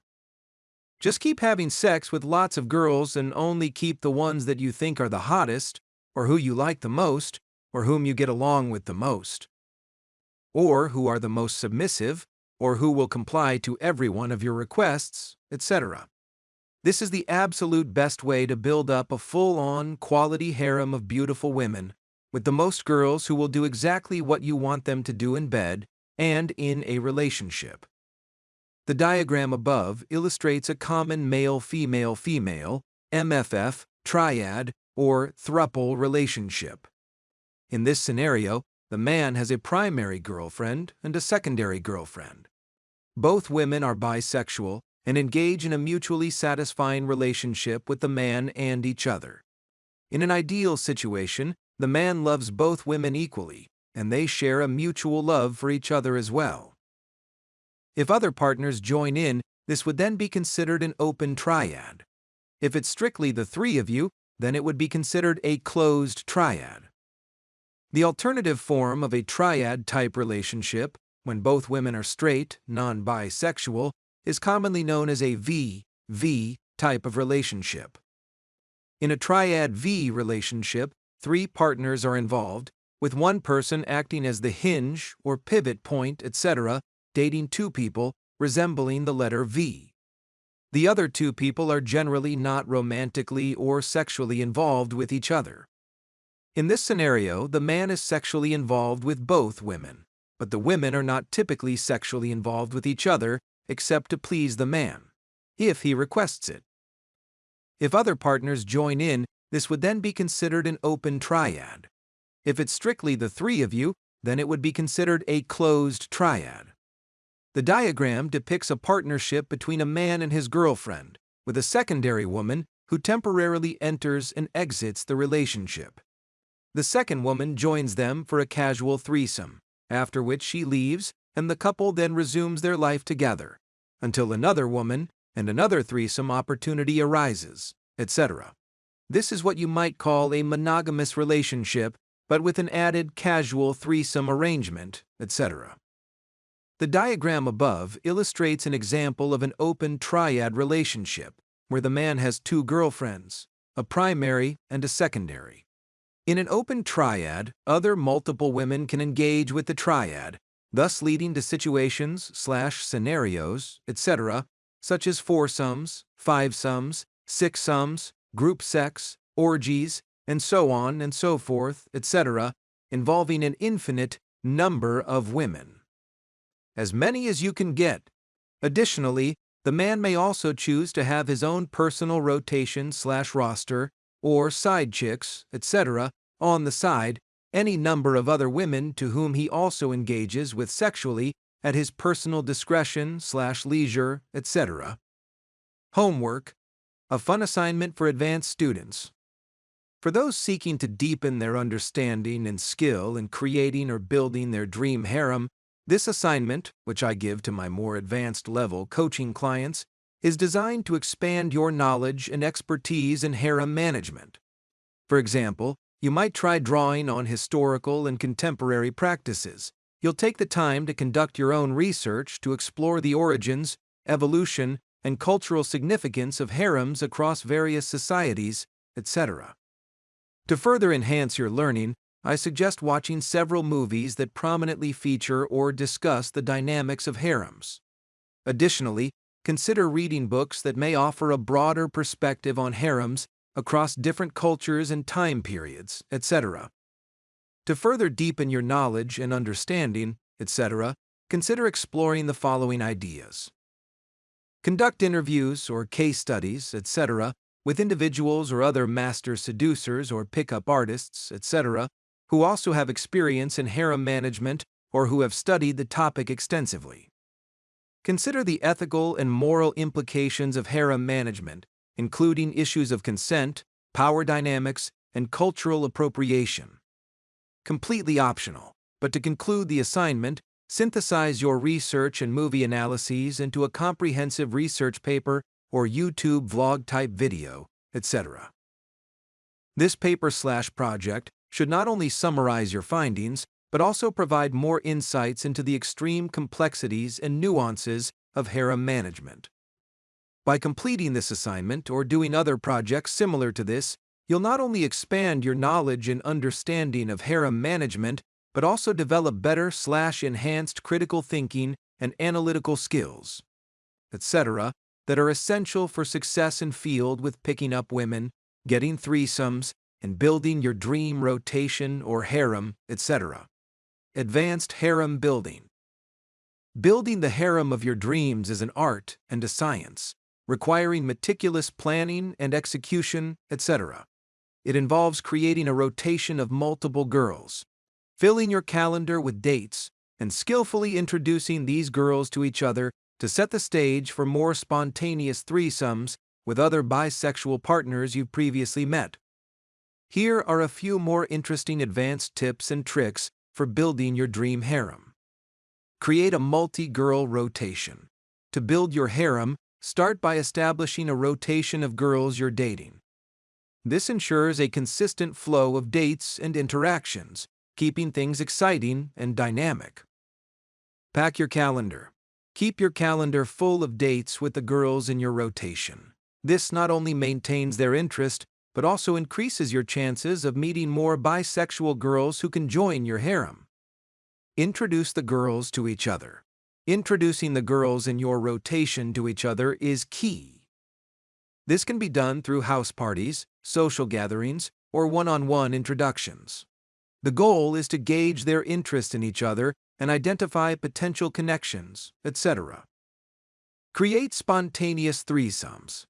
Once you've identified a connection between two girls, gently work on pushing the interaction forward. Encourage them to spend time together and foster a bond. This can ultimately lead to more spontaneous threesomes when the timing is right. Repeat and expand. Continue this process with new additions to your rotation. As you meet more girls and create more connections, the potential for threesomes and sexual activity grows exponentially. Managing logistics. Practical considerations come into play when planning for multiple partners. Investing in a sturdy, large bed, like a steel frame bed, etc., which can accommodate several people, ensuring comfort and safety during intimate encounters, as mentioned earlier. Joining the poly lifestyle.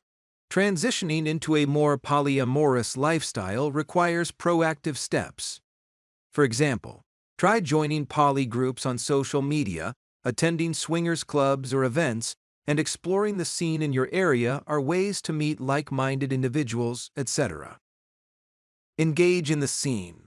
Once you've identified potential partners or groups, immerse yourself in the poly community. Attend events, have conversations, and explore your interests. This not only helps you meet new people/friends/connections, etc., but also provides more insights into the lifestyle. Always be very selective and respectful. While building your harem, it's crucial to be selective and respectful. Not every interaction will lead to a threesome, and it's important to prioritize consent and comfort. Conclusion. Building and maintaining a harem requires dedication, communication, and a deep understanding of the dynamics involved. By following these steps and staying true to your specific goals, you can quickly create a more fulfilling polyamorous lifestyle filled with excitement and adventure. Tips to keep the relationship alive and exciting. Creative and memorable activities. Keeping the flame alive in a relationship can be an exhilarating journey, especially in a dynamic such as threesomes. Here are a few fun and creative ideas to keep the spark alive and create lasting memories together. Private costume party. Organize a private costume party with the girls, where they dress up as characters that excite you. For example, they could dress up as the princesses Elsa and Anna from Frozen. This fantasy-themed dress-up can add a playful and exciting element to your intimate moments. Themed dress-up. If Frozen isn't your style, consider other themes that align with your preferences. For warmer vibes, have the girls dress up as hula girls and imagine yourselves in Hawaii, sipping piña coladas. The key is to choose themes that ignite your passions and fantasies, etc. Role-playing. Explore role-playing scenarios that cater to your interests.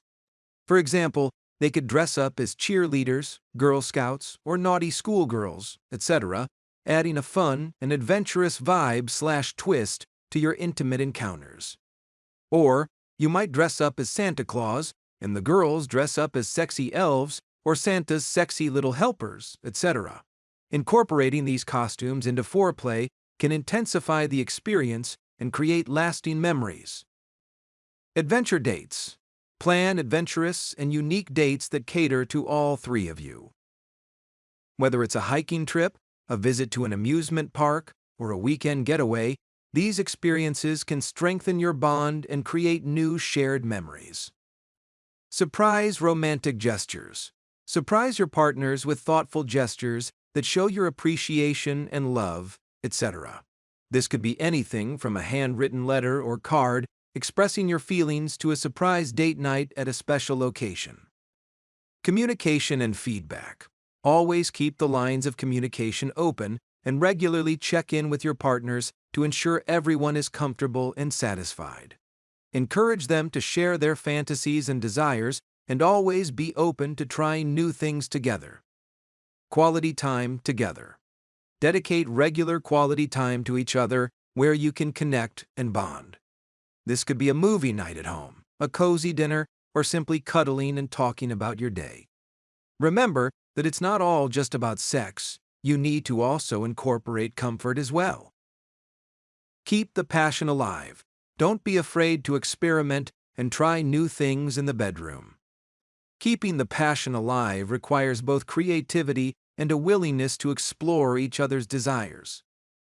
By incorporating these creative ideas into your relationship, you can keep the excitement alive, strengthen your bond, and create more lasting memories together. Experiment with these suggestions and tailor them to suit your unique dynamic and preferences. Deciding to leave a relationship. Embracing change for personal growth. In the journey of life and love, there inevitably comes a time when one must confront the difficult decision of ending a relationship. This decision is not made lightly, but is often the result of deep reflection and introspection, etc. As you've learned throughout this book, relationships should enhance your life, bringing you joy, fulfillment, and growth, etc. If a relationship no longer serves these purposes and instead brings negativity, stagnation, or unhappiness, etc., then it may be time to consider moving on. For example, the concept of sacrificing the queen, as discussed earlier, applies here. Just as in chess, where sacrificing your most powerful piece can lead to a stronger position, ending a relationship that is holding you back can lead to new opportunities and personal growth. It's about recognizing when holding on to something is no longer beneficial and having the courage to let go, trusting that better things await you. It's important to recognize the signs that a relationship may no longer be serving you. If your partner is constantly causing you stress, arguing with you, or disrespecting you, these are clear indicators that the relationship may not be healthy. Similarly, if your partner is not meeting your emotional, physical, or spiritual needs, etc., it's important to address these issues and consider whether the relationship is worth continuing. One of the key lessons to take away from this is to never settle for second best. You deserve to be in a relationship where you're valued, respected, and supported. If a relationship is not meeting these standards, it may be time to reevaluate and consider moving on. Remember, ending a relationship is not a failure, but rather an opportunity for new growth and self-discovery. It allows you to reassess your priorities, rediscover your passions, and ultimately attract an even better partner who is truly compatible with you. By having the courage to let go of what no longer serves you, you open yourself up to a world of new possibilities and opportunities for happiness and fulfillment. In conclusion, deciding to leave a relationship is a deeply personal decision that should not be taken lightly. It requires deep levels of introspection, courage, and a willingness to embrace change. By recognizing when a relationship is no longer serving you and having the courage to let go, you open yourself up to a world of new possibilities and opportunities for growth and happiness. Note: the lesson here is to never accept second-class behavior from anyone, whether in relationships, business, or life, etc. Be brave enough to cut off toxic relationships and move on with your life, knowing that better opportunities will come your way. Remember, when you end a relationship, it's not necessarily the end of the game. It's just a new beginning. You can reassess your target market, improve your life, and attract new partners.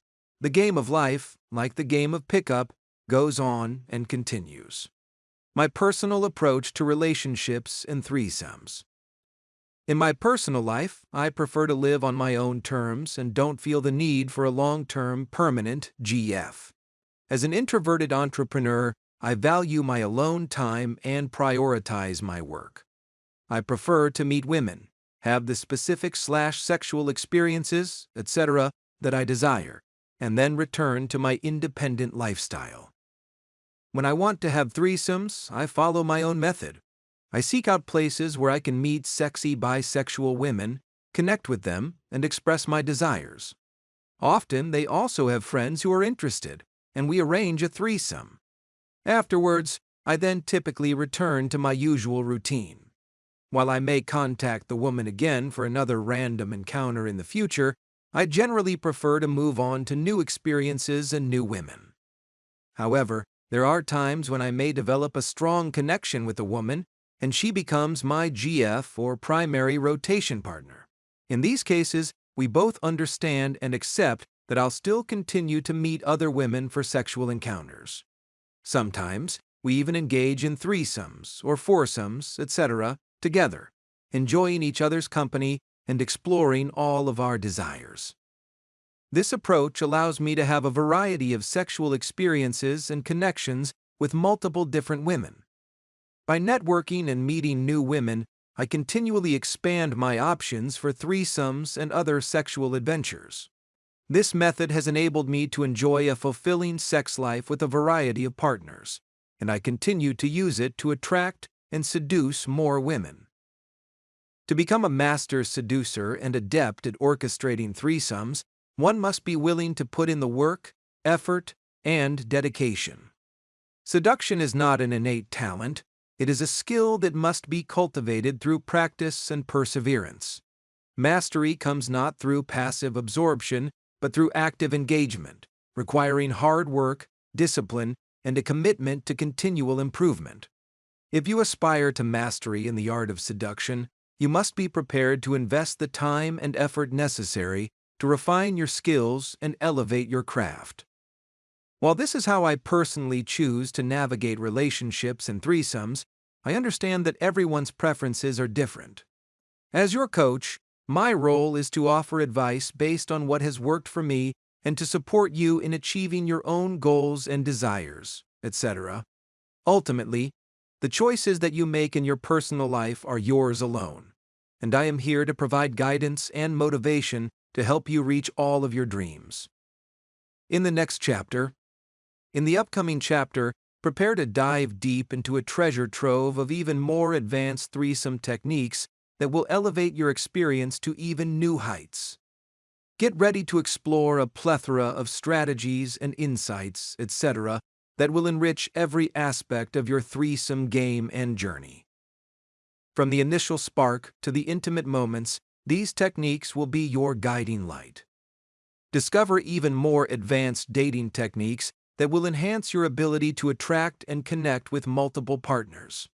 Learn valuable mental tricks and hacks that'll empower you to navigate the complexities of multiple relationships with ease. These outside-the-box tips and tricks will equip you with the tools you need to master the art of seduction and create unforgettable experiences with multiple women. Stay tuned as we embark on this journey together, unlocking the secrets to successful threesomes and beyond. Whether you're a seasoned player or just starting out, this next chapter will provide you with the knowledge and insights to take your game to the next level. So, buckle up and get ready to embark on the adventure of a lifetime. The best is yet to come. Let's begin. Get video coaching now. 1 hour of live, 1 personal phone / video coaching, sparkles emoji, mobile phone with arrow emoji, sparkles emoji. Only $99 per hour. Buy 5 hours, get 1 hour free. That's 6 hours of video coaching, only $495. Instagram, www.instagram.com/Jaunzemis @Jaunzemis. Or call / text 702-417-7714 for more detail. Easily payable via PayPal or Zelle.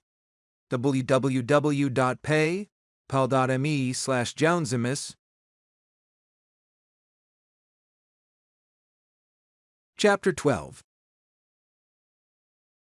Advanced Techniques for Threesomes and Mastery in Seduction.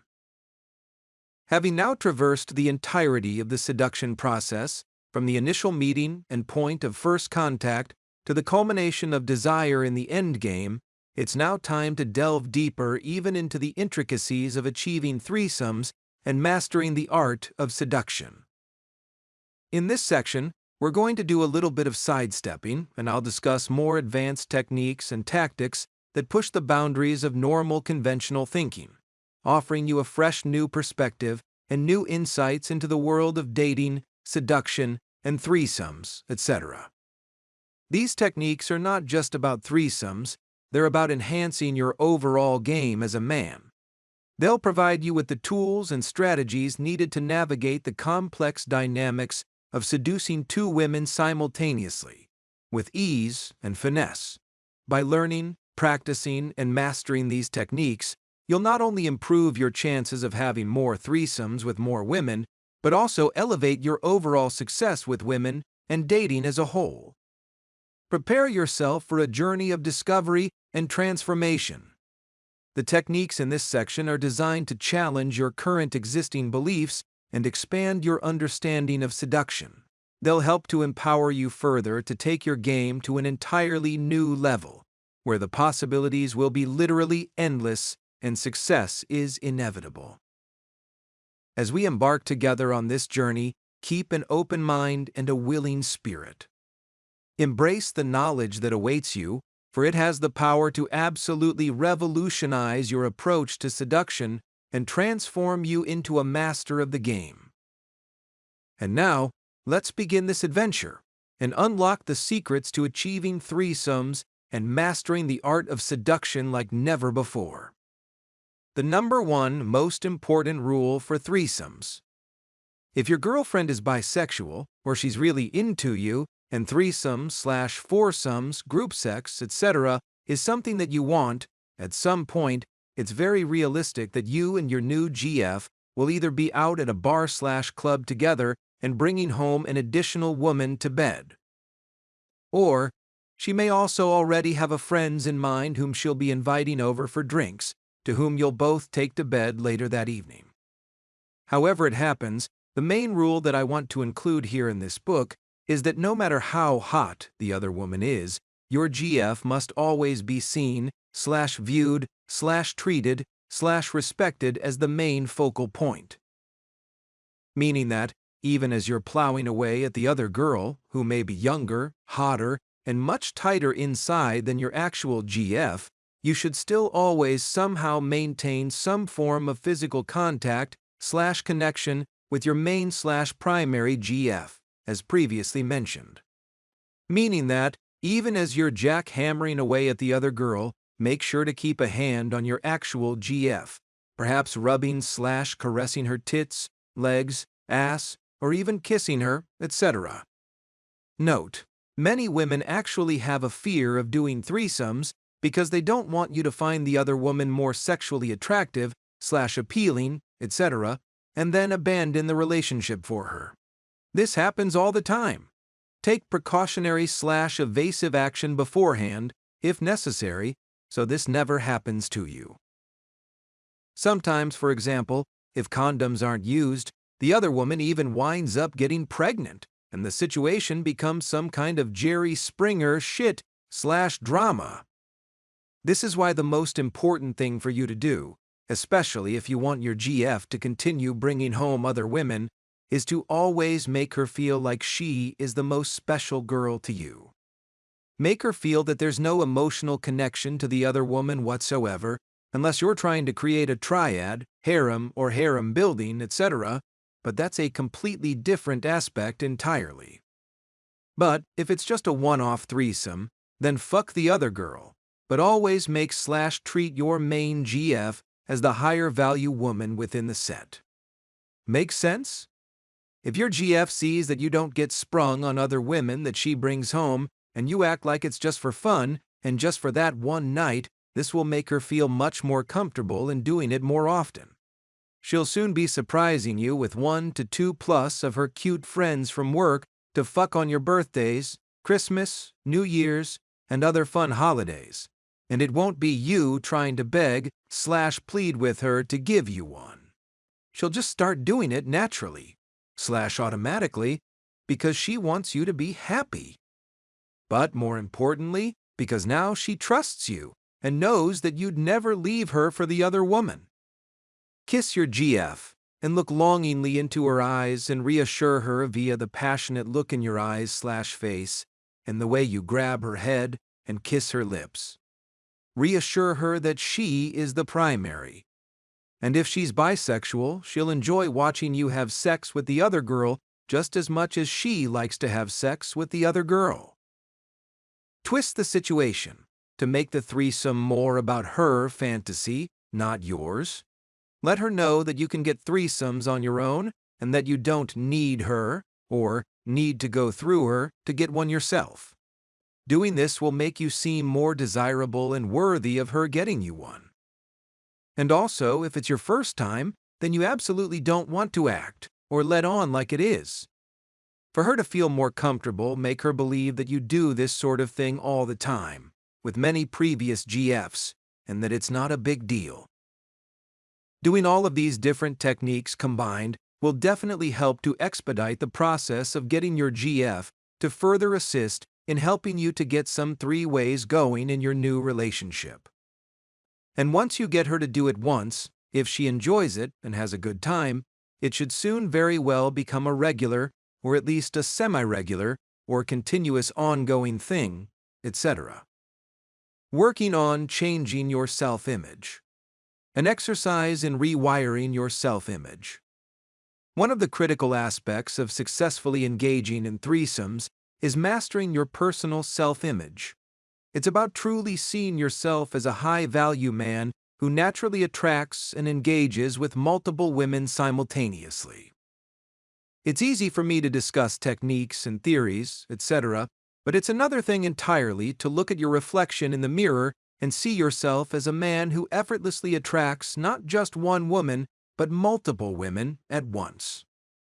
If you find it challenging to visualize yourself in this way, there are actually exercises which can help improve your personal mental projection of yourself in order to make this become your new default way of thinking/being, etc.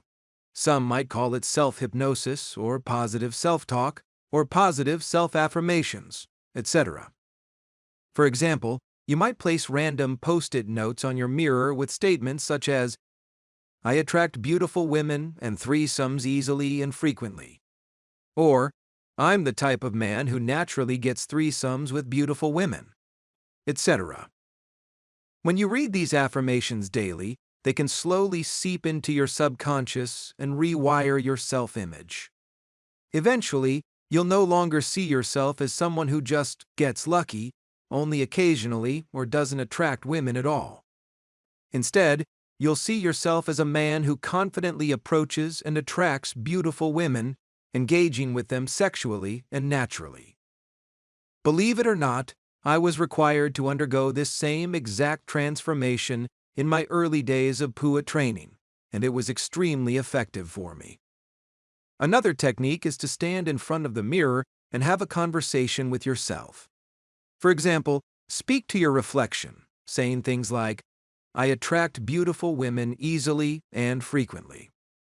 I easily get laid and have threesomes with them. I'm adept and skillful at handling multiple women at once." Repeat these affirmations until they become permanently ingrained within your thinking. You can also write down your affirmations on paper and repeat them in front of the mirror, or write them down repeatedly until they become second nature to you. Meditation exercises can also be extremely beneficial. For example, sit down, close your eyes, and visualize yourself with two women. Imagine going on a date with them from start to finish. Picture the venue, the atmosphere, your interactions with them, etc. Visualize intimate moments, such as a three-way kiss or a massage, etc. Imagine getting undressed and engaging in sexual activities with both women, etc. Repetition is key. Visualize these scenarios daily until they feel perfectly natural to you.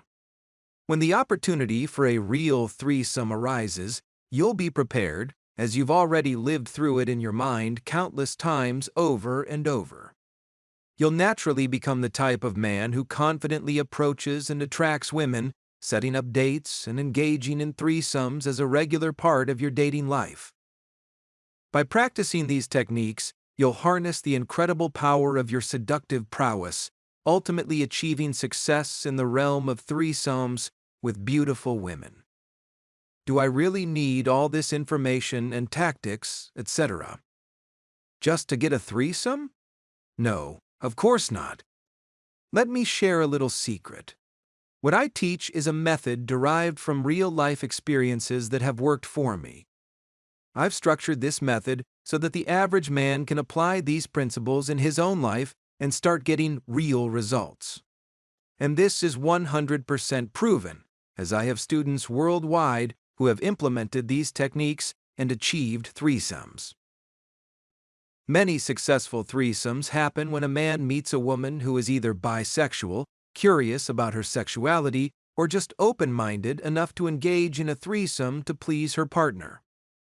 However, you don't have to follow my methods strictly. I'm providing methods that work, but there are times when I've personally met women who weren't necessarily quote-unquote bisexual, but were open-minded and curious about hooking up with another woman. For instance, I once met a girl who, while not necessarily bisexual, was open-minded and openly bi-curious. We were casual partners, /fuck friends, /fuck buddies, etc., and one night in Las Vegas, while partying, we met another woman at a club. The three of us hit it off, and things escalated naturally. We all ended up back in bed together, enjoying a threesome. The key takeaway here is that you don't have to be in an exclusive relationship just to score a threesome. You could have a casual partner or a friend with benefits, FWB. Sometimes, it's as simple as meeting another girl at a party or the girl you're with knows someone else. Remember, to be successful, you need to have the social savvy to pick up on signals and read the situation. Once you see the right signals, you can then just follow my method and lead the situation towards the sex. It's up to you to read women's signals and know how to lead the situation to achieve the results you want. Remember, there's more than one way to have a threesome. For example, you could approach two women at the same time, or you and a casual partner could meet another woman at a party, etc. The more you play the game, the better you'll get at reading the situation and knowing exactly what to do in order to get the exact/specific results that you want. So get out there, start approaching, and see where it leads you to. The Grandmaster Dual Approach Method. Eliminating all of the bullshit and going straight for exactly what you want. Typically, I personally don't advocate for the dual/double approach as a primary method to initiate a threesome. The approach outlined in this book, which focuses more so on the long game, has a much higher proven success rate, despite requiring more effort to attract one woman and then pursue a second. However, for the master three-way seducer or the more experienced pickup artist, there's an alternate method, the Grandmaster Dual Approach. In this approach, you'd first identify two girls who may be kissing at the bar, indicating their openness to possible three-way sexual exploration. You'd confidently approach them by placing both hands on their shoulders, resting your wrists, and then slowly splitting them apart, maintaining dominance and confidence. With both hands on their shoulders now, and your head turned slightly, you'd address them, acknowledging their attractiveness and expressing your interest in getting to know them more. For example, you might open with, "You girls are so sexy and beautiful and I want to get to know you. So, who are you? What are your names?" You'd then introduce yourself, starting with the girl on the left and then the girl on the right, or whichever is more receptive. If they respond positively, they will introduce themselves, and you can continue the conversation by introducing yourself and suggesting getting a drink together. For example, you might then continue with, "I'm Ryan. I live here in Las Vegas. You girls look thirsty. I'm kind of thirsty myself. Let's go over to the bar and get a drink." Once seated at the bar, you then continue to build attraction and comfort with both women, using light physical touch, and inviting them to possibly join you on the dance floor. If the interaction is going well, you can suggest moving to a more private setting, such as your house, for an after party. For example, "So ladies, tell me something about yourself." Then proceed to go for the pull. "There's actually an after party back at my place. Let's go over there for a little bit and get some drinks and chill out in the hot tub." If the girls are receptive, this can possibly lead to sexual activity later. However, if logistics prevent an immediate relocation, you can then just exchange contact information and plan a future date to continue the interaction and take things from there. For example, "I'm actually having a pool party/barbecue this weekend. Give me your numbers and I'll text you with the details later." By bypassing the initial stage of seducing one woman and instead approaching and attracting two women simultaneously, you accelerate the process and increase the likelihood of achieving your desired outcome, a threesome. Try this technique or style of approach and see how it works for you. Enhancing strength, stamina, and endurance. Achieving peak performance in the bedroom and beyond through exercise and a healthier lifestyle. Something extremely important to remember is that it's crucial to recognize that the physical demands of such encounters, having sex with two women at the same time, or engaging in group sex, etc., can be significantly higher than those of traditional sexual activities. Therefore, focusing on living a more healthy lifestyle and doing daily exercises that may help to boost overall strength, stamina, and endurance, etc., is absolutely paramount if you want to perform well in the bedroom. Firstly, I suggest high-intensity interval training, HIIT, pronounced HIT.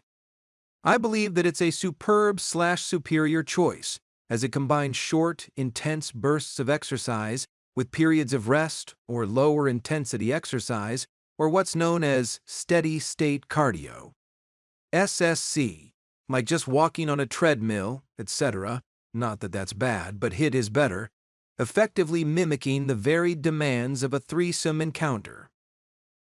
Additionally, incorporating sprinting into your routine can help build the explosive power and endurance necessary for more prolonged sexual activity.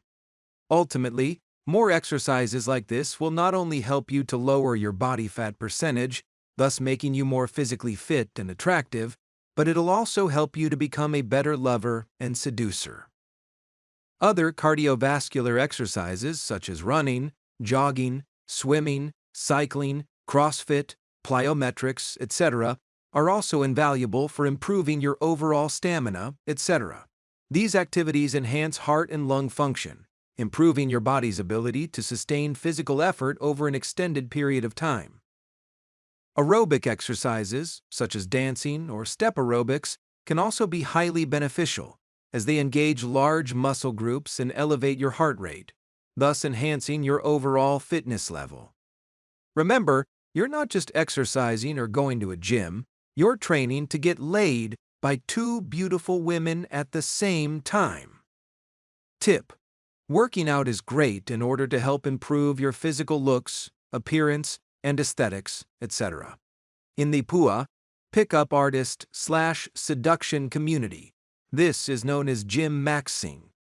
Gym maxing is a seduction technique where a man works out in a gym to build muscle and lower his body fat, BF, in order to sculpt a more lean, physically fit, and sexually attractive body for women.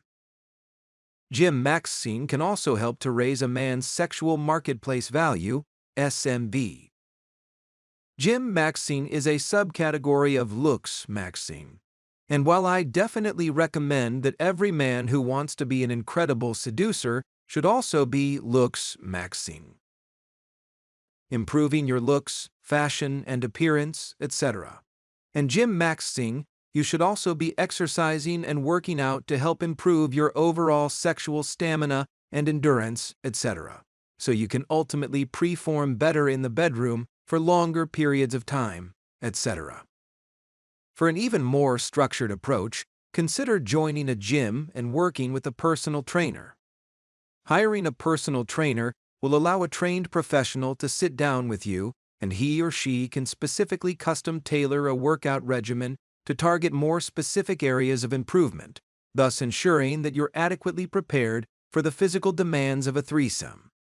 They can also provide you with guidance on proper form/technique, etc., thus helping you to reduce the risk of injury, etc., and maximizing the effectiveness of all of your workouts. But, quick disclaimer here, I'm not a doctor or physician, so remember that before starting, engaging in, or embarking on any new fitness and/or exercise program, that it's crucial to consult with your doctor, physician, or personal/family healthcare provider, etc. They can sit down with you and assess your current fitness level and provide personalized recommendations to help you achieve your goals more safely and effectively at THREESOMES. Remember, building more stamina and endurance, etc., takes time, effort, energy, dedication, and a real willingness to win. So, stay focused on your goals, stay consistent, and listen to your body's cues to help avoid overexertion, etc. If you get personal fitness coaching with me, then we can sit down together and I can teach you all of this kind of stuff. Flexed bicep emoji. Just FYI, if you're seeking personalized guidance to help elevate your current fitness and sexual stamina/energy/endurance, etc., or if you aspire to sculpt your physique, bulk up, slim down, or simply transform your body, etc., then look no further. Consider partnering with me. As well as being a dating coach, I'm also a qualified professional personal fitness trainer. I've undergone rigorous training, obtained certifications, and amassed valuable coaching experience, etc. I've empowered countless numbers of individuals to reach their peak physical condition and performance, etc., and conquer their goals in relationships, health, fitness, finances, and lifestyle, etc. My approach is not one size fits all. I craft bespoke training programs tailored precisely to your specific/unique needs. Additionally, I also offer expert dating coaching and advice to enrich your lifestyle and bolster your confidence. If you're prepared to transcend your current fitness and intimate experiences, seize this opportunity. Contact me directly at 702-417-7714 to discover how we can collaborate to realize your aspirations. Sparkles emoji, weightlifter emoji, male sign emoji, sparkles emoji. Creating a more conducive environment for seduction. Enhancing your personal space for more intimate encounters. To help maximize the potential for more successful future threesome interactions, etc., crafting an inviting and sensual environment is key, as previously mentioned. This goes beyond mere cleanliness and organization. It's about transforming your space into a haven that whispers seduction at every turn. Here are a few suggestions to help you create an ambience that is conducive to more intimate encounters. Upgrade your bed. Invest in a large/spacious bed, preferably a king or emperor size, with a sturdy steel frame to accommodate additional weight for multiple partners or group sex, etc. A comfortable and roomy bed is essential for a relaxed and pleasurable experience. Mood lighting. Install dimmable lights or smart LED bulbs that allow you to adjust the brightness and color to suit the mood, etc. Soft, warm lighting can create an intimate atmosphere that enhances the overall experience. Sensual scents. Use candles, incense, or essential oil diffusers, etc., to help infuse your space with alluring aromas. Scents such as vanilla, jasmine, sandalwood, lavender, potpourri, etc., can be aphrodisiac fragrances and heighten the senses, and set a more romantic vibe/tone. Personally, I recommend lavender and vanilla Glade spray. Believe it or not, that is the scent I've used in my home for almost 2 decades in Las Vegas, and it has yielded me results with women time and time again. Just remember to use it sparingly. Plush textures. Add luxurious touches like a shag rug, pillows, silky sheets, and plush pillows, etc., to make your space more warm and inviting. These tactile elements can stimulate the senses and add to the comfort and enjoyment of your encounters. Ambient music. Build a playlist of seductive tunes that can provide a subtle backdrop to your activities. Music can help set the pace and enhance the mood, so choose tracks that align with the vibe that you're aiming for. Visual stimuli. Consider installing a big screen 4K or 8K UHD TV that can play background visuals, or installing a giant mirror on your ceiling above your bed to reflect your passionate moments. There are many visual elements you can add to your home that can help to heighten arousal. Full stocked bar. Set up a mini bar with a selection of drinks to cater to different tastes. Having a variety of beverages on hand can help your guests feel more comfortable and relaxed. Invest in various sex toys. Explore the world of sex toys and accessories, etc., that can help add excitement and variety to your future encounters. Items such as vibrators, blindfolds, pink fuzzy handcuffs, or massage oils, etc., can introduce new sensations and dynamics. Creating this seductive oasis will undoubtedly require a significant investment of your time, effort, energy, and resources, etc. However, it's important to approach this process with patience and positivity. Just take it one step at a time and trust that your efforts will pay off in the form of unforgettable experiences. Remember, the goal is to build an environment that not only enhances your encounters, but also reflects your commitment to pleasure and connection. Embrace the journey and enjoy the transformation of your space into a sanctuary of sensuality. Understanding the strategy of dropping anchor. In expanding sexual opportunities, anchor emoji, down arrow emoji. While this concept is not limited to threesomes, it certainly falls within the realm of pickup, women, dating, seduction, and potentially getting infinite pussy. Every woman has friends, many of which will be attractive females for you to fuck, if your game is tight enough. When you engage intimately with a new partner, it's crucial to recognize the network effect at play. Each of these new partners all have their own social circle. These friends of theirs are now more accessible targets for you to get to know and potentially engage with sexually at some point in the future. Imagine this visual.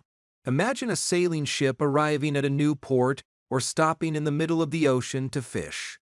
The ship drops anchor, anchor emoji, down arrow emoji, in one place for a while, fulfilling its needs before continuing its journey to the next port. Similarly, you can drop anchor by using your current girlfriend or primary partner, etc., as a lead source to introduce you to, and ultimately engage with, each of her friends sexually. This approach leverages her social circle to create multiple opportunities for warm approaches, pre-selection, and demonstrating higher value, etc. The key to successfully taking advantage of this strategy is to focus on fucking one of her friends at a time. By doing so, you can then systematically engage sexually with each of your girlfriend's friends, one by one. After you've engaged with all her friends, or as many as possible, you can then metaphorically raise anchor, anchor emoji, up arrow emoji, and move on to the next social circle, repeating the process. Similar to a ship that stops to fish, once it has caught all the fish in a particular area, it raises anchor and sails to the next spot to fish again. In your case, once you've engaged with all of your girlfriend's friends, you can then consider moving on from her and attracting a new partner. The cycle continues as you attract, build comfort, seduce, and potentially engage sexually with the new partner's friends. Tip: in some cases, if your primary partner, or the person you're pursuing, is open to it, she may even introduce the possibility of threesomes, foursomes, fivesomes, and so on with these other women, thus expanding your sexual experiences. Understanding cross-convergence tactics. Similar to the concept of dropping anchor is a series of techniques referred to as cross-convergence tactics. This is where a PUA transfers over from one initial target to another, for whatever reason the PUA deems necessary. For example, cross-convergence tactics can be extremely useful in a situation where you might be gaming a mother-daughter set. Or, you come to discover that you attract a hot mom at a bar and come to find out later on, for example, that she also has a beautiful 18-year-old daughter still living at home. For example, you might attract the hot MILF, mother I'd like to fuck, hook up with her, and then be having dinner at her house, and she introduces you to her hot 18-yo daughter. You begin to sense a sexual energy between you and the daughter. When mom goes off to the bathroom, you find yourself secretly flirting with the daughter, and know that if you could just manage to get some time plus full isolation, that you could easily close her out. In this instance, you'll cross-converge from the mother as your primary target over to the daughter, you new/alternate target. For example, you can exchange numbers with the daughter secretly, then start texting and making arrangements for the two of you to meet up in later private. Or even try to drop her off at school/work, etc., and have sex with her in your car, etc. Do whatever you can do to be alone with her, then simply seal the deal. You may even be able to completely drop your original target, the mother, and transfer over to the new target and become BF/GF with the daughter. This is known as full-on cross-convergence. Another example of cross-convergence may be if perhaps you attract one attractive girl, then come to find out that she also has a sister who is also even hotter. For example, after sex with the first girl, if you meet the sister and are feeling a vibe that it's on, and all you need is a little time alone with her to get the hookup. Then you can number close the sister secretly and make arrangements to meet up when the other girl is not around. Then you can get the sex. At that point, you can have options to either break it off with the first girl, since you now have an even hotter girl, or you could just add both of these new conquests and then pack up. Raise anchor and move on to the next set and do it again with even more girls to help rack up an even greater score. Again, this is all up to you and how you want to play the game. In the context of threesomes, there may be times when you attract a woman, even a primary GF, etc., and she introduces you to her bisexual friend who is even hotter and whom you get along with better as well. Since she's a better match, you can then trade up and then cross-converge over to the new girl and make her your new primary GF. The wishing well girl technique. Using women who you haven't have sex with yet. To help you find other girls. Female sign emoji, fountain emoji. Another crucial aspect of improving your ability to connect with others is to recognize the value of utilizing connections you've previously made, even if those connections didn't ever lead to a more romantic or sexual relationship, etc. It's important to understand that not every interaction will result in a romantic connection or sexual encounter. However, previous women you've engaged with, or attracted, etc., but haven't fully closed yet, can still be valuable contacts. These individuals can be categorized into your friend zone, especially if they're already open to bisexuality or polyamory, etc. These women/connections, etc., may introduce you to other potential women/partners who might be an even better match for you. You might refer to this style of approach as a wishing well technique, where these connections become a source of potential introductions to other individuals and possible/potential sex later on down the road. For example, consider the scenario with Jessica and Jennifer. This is a true story, BTW. I once picked up a girl named, let's just call her Jessica. We kissed/made out a bit, but my game was weak that evening, and I wasn't able to close her, but we did remain friends. Later, Jessica introduced me to her friend. Let's just call her Jennifer. Jennifer and I instantly had this fiery sexual connection that led to a one-night stand later that same evening. After that night, we ended up dating BF/GF for the next 3 months. This outcome is comparable to tossing a coin into a wishing well and having a wish unexpectedly granted or coming true. While there's definitely no certainty or guarantee that maintaining a friendship with Jessica would have ever led to meeting someone like Jennifer and getting laid and getting a girlfriend, etc., there's still always the hope and potential for such a rewarding connection to occur, making it akin to a wish magically coming true. The lesson here: never burn bridges, especially if it has a pussy. By transitioning your previous failed connections into friendships, etc., you can thus expand your social circle, attend events together, and potentially meet other like-minded individuals through them. This not only increases your chances of meeting new people, but also provides more social proof of your attractiveness, as you're seen with other attractive women, rather than being perceived as a solitary and potentially creepy individual at social gatherings. So, if a romantic or sexual connection, etc., doesn't materialize with someone you've engaged with previously, consider maintaining a friendship or an alignment with them. This can open up opportunities to meet new people through them in the future. In the diagram, you can observe that the man maintains a friendship with the wishing well girl. Additionally, she has friends who could potentially be sexual partners. It's important to note that these friends also have their own circle of friends who could also become potential sexual partners, and so on and so forth, etc. Using multiple sex dolls for advanced training and preparation, etc. Sex dolls can be very realistic representations of women, and they can also provide a unique opportunity to familiarize oneself with the dynamics of engaging with multiple partners simultaneously, switching up positions and such, allowing for the further development of skills and techniques, etc., that can enhance the overall experiences you'll soon be having in the future. Like a boxer in a training gym practicing on a heavy bag, getting ready for the real match, you, a master seducer, are training at home in your bedroom with 2 or more sex dolls. Practicing on both of them, learning how to switch and transition smoothly from one position to the next, getting yourself ready for the real thing. First and foremost, using sex dolls enables individuals to further explore and understand their own desires, preferences, and boundaries, etc., in a safe and controlled environment.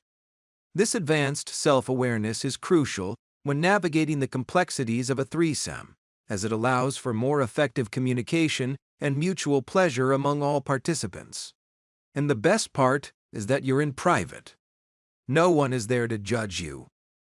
Additionally, practicing with sex dolls can help individuals further refine their physical techniques and improve their overall stamina. This more hands-on training approach allows for experimentation with different positions, rhythms, and intensities, etc., thus helping you to build even more confidence and competence in the bedroom in terms of managing the physical demands of having a threesome. Moreover, training with sex dolls provides an opportunity to better hone one's ability to focus on multiple partners simultaneously. This skill is essential for maintaining a harmonious and pleasurable experience for all parties involved, as it requires attentiveness to the needs and desires of each participant. In conclusion, training and practicing with multiple sex dolls, etc., can be instrumental in preparing for successful threesomes. Personally, I suggest going onto eBay and searching for TPE sex dolls. Thermoplastic elastomer, TPE, sex dolls are highly regarded for several reasons. Firstly, they offer a remarkably lifelike feel, closely mimicking the softness/texture of human skin. Not 100% exact, but much closer than typically hard plastic dolls, such as the material that a Barbie doll might be made out of. This more realistic/tactile experience can greatly enhance the overall sensation and enjoyment of intimate encounters with the dolls. Additionally, TPE sex dolls are incredibly flexible and posable, thus allowing for a wide range of positions, experiences, and scenarios, etc., during use. This flexibility can add a sense of realism and dynamism to interactions with the dolls, thus making the experience much more immersive and satisfying.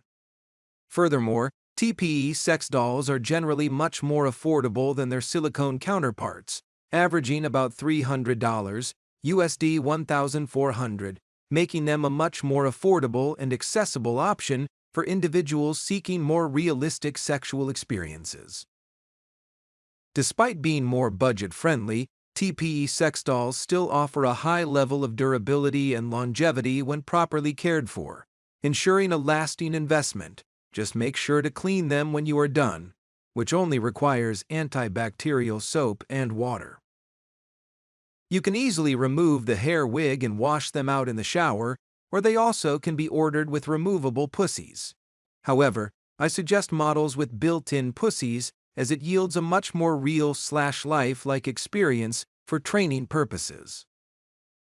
Overall, the combination of lifelike feel, flexibility, affordability, and durability makes TPE sex dolls a great choice among those looking to enhance their sexual experiences and start really training to get ready for threesomes. Once you acquire your sex dolls, it's essential to engage in deliberate practice to maximize your experience and hone your skill set. Begin by familiarizing yourself with dressing and undressing the dolls, slowly and seductively, just like it was a real-life encounter with two beautiful women. Paying careful attention to the details of the clothing and accessories, etc.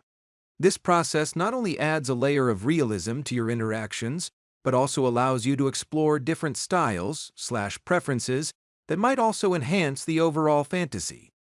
Setting the mood is crucial for creating a sensual and more real/immersive experience. Experiment with different lighting, music, and ambiance, etc., in order to create a space that feels intimate and inviting. For example, if you actually were able to bring two attractive women back to your house, how would the lighting be like? What food/drink would you have? What would you be talking about? Etc. All of this you should know or already have rehearsed several times in your mind. All of this type of stuff is part of successfully navigating a threesome, so be ready for it.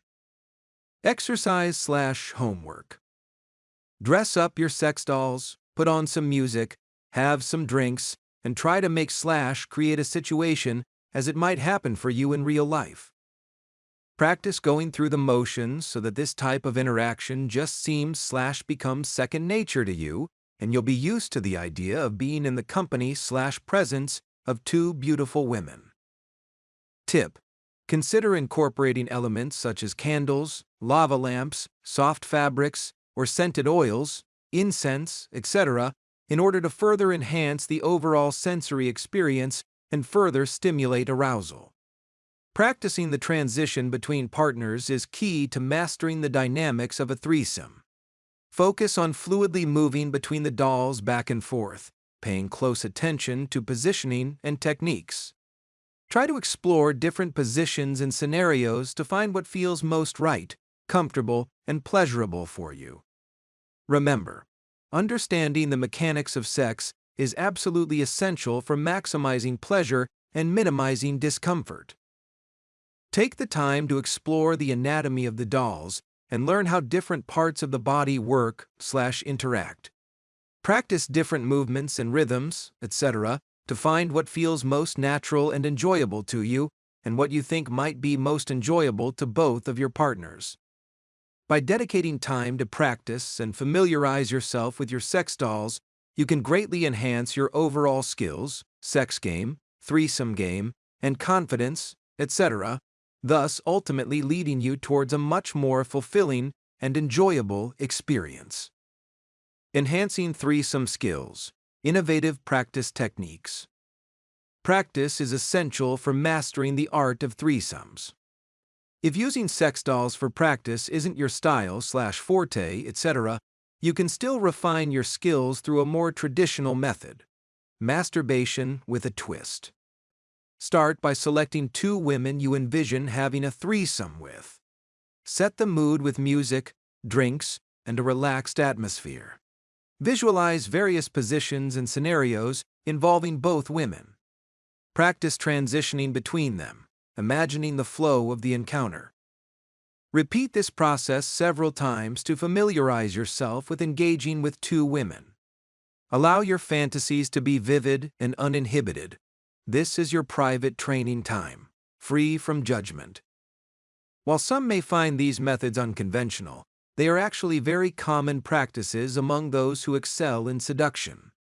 Many individuals, including myself, have used similar techniques as this to help enhance their skills in this area. For a more immersive experience, try projecting life-size images of the women onto a 75-85 big screen 4K UHD TV. Use photo editing software if needed to collage your dream threesome pics together. This can make the scenario feel even more real and help you visualize the encounter even more vividly. Experiment with different techniques, such as kissing, licking, touching, rubbing the TV/computer screen, etc., or simulating physical contact with the images to make the practice even more interactive. The goal is to become comfortable with engaging with multiple partners and simulate the experience as realistically as possible.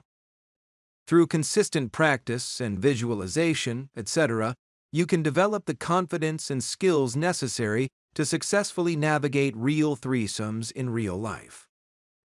Remember, the key is to approach this exercise with creativity and an open mind, allowing yourself to fully immerse within the experience. And, most importantly, have fun. More secret jack-off techniques in regards to threesomes. For an at-home exercise, consider putting pictures of two women that you fantasize about on your computer or laptop screen. You can then interact with these images in a way that feels natural to you. Whether it's kissing, licking, touching, rubbing the screen, etc., running your fingers through their hair, or imagining their presence, the key is to immerse yourself in the fantasy and believe that it could actually become a real-life reality for you. As you engage in this exercise, take a moment to look around and assess your surroundings. Imagine if these women were actually in your living room. Is your space conducive to a comfortable and enjoyable experience? Consider factors like privacy, cleanliness, and amenities that would make the environment inviting for them. This exercise serves as a sort of dress rehearsal, allowing you to visualize and prepare for the possibility of hosting two women in your space. By addressing these logistical aspects ahead of time and creating a more appealing environment, you increase the likelihood of a successful seduction. This exercise helps you mentally prepare for the scenario and ensures that your space is ready to accommodate multiple partners. Practicing for threesomes with hookers/escorts/prostitutes. Embracing the experience. While the idea of practicing threesomes with hookers/escorts/prostitutes, etc., may seem highly unconventional, it can actually offer incredibly valuable insights and preparation for those interested in exploring threesomes in a safe and controlled environment.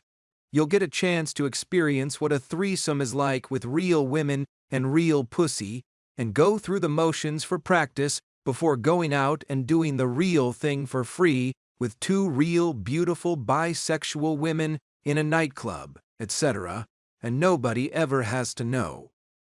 Winking face emoji. Here's a quick detailed guide on how to approach this practice. Understanding the purpose.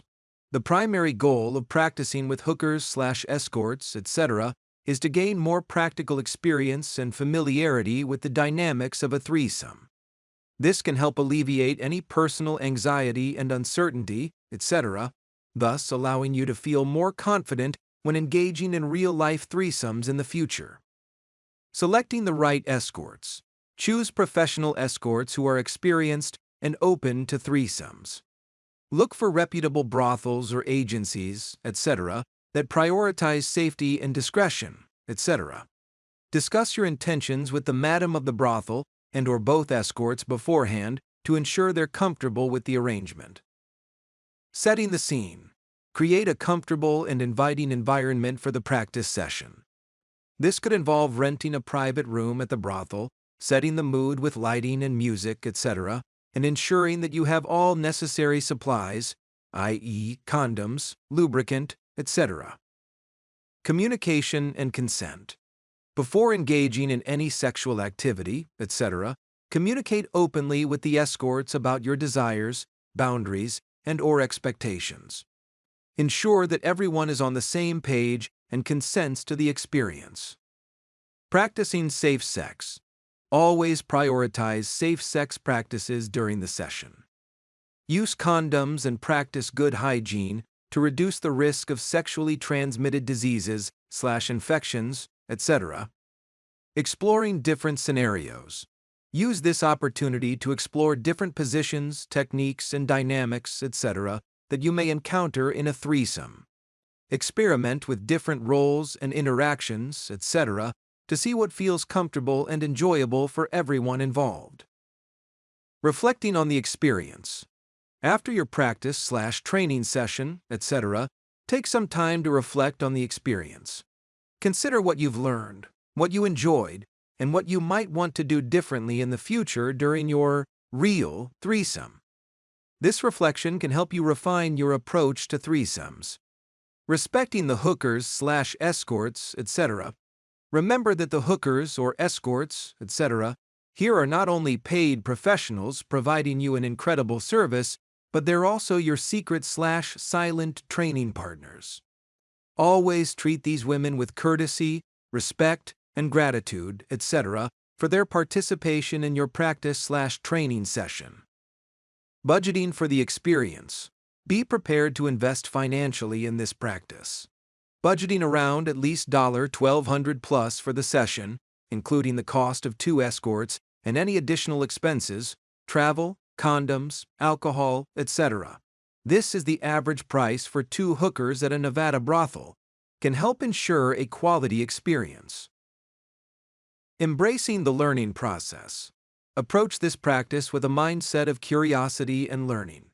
Embrace the opportunity to expand your sexual repertoire and enhance your skills in a safe and consensual manner.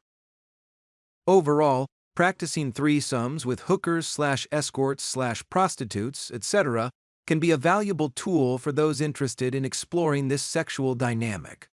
It can provide more practical experience, build confidence, and enhance your ability to navigate threesomes with skill and precision. Exploring threesome porn for inspiration and visualization. Watching threesome porn can be a valuable tool for expanding your repertoire of ideas and positions for threesomes. Here's a quick guide on how to effectively use this resource to enhance your sexual imagination and confidence, etc. Broaden your horizon. Threesome porn offers a wide range of scenarios, positions, and dynamics, etc., that you may not have previously known about or considered. Use this time/opportunity to explore different setups and interactions between the participants. Focus on sensations. As you watch, try to immerse yourself in the experience. Imagine the physical sensations and emotions involved in being with 2 partners simultaneously. Visualize yourself in the scene, experiencing pleasure and satisfaction from both women. Experiment with positions. Take note of the positions used in the videos and consider how you might incorporate them into your own personal encounters. Pay very close attention to the transitions between positions and how they contribute to the flow of the scene. Visualize your role. Picture yourself as the confident and skilled male lover in the scene. Imagine the thrill of being desired by multiple different partners and the satisfaction of fulfilling their desires. Enhance your overall confidence. Watching threesome porn can help boost your confidence by normalizing the idea of threesomes and showcasing the enjoyment of all parties involved. This can help you to feel even more comfortable and more prepared for real-life threesomes. Incorporate variety. Threesome porn offers a variety of scenarios, including MMF, male, male-female, and MFF, male-female-female, threesomes. Explore different types of threesome porn to expand your understanding of the possibilities. Reflect on your desires. Pay attention to whichever aspects of the porn scenes arouse you the most. This can better help you understand your own desires and preferences, which you can then incorporate into your real-life experiences. Consider communication. While porn can be a source of inspiration, it's important to remember that real-life threesomes require clear communication and consent. Use what you learn from porn as a starting point for discussions with your partners about your desires and boundaries, etc. Practice visualization. After watching threesome porn, take some time to sit down and visualize yourself in a similar situation/scenario, etc. Imagine the sights, sounds, and sensations, etc., of being with two partners, and allow yourself to fully immerse mentally in the experience. Enjoy the fantasy. Ultimately, watching threesome porn should be a fun and enjoyable experience. Use it as a tool to enhance your sexual imagination and exploration, and remember to approach it with an open mind and a sense of adventure. Twice the fun. The science of double ejaculation training. Practicing the ability to ejaculate/cum twice in a row, commonly referred to as refractory training, is a valuable technique for helping to improving more stamina and control, particularly in the context of threesomes. By engaging in this practice, individuals can help to desensitize themselves to the refractory period, the time it takes for the body to recover after ejaculation, thus allowing them to last much longer in bed and ultimately participate more fully in extended sexual encounters, especially in regards to being with two women at the same time. In the context of threesomes, where the demands of stamina and endurance, etc., are much more heightened and in demand, rather than just having sex with one woman, the ability to control ejaculation and maintain arousal is crucial. By training yourself to be able to ejaculate twice in a row, individuals can work to build their stamina and improve their overall ability to delay ejaculation, enhancing their overall performance and satisfaction during threesomes. Furthermore, refractory training can also help individuals to become even more attuned to their personal arousal levels and learn to better regulate their responses to sexual stimuli, etc. This increased awareness and/or control can/will ultimately lead to a much more fulfilling and/or pleasurable experience for all participants involved, as individuals are better able to pace themselves and better synchronize their responses with those of their partners. For example, in my own life, I practiced jerking off once, 1x, then continue jacking off until I come a second time, 2x. The first time it may take 10 to 20 plus minutes, and then the second time it may take upwards 30 to 45 plus minutes, etc. But altogether, that's a simulation of having sex and staying hard/erect for a total of generally more than an hour, and sometimes more. The reason this is so important is that in threesomes you're now dealing with two women instead of just one. When dealing with one woman, generally, 8 to 22 plus minutes is the average amount of time to achieve the act of sex and for both partners to generally achieve orgasm. But in the case of now dealing with multiple partners, plus the time needed in order to successful switch/transition positions, and usually/generally, this may occur multiple times during a threesome. You'll inherently need to be able to stay hard for a longer period of time, and you'll also need to be fucking/pumping, which is a full body workout, for a much longer period of time or duration.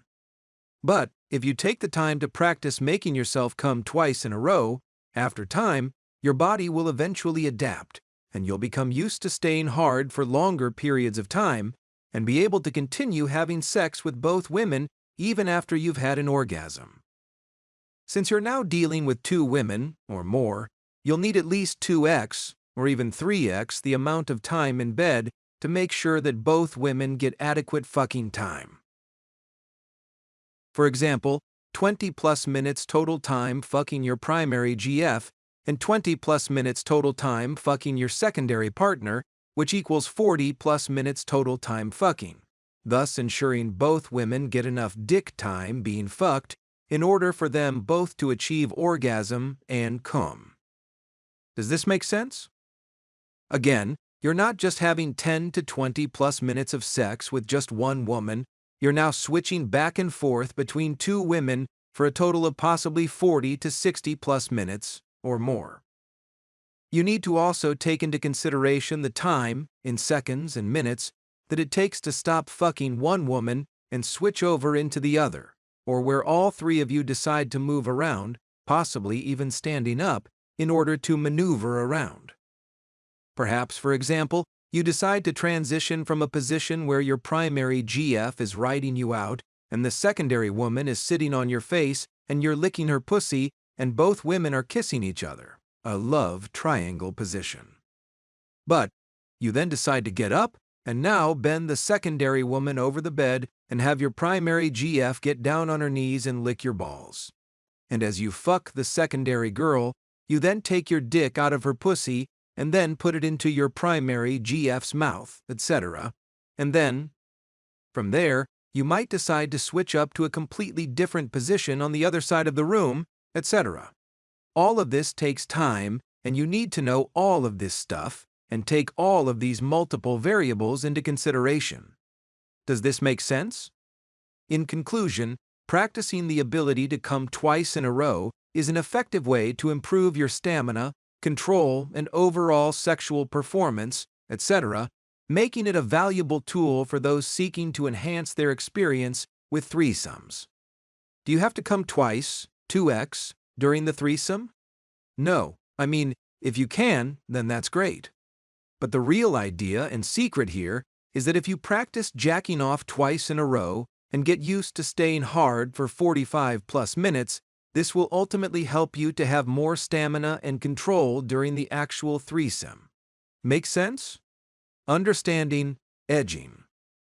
Similar to working on improving your sexual stamina by practicing the double ejaculation technique discussed in the last section, there's also a technique known as edging.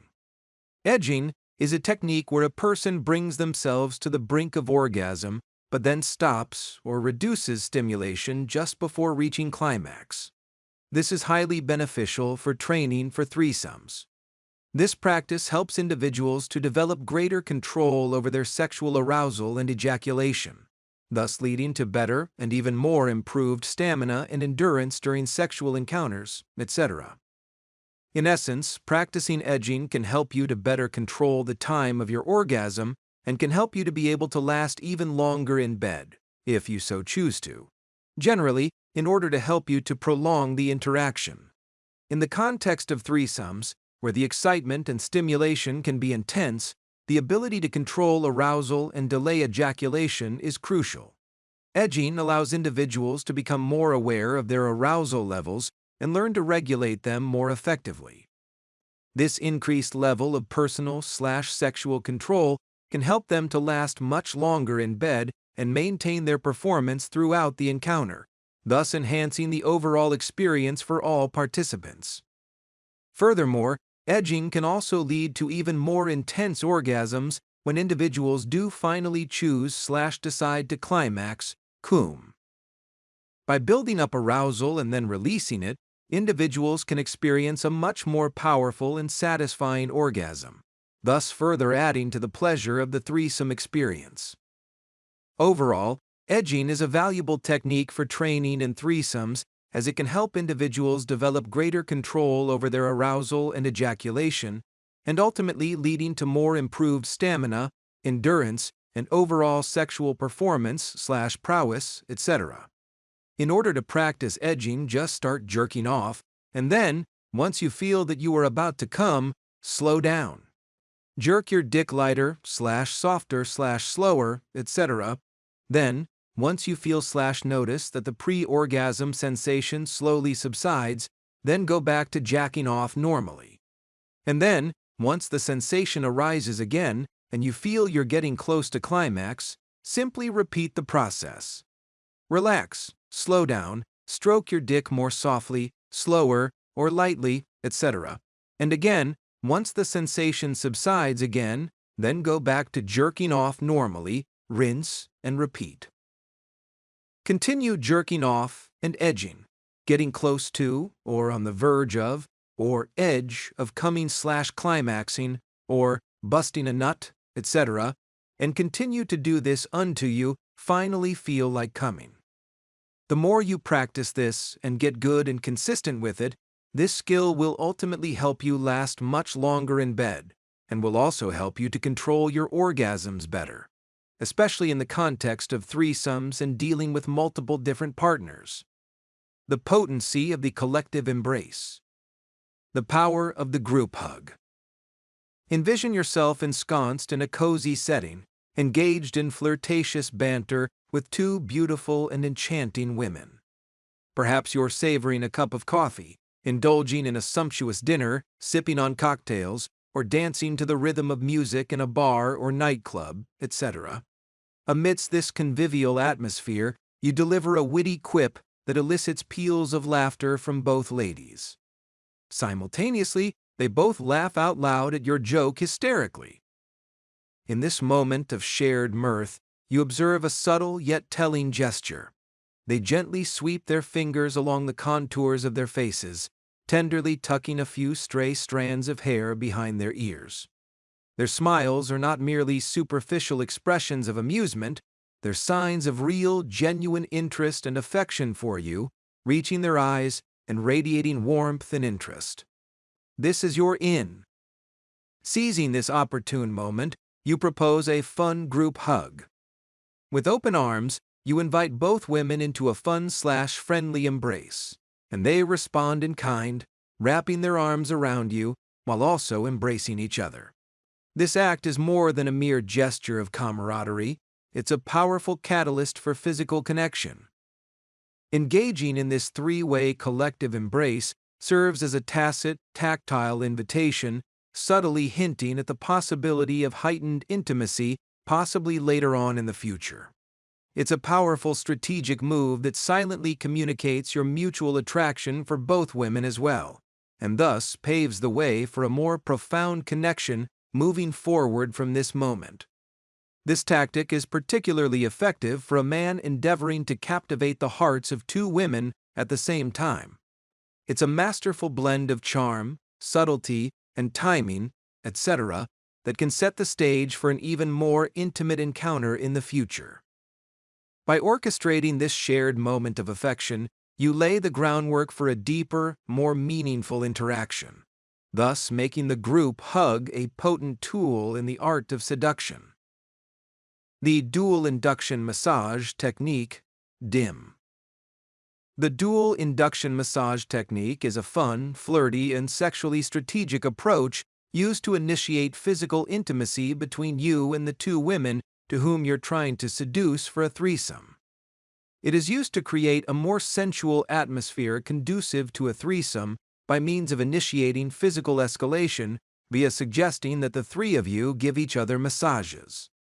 This method involves a series of steps designed to build/accelerate/spark sexual chemistry/tension, etc., and establish a more intimate connection between all participants. Step 1. Begin by setting the mood/scene/tone, etc. Begin by creating a relaxing environment. Imagine a cozy setting, perhaps in front of a fireplace ablaze, with a white fluffy shag rug spread out and soft, sensual, relaxing ambient music playing off in the background. This setting helps to create a more comfortable and intimate atmosphere/environment, etc. Step 2. Suggest giving each other massages. You might mention to them that you twisted your back at work or that you pulled a muscle while working out, etc., and that you need a massage. This is how I personally like to initiate this technique/tactic/gambit, etc. But, to calibrate this and make it more innocent or lighthearted, etc., you might suggest that first you and the secondary woman give your primary GF a massage. This will make your primary GF happy because she is getting treatment and physical touch from both you and the other girl, and you are satisfying her needs first. Next, plan on switching it up after a few minutes. This step serves to introduce physical touch and build anticipation. Encourage both women to use gentle, sensual strokes in order to help heighten arousal, winking face emoji. Step 3. Switch partners. After first you and your secondary woman massage your primary GF, then, after about 5 minutes or so, suggest that you switch it up.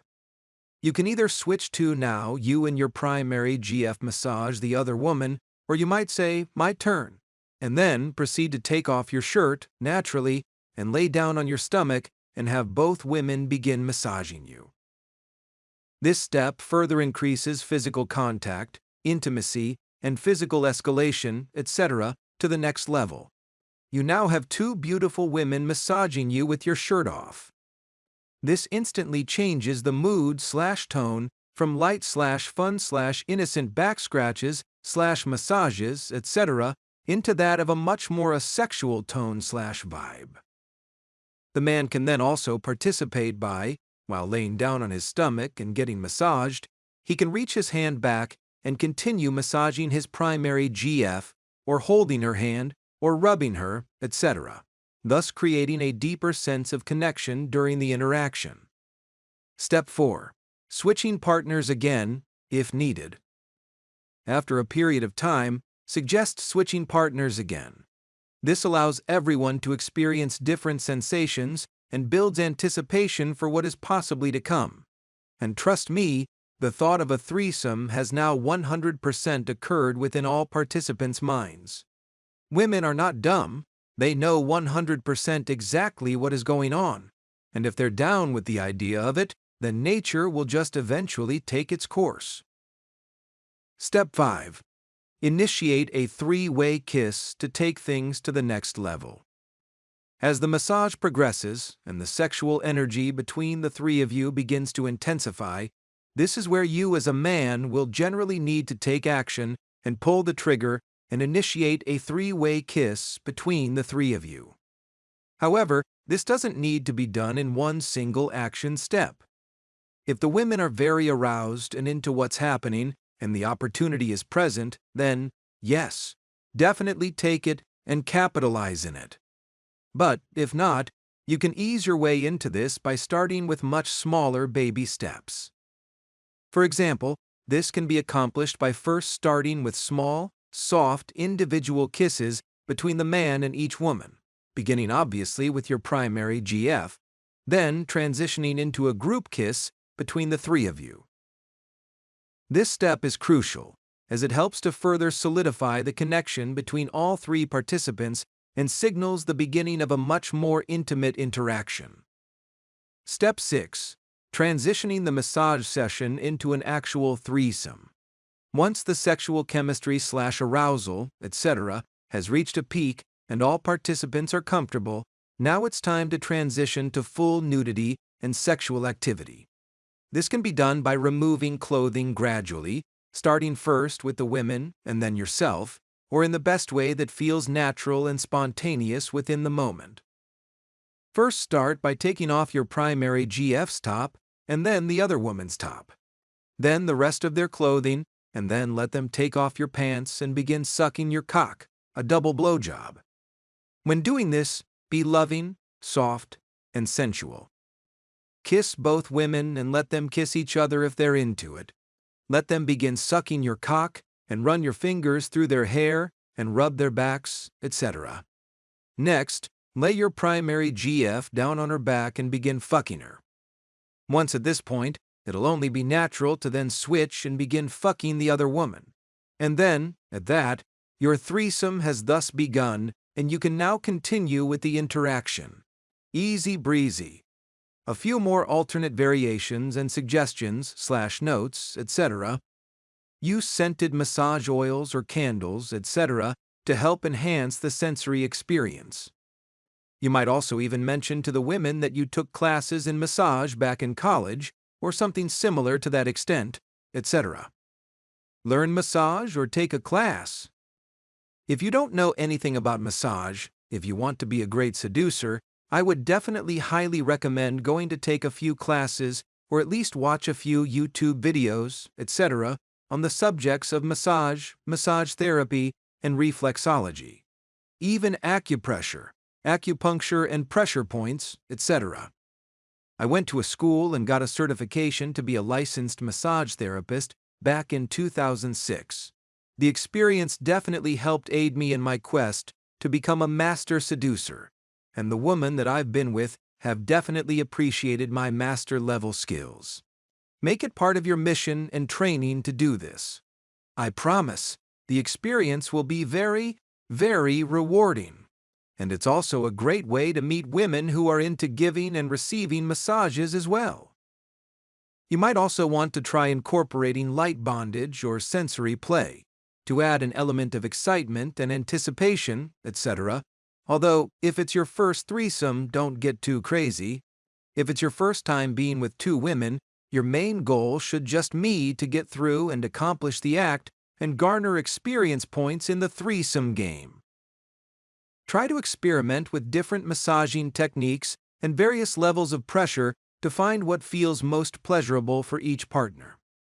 Don't be afraid to ask what the girl likes. For example, do you like this amount of pressure? Do you want it harder or softer? Etc. Communicate openly and listen to each other's cues, both verbal and nonverbal, to help ensure that everyone is comfortable and enjoying the experience. Overall, the dual induction massage technique is a versatile and effective method for initiating a threesome and creating a more sensual and intimate atmosphere. It emphasizes communication, consent, and mutual pleasure, etc., making it a very rewarding experience for all participants involved. Exploring the cinematic world of threesomes. A dual-purpose adventure. Delving into threesome-themed movies and films, etc., centered around seduction can serve a dual purpose in your journey towards mastering the art of threesomes. Not only can these amazing cinematic experiences be shared with your partner as a subtle way to introduce the idea, as mentioned in my Pavlovian seeds example, but they can also be a valuable tool for your personal growth and understanding. Watching these films on your own allows you to become more comfortable and familiar with the concept of threesomes. It's a form of desensitization that helps break down any lingering inhibitions or apprehensions you might have. As you immerse yourself in these stories, you'll find that your comfort level with the idea of a threesome increases, making it easier to approach the topic confidently in real life. Moreover, these movies can also be a source of inspiration and motivation, etc. They provide a visual representation of what a threesome might look like, offering even more insights into the dynamics and interactions that can occur. This can help to spark your imagination, giving you more ideas on how to navigate and orchestrate your own threesome experiences. Consider having your own personal movie night for training where you dive into films that explore the theme of threesomes and seduction. This can be a fun and enlightening way to prepare yourself for the real-life adventures that await. You can search online or consult various lists to find films that resonate with you. Never Have I Ever is a popular drinking game where players make statements about things they've never done. If any of the other players have done the mentioned activity, they take a drink. Start the game with mild statements, such as, "Never have I ever been to Alaska." If any player has been to Alaska, they take a drink. This establishes a casual and light-hearted atmosphere. As the game progresses, you can introduce more intimate or sexual statements. For example, "Never have I ever had group sex." If a player, particularly a female player, takes a drink in response, it may indicate that she is open to or experienced in group sexual activities. This can help you gauge the interests and boundaries of potential partners in a playful and non-threatening way. Truth or Dare. Truth or Dare is a timeless game that transcends age groups and is still popular at social gatherings, including Vegas house parties. Even people in their late 30s and 40s still enjoy playing this game to break the ice and create a fun, playful atmosphere. In a social setting with a girl you're interested in, playing truth or dare can be a subtle way to introduce a more intimate dynamic. For example, you might dare the other girl to remove your girlfriend's bra or give her a massage. These playful dares can help spark chemistry and build a connection between all parties involved. While the game may not lead to a threesome on the spot, it can lay the foundation for future interactions. After exchanging contact information, the three of you can meet up for drinks and further explore your mutual interests. In a more adventurous scenario, the game might lead to the three of you moving to a private room later in the evening where a threesome could potentially occur. Embracing the art of observation. A delicate balance in threesome dynamics. In the intricate dance of a threesome, it's essential to recognize that many men derive immense pleasure from the visual aspect/spectacle of two or more women engaging in intimate sexual acts. This can range from kissing and making out with each other or caressing, etc., to even more explicit sexual activities.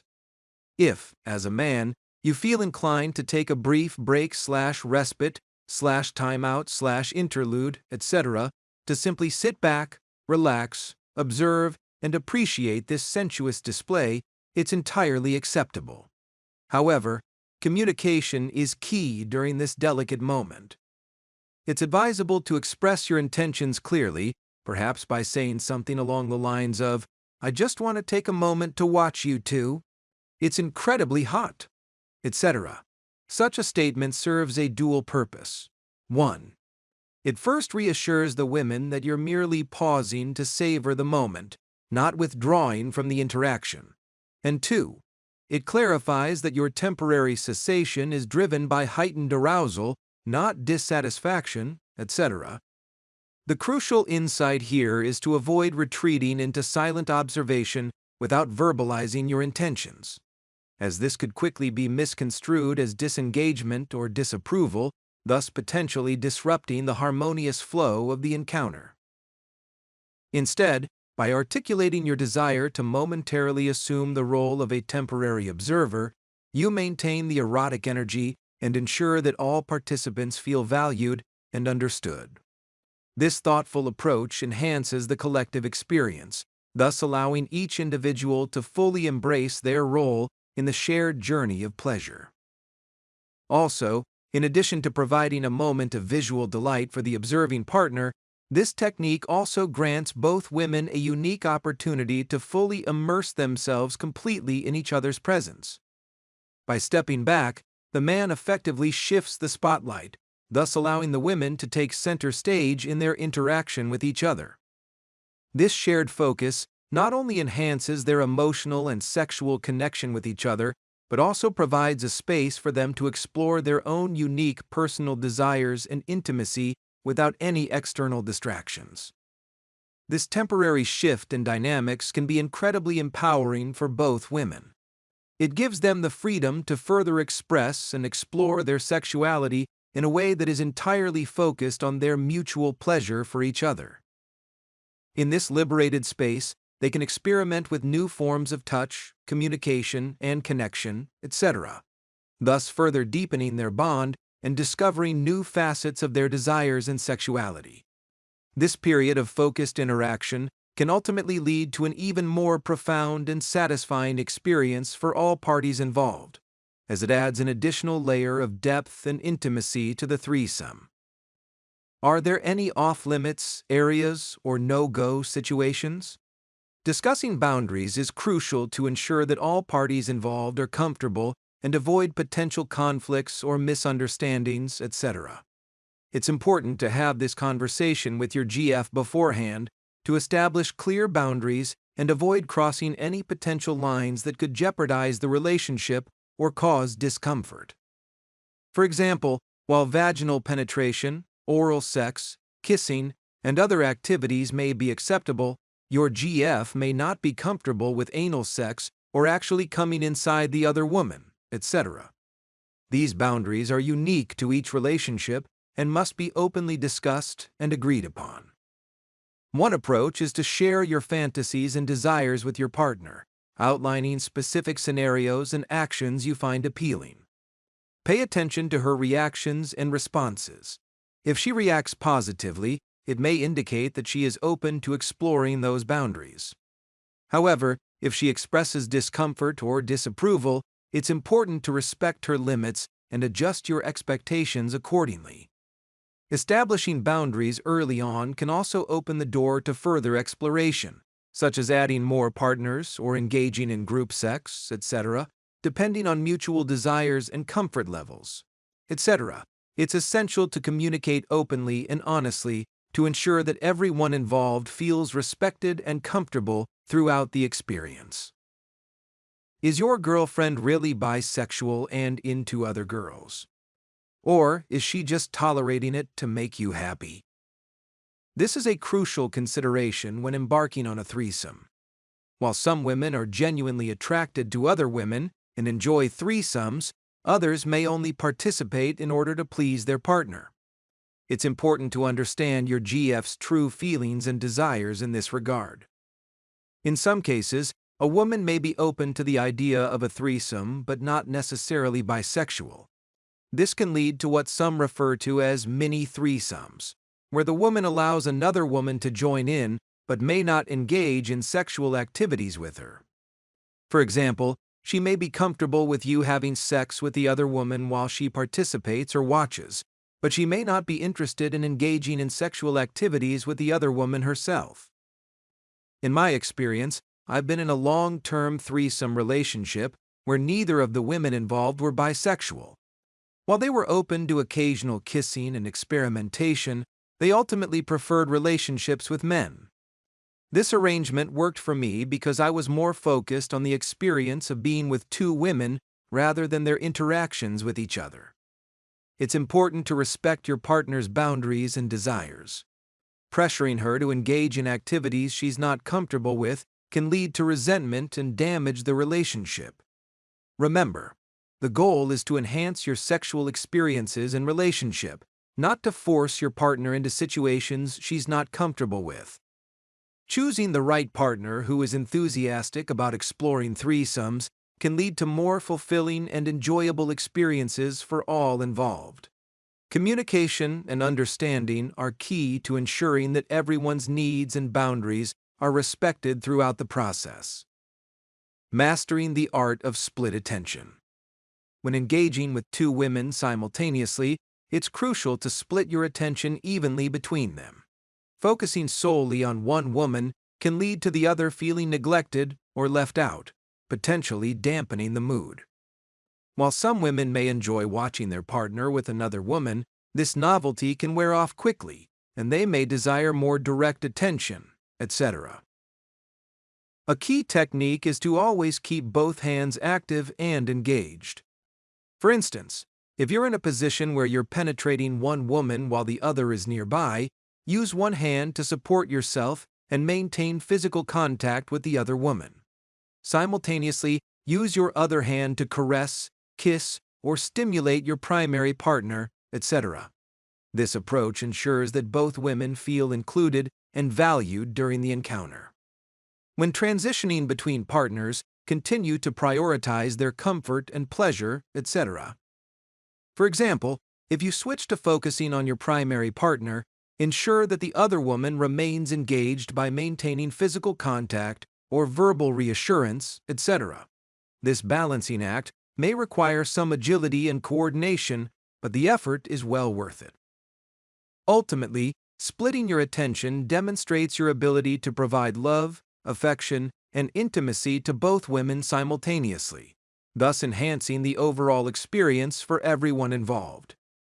What if your girlfriend asks the question, "Who is better in bed?"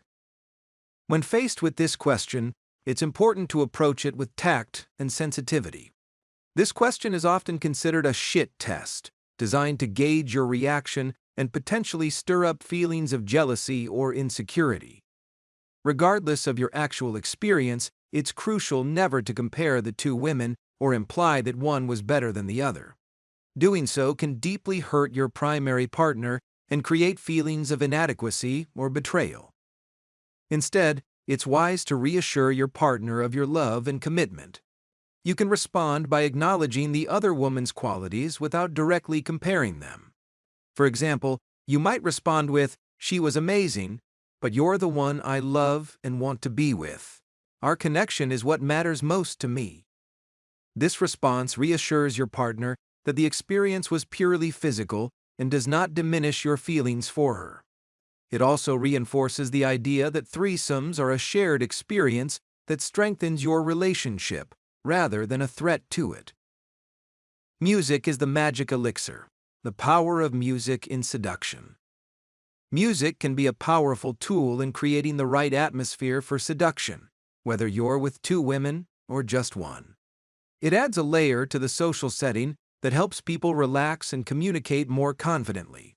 Even the gentle crackling of a fire or soothing ocean sounds can enhance the mood in a quiet room.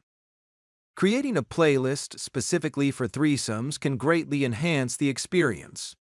Consider having different playlists for different moods. One for more upbeat/party music, such as Britney Spears and Usher, etc., and another for more slower, sensual, love-making encounters.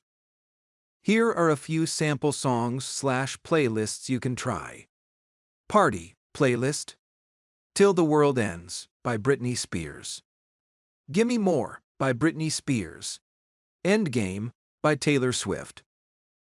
Dark Horse by Katy Perry. We Can't Stop by Miley Cyrus. Shake That Ass by Eminem. San Francisco Dreaming by Global D. J's. Try songs like these, plus most other harder/gangsta, rap/hip-hop/R&B, music mixes with heavy bass, bottom end, and sexual vibes, etc. Sensual/love-making playlist. If it's more of a slow/sensual/love-making vibe with two women, try slow and relaxing atmosphere, or soundscapes type, background music. Most slower/romantic music, R&B, baby-making music, lo-fi instrumental hip-hop, or ASMR/ambient music/sounds, etc. Search around on YouTube and create your own personalized threesome playlists. Playing music slightly louder than usual can create a vibrant atmosphere and help prevent boredom. Remember, women are emotional beings who enjoy fun, and music can enhance their experience. If you and your partners have a preferred artist, you can search for their non-stop party mixes on YouTube. This way, you'll have continuous music playing in the background without any gaps, allowing you to fully engage in the moment. So, relax, have some drinks, and let the music set the mood for a memorable experience. Tips: study other successful threesomes. To enhance your understanding and validate the techniques discussed in this book, it's beneficial to study real-life threesomes from various sources such as books, memoirs, blogs, and stories from polyamorous couples, etc. This not only further educates you, but also reinforces the practicality of the methods presented here. The insights shared in this book are derived from my personal experiences, which include learning from other sources, trying different techniques, and analyzing/backwards engineering my real-life results, etc. This process led me to develop the strategies outlined in this book based on real-life application rather than theoretical concepts. Beyond the content of this book, there are numerous resources, including books and vlogs by polyamorous couples, that offer valuable insights into successful threesomes. By studying these, you'll start noticing patterns, one of which is the ongoing prevalence of threesomes initiated by a bisexual girlfriend open to exploring fantasies. This observation is supported by statistics and real-life experiences, emphasizing the importance of having a bisexual partner already in place. In my own personal experiences, most threesomes were initiated because I was already dating a bisexual woman who either had bisexual friends or was open to exploring with other women. Similarly, spontaneous threesomes often occurred between bisexual friends or acquaintances already familiar with each other's preferences, etc. By listening to others' stories and understanding these patterns, etc., you'll gain valuable knowledge that can be applied in your own life. This approach is akin to a chess grandmaster studying previous games to improve their strategy. By learning from successful threesomes and avoiding common pitfalls, you'll be better equipped to navigate and enjoy your own experience. The concept of a fantasy sharing circle. Creating a safe space for sexual exploration. The fantasy sharing circle is a concept that involves creating a safe and open environment where you and potential partners can comfortably discuss your sexual fantasies, including those involving threesomes. To establish such a circle, consider joining online communities, Facebook groups, online forums, or social media platforms dedicated to polyamory, bisexuality, or threesomes, etc. By engaging with these communities, you'll connect with other like-minded individuals who share similar interests and desires. You can also organize physical gatherings, either at your home, a public venue, or by renting a space like a banquet hall or private room in a restaurant, etc. Hosting a private dinner or event allows you to bring together individuals who are already open to discussing and exploring their sexual fantasies. In this more private/intimate setting, participants can freely share ideas, personal experiences, and concepts, fostering connections with others who share their desires and perspectives. Participating in a fantasy sharing circle not only provides a platform to meet potential bisexual partners or individuals interested in threesomes, but also creates a more supportive community where you can further openly express and explore your sexuality without fear of judgment. Create your own online community. Establishing a Facebook group or forum page, etc. One effective technique is to create a Facebook group or forum page, etc., dedicated to the specific types of experiences you desire. By establishing your own online community, you provide a platform for like-minded individuals to connect, chat, and potentially meet up for fantasy sharing circles or private events, etc. This allows you to curate a private/safe space, etc., where members can freely discuss and explore their desires in a supportive and understanding environment. Introduction to Threesome Vision Boarding. A visualization technique for achieving your desires. Threesome vision boarding is an incredibly powerful visualization technique used to manifest your desires and goals related to threesomes. Similar to traditional vision boards, which are collages of images and words representing your goals and dreams, a threesome vision board focuses specifically on your desire to experience threesomes with beautiful women. How it works. Visualization. By creating a visual representation of your desire for threesomes, you engage in active visualization. This process helps reinforce your intention and keeps your goal at the forefront of your mind. Motivation and inspiration. The images and words you choose for your vision board serve as daily reminders of your goals. They can help inspire you to take action and stay motivated on your journey towards achieving threesomes. Focus and clarity. A threesome vision board helps you to further clarify what you want. It allows you to identify the specific aspects of threesomes that appeal to you and visualize them in more detail. Law of attraction. The law of attraction suggests that by visualizing your desires, you can attract them into your life. A threesome vision board can help you align your thoughts and actions, etc., with your goals of experiencing threesomes. Creating your threesome vision board. Gather materials. Collect a poster board, images related to threesomes, sensual and erotic images, etc., and any other materials that you want to include. Select images. Choose images that resonate with you and represent your ideal threesome scenario. These might include images of attractive women, erotic/sexually suggestive artwork, or scenes that capture the essence of what you desire. Arrange your collage.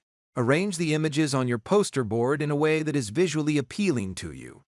Consider using a mixture of images, colors, and text to create a dynamic and inspiring collage. Add words or quotes. Include words or quotes that inspire you and reinforce your intention to experience threesomes. These might be affirmations, motivational phrases, or anything else that resonates with you. Keep it private. Since this is a personal and very intimate project, keep your threesome vision board in a private place where only you can see it. This could be in your closet, a spare room, or under your bed, etc. Review regularly. Set aside time each day to review your vision board. Visualize yourself experiencing threesomes and allow yourself to feel the emotions associated with achieving your goals. By creating a threesome vision board, you're actively engaging in the manifestation process. You're aligning your thoughts, emotions, and actions with your desire to experience threesomes, further increasing the likelihood of turning your fantasy into reality. The incredible, unstoppable power of Viagra in threesomes. Having Viagra on hand can be a valuable tool in ensuring a more successful threesome experience. It can help alleviate performance anxiety and ensure that you're able to maintain a strong and lasting erection throughout the entire encounter. Many men find that the stress and excitement of a threesome can impact their ability to perform, making Viagra a useful option for enhancing sexual performance. Warning: it's advisable to consult with a healthcare provider to determine if Viagra is a suitable option for you and to discuss the appropriate dosage and usage. Taking a quarter or half pill approximately 30 minutes before engaging in sexual activity can help maximize the effects of Viagra and ensure that you are able to fully enjoy the experience. Remember, Viagra is a prescription medication and should only be used under the guidance of a healthcare professional. Disclaimer: please note that I am not a doctor or physician, and the following advice is based on personal experience and should not be considered medical advice. It is always recommended to consult with a healthcare professional before starting any medication, including Viagra. Enhancing your libido and sexual energy. In addition to Viagra, Cialis, or Levitra, etc., there are several supplements known for their libido-boosting properties that can further enhance your sexual prowess and stamina. Horny goatweed. This herb is renowned for its aphrodisiac properties and is believed to improve sexual desire and performance by increasing blood flow to the genitals. Maca. Maca root is a natural supplement that has been used for centuries to enhance fertility, libido, and sexual stamina. It is rich in vitamins, minerals, and antioxidants that support overall sexual health. Tribulus. Tribulus terrestris is a plant extract commonly used in traditional medicine to enhance libido and improve sexual function. It is believed to increase testosterone levels, which can lead to greater sexual desire and performance. Fenugreek. Fenugreek is an herb that has been shown to increase libido and improve sexual function in both men and women. It is also believed to increase testosterone levels, which can further enhance sexual desire and performance, etc. Tongkat Ali, also known as Eurycoma longifolia, Tongkat Ali is a plant native to Southeast Asia that is commonly used to further boost libido and improve sexual performance. It is believed to increase testosterone levels and improve sperm quality and volume, making it a popular choice for men looking to enhance their sexual health, etc. All of these supplements can be found in various forms, including capsules, powders, and extracts, etc. It's important to consult with a healthcare provider before taking any supplements, especially if you have any underlying health conditions or are taking medication, to ensure they are safe for you to use.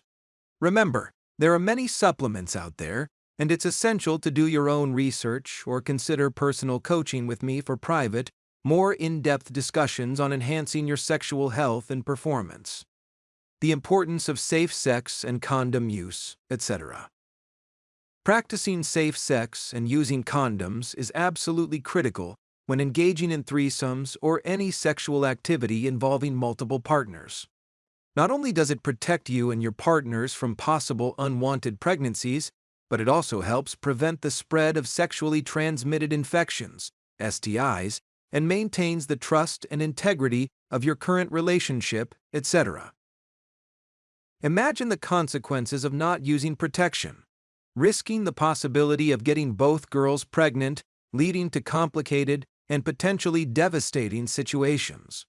Additionally, exposing yourself or your partners to STDs/STIs, etc., can have long-term health effects and strain your relationships. By using condoms consistently and correctly, you're taking a responsible and proactive approach to your sexual health and the well-being of everyone involved. It's a small step that can have a significant impact on your safety and peace of mind. Remember, your sexual health is a priority, and practicing safe sex is a crucial part of that.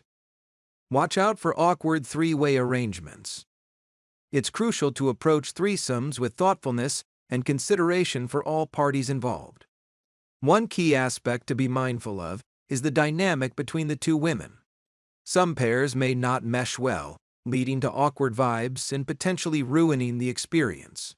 On the other hand, when you find two women who work together seamlessly, the experience can be incredibly satisfying and enjoyable for everyone. Look for pairs who are comfortable with each other, such as best friends who already have a strong connection.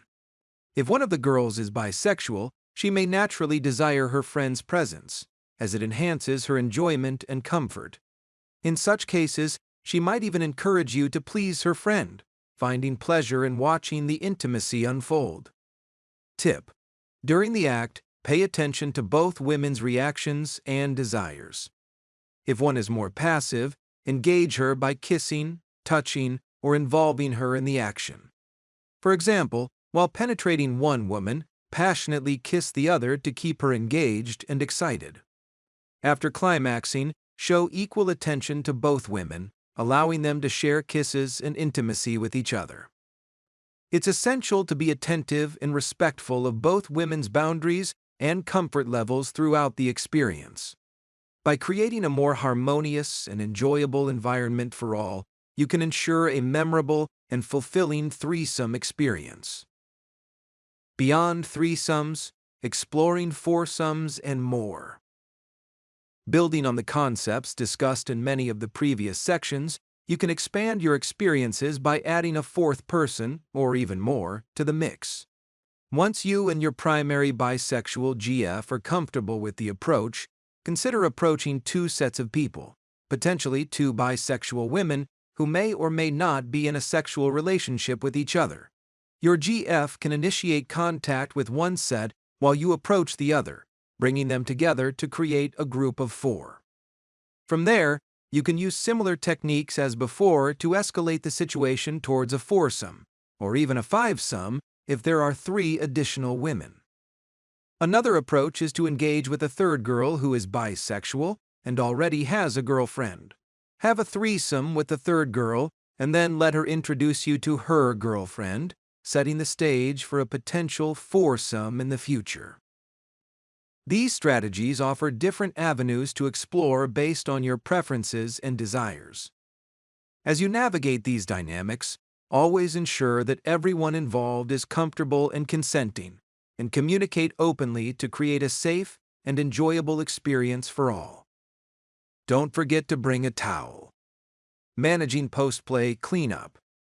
In the midst of passion and climax, etc., it's easy to overlook the aftermath of bodily fluids, particularly your ejaculate/cum, which can end up on the girls' faces, hair, or bodies.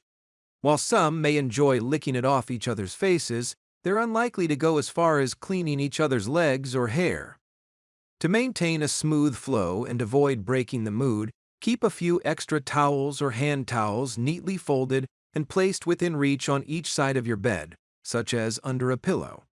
This allows you to quickly and discreetly offer them a towel or assist with cleaning up, demonstrating respect and care for your partner's comfort and well-being. Additionally, offering them the option to take a shower afterwards can further enhance the considerate and attentive nature of your gesture. In the next chapter, get ready for an exciting and enlightening cue and a session in the next chapter where I'll tackle a plethora of intriguing questions about threesomes that I got my way from previous clients over the past 20 years. Whether you're seeking clarity or just curious, this segment is packed with valuable insights and inspiration that you definitely won't want to miss. Stay tuned for a journey of discovery that will deepen your understanding and passion for the world of threesomes. Let's begin. Get video coaching now. 1 hour of live, 1on1, personal phone/video coaching, sparkles emoji, mobile phone with arrow emoji, sparkles emoji. Only $99 per hour. Buy 5 hours, get 1 hour free. That's 6 hours of video coaching, only $495. Instagram, www.instagram.com/Jaunzemis @Jaunzemis. Or call/text 702-417-7714 for more detail. Easily payable via PayPal or Zelle. www.paypal.me/Jaunzemis. Chapter 13. Frequently asked questions. In this next section, I'll delve into a multitude of questions and inquiries, etc., frequently asked to me by clients specifically about threesomes, encompassing a spectrum from general curiosities to more unconventional and idiosyncratic queries, even some crazy oddball questions that come straight out of left field, etc., kind of like a Q&A or FAQ question and answer section or frequently asked questions section. Through a structured question and answer format, I'll aim to provide more thorough insights and analyses into the multitude of complexities and nuances surrounding the various topics in order to help demystify them, at least to some degree for you. Whether you're seeking to find clarification on any common misconceptions or seek to explore the much more intricate aspects of threesomes, this section might offer you a few more comprehensive and intellectually engaging responses. I hope you'll enjoy this, and I hope that it helps, smiley face emoji, ensuring a fulfilling conclusion to a threesome. Question: where should I come after a threesome? Answer: this question poses a multiple range of possibilities, each with its own considerations. When engaging with two partners simultaneously, the dynamics can lead to various positions and scenarios, thus making it important to have a specific plan. In my experience with threesomes, I've found that ending the interaction by coming onto both partners' faces and in their mouths, etc., allowing them to share in the experience, can be particularly satisfying. This approach ensures that both partners feel included and valued rather than one feeling left out. If one of the partners is your primary GF and you intend to come inside her, it's essential to ensure that the other partner doesn't feel overlooked or left out, etc. This can be achieved by involving both partners in the climax, such as by having them both kneel and then come on both of their faces. After achieving orgasm, it's important to engage in intimate and affectionate behavior with both partners, such as cuddling and kissing, to reassure them of your appreciation and emotional connection. This gesture helps alleviate any potential feelings of insecurity or jealousy, etc. Additionally, after the sexual encounter, consider the mood and desires of all involved. Some may prefer to fall asleep together, while others may want to continue socializing, etc. Whatever the case, open communication and mutual consent are crucial for ensuring a more positive and fulfilling experience for everyone involved. Hope this helps. Overcoming fear of rejection in approaching women, especially in threesome situations. Question: how can I overcome my fear of rejection when approaching women, especially when dealing with two women at once? Answer: rejection is really just a natural part of the dating game, even for the most skilled seducers and pickup artists. It's important to understand that rejection is often not personal.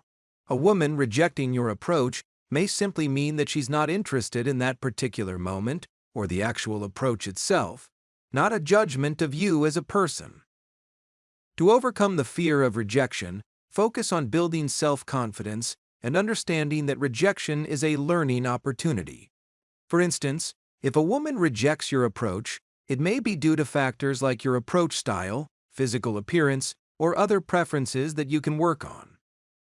Take rejection as feedback on your current situation and use it as motivation to improve. For example, if a woman prefers men with six-pack abs and you're currently overweight, use it as motivation to hit the gym and improve your fitness.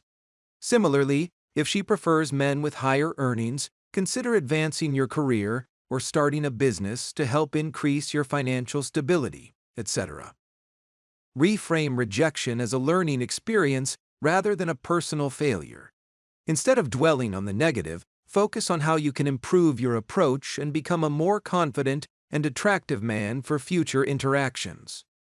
By viewing rejection as an opportunity for growth, you'll develop a healthier attitude towards dating and improve your chances of success in approaching women, including in threesome scenarios. Best of luck, my friend. Building confidence to satisfy 2 women in bed. Question: I'm worried I won't be able to satisfy 2 women at the same time. How can I build my confidence in the bedroom? Answer: if I were in your situation, I'd first focus on not women, but rather working on improving yourself. You can work on building real, long-lasting confidence and true inner strength, etc., by getting out there and taking massive action now. This means getting out there and going to the gym and working out and getting in shape. This means taking time to go to the library, bookstore, or shopping on Amazon, etc., and buying books on self-help, self-improvement, and building self-confidence, etc. Take time to do the work and become the man you were always meant to be. A man who's naturally confident and charismatic, and who's the type of man who naturally attracts beautiful women. If you're really serious about achieving real results and getting the women that you want, then take time and do clapping emoji, the clapping hands emoji, work, clapping emoji. Finding love and long-term relationships through threesomes. Question: is it really possible to find love and a real, long-term romantic relationship through having a threesome? Answer: absolutely fucking yes. And the reason I know this is true is because I've actually done this, and not just once, but literally several times with several different high-quality women. And if I can do it, then so can you, smiley face emoji. Again, try to find a woman who is already bisexual or open to the idea of threesomes or group sex, etc. The 2 of you can develop a real, loving, meaningful boyfriend/girlfriend type of relationship, BF/GF, and then, because she's bisexual and therefore already naturally attracted to other women, bringing a 3rd woman into your bed together, or even more, will only be natural. Personally, I was once dating and was BF/GF with a sexy bisexual girl. We dated, we hung out together, we went to movies, dinners, ice skating, Disneyland, had sex, etc. And also, occasionally, as we were out and about together, we might also perhaps see another attractive woman to whom we both found attractive. Next, the 2 of us would approach her together and start talking to her. My bisexual GF would be flirtatious and somewhat touchy-feely with her and drop hints, etc.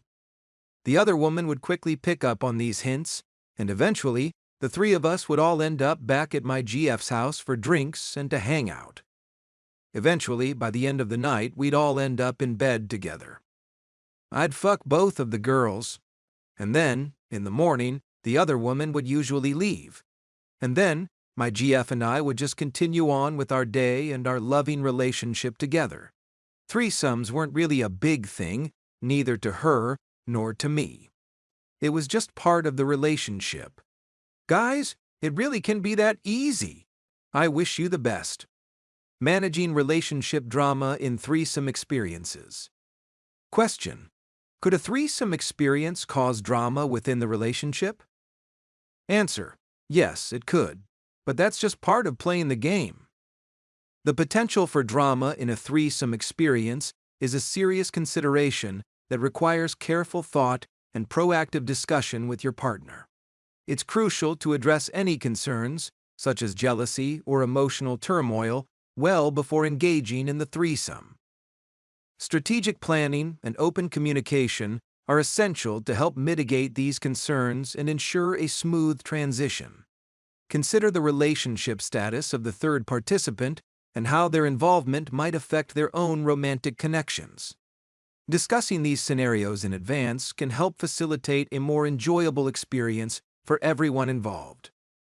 While pursuing personal desires is natural, it's important to approach the situation with empathy and foresight, etc. Balancing your aspirations with the emotional well-being of all parties is key to a successful and more drama-free experience. Ultimately, it's about achieving your desired outcome while minimizing potential pain or disruption to others. By considering these factors carefully, you can navigate the complexities of a threesome with sensitivity and care. I hope this helps. Approaching women who seem out of your league. Question: how do I approach a woman or two women at the same time who seem way out of my league? Answer: the short answer is that women like having sex too. And what you might consider to be out of your league is really just a negative/limiting thought that's happening within your own mind, a type of self-handicapping. So get over it. If you just assume that a woman is out of your league, and then you decide to not even approach her because of this negative thought, you're basically just shooting yourself in your own foot. A better way to play the game, and a strategy which will ultimately lead you towards more successes in the future, would be to just stop thinking and stop self-doubting yourself, and instead just start approaching the woman and start talking to her. You have to just approach and shoot your shot. Remember, you miss 100% of the shots that you don't take. For example, I've seen a woman from across the room who was literally a 10/10. She was a stunner. She looked like a blonde supermodel. But, at first glance, I immediately had a negative thought that perhaps I wouldn't measure up to what she wanted and that she'd probably reject me. But I decided to just walk over and approach and shoot my shot anyways. Fuck it, I thought. I walked up to her and asked her a short situational question. Do you know where the bathroom is? She answered back in a thick foreign Swedish accent. Oh yeah, I'm sorry. I don't know. I just got here too. Where are you from? I asked her. Oh yeah, I'm from Sweden, she replied. I'm here for a work conference and I don't know anybody. Haha, you are from here? Well, welcome to Las Vegas. Haha, I replied, and was just heading to the center bar over there. Let's grab some drinks. You can tell me about cool stuff in Sweden. From there, we walked over to the bar and had some drinks. Later that evening, we ended up back in her hotel room upstairs, and I fucked the shit out of her tight little sweet pink Swedish pussy. Now, imagine that I'd allowed my negative self-doubting thoughts to ultimately get the best of me. Imagine that instead of approaching and shooting my shot, and instead, I'd decided to listen to the negative self-talk that was going on in my brain in that moment. In that case, I'd have never approached her, and I'd have never gotten laid by her. I would have just walked home with my tail in between my legs like a little bitch. But instead, I manned the fuck up and made it happen and sealed a victory. So, the lesson here is that you have to approach. Just do it. Get out there right now and start taking massive action and make it fucking happen. Best of luck to you. Approaching a bisexual couple for a threesome. Question: I'm attracted to two bisexual women who are already in a girlfriend/girlfriend relationship. How can I approach them about a threesome without causing tension or drama? Answer: Sounds like quality problems to me, my friend. Smiley face emoji. Well, buddy, you're in luck. Sounds like you might have found yourself a gold mine. You just need to play the game the right way in order to ultimately capitalize on this situation. Firstly, you need to somehow penetrate into this already formed bisexual two-person group. Either figure out how you can join them, perhaps first as friends, so you can enter the set under the radar, so to speak, and get a chance to get to know both of them at the same time, thus working both women simultaneously. Or the other angle would be to engage the hotter one of the group, or the one to whom you believe you'd have the most chemistry or connection with, and then build a relationship with her first, and then move the second girl in at a later time. Then, at that time, the threesomes will thus begin to occur, and you can attempt to transition into a 3A or throuple type of relationship, where you are now dating both women, and they are also still both dating each other. Thus, the three of you are now an item within a poly relationship. This is a great way to play the game. Secondly, communication is key. In either case, or either way, you wish to play the game, from whichever angle you so choose, remember that communication is important, and that you need to ultimately express your interest in a threesome. Meaning that you don't want to just engage these women and expect her to initiate the threesome or do all the heavy lifting. You have to be the one to pull the trigger and make it happen. Meaning that you have to let her know what you want. Remember that you don't have to make this obvious or inherent in one single line/phrase, etc. You can ease things along by making slight hints/suggestion about what you like. Or you might ask her what she's into, etc. Then, once the subject is out in the open, then you might want to hint/suggest how you can make this happen for her.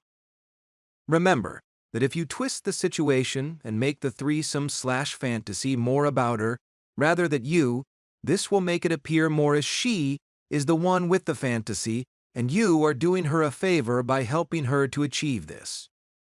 Is a much better way to play the game, as in doing this you will appear less needy/30/desperate. Make sense? Hope this helps. Smiley face emoji. Dealing with judgment regarding threesomes. Question: will some women judge me or think I'm a creep, or a pervert/sicko/weirdo, etc., for wanting to have threesomes? Answer: LOL, smiley face emoji. Well, opinions are like assholes. Everyone has one. But you can't ever let that deter you from going after what you want/desire as a man. The short answer is yes. There are some women who will judge you or try to use shaming language to shame you about your desires, but you just must develop a thick skin and take these comments/insults with a grain of salt, and then stay focused on your mission to achieve what you want. Best advice here: fuck them. You are a man. Biology has designed you for survival and replication. The more female partners that you have, the better chances and higher statistical probability you have of successfully mating and procreating and getting your genes into the next generation before you die. And threesomes, or having multiple partners for a man in not just a physical/sexual desire for fun/pleasure, it is something that nature and biology intended for you in order to ensure success and victory in your purpose of life. Sure, there will be plenty of people out there who might try to shame your or judge you, but you should never be apologetic for your desires as a man. You have to just ignore and disregard all of these people completely and just continue doing whatever you want, and continue on getting out there to approach and meet women who will help give you the sex and threesomes that you want. Period. Believe in yourself, stay strong, stay positive, stay focused, and go out there and take that which is yours. I hope this helps. Keep on, keeping on. Love, from Las Vegas. Mastering conversations with multiple women. Question: How can I improve my conversational skills to keep one or two women engaged? Answer: engaging in conversation with multiple women can definitely seem daunting, but it doesn't have to be. To keep the conversation flowing and engage the entire group, consider joining improv classes or Toastmasters. These activities offer exercises to help you learn to speak more confidently in front of others, which can be especially helpful if you're normally introverted or experience social anxiety, etc. When interacting with women, avoid feeling like you need to entertain or put in extra effort to keep them engaged. Women enjoy the company of men they perceive as high value, whether the man is talking or not. Personally, I'm quite introverted and don't talk much when engaging with women. Instead, I focus on leaning back with relaxed body language, maintaining good eye contact, and asking open-ended questions that encourage them to share more. For example, you might ask, "What do you want to do when you grow up?" Or, "If a magic wizard could transform your life into anything you wanted, what would you be, and why?" Questions like these stimulate conversation and allow both women to participate. As they share their responses, I listen attentively, nod, smile, and offer drinks if needed. It's important not to overcompensate for lack of confidence by asking too many questions or trying too overly hard to impress. This can come across as needy and lower your perceived value. Instead, aim to be relaxed, lean back, and maintain a casual demeanor. Show genuine curiosity and good taste by asking questions like, "I see you're wearing an interesting necklace. What does it mean to you?" This opens up the conversation for deeper connections. During the interaction, always keep the conversation fun, flirty, and lighthearted. Avoid discussing sensitive topics such as politics or religion, etc. Use conversation as a tool to communicate, flirt, and move the interaction towards a more intimate level. Additionally, try making fun, playful jokes and introducing slight sexual innuendos into the conversation, when appropriate.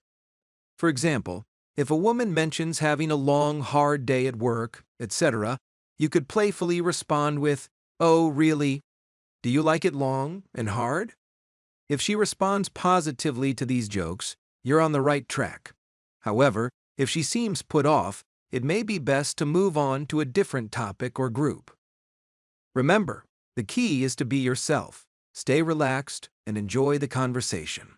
This approach will not only keep the women engaged, but also make you more attractive and enjoyable to be around. Sharing vulnerabilities in threesomes. Question: should I share personal feelings or vulnerabilities when involved with threesomes? Answer: yes, there is a time and place to share vulnerabilities, but definitely not during the seduction phase. Always keep the conversation light, fun, and flirty, leading towards sex.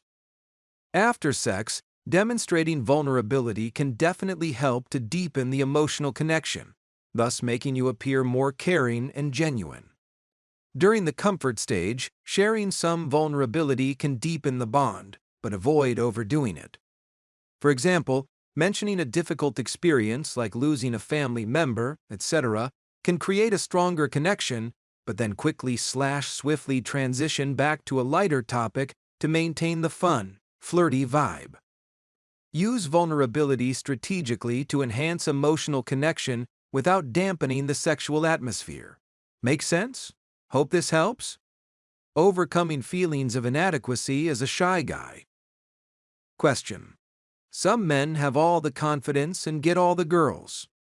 How can I, a shy, introverted guy with little to no experience with women, overcome feelings of inadequacy in comparison to other men?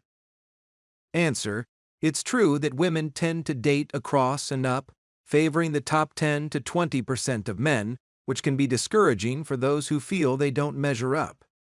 However, this should be seen as a call to action for self-improvement. Focus on becoming the best version of yourself by hitting the gym, improving your style, and advancing your career or education. Develop interesting skills and hobbies, start your own business, or contribute to society in meaningful ways. By becoming a more high-value man, you'll naturally become more attractive to women and increase your chances of dating success. Don't wait. Start working on yourself today to become the true alpha male who attracts the women you desire. Hope this helps. Navigating feelings for multiple women. Question: I think I'm in love with both of the women to whom I'm dealing with. What are some effective ways to show appreciation and affection without being too forward or acting too needy, thirsty, or desperate? Answer: if you've developed feelings for both women you're involved with, it's important to approach the situation with care. Start by gauging their reactions to the idea of emotional involvement. Express your feelings to each woman separately, testing the waters to see if they share similar sentiments.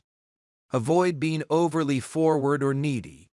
If the responses are positive, you could casually express your appreciation for both women when you're all together, seeing how they respond. If the connection deepens and you all feel comfortable, you might naturally progress into a loving, long-term relationship where you all care for each other equally. However, if you're not yet intimate with either woman and are only feeling emotional attachment, it's crucial to differentiate between lust and love. Real love develops over time, after genuine emotional connections and intimacy have been established. Focus on building a strong, secure sense of self before seeking love from others. Real love is not about neediness or desperation, it's about caring for someone deeply, even after getting to know their flaws. Take the time to understand the difference between infatuation and true love, and let your relationships mature naturally. Achieving threesomes through online dating. Question: is it really possible to attract two women and get a threesome using online dating? Answer: yes. It's absolutely possible to attract two women and arrange a threesome using online dating. I've personally succeeded using this approach several times. Online dating provides a platform to authentically showcase your personality and values, leading to meaningful connections. The process of attracting women online is similar to meeting them in person, with the key difference being the initial interaction medium. For example, I met a woman online who later became my girlfriend. After building a connection and establishing a relationship, she expressed interest in a threesome with one of her bisexual friends. We took our time to ensure everyone was comfortable and interested, etc., before proceeding. When we all met at a party, we engaged in light, flirty conversation, setting a relaxed mood. I didn't rush things but focused on building anticipation. Eventually, in a more private setting later on, we initiated physical intimacy, which naturally progressed into a threesome experience. The key takeaway here is to be patient, build genuine connections, and be ready to seize opportunities when they arise. Online dating can be a powerful tool for exploring new experiences if approached with honesty and confidence. Hope this helps. Balancing a demanding career with dating. Question: I have a very demanding career and work long hours and have little time for socializing. How can I meet women despite my busy schedule? Answer: it's understandable to feel challenged by a demanding career, but it's important to stop making excuses and take action. If your job is hindering your dating life, consider making changes to prioritize meeting women. Assess your work schedule and see if adjustments can be made to create more time for socializing. Think about what you truly want in life. Are you content with your current situation, or do you desire more fulfilling experiences, like dating and having threesomes with beautiful women? If it's the latter, you'll need to be proactive and dedicated to making it happen. Consider rearranging your work schedule to free up time for dating. For example, perhaps working longer hours on fewer days could give you extended weekends to focus on meeting women. Remember, if you don't take the first step of approaching women, none of the other strategies or advice, etc., will work. Beautiful women won't magically appear in your life. You have to go out and meet them. Be proactive, make the time, and take action to improve your dating life. Best of luck. Building confidence in approaching women. Question: I struggle with confidence when it comes to approaching women. How can I build my self-assurance? Answer: confidence, when it comes to approaching women, is like a muscle that can be developed over time with practice. Start by engaging in small, casual conversations with strangers. Approach someone to ask for directions or inquire about something simple. Practice this several times to get comfortable with initiating conversations, etc. As you become more at ease, gradually progress to more direct approaches. For example, you can start a conversation with a compliment or a direct introduction. The key is to practice regularly and gradually push your comfort zone. If you want to delve deeper into building confidence in approaching women, consider booking a coaching session with me. During these sessions, we can discuss strategies and techniques to help you become more confident and successful in your interactions with women. Hope this helps. Approaching polyamory with potential partners. Question: I'm interested in exploring polyamory, but I'm unsure how to approach the topic with potential partners. Any advice? Answer: when discussing polyamory with potential partners, it's important to approach the topic with openness and honesty. If you're unsure how to start the conversation, consider first by finding common ground. For instance, if you know the person is also interested in polyamory, you could bring up the topic casually. For example, you might start by mentioning a hypothetical situation or asking for advice, such as, "I've been in a poly relationship before, and I noticed some challenges with jealousy. Have you ever experienced something similar?" This approach sets the stage for an open discussion about polyamory without being too direct. Once you've established that the person is open to the idea, you can then suggest meeting up to discuss the topic further. This allows you to continue the conversation in a more intimate setting and explore the possibility of a polyamorous relationship together. Remember, communication is key in any relationship, especially when exploring non-traditional dynamics like polyamory. Approach the conversation with respect and understanding, and be prepared to listen to the other person's perspective. Hope this helps. Exploring kink and BDSM, finding like-minded partners. Question: I'm interested in exploring kink and BDSM, but don't know how to find like-minded partners.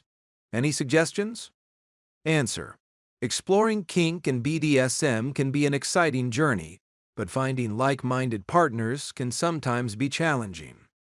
One approach is to immerse yourself in the lifestyle community, both online and in person.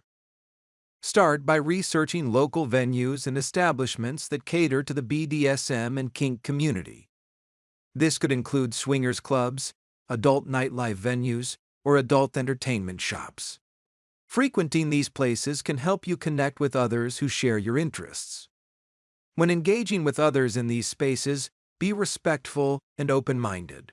Strike up conversations and ask questions about the community and other places of interest. Building a social circle within the BDSM and kink community can open up opportunities to meet potential partners. Additionally, consider joining online communities and forums dedicated to BDSM and kink, etc.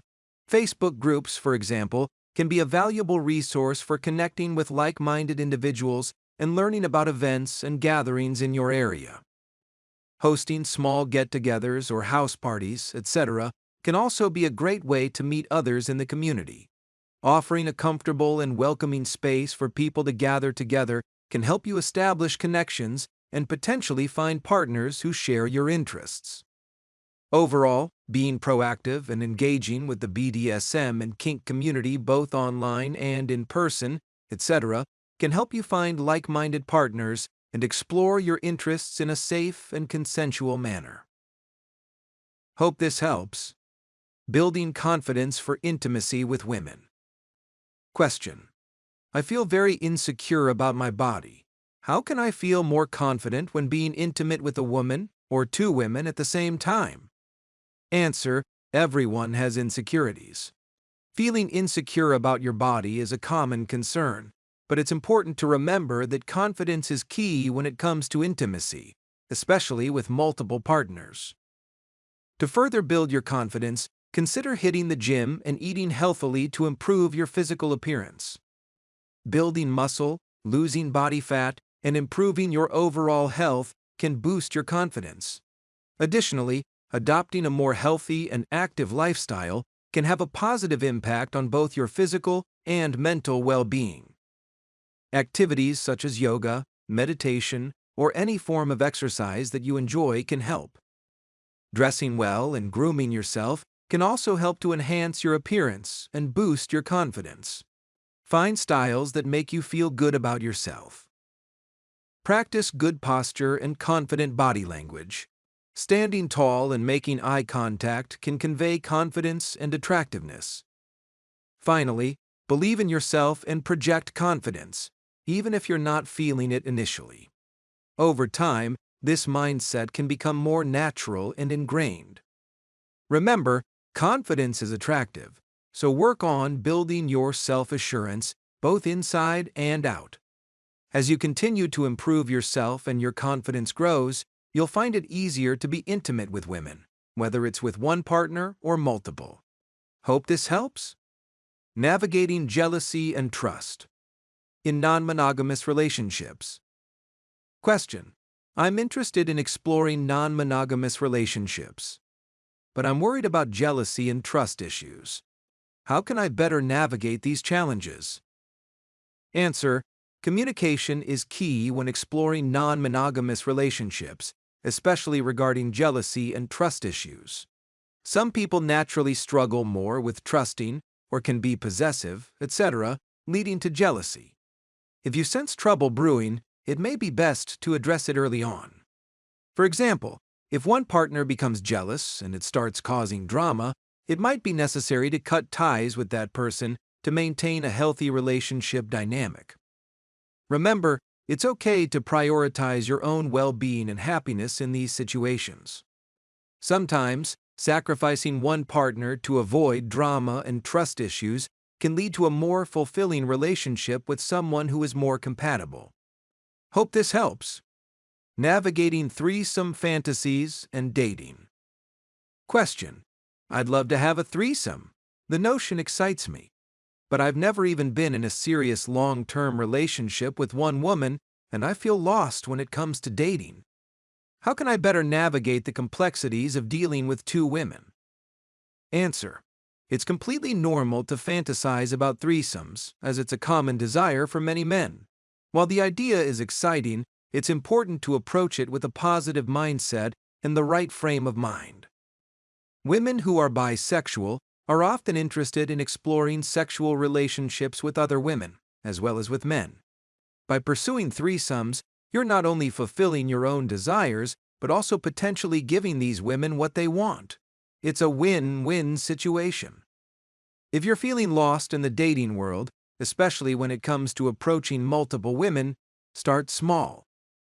Work on building your confidence by approaching women one at a time, either in person or online, etc.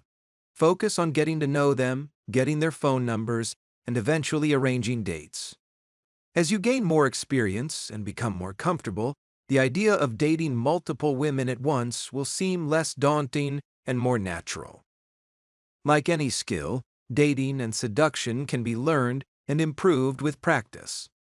Consistency is key, so commit to putting in the time, effort, and dedication needed to develop your dating skills. Remember, practice makes perfect, so don't be afraid to get out there, approach women, and enjoy the journey of exploring your fantasies. Best of luck, my friend, exploring your sexuality safely and consensually. Question: I'm interested in exploring my sexuality, but feel unsure how to start. Any advice on exploring new sexual experiences safely and consensually? Answer: to begin exploring your sexuality, start by educating yourself on safe and consensual practices. Communication is crucial. Be open and honest with your partners about your desires, boundaries, and comfort levels. Take things at a pace that feels right for you and prioritize your own well-being throughout the process. Hope this helps. Exploring sexuality and overcoming shyness. Question: I'm introverted and struggle with social anxiety. How can I meet women and build more meaningful connections despite my shyness? Answer: it's great that you're interested in exploring your sexuality. To start, try finding women who are also open to exploring and are curious about their sexuality. Being honest and open in your communication about your desires and boundaries with them is key. Consider seeking out a woman who is also curious and open to experimenting. This can help to create a shared experience and deepen your connection. Remember, it's about mutual exploration and understanding, so approach these interactions with respect and openness. As someone who is naturally introverted and experiences social anxiety, I understand the challenges you may face. However, as a pickup artist, I've learned to adopt the characteristics of an outgoing, confident person when needed. It's like putting on a mask for a few hours. While it may drain your energy, pushing yourself to socialize and approach women can be rewarding. Try going to places where you can meet new people and practice approaching them and chatting them up. If you feel a connection with someone, ask if you can speak with them privately for a moment. This can be a good opportunity to exchange contact information and express your interest in getting to know them better. Remember, it's okay to take breaks and recharge. You don't have to force yourself to be outgoing all the time. Find a balance that works for you. Over time, as you practice and gain more experience, you'll likely become more comfortable and confident in social situations. Make sense? Balancing dating as a single dad. Question: I'm a single dad with limited free time. How can I balance dating with my responsibilities of child raising? Answer: as a single dad with limited free time, it's essential to prioritize self-care and effective time management. Look for partners who understand and respect your responsibilities as a parent. Consider exploring flexible dating arrangements, such as lunch dates or activities that can include your child. This way, you can enjoy dating while ensuring your child's needs are met. Hope this helps. Addressing premature ejaculation and performance anxiety. Question: I struggle with premature ejaculation and worry about satisfying multiple partners. Any advice on overcoming performance anxiety? Answer: dealing with premature ejaculation can be challenging, but there are strategies to help overcome this issue. One effective technique is edging, which involves masturbating until you are near orgasm, then slowing down to regain control. Practice this regularly to build your stamina and control. During a threesome, if you ejaculate early, you can communicate openly with your partners. You can continue pleasuring them through other means, such as massages or oral sex, etc., ensuring they also have a satisfying experience. Additionally, focus on intimacy and connection rather than performance. Discuss your concerns and desires with your partners and explore techniques like mindfulness and breathing exercises to help prolong pleasure. If the issue persists, consider seeking advice from a healthcare professional for further guidance. Hope this helps. Exploring Tantra and sacred sexuality in your dating life. Question: I'm interested in exploring Tantra and sacred sexuality. How can I incorporate these practices into my dating life? Answer: it's fantastic that you're interested in exploring Tantra and sacred sexuality, etc. These practices can enhance your sexual experiences and help to deepen your connections with partners. To incorporate these practices into your dating life, start by educating yourself.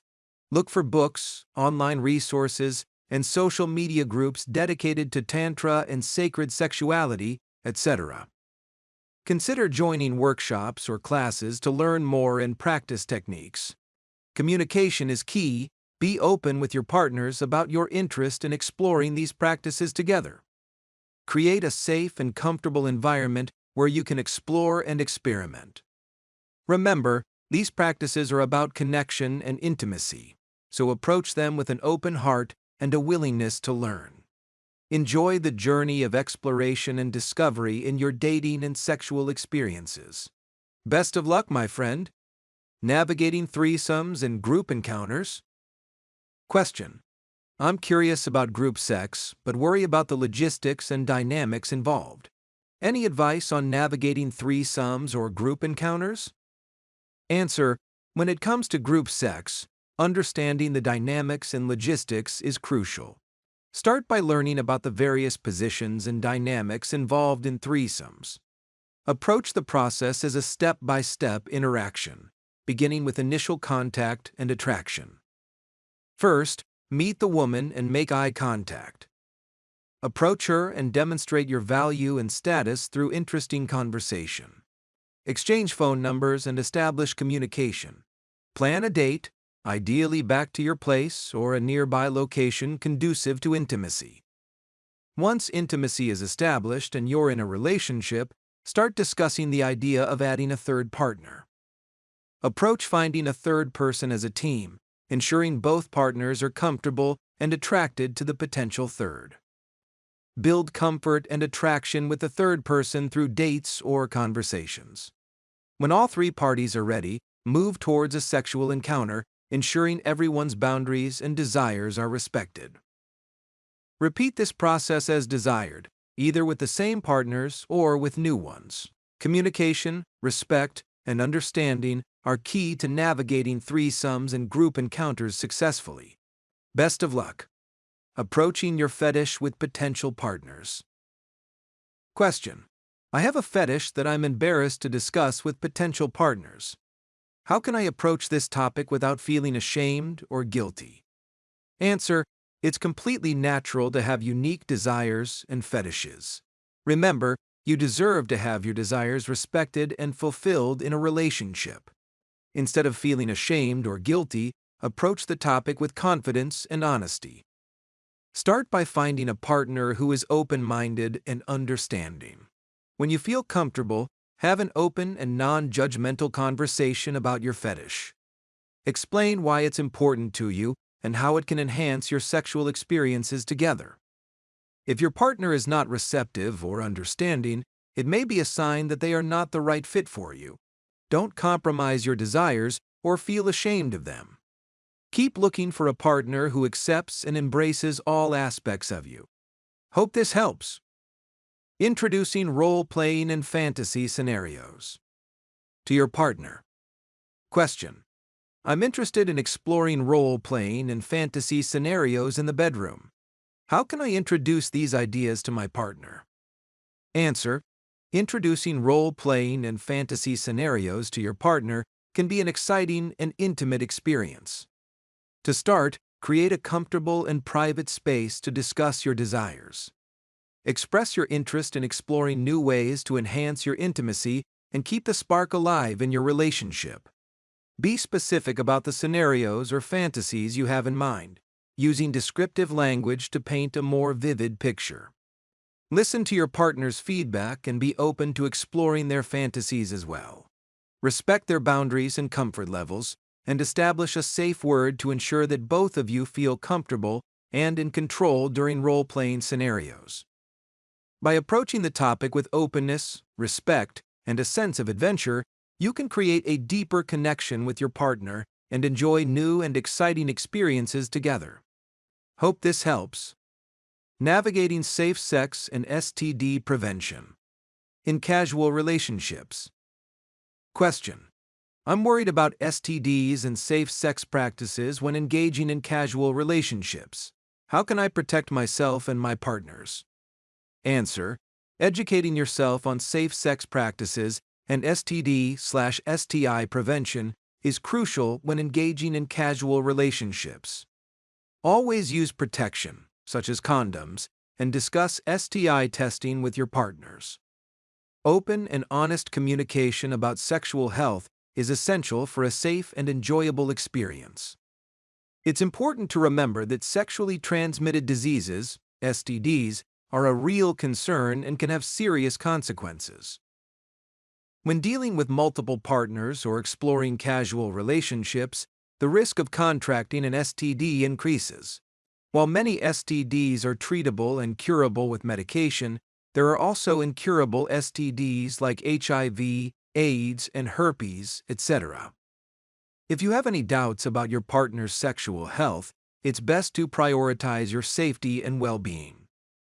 If you notice any signs of infection, such as foul odor, unusual discharge, or visible sores or warts, it's important to abstain from sexual activity and seek medical advice. If you feel uncomfortable or unsafe during a sexual encounter, it's okay to politely decline and end the interaction. Your health should always be your top priority. Hope this helps. Approaching 2 women for a threesome. A delicate balance. Question: I'm attracted to 2 women at the same time. They are friends. But I'm not sure how to approach them without coming across as creepy or disrespectful. Any advice? Answer: generally, the best way to approach them, as either as a group, if they are together, to not only demonstrate confidence, because approaching them both at the same time is a confident and natural thing to do. However, if they are in different places at once, it is best to approach the one to whom you have a better connection with first, and slowly easing to a relationship with her by first demonstrating value and attracting her, getting her phone number, and beginning to text her and call her on the phone to build more attraction and comfort, then get her on a date, possibly have some drinks or coffee, etc., and build more comfort, and then eventually allow the sex to naturally occur back at your place or her place. Once that has been achieved, then you can work on seducing the second girl and getting the 3 of you to interact together and ultimately create a 3-way through some situation. That's really the best way to do it. Once the first girl has had sex with you and created an emotional connection, because she's bisexual, she's going to want to please you and make you happy anyways, and will just allow her girlfriend in on the situation. Then the 3 of you later, possibly, might become an item.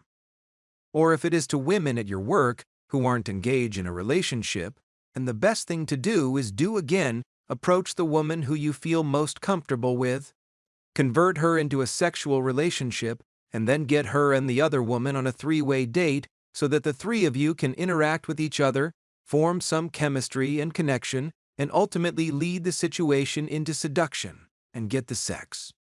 This is the best way to do it. I hope that helps. Navigating the physical aspects of a threesome. The importance of communication and experimentation. Question: I'm worried that I won't know what to do or how to please 2 women at the same time. Any advice for navigating the physical aspects of a threesome? Answer: focus on communication and mutual pleasure. Ask your partners what they enjoy and be willing to experiment and explore together. Remember that threesomes are about shared pleasure and intimacy. Communication really is key here. Don't be afraid to ask the girls what they want and what they like. If you're going down and one of the girls and she tells you to lick her pussy harder or rub her more firmly, then do it. She's telling you what she wants. And she says if you're doing it too hard and she squirms and moves back, that should let you know that she wants you to do it later. As you are fucking her, you can ask, do you like it hard? If she says yes, then do it harder, or if she says just like that, then keep doing exactly what you're doing. Don't be afraid to experiment. Hope this helps. A tip for going out alone. Question: I want to meet women, but I don't really have any friends and I'm not really comfortable going out to bars and nightclubs alone. What should I do? Answer: I understand that going out alone to meet women can be intimidating and daunting. This is where having a great wingman can make all the difference. While this book doesn't delve into wingman tactics, I do have another book, The Ultimate Guide to Picking Up Girls with a Wingman, https://a.co/d/4xs3u8. Available on Amazon, which can teach you how to make friends with more experienced pickup artists and seducers who are also looking for a wingman. Instead of going out alone, you'll have a friend, buddy, or accomplice, etc., to go out and meet women with you, taking your game to the next level and potentially helping you find a girlfriend. Hanging out with other high-powered alpha males who are focused on mastering the art of seduction can significantly improve your results with women. There's a saying, "Show me your friends, and I'll show you your future." You are the average of the top 5 people to whom hang out with the most or spend the most time with. So, by surrounding yourself with successful men in this area, you can enhance your success with women. Once you have a GF, particularly one who is bisexual, you can then teach her to be your wing woman, and together, you can find a third partner for your relationship. The skill of meeting new people and having a wingman is crucial, which is why I've written an entire book on the subject. Many men prefer not to go out alone, and by having a wingman, you'll have a companion to go out with, meet women with, and potentially find your perfect match. Hope this helps. Finding your perfect partner. A journey to love, connection, and threesomes. Question: I just want to find my perfect partner or perfect three-way relationship. It is possible? Answer: it's crucial to understand that your ideal partner is also on a journey to find love and connection. She seeks a loving relationship and may also be interested in exploring her own sexuality. Like you, she actively seeks these connections at parties, social gatherings, or nightclubs, etc. If you spend your time at home engaging in solitary activities, you miss the chance to meet her. Acknowledge her existence, believe in it, and take action to go meet her. This journey starts with a strong desire for this kind of relationship. You must be proactive and have a burning desire to achieve this goal. This is where the attraction phase begins. After making initial contact and getting to know each other, you move into the comfort stage, going on multiple dates to deepen your connection. This leads to the seduction phase, where you engage in sexual intimacy. You then teach her to be your wing woman, and together, you attend social events. This marks the second attraction phase, where you meet a potential new partner.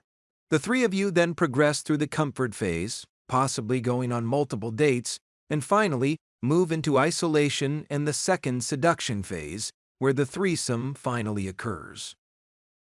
After this, you enter the second relationship management phase, where you and your partner decide whether to establish a triad or if it was a one-time encounter.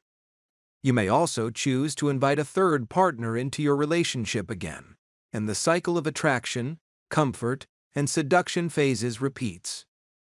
The biggest obstacle in this journey is often your mindset. You may believe that the woman you desire isn't out there or be tempted to stay in your comfort zone. To succeed, you must push past these barriers, take action, and start approaching women. This mindset shift is crucial for achieving real results and mastering the art of threesomes. Hope this helps. Congratulations! If you've made it this far, congratulations on reaching this point. By now, we've covered all the basics of achieving a threesome, and I will conclude the book here. If you have further questions, such as those in the last chapter, please reach out to me directly for a personal one-on-one coaching session. You can connect with me on Zoom, in person at 702-417-7714, or DM me on Instagram at Jaunzemis. Good luck and game on, fellas! Conclusion. And with that, my friend, we conclude our class today. Give yourself a big round of applause for making it this far. Clapping emoji, clapping emoji, clapping emoji. I want to express my heartfelt gratitude for you, for being a part of this journey, and for taking the time to read this book in its entirety. I sincerely hope that the lessons shared here will help to empower you and bring more success to your dating life, helping you to achieve your goals, including threesomes, and beyond. Best of luck to you all. Ryan, get live coaching now. Introducing the Diamond Package, Sparkles Emoji, Gemstone Emoji, Sparkles Emoji. 8 hours of live, 1 ON, 1 personal coaching. Only $1,999. Instagram, www.instagram.com/Jaunzemis @Jaunzemis, or call/text 702-417-7714 for more detail. Easily payable via PayPal or Zelle. www.paypal.me/Jaunzemis.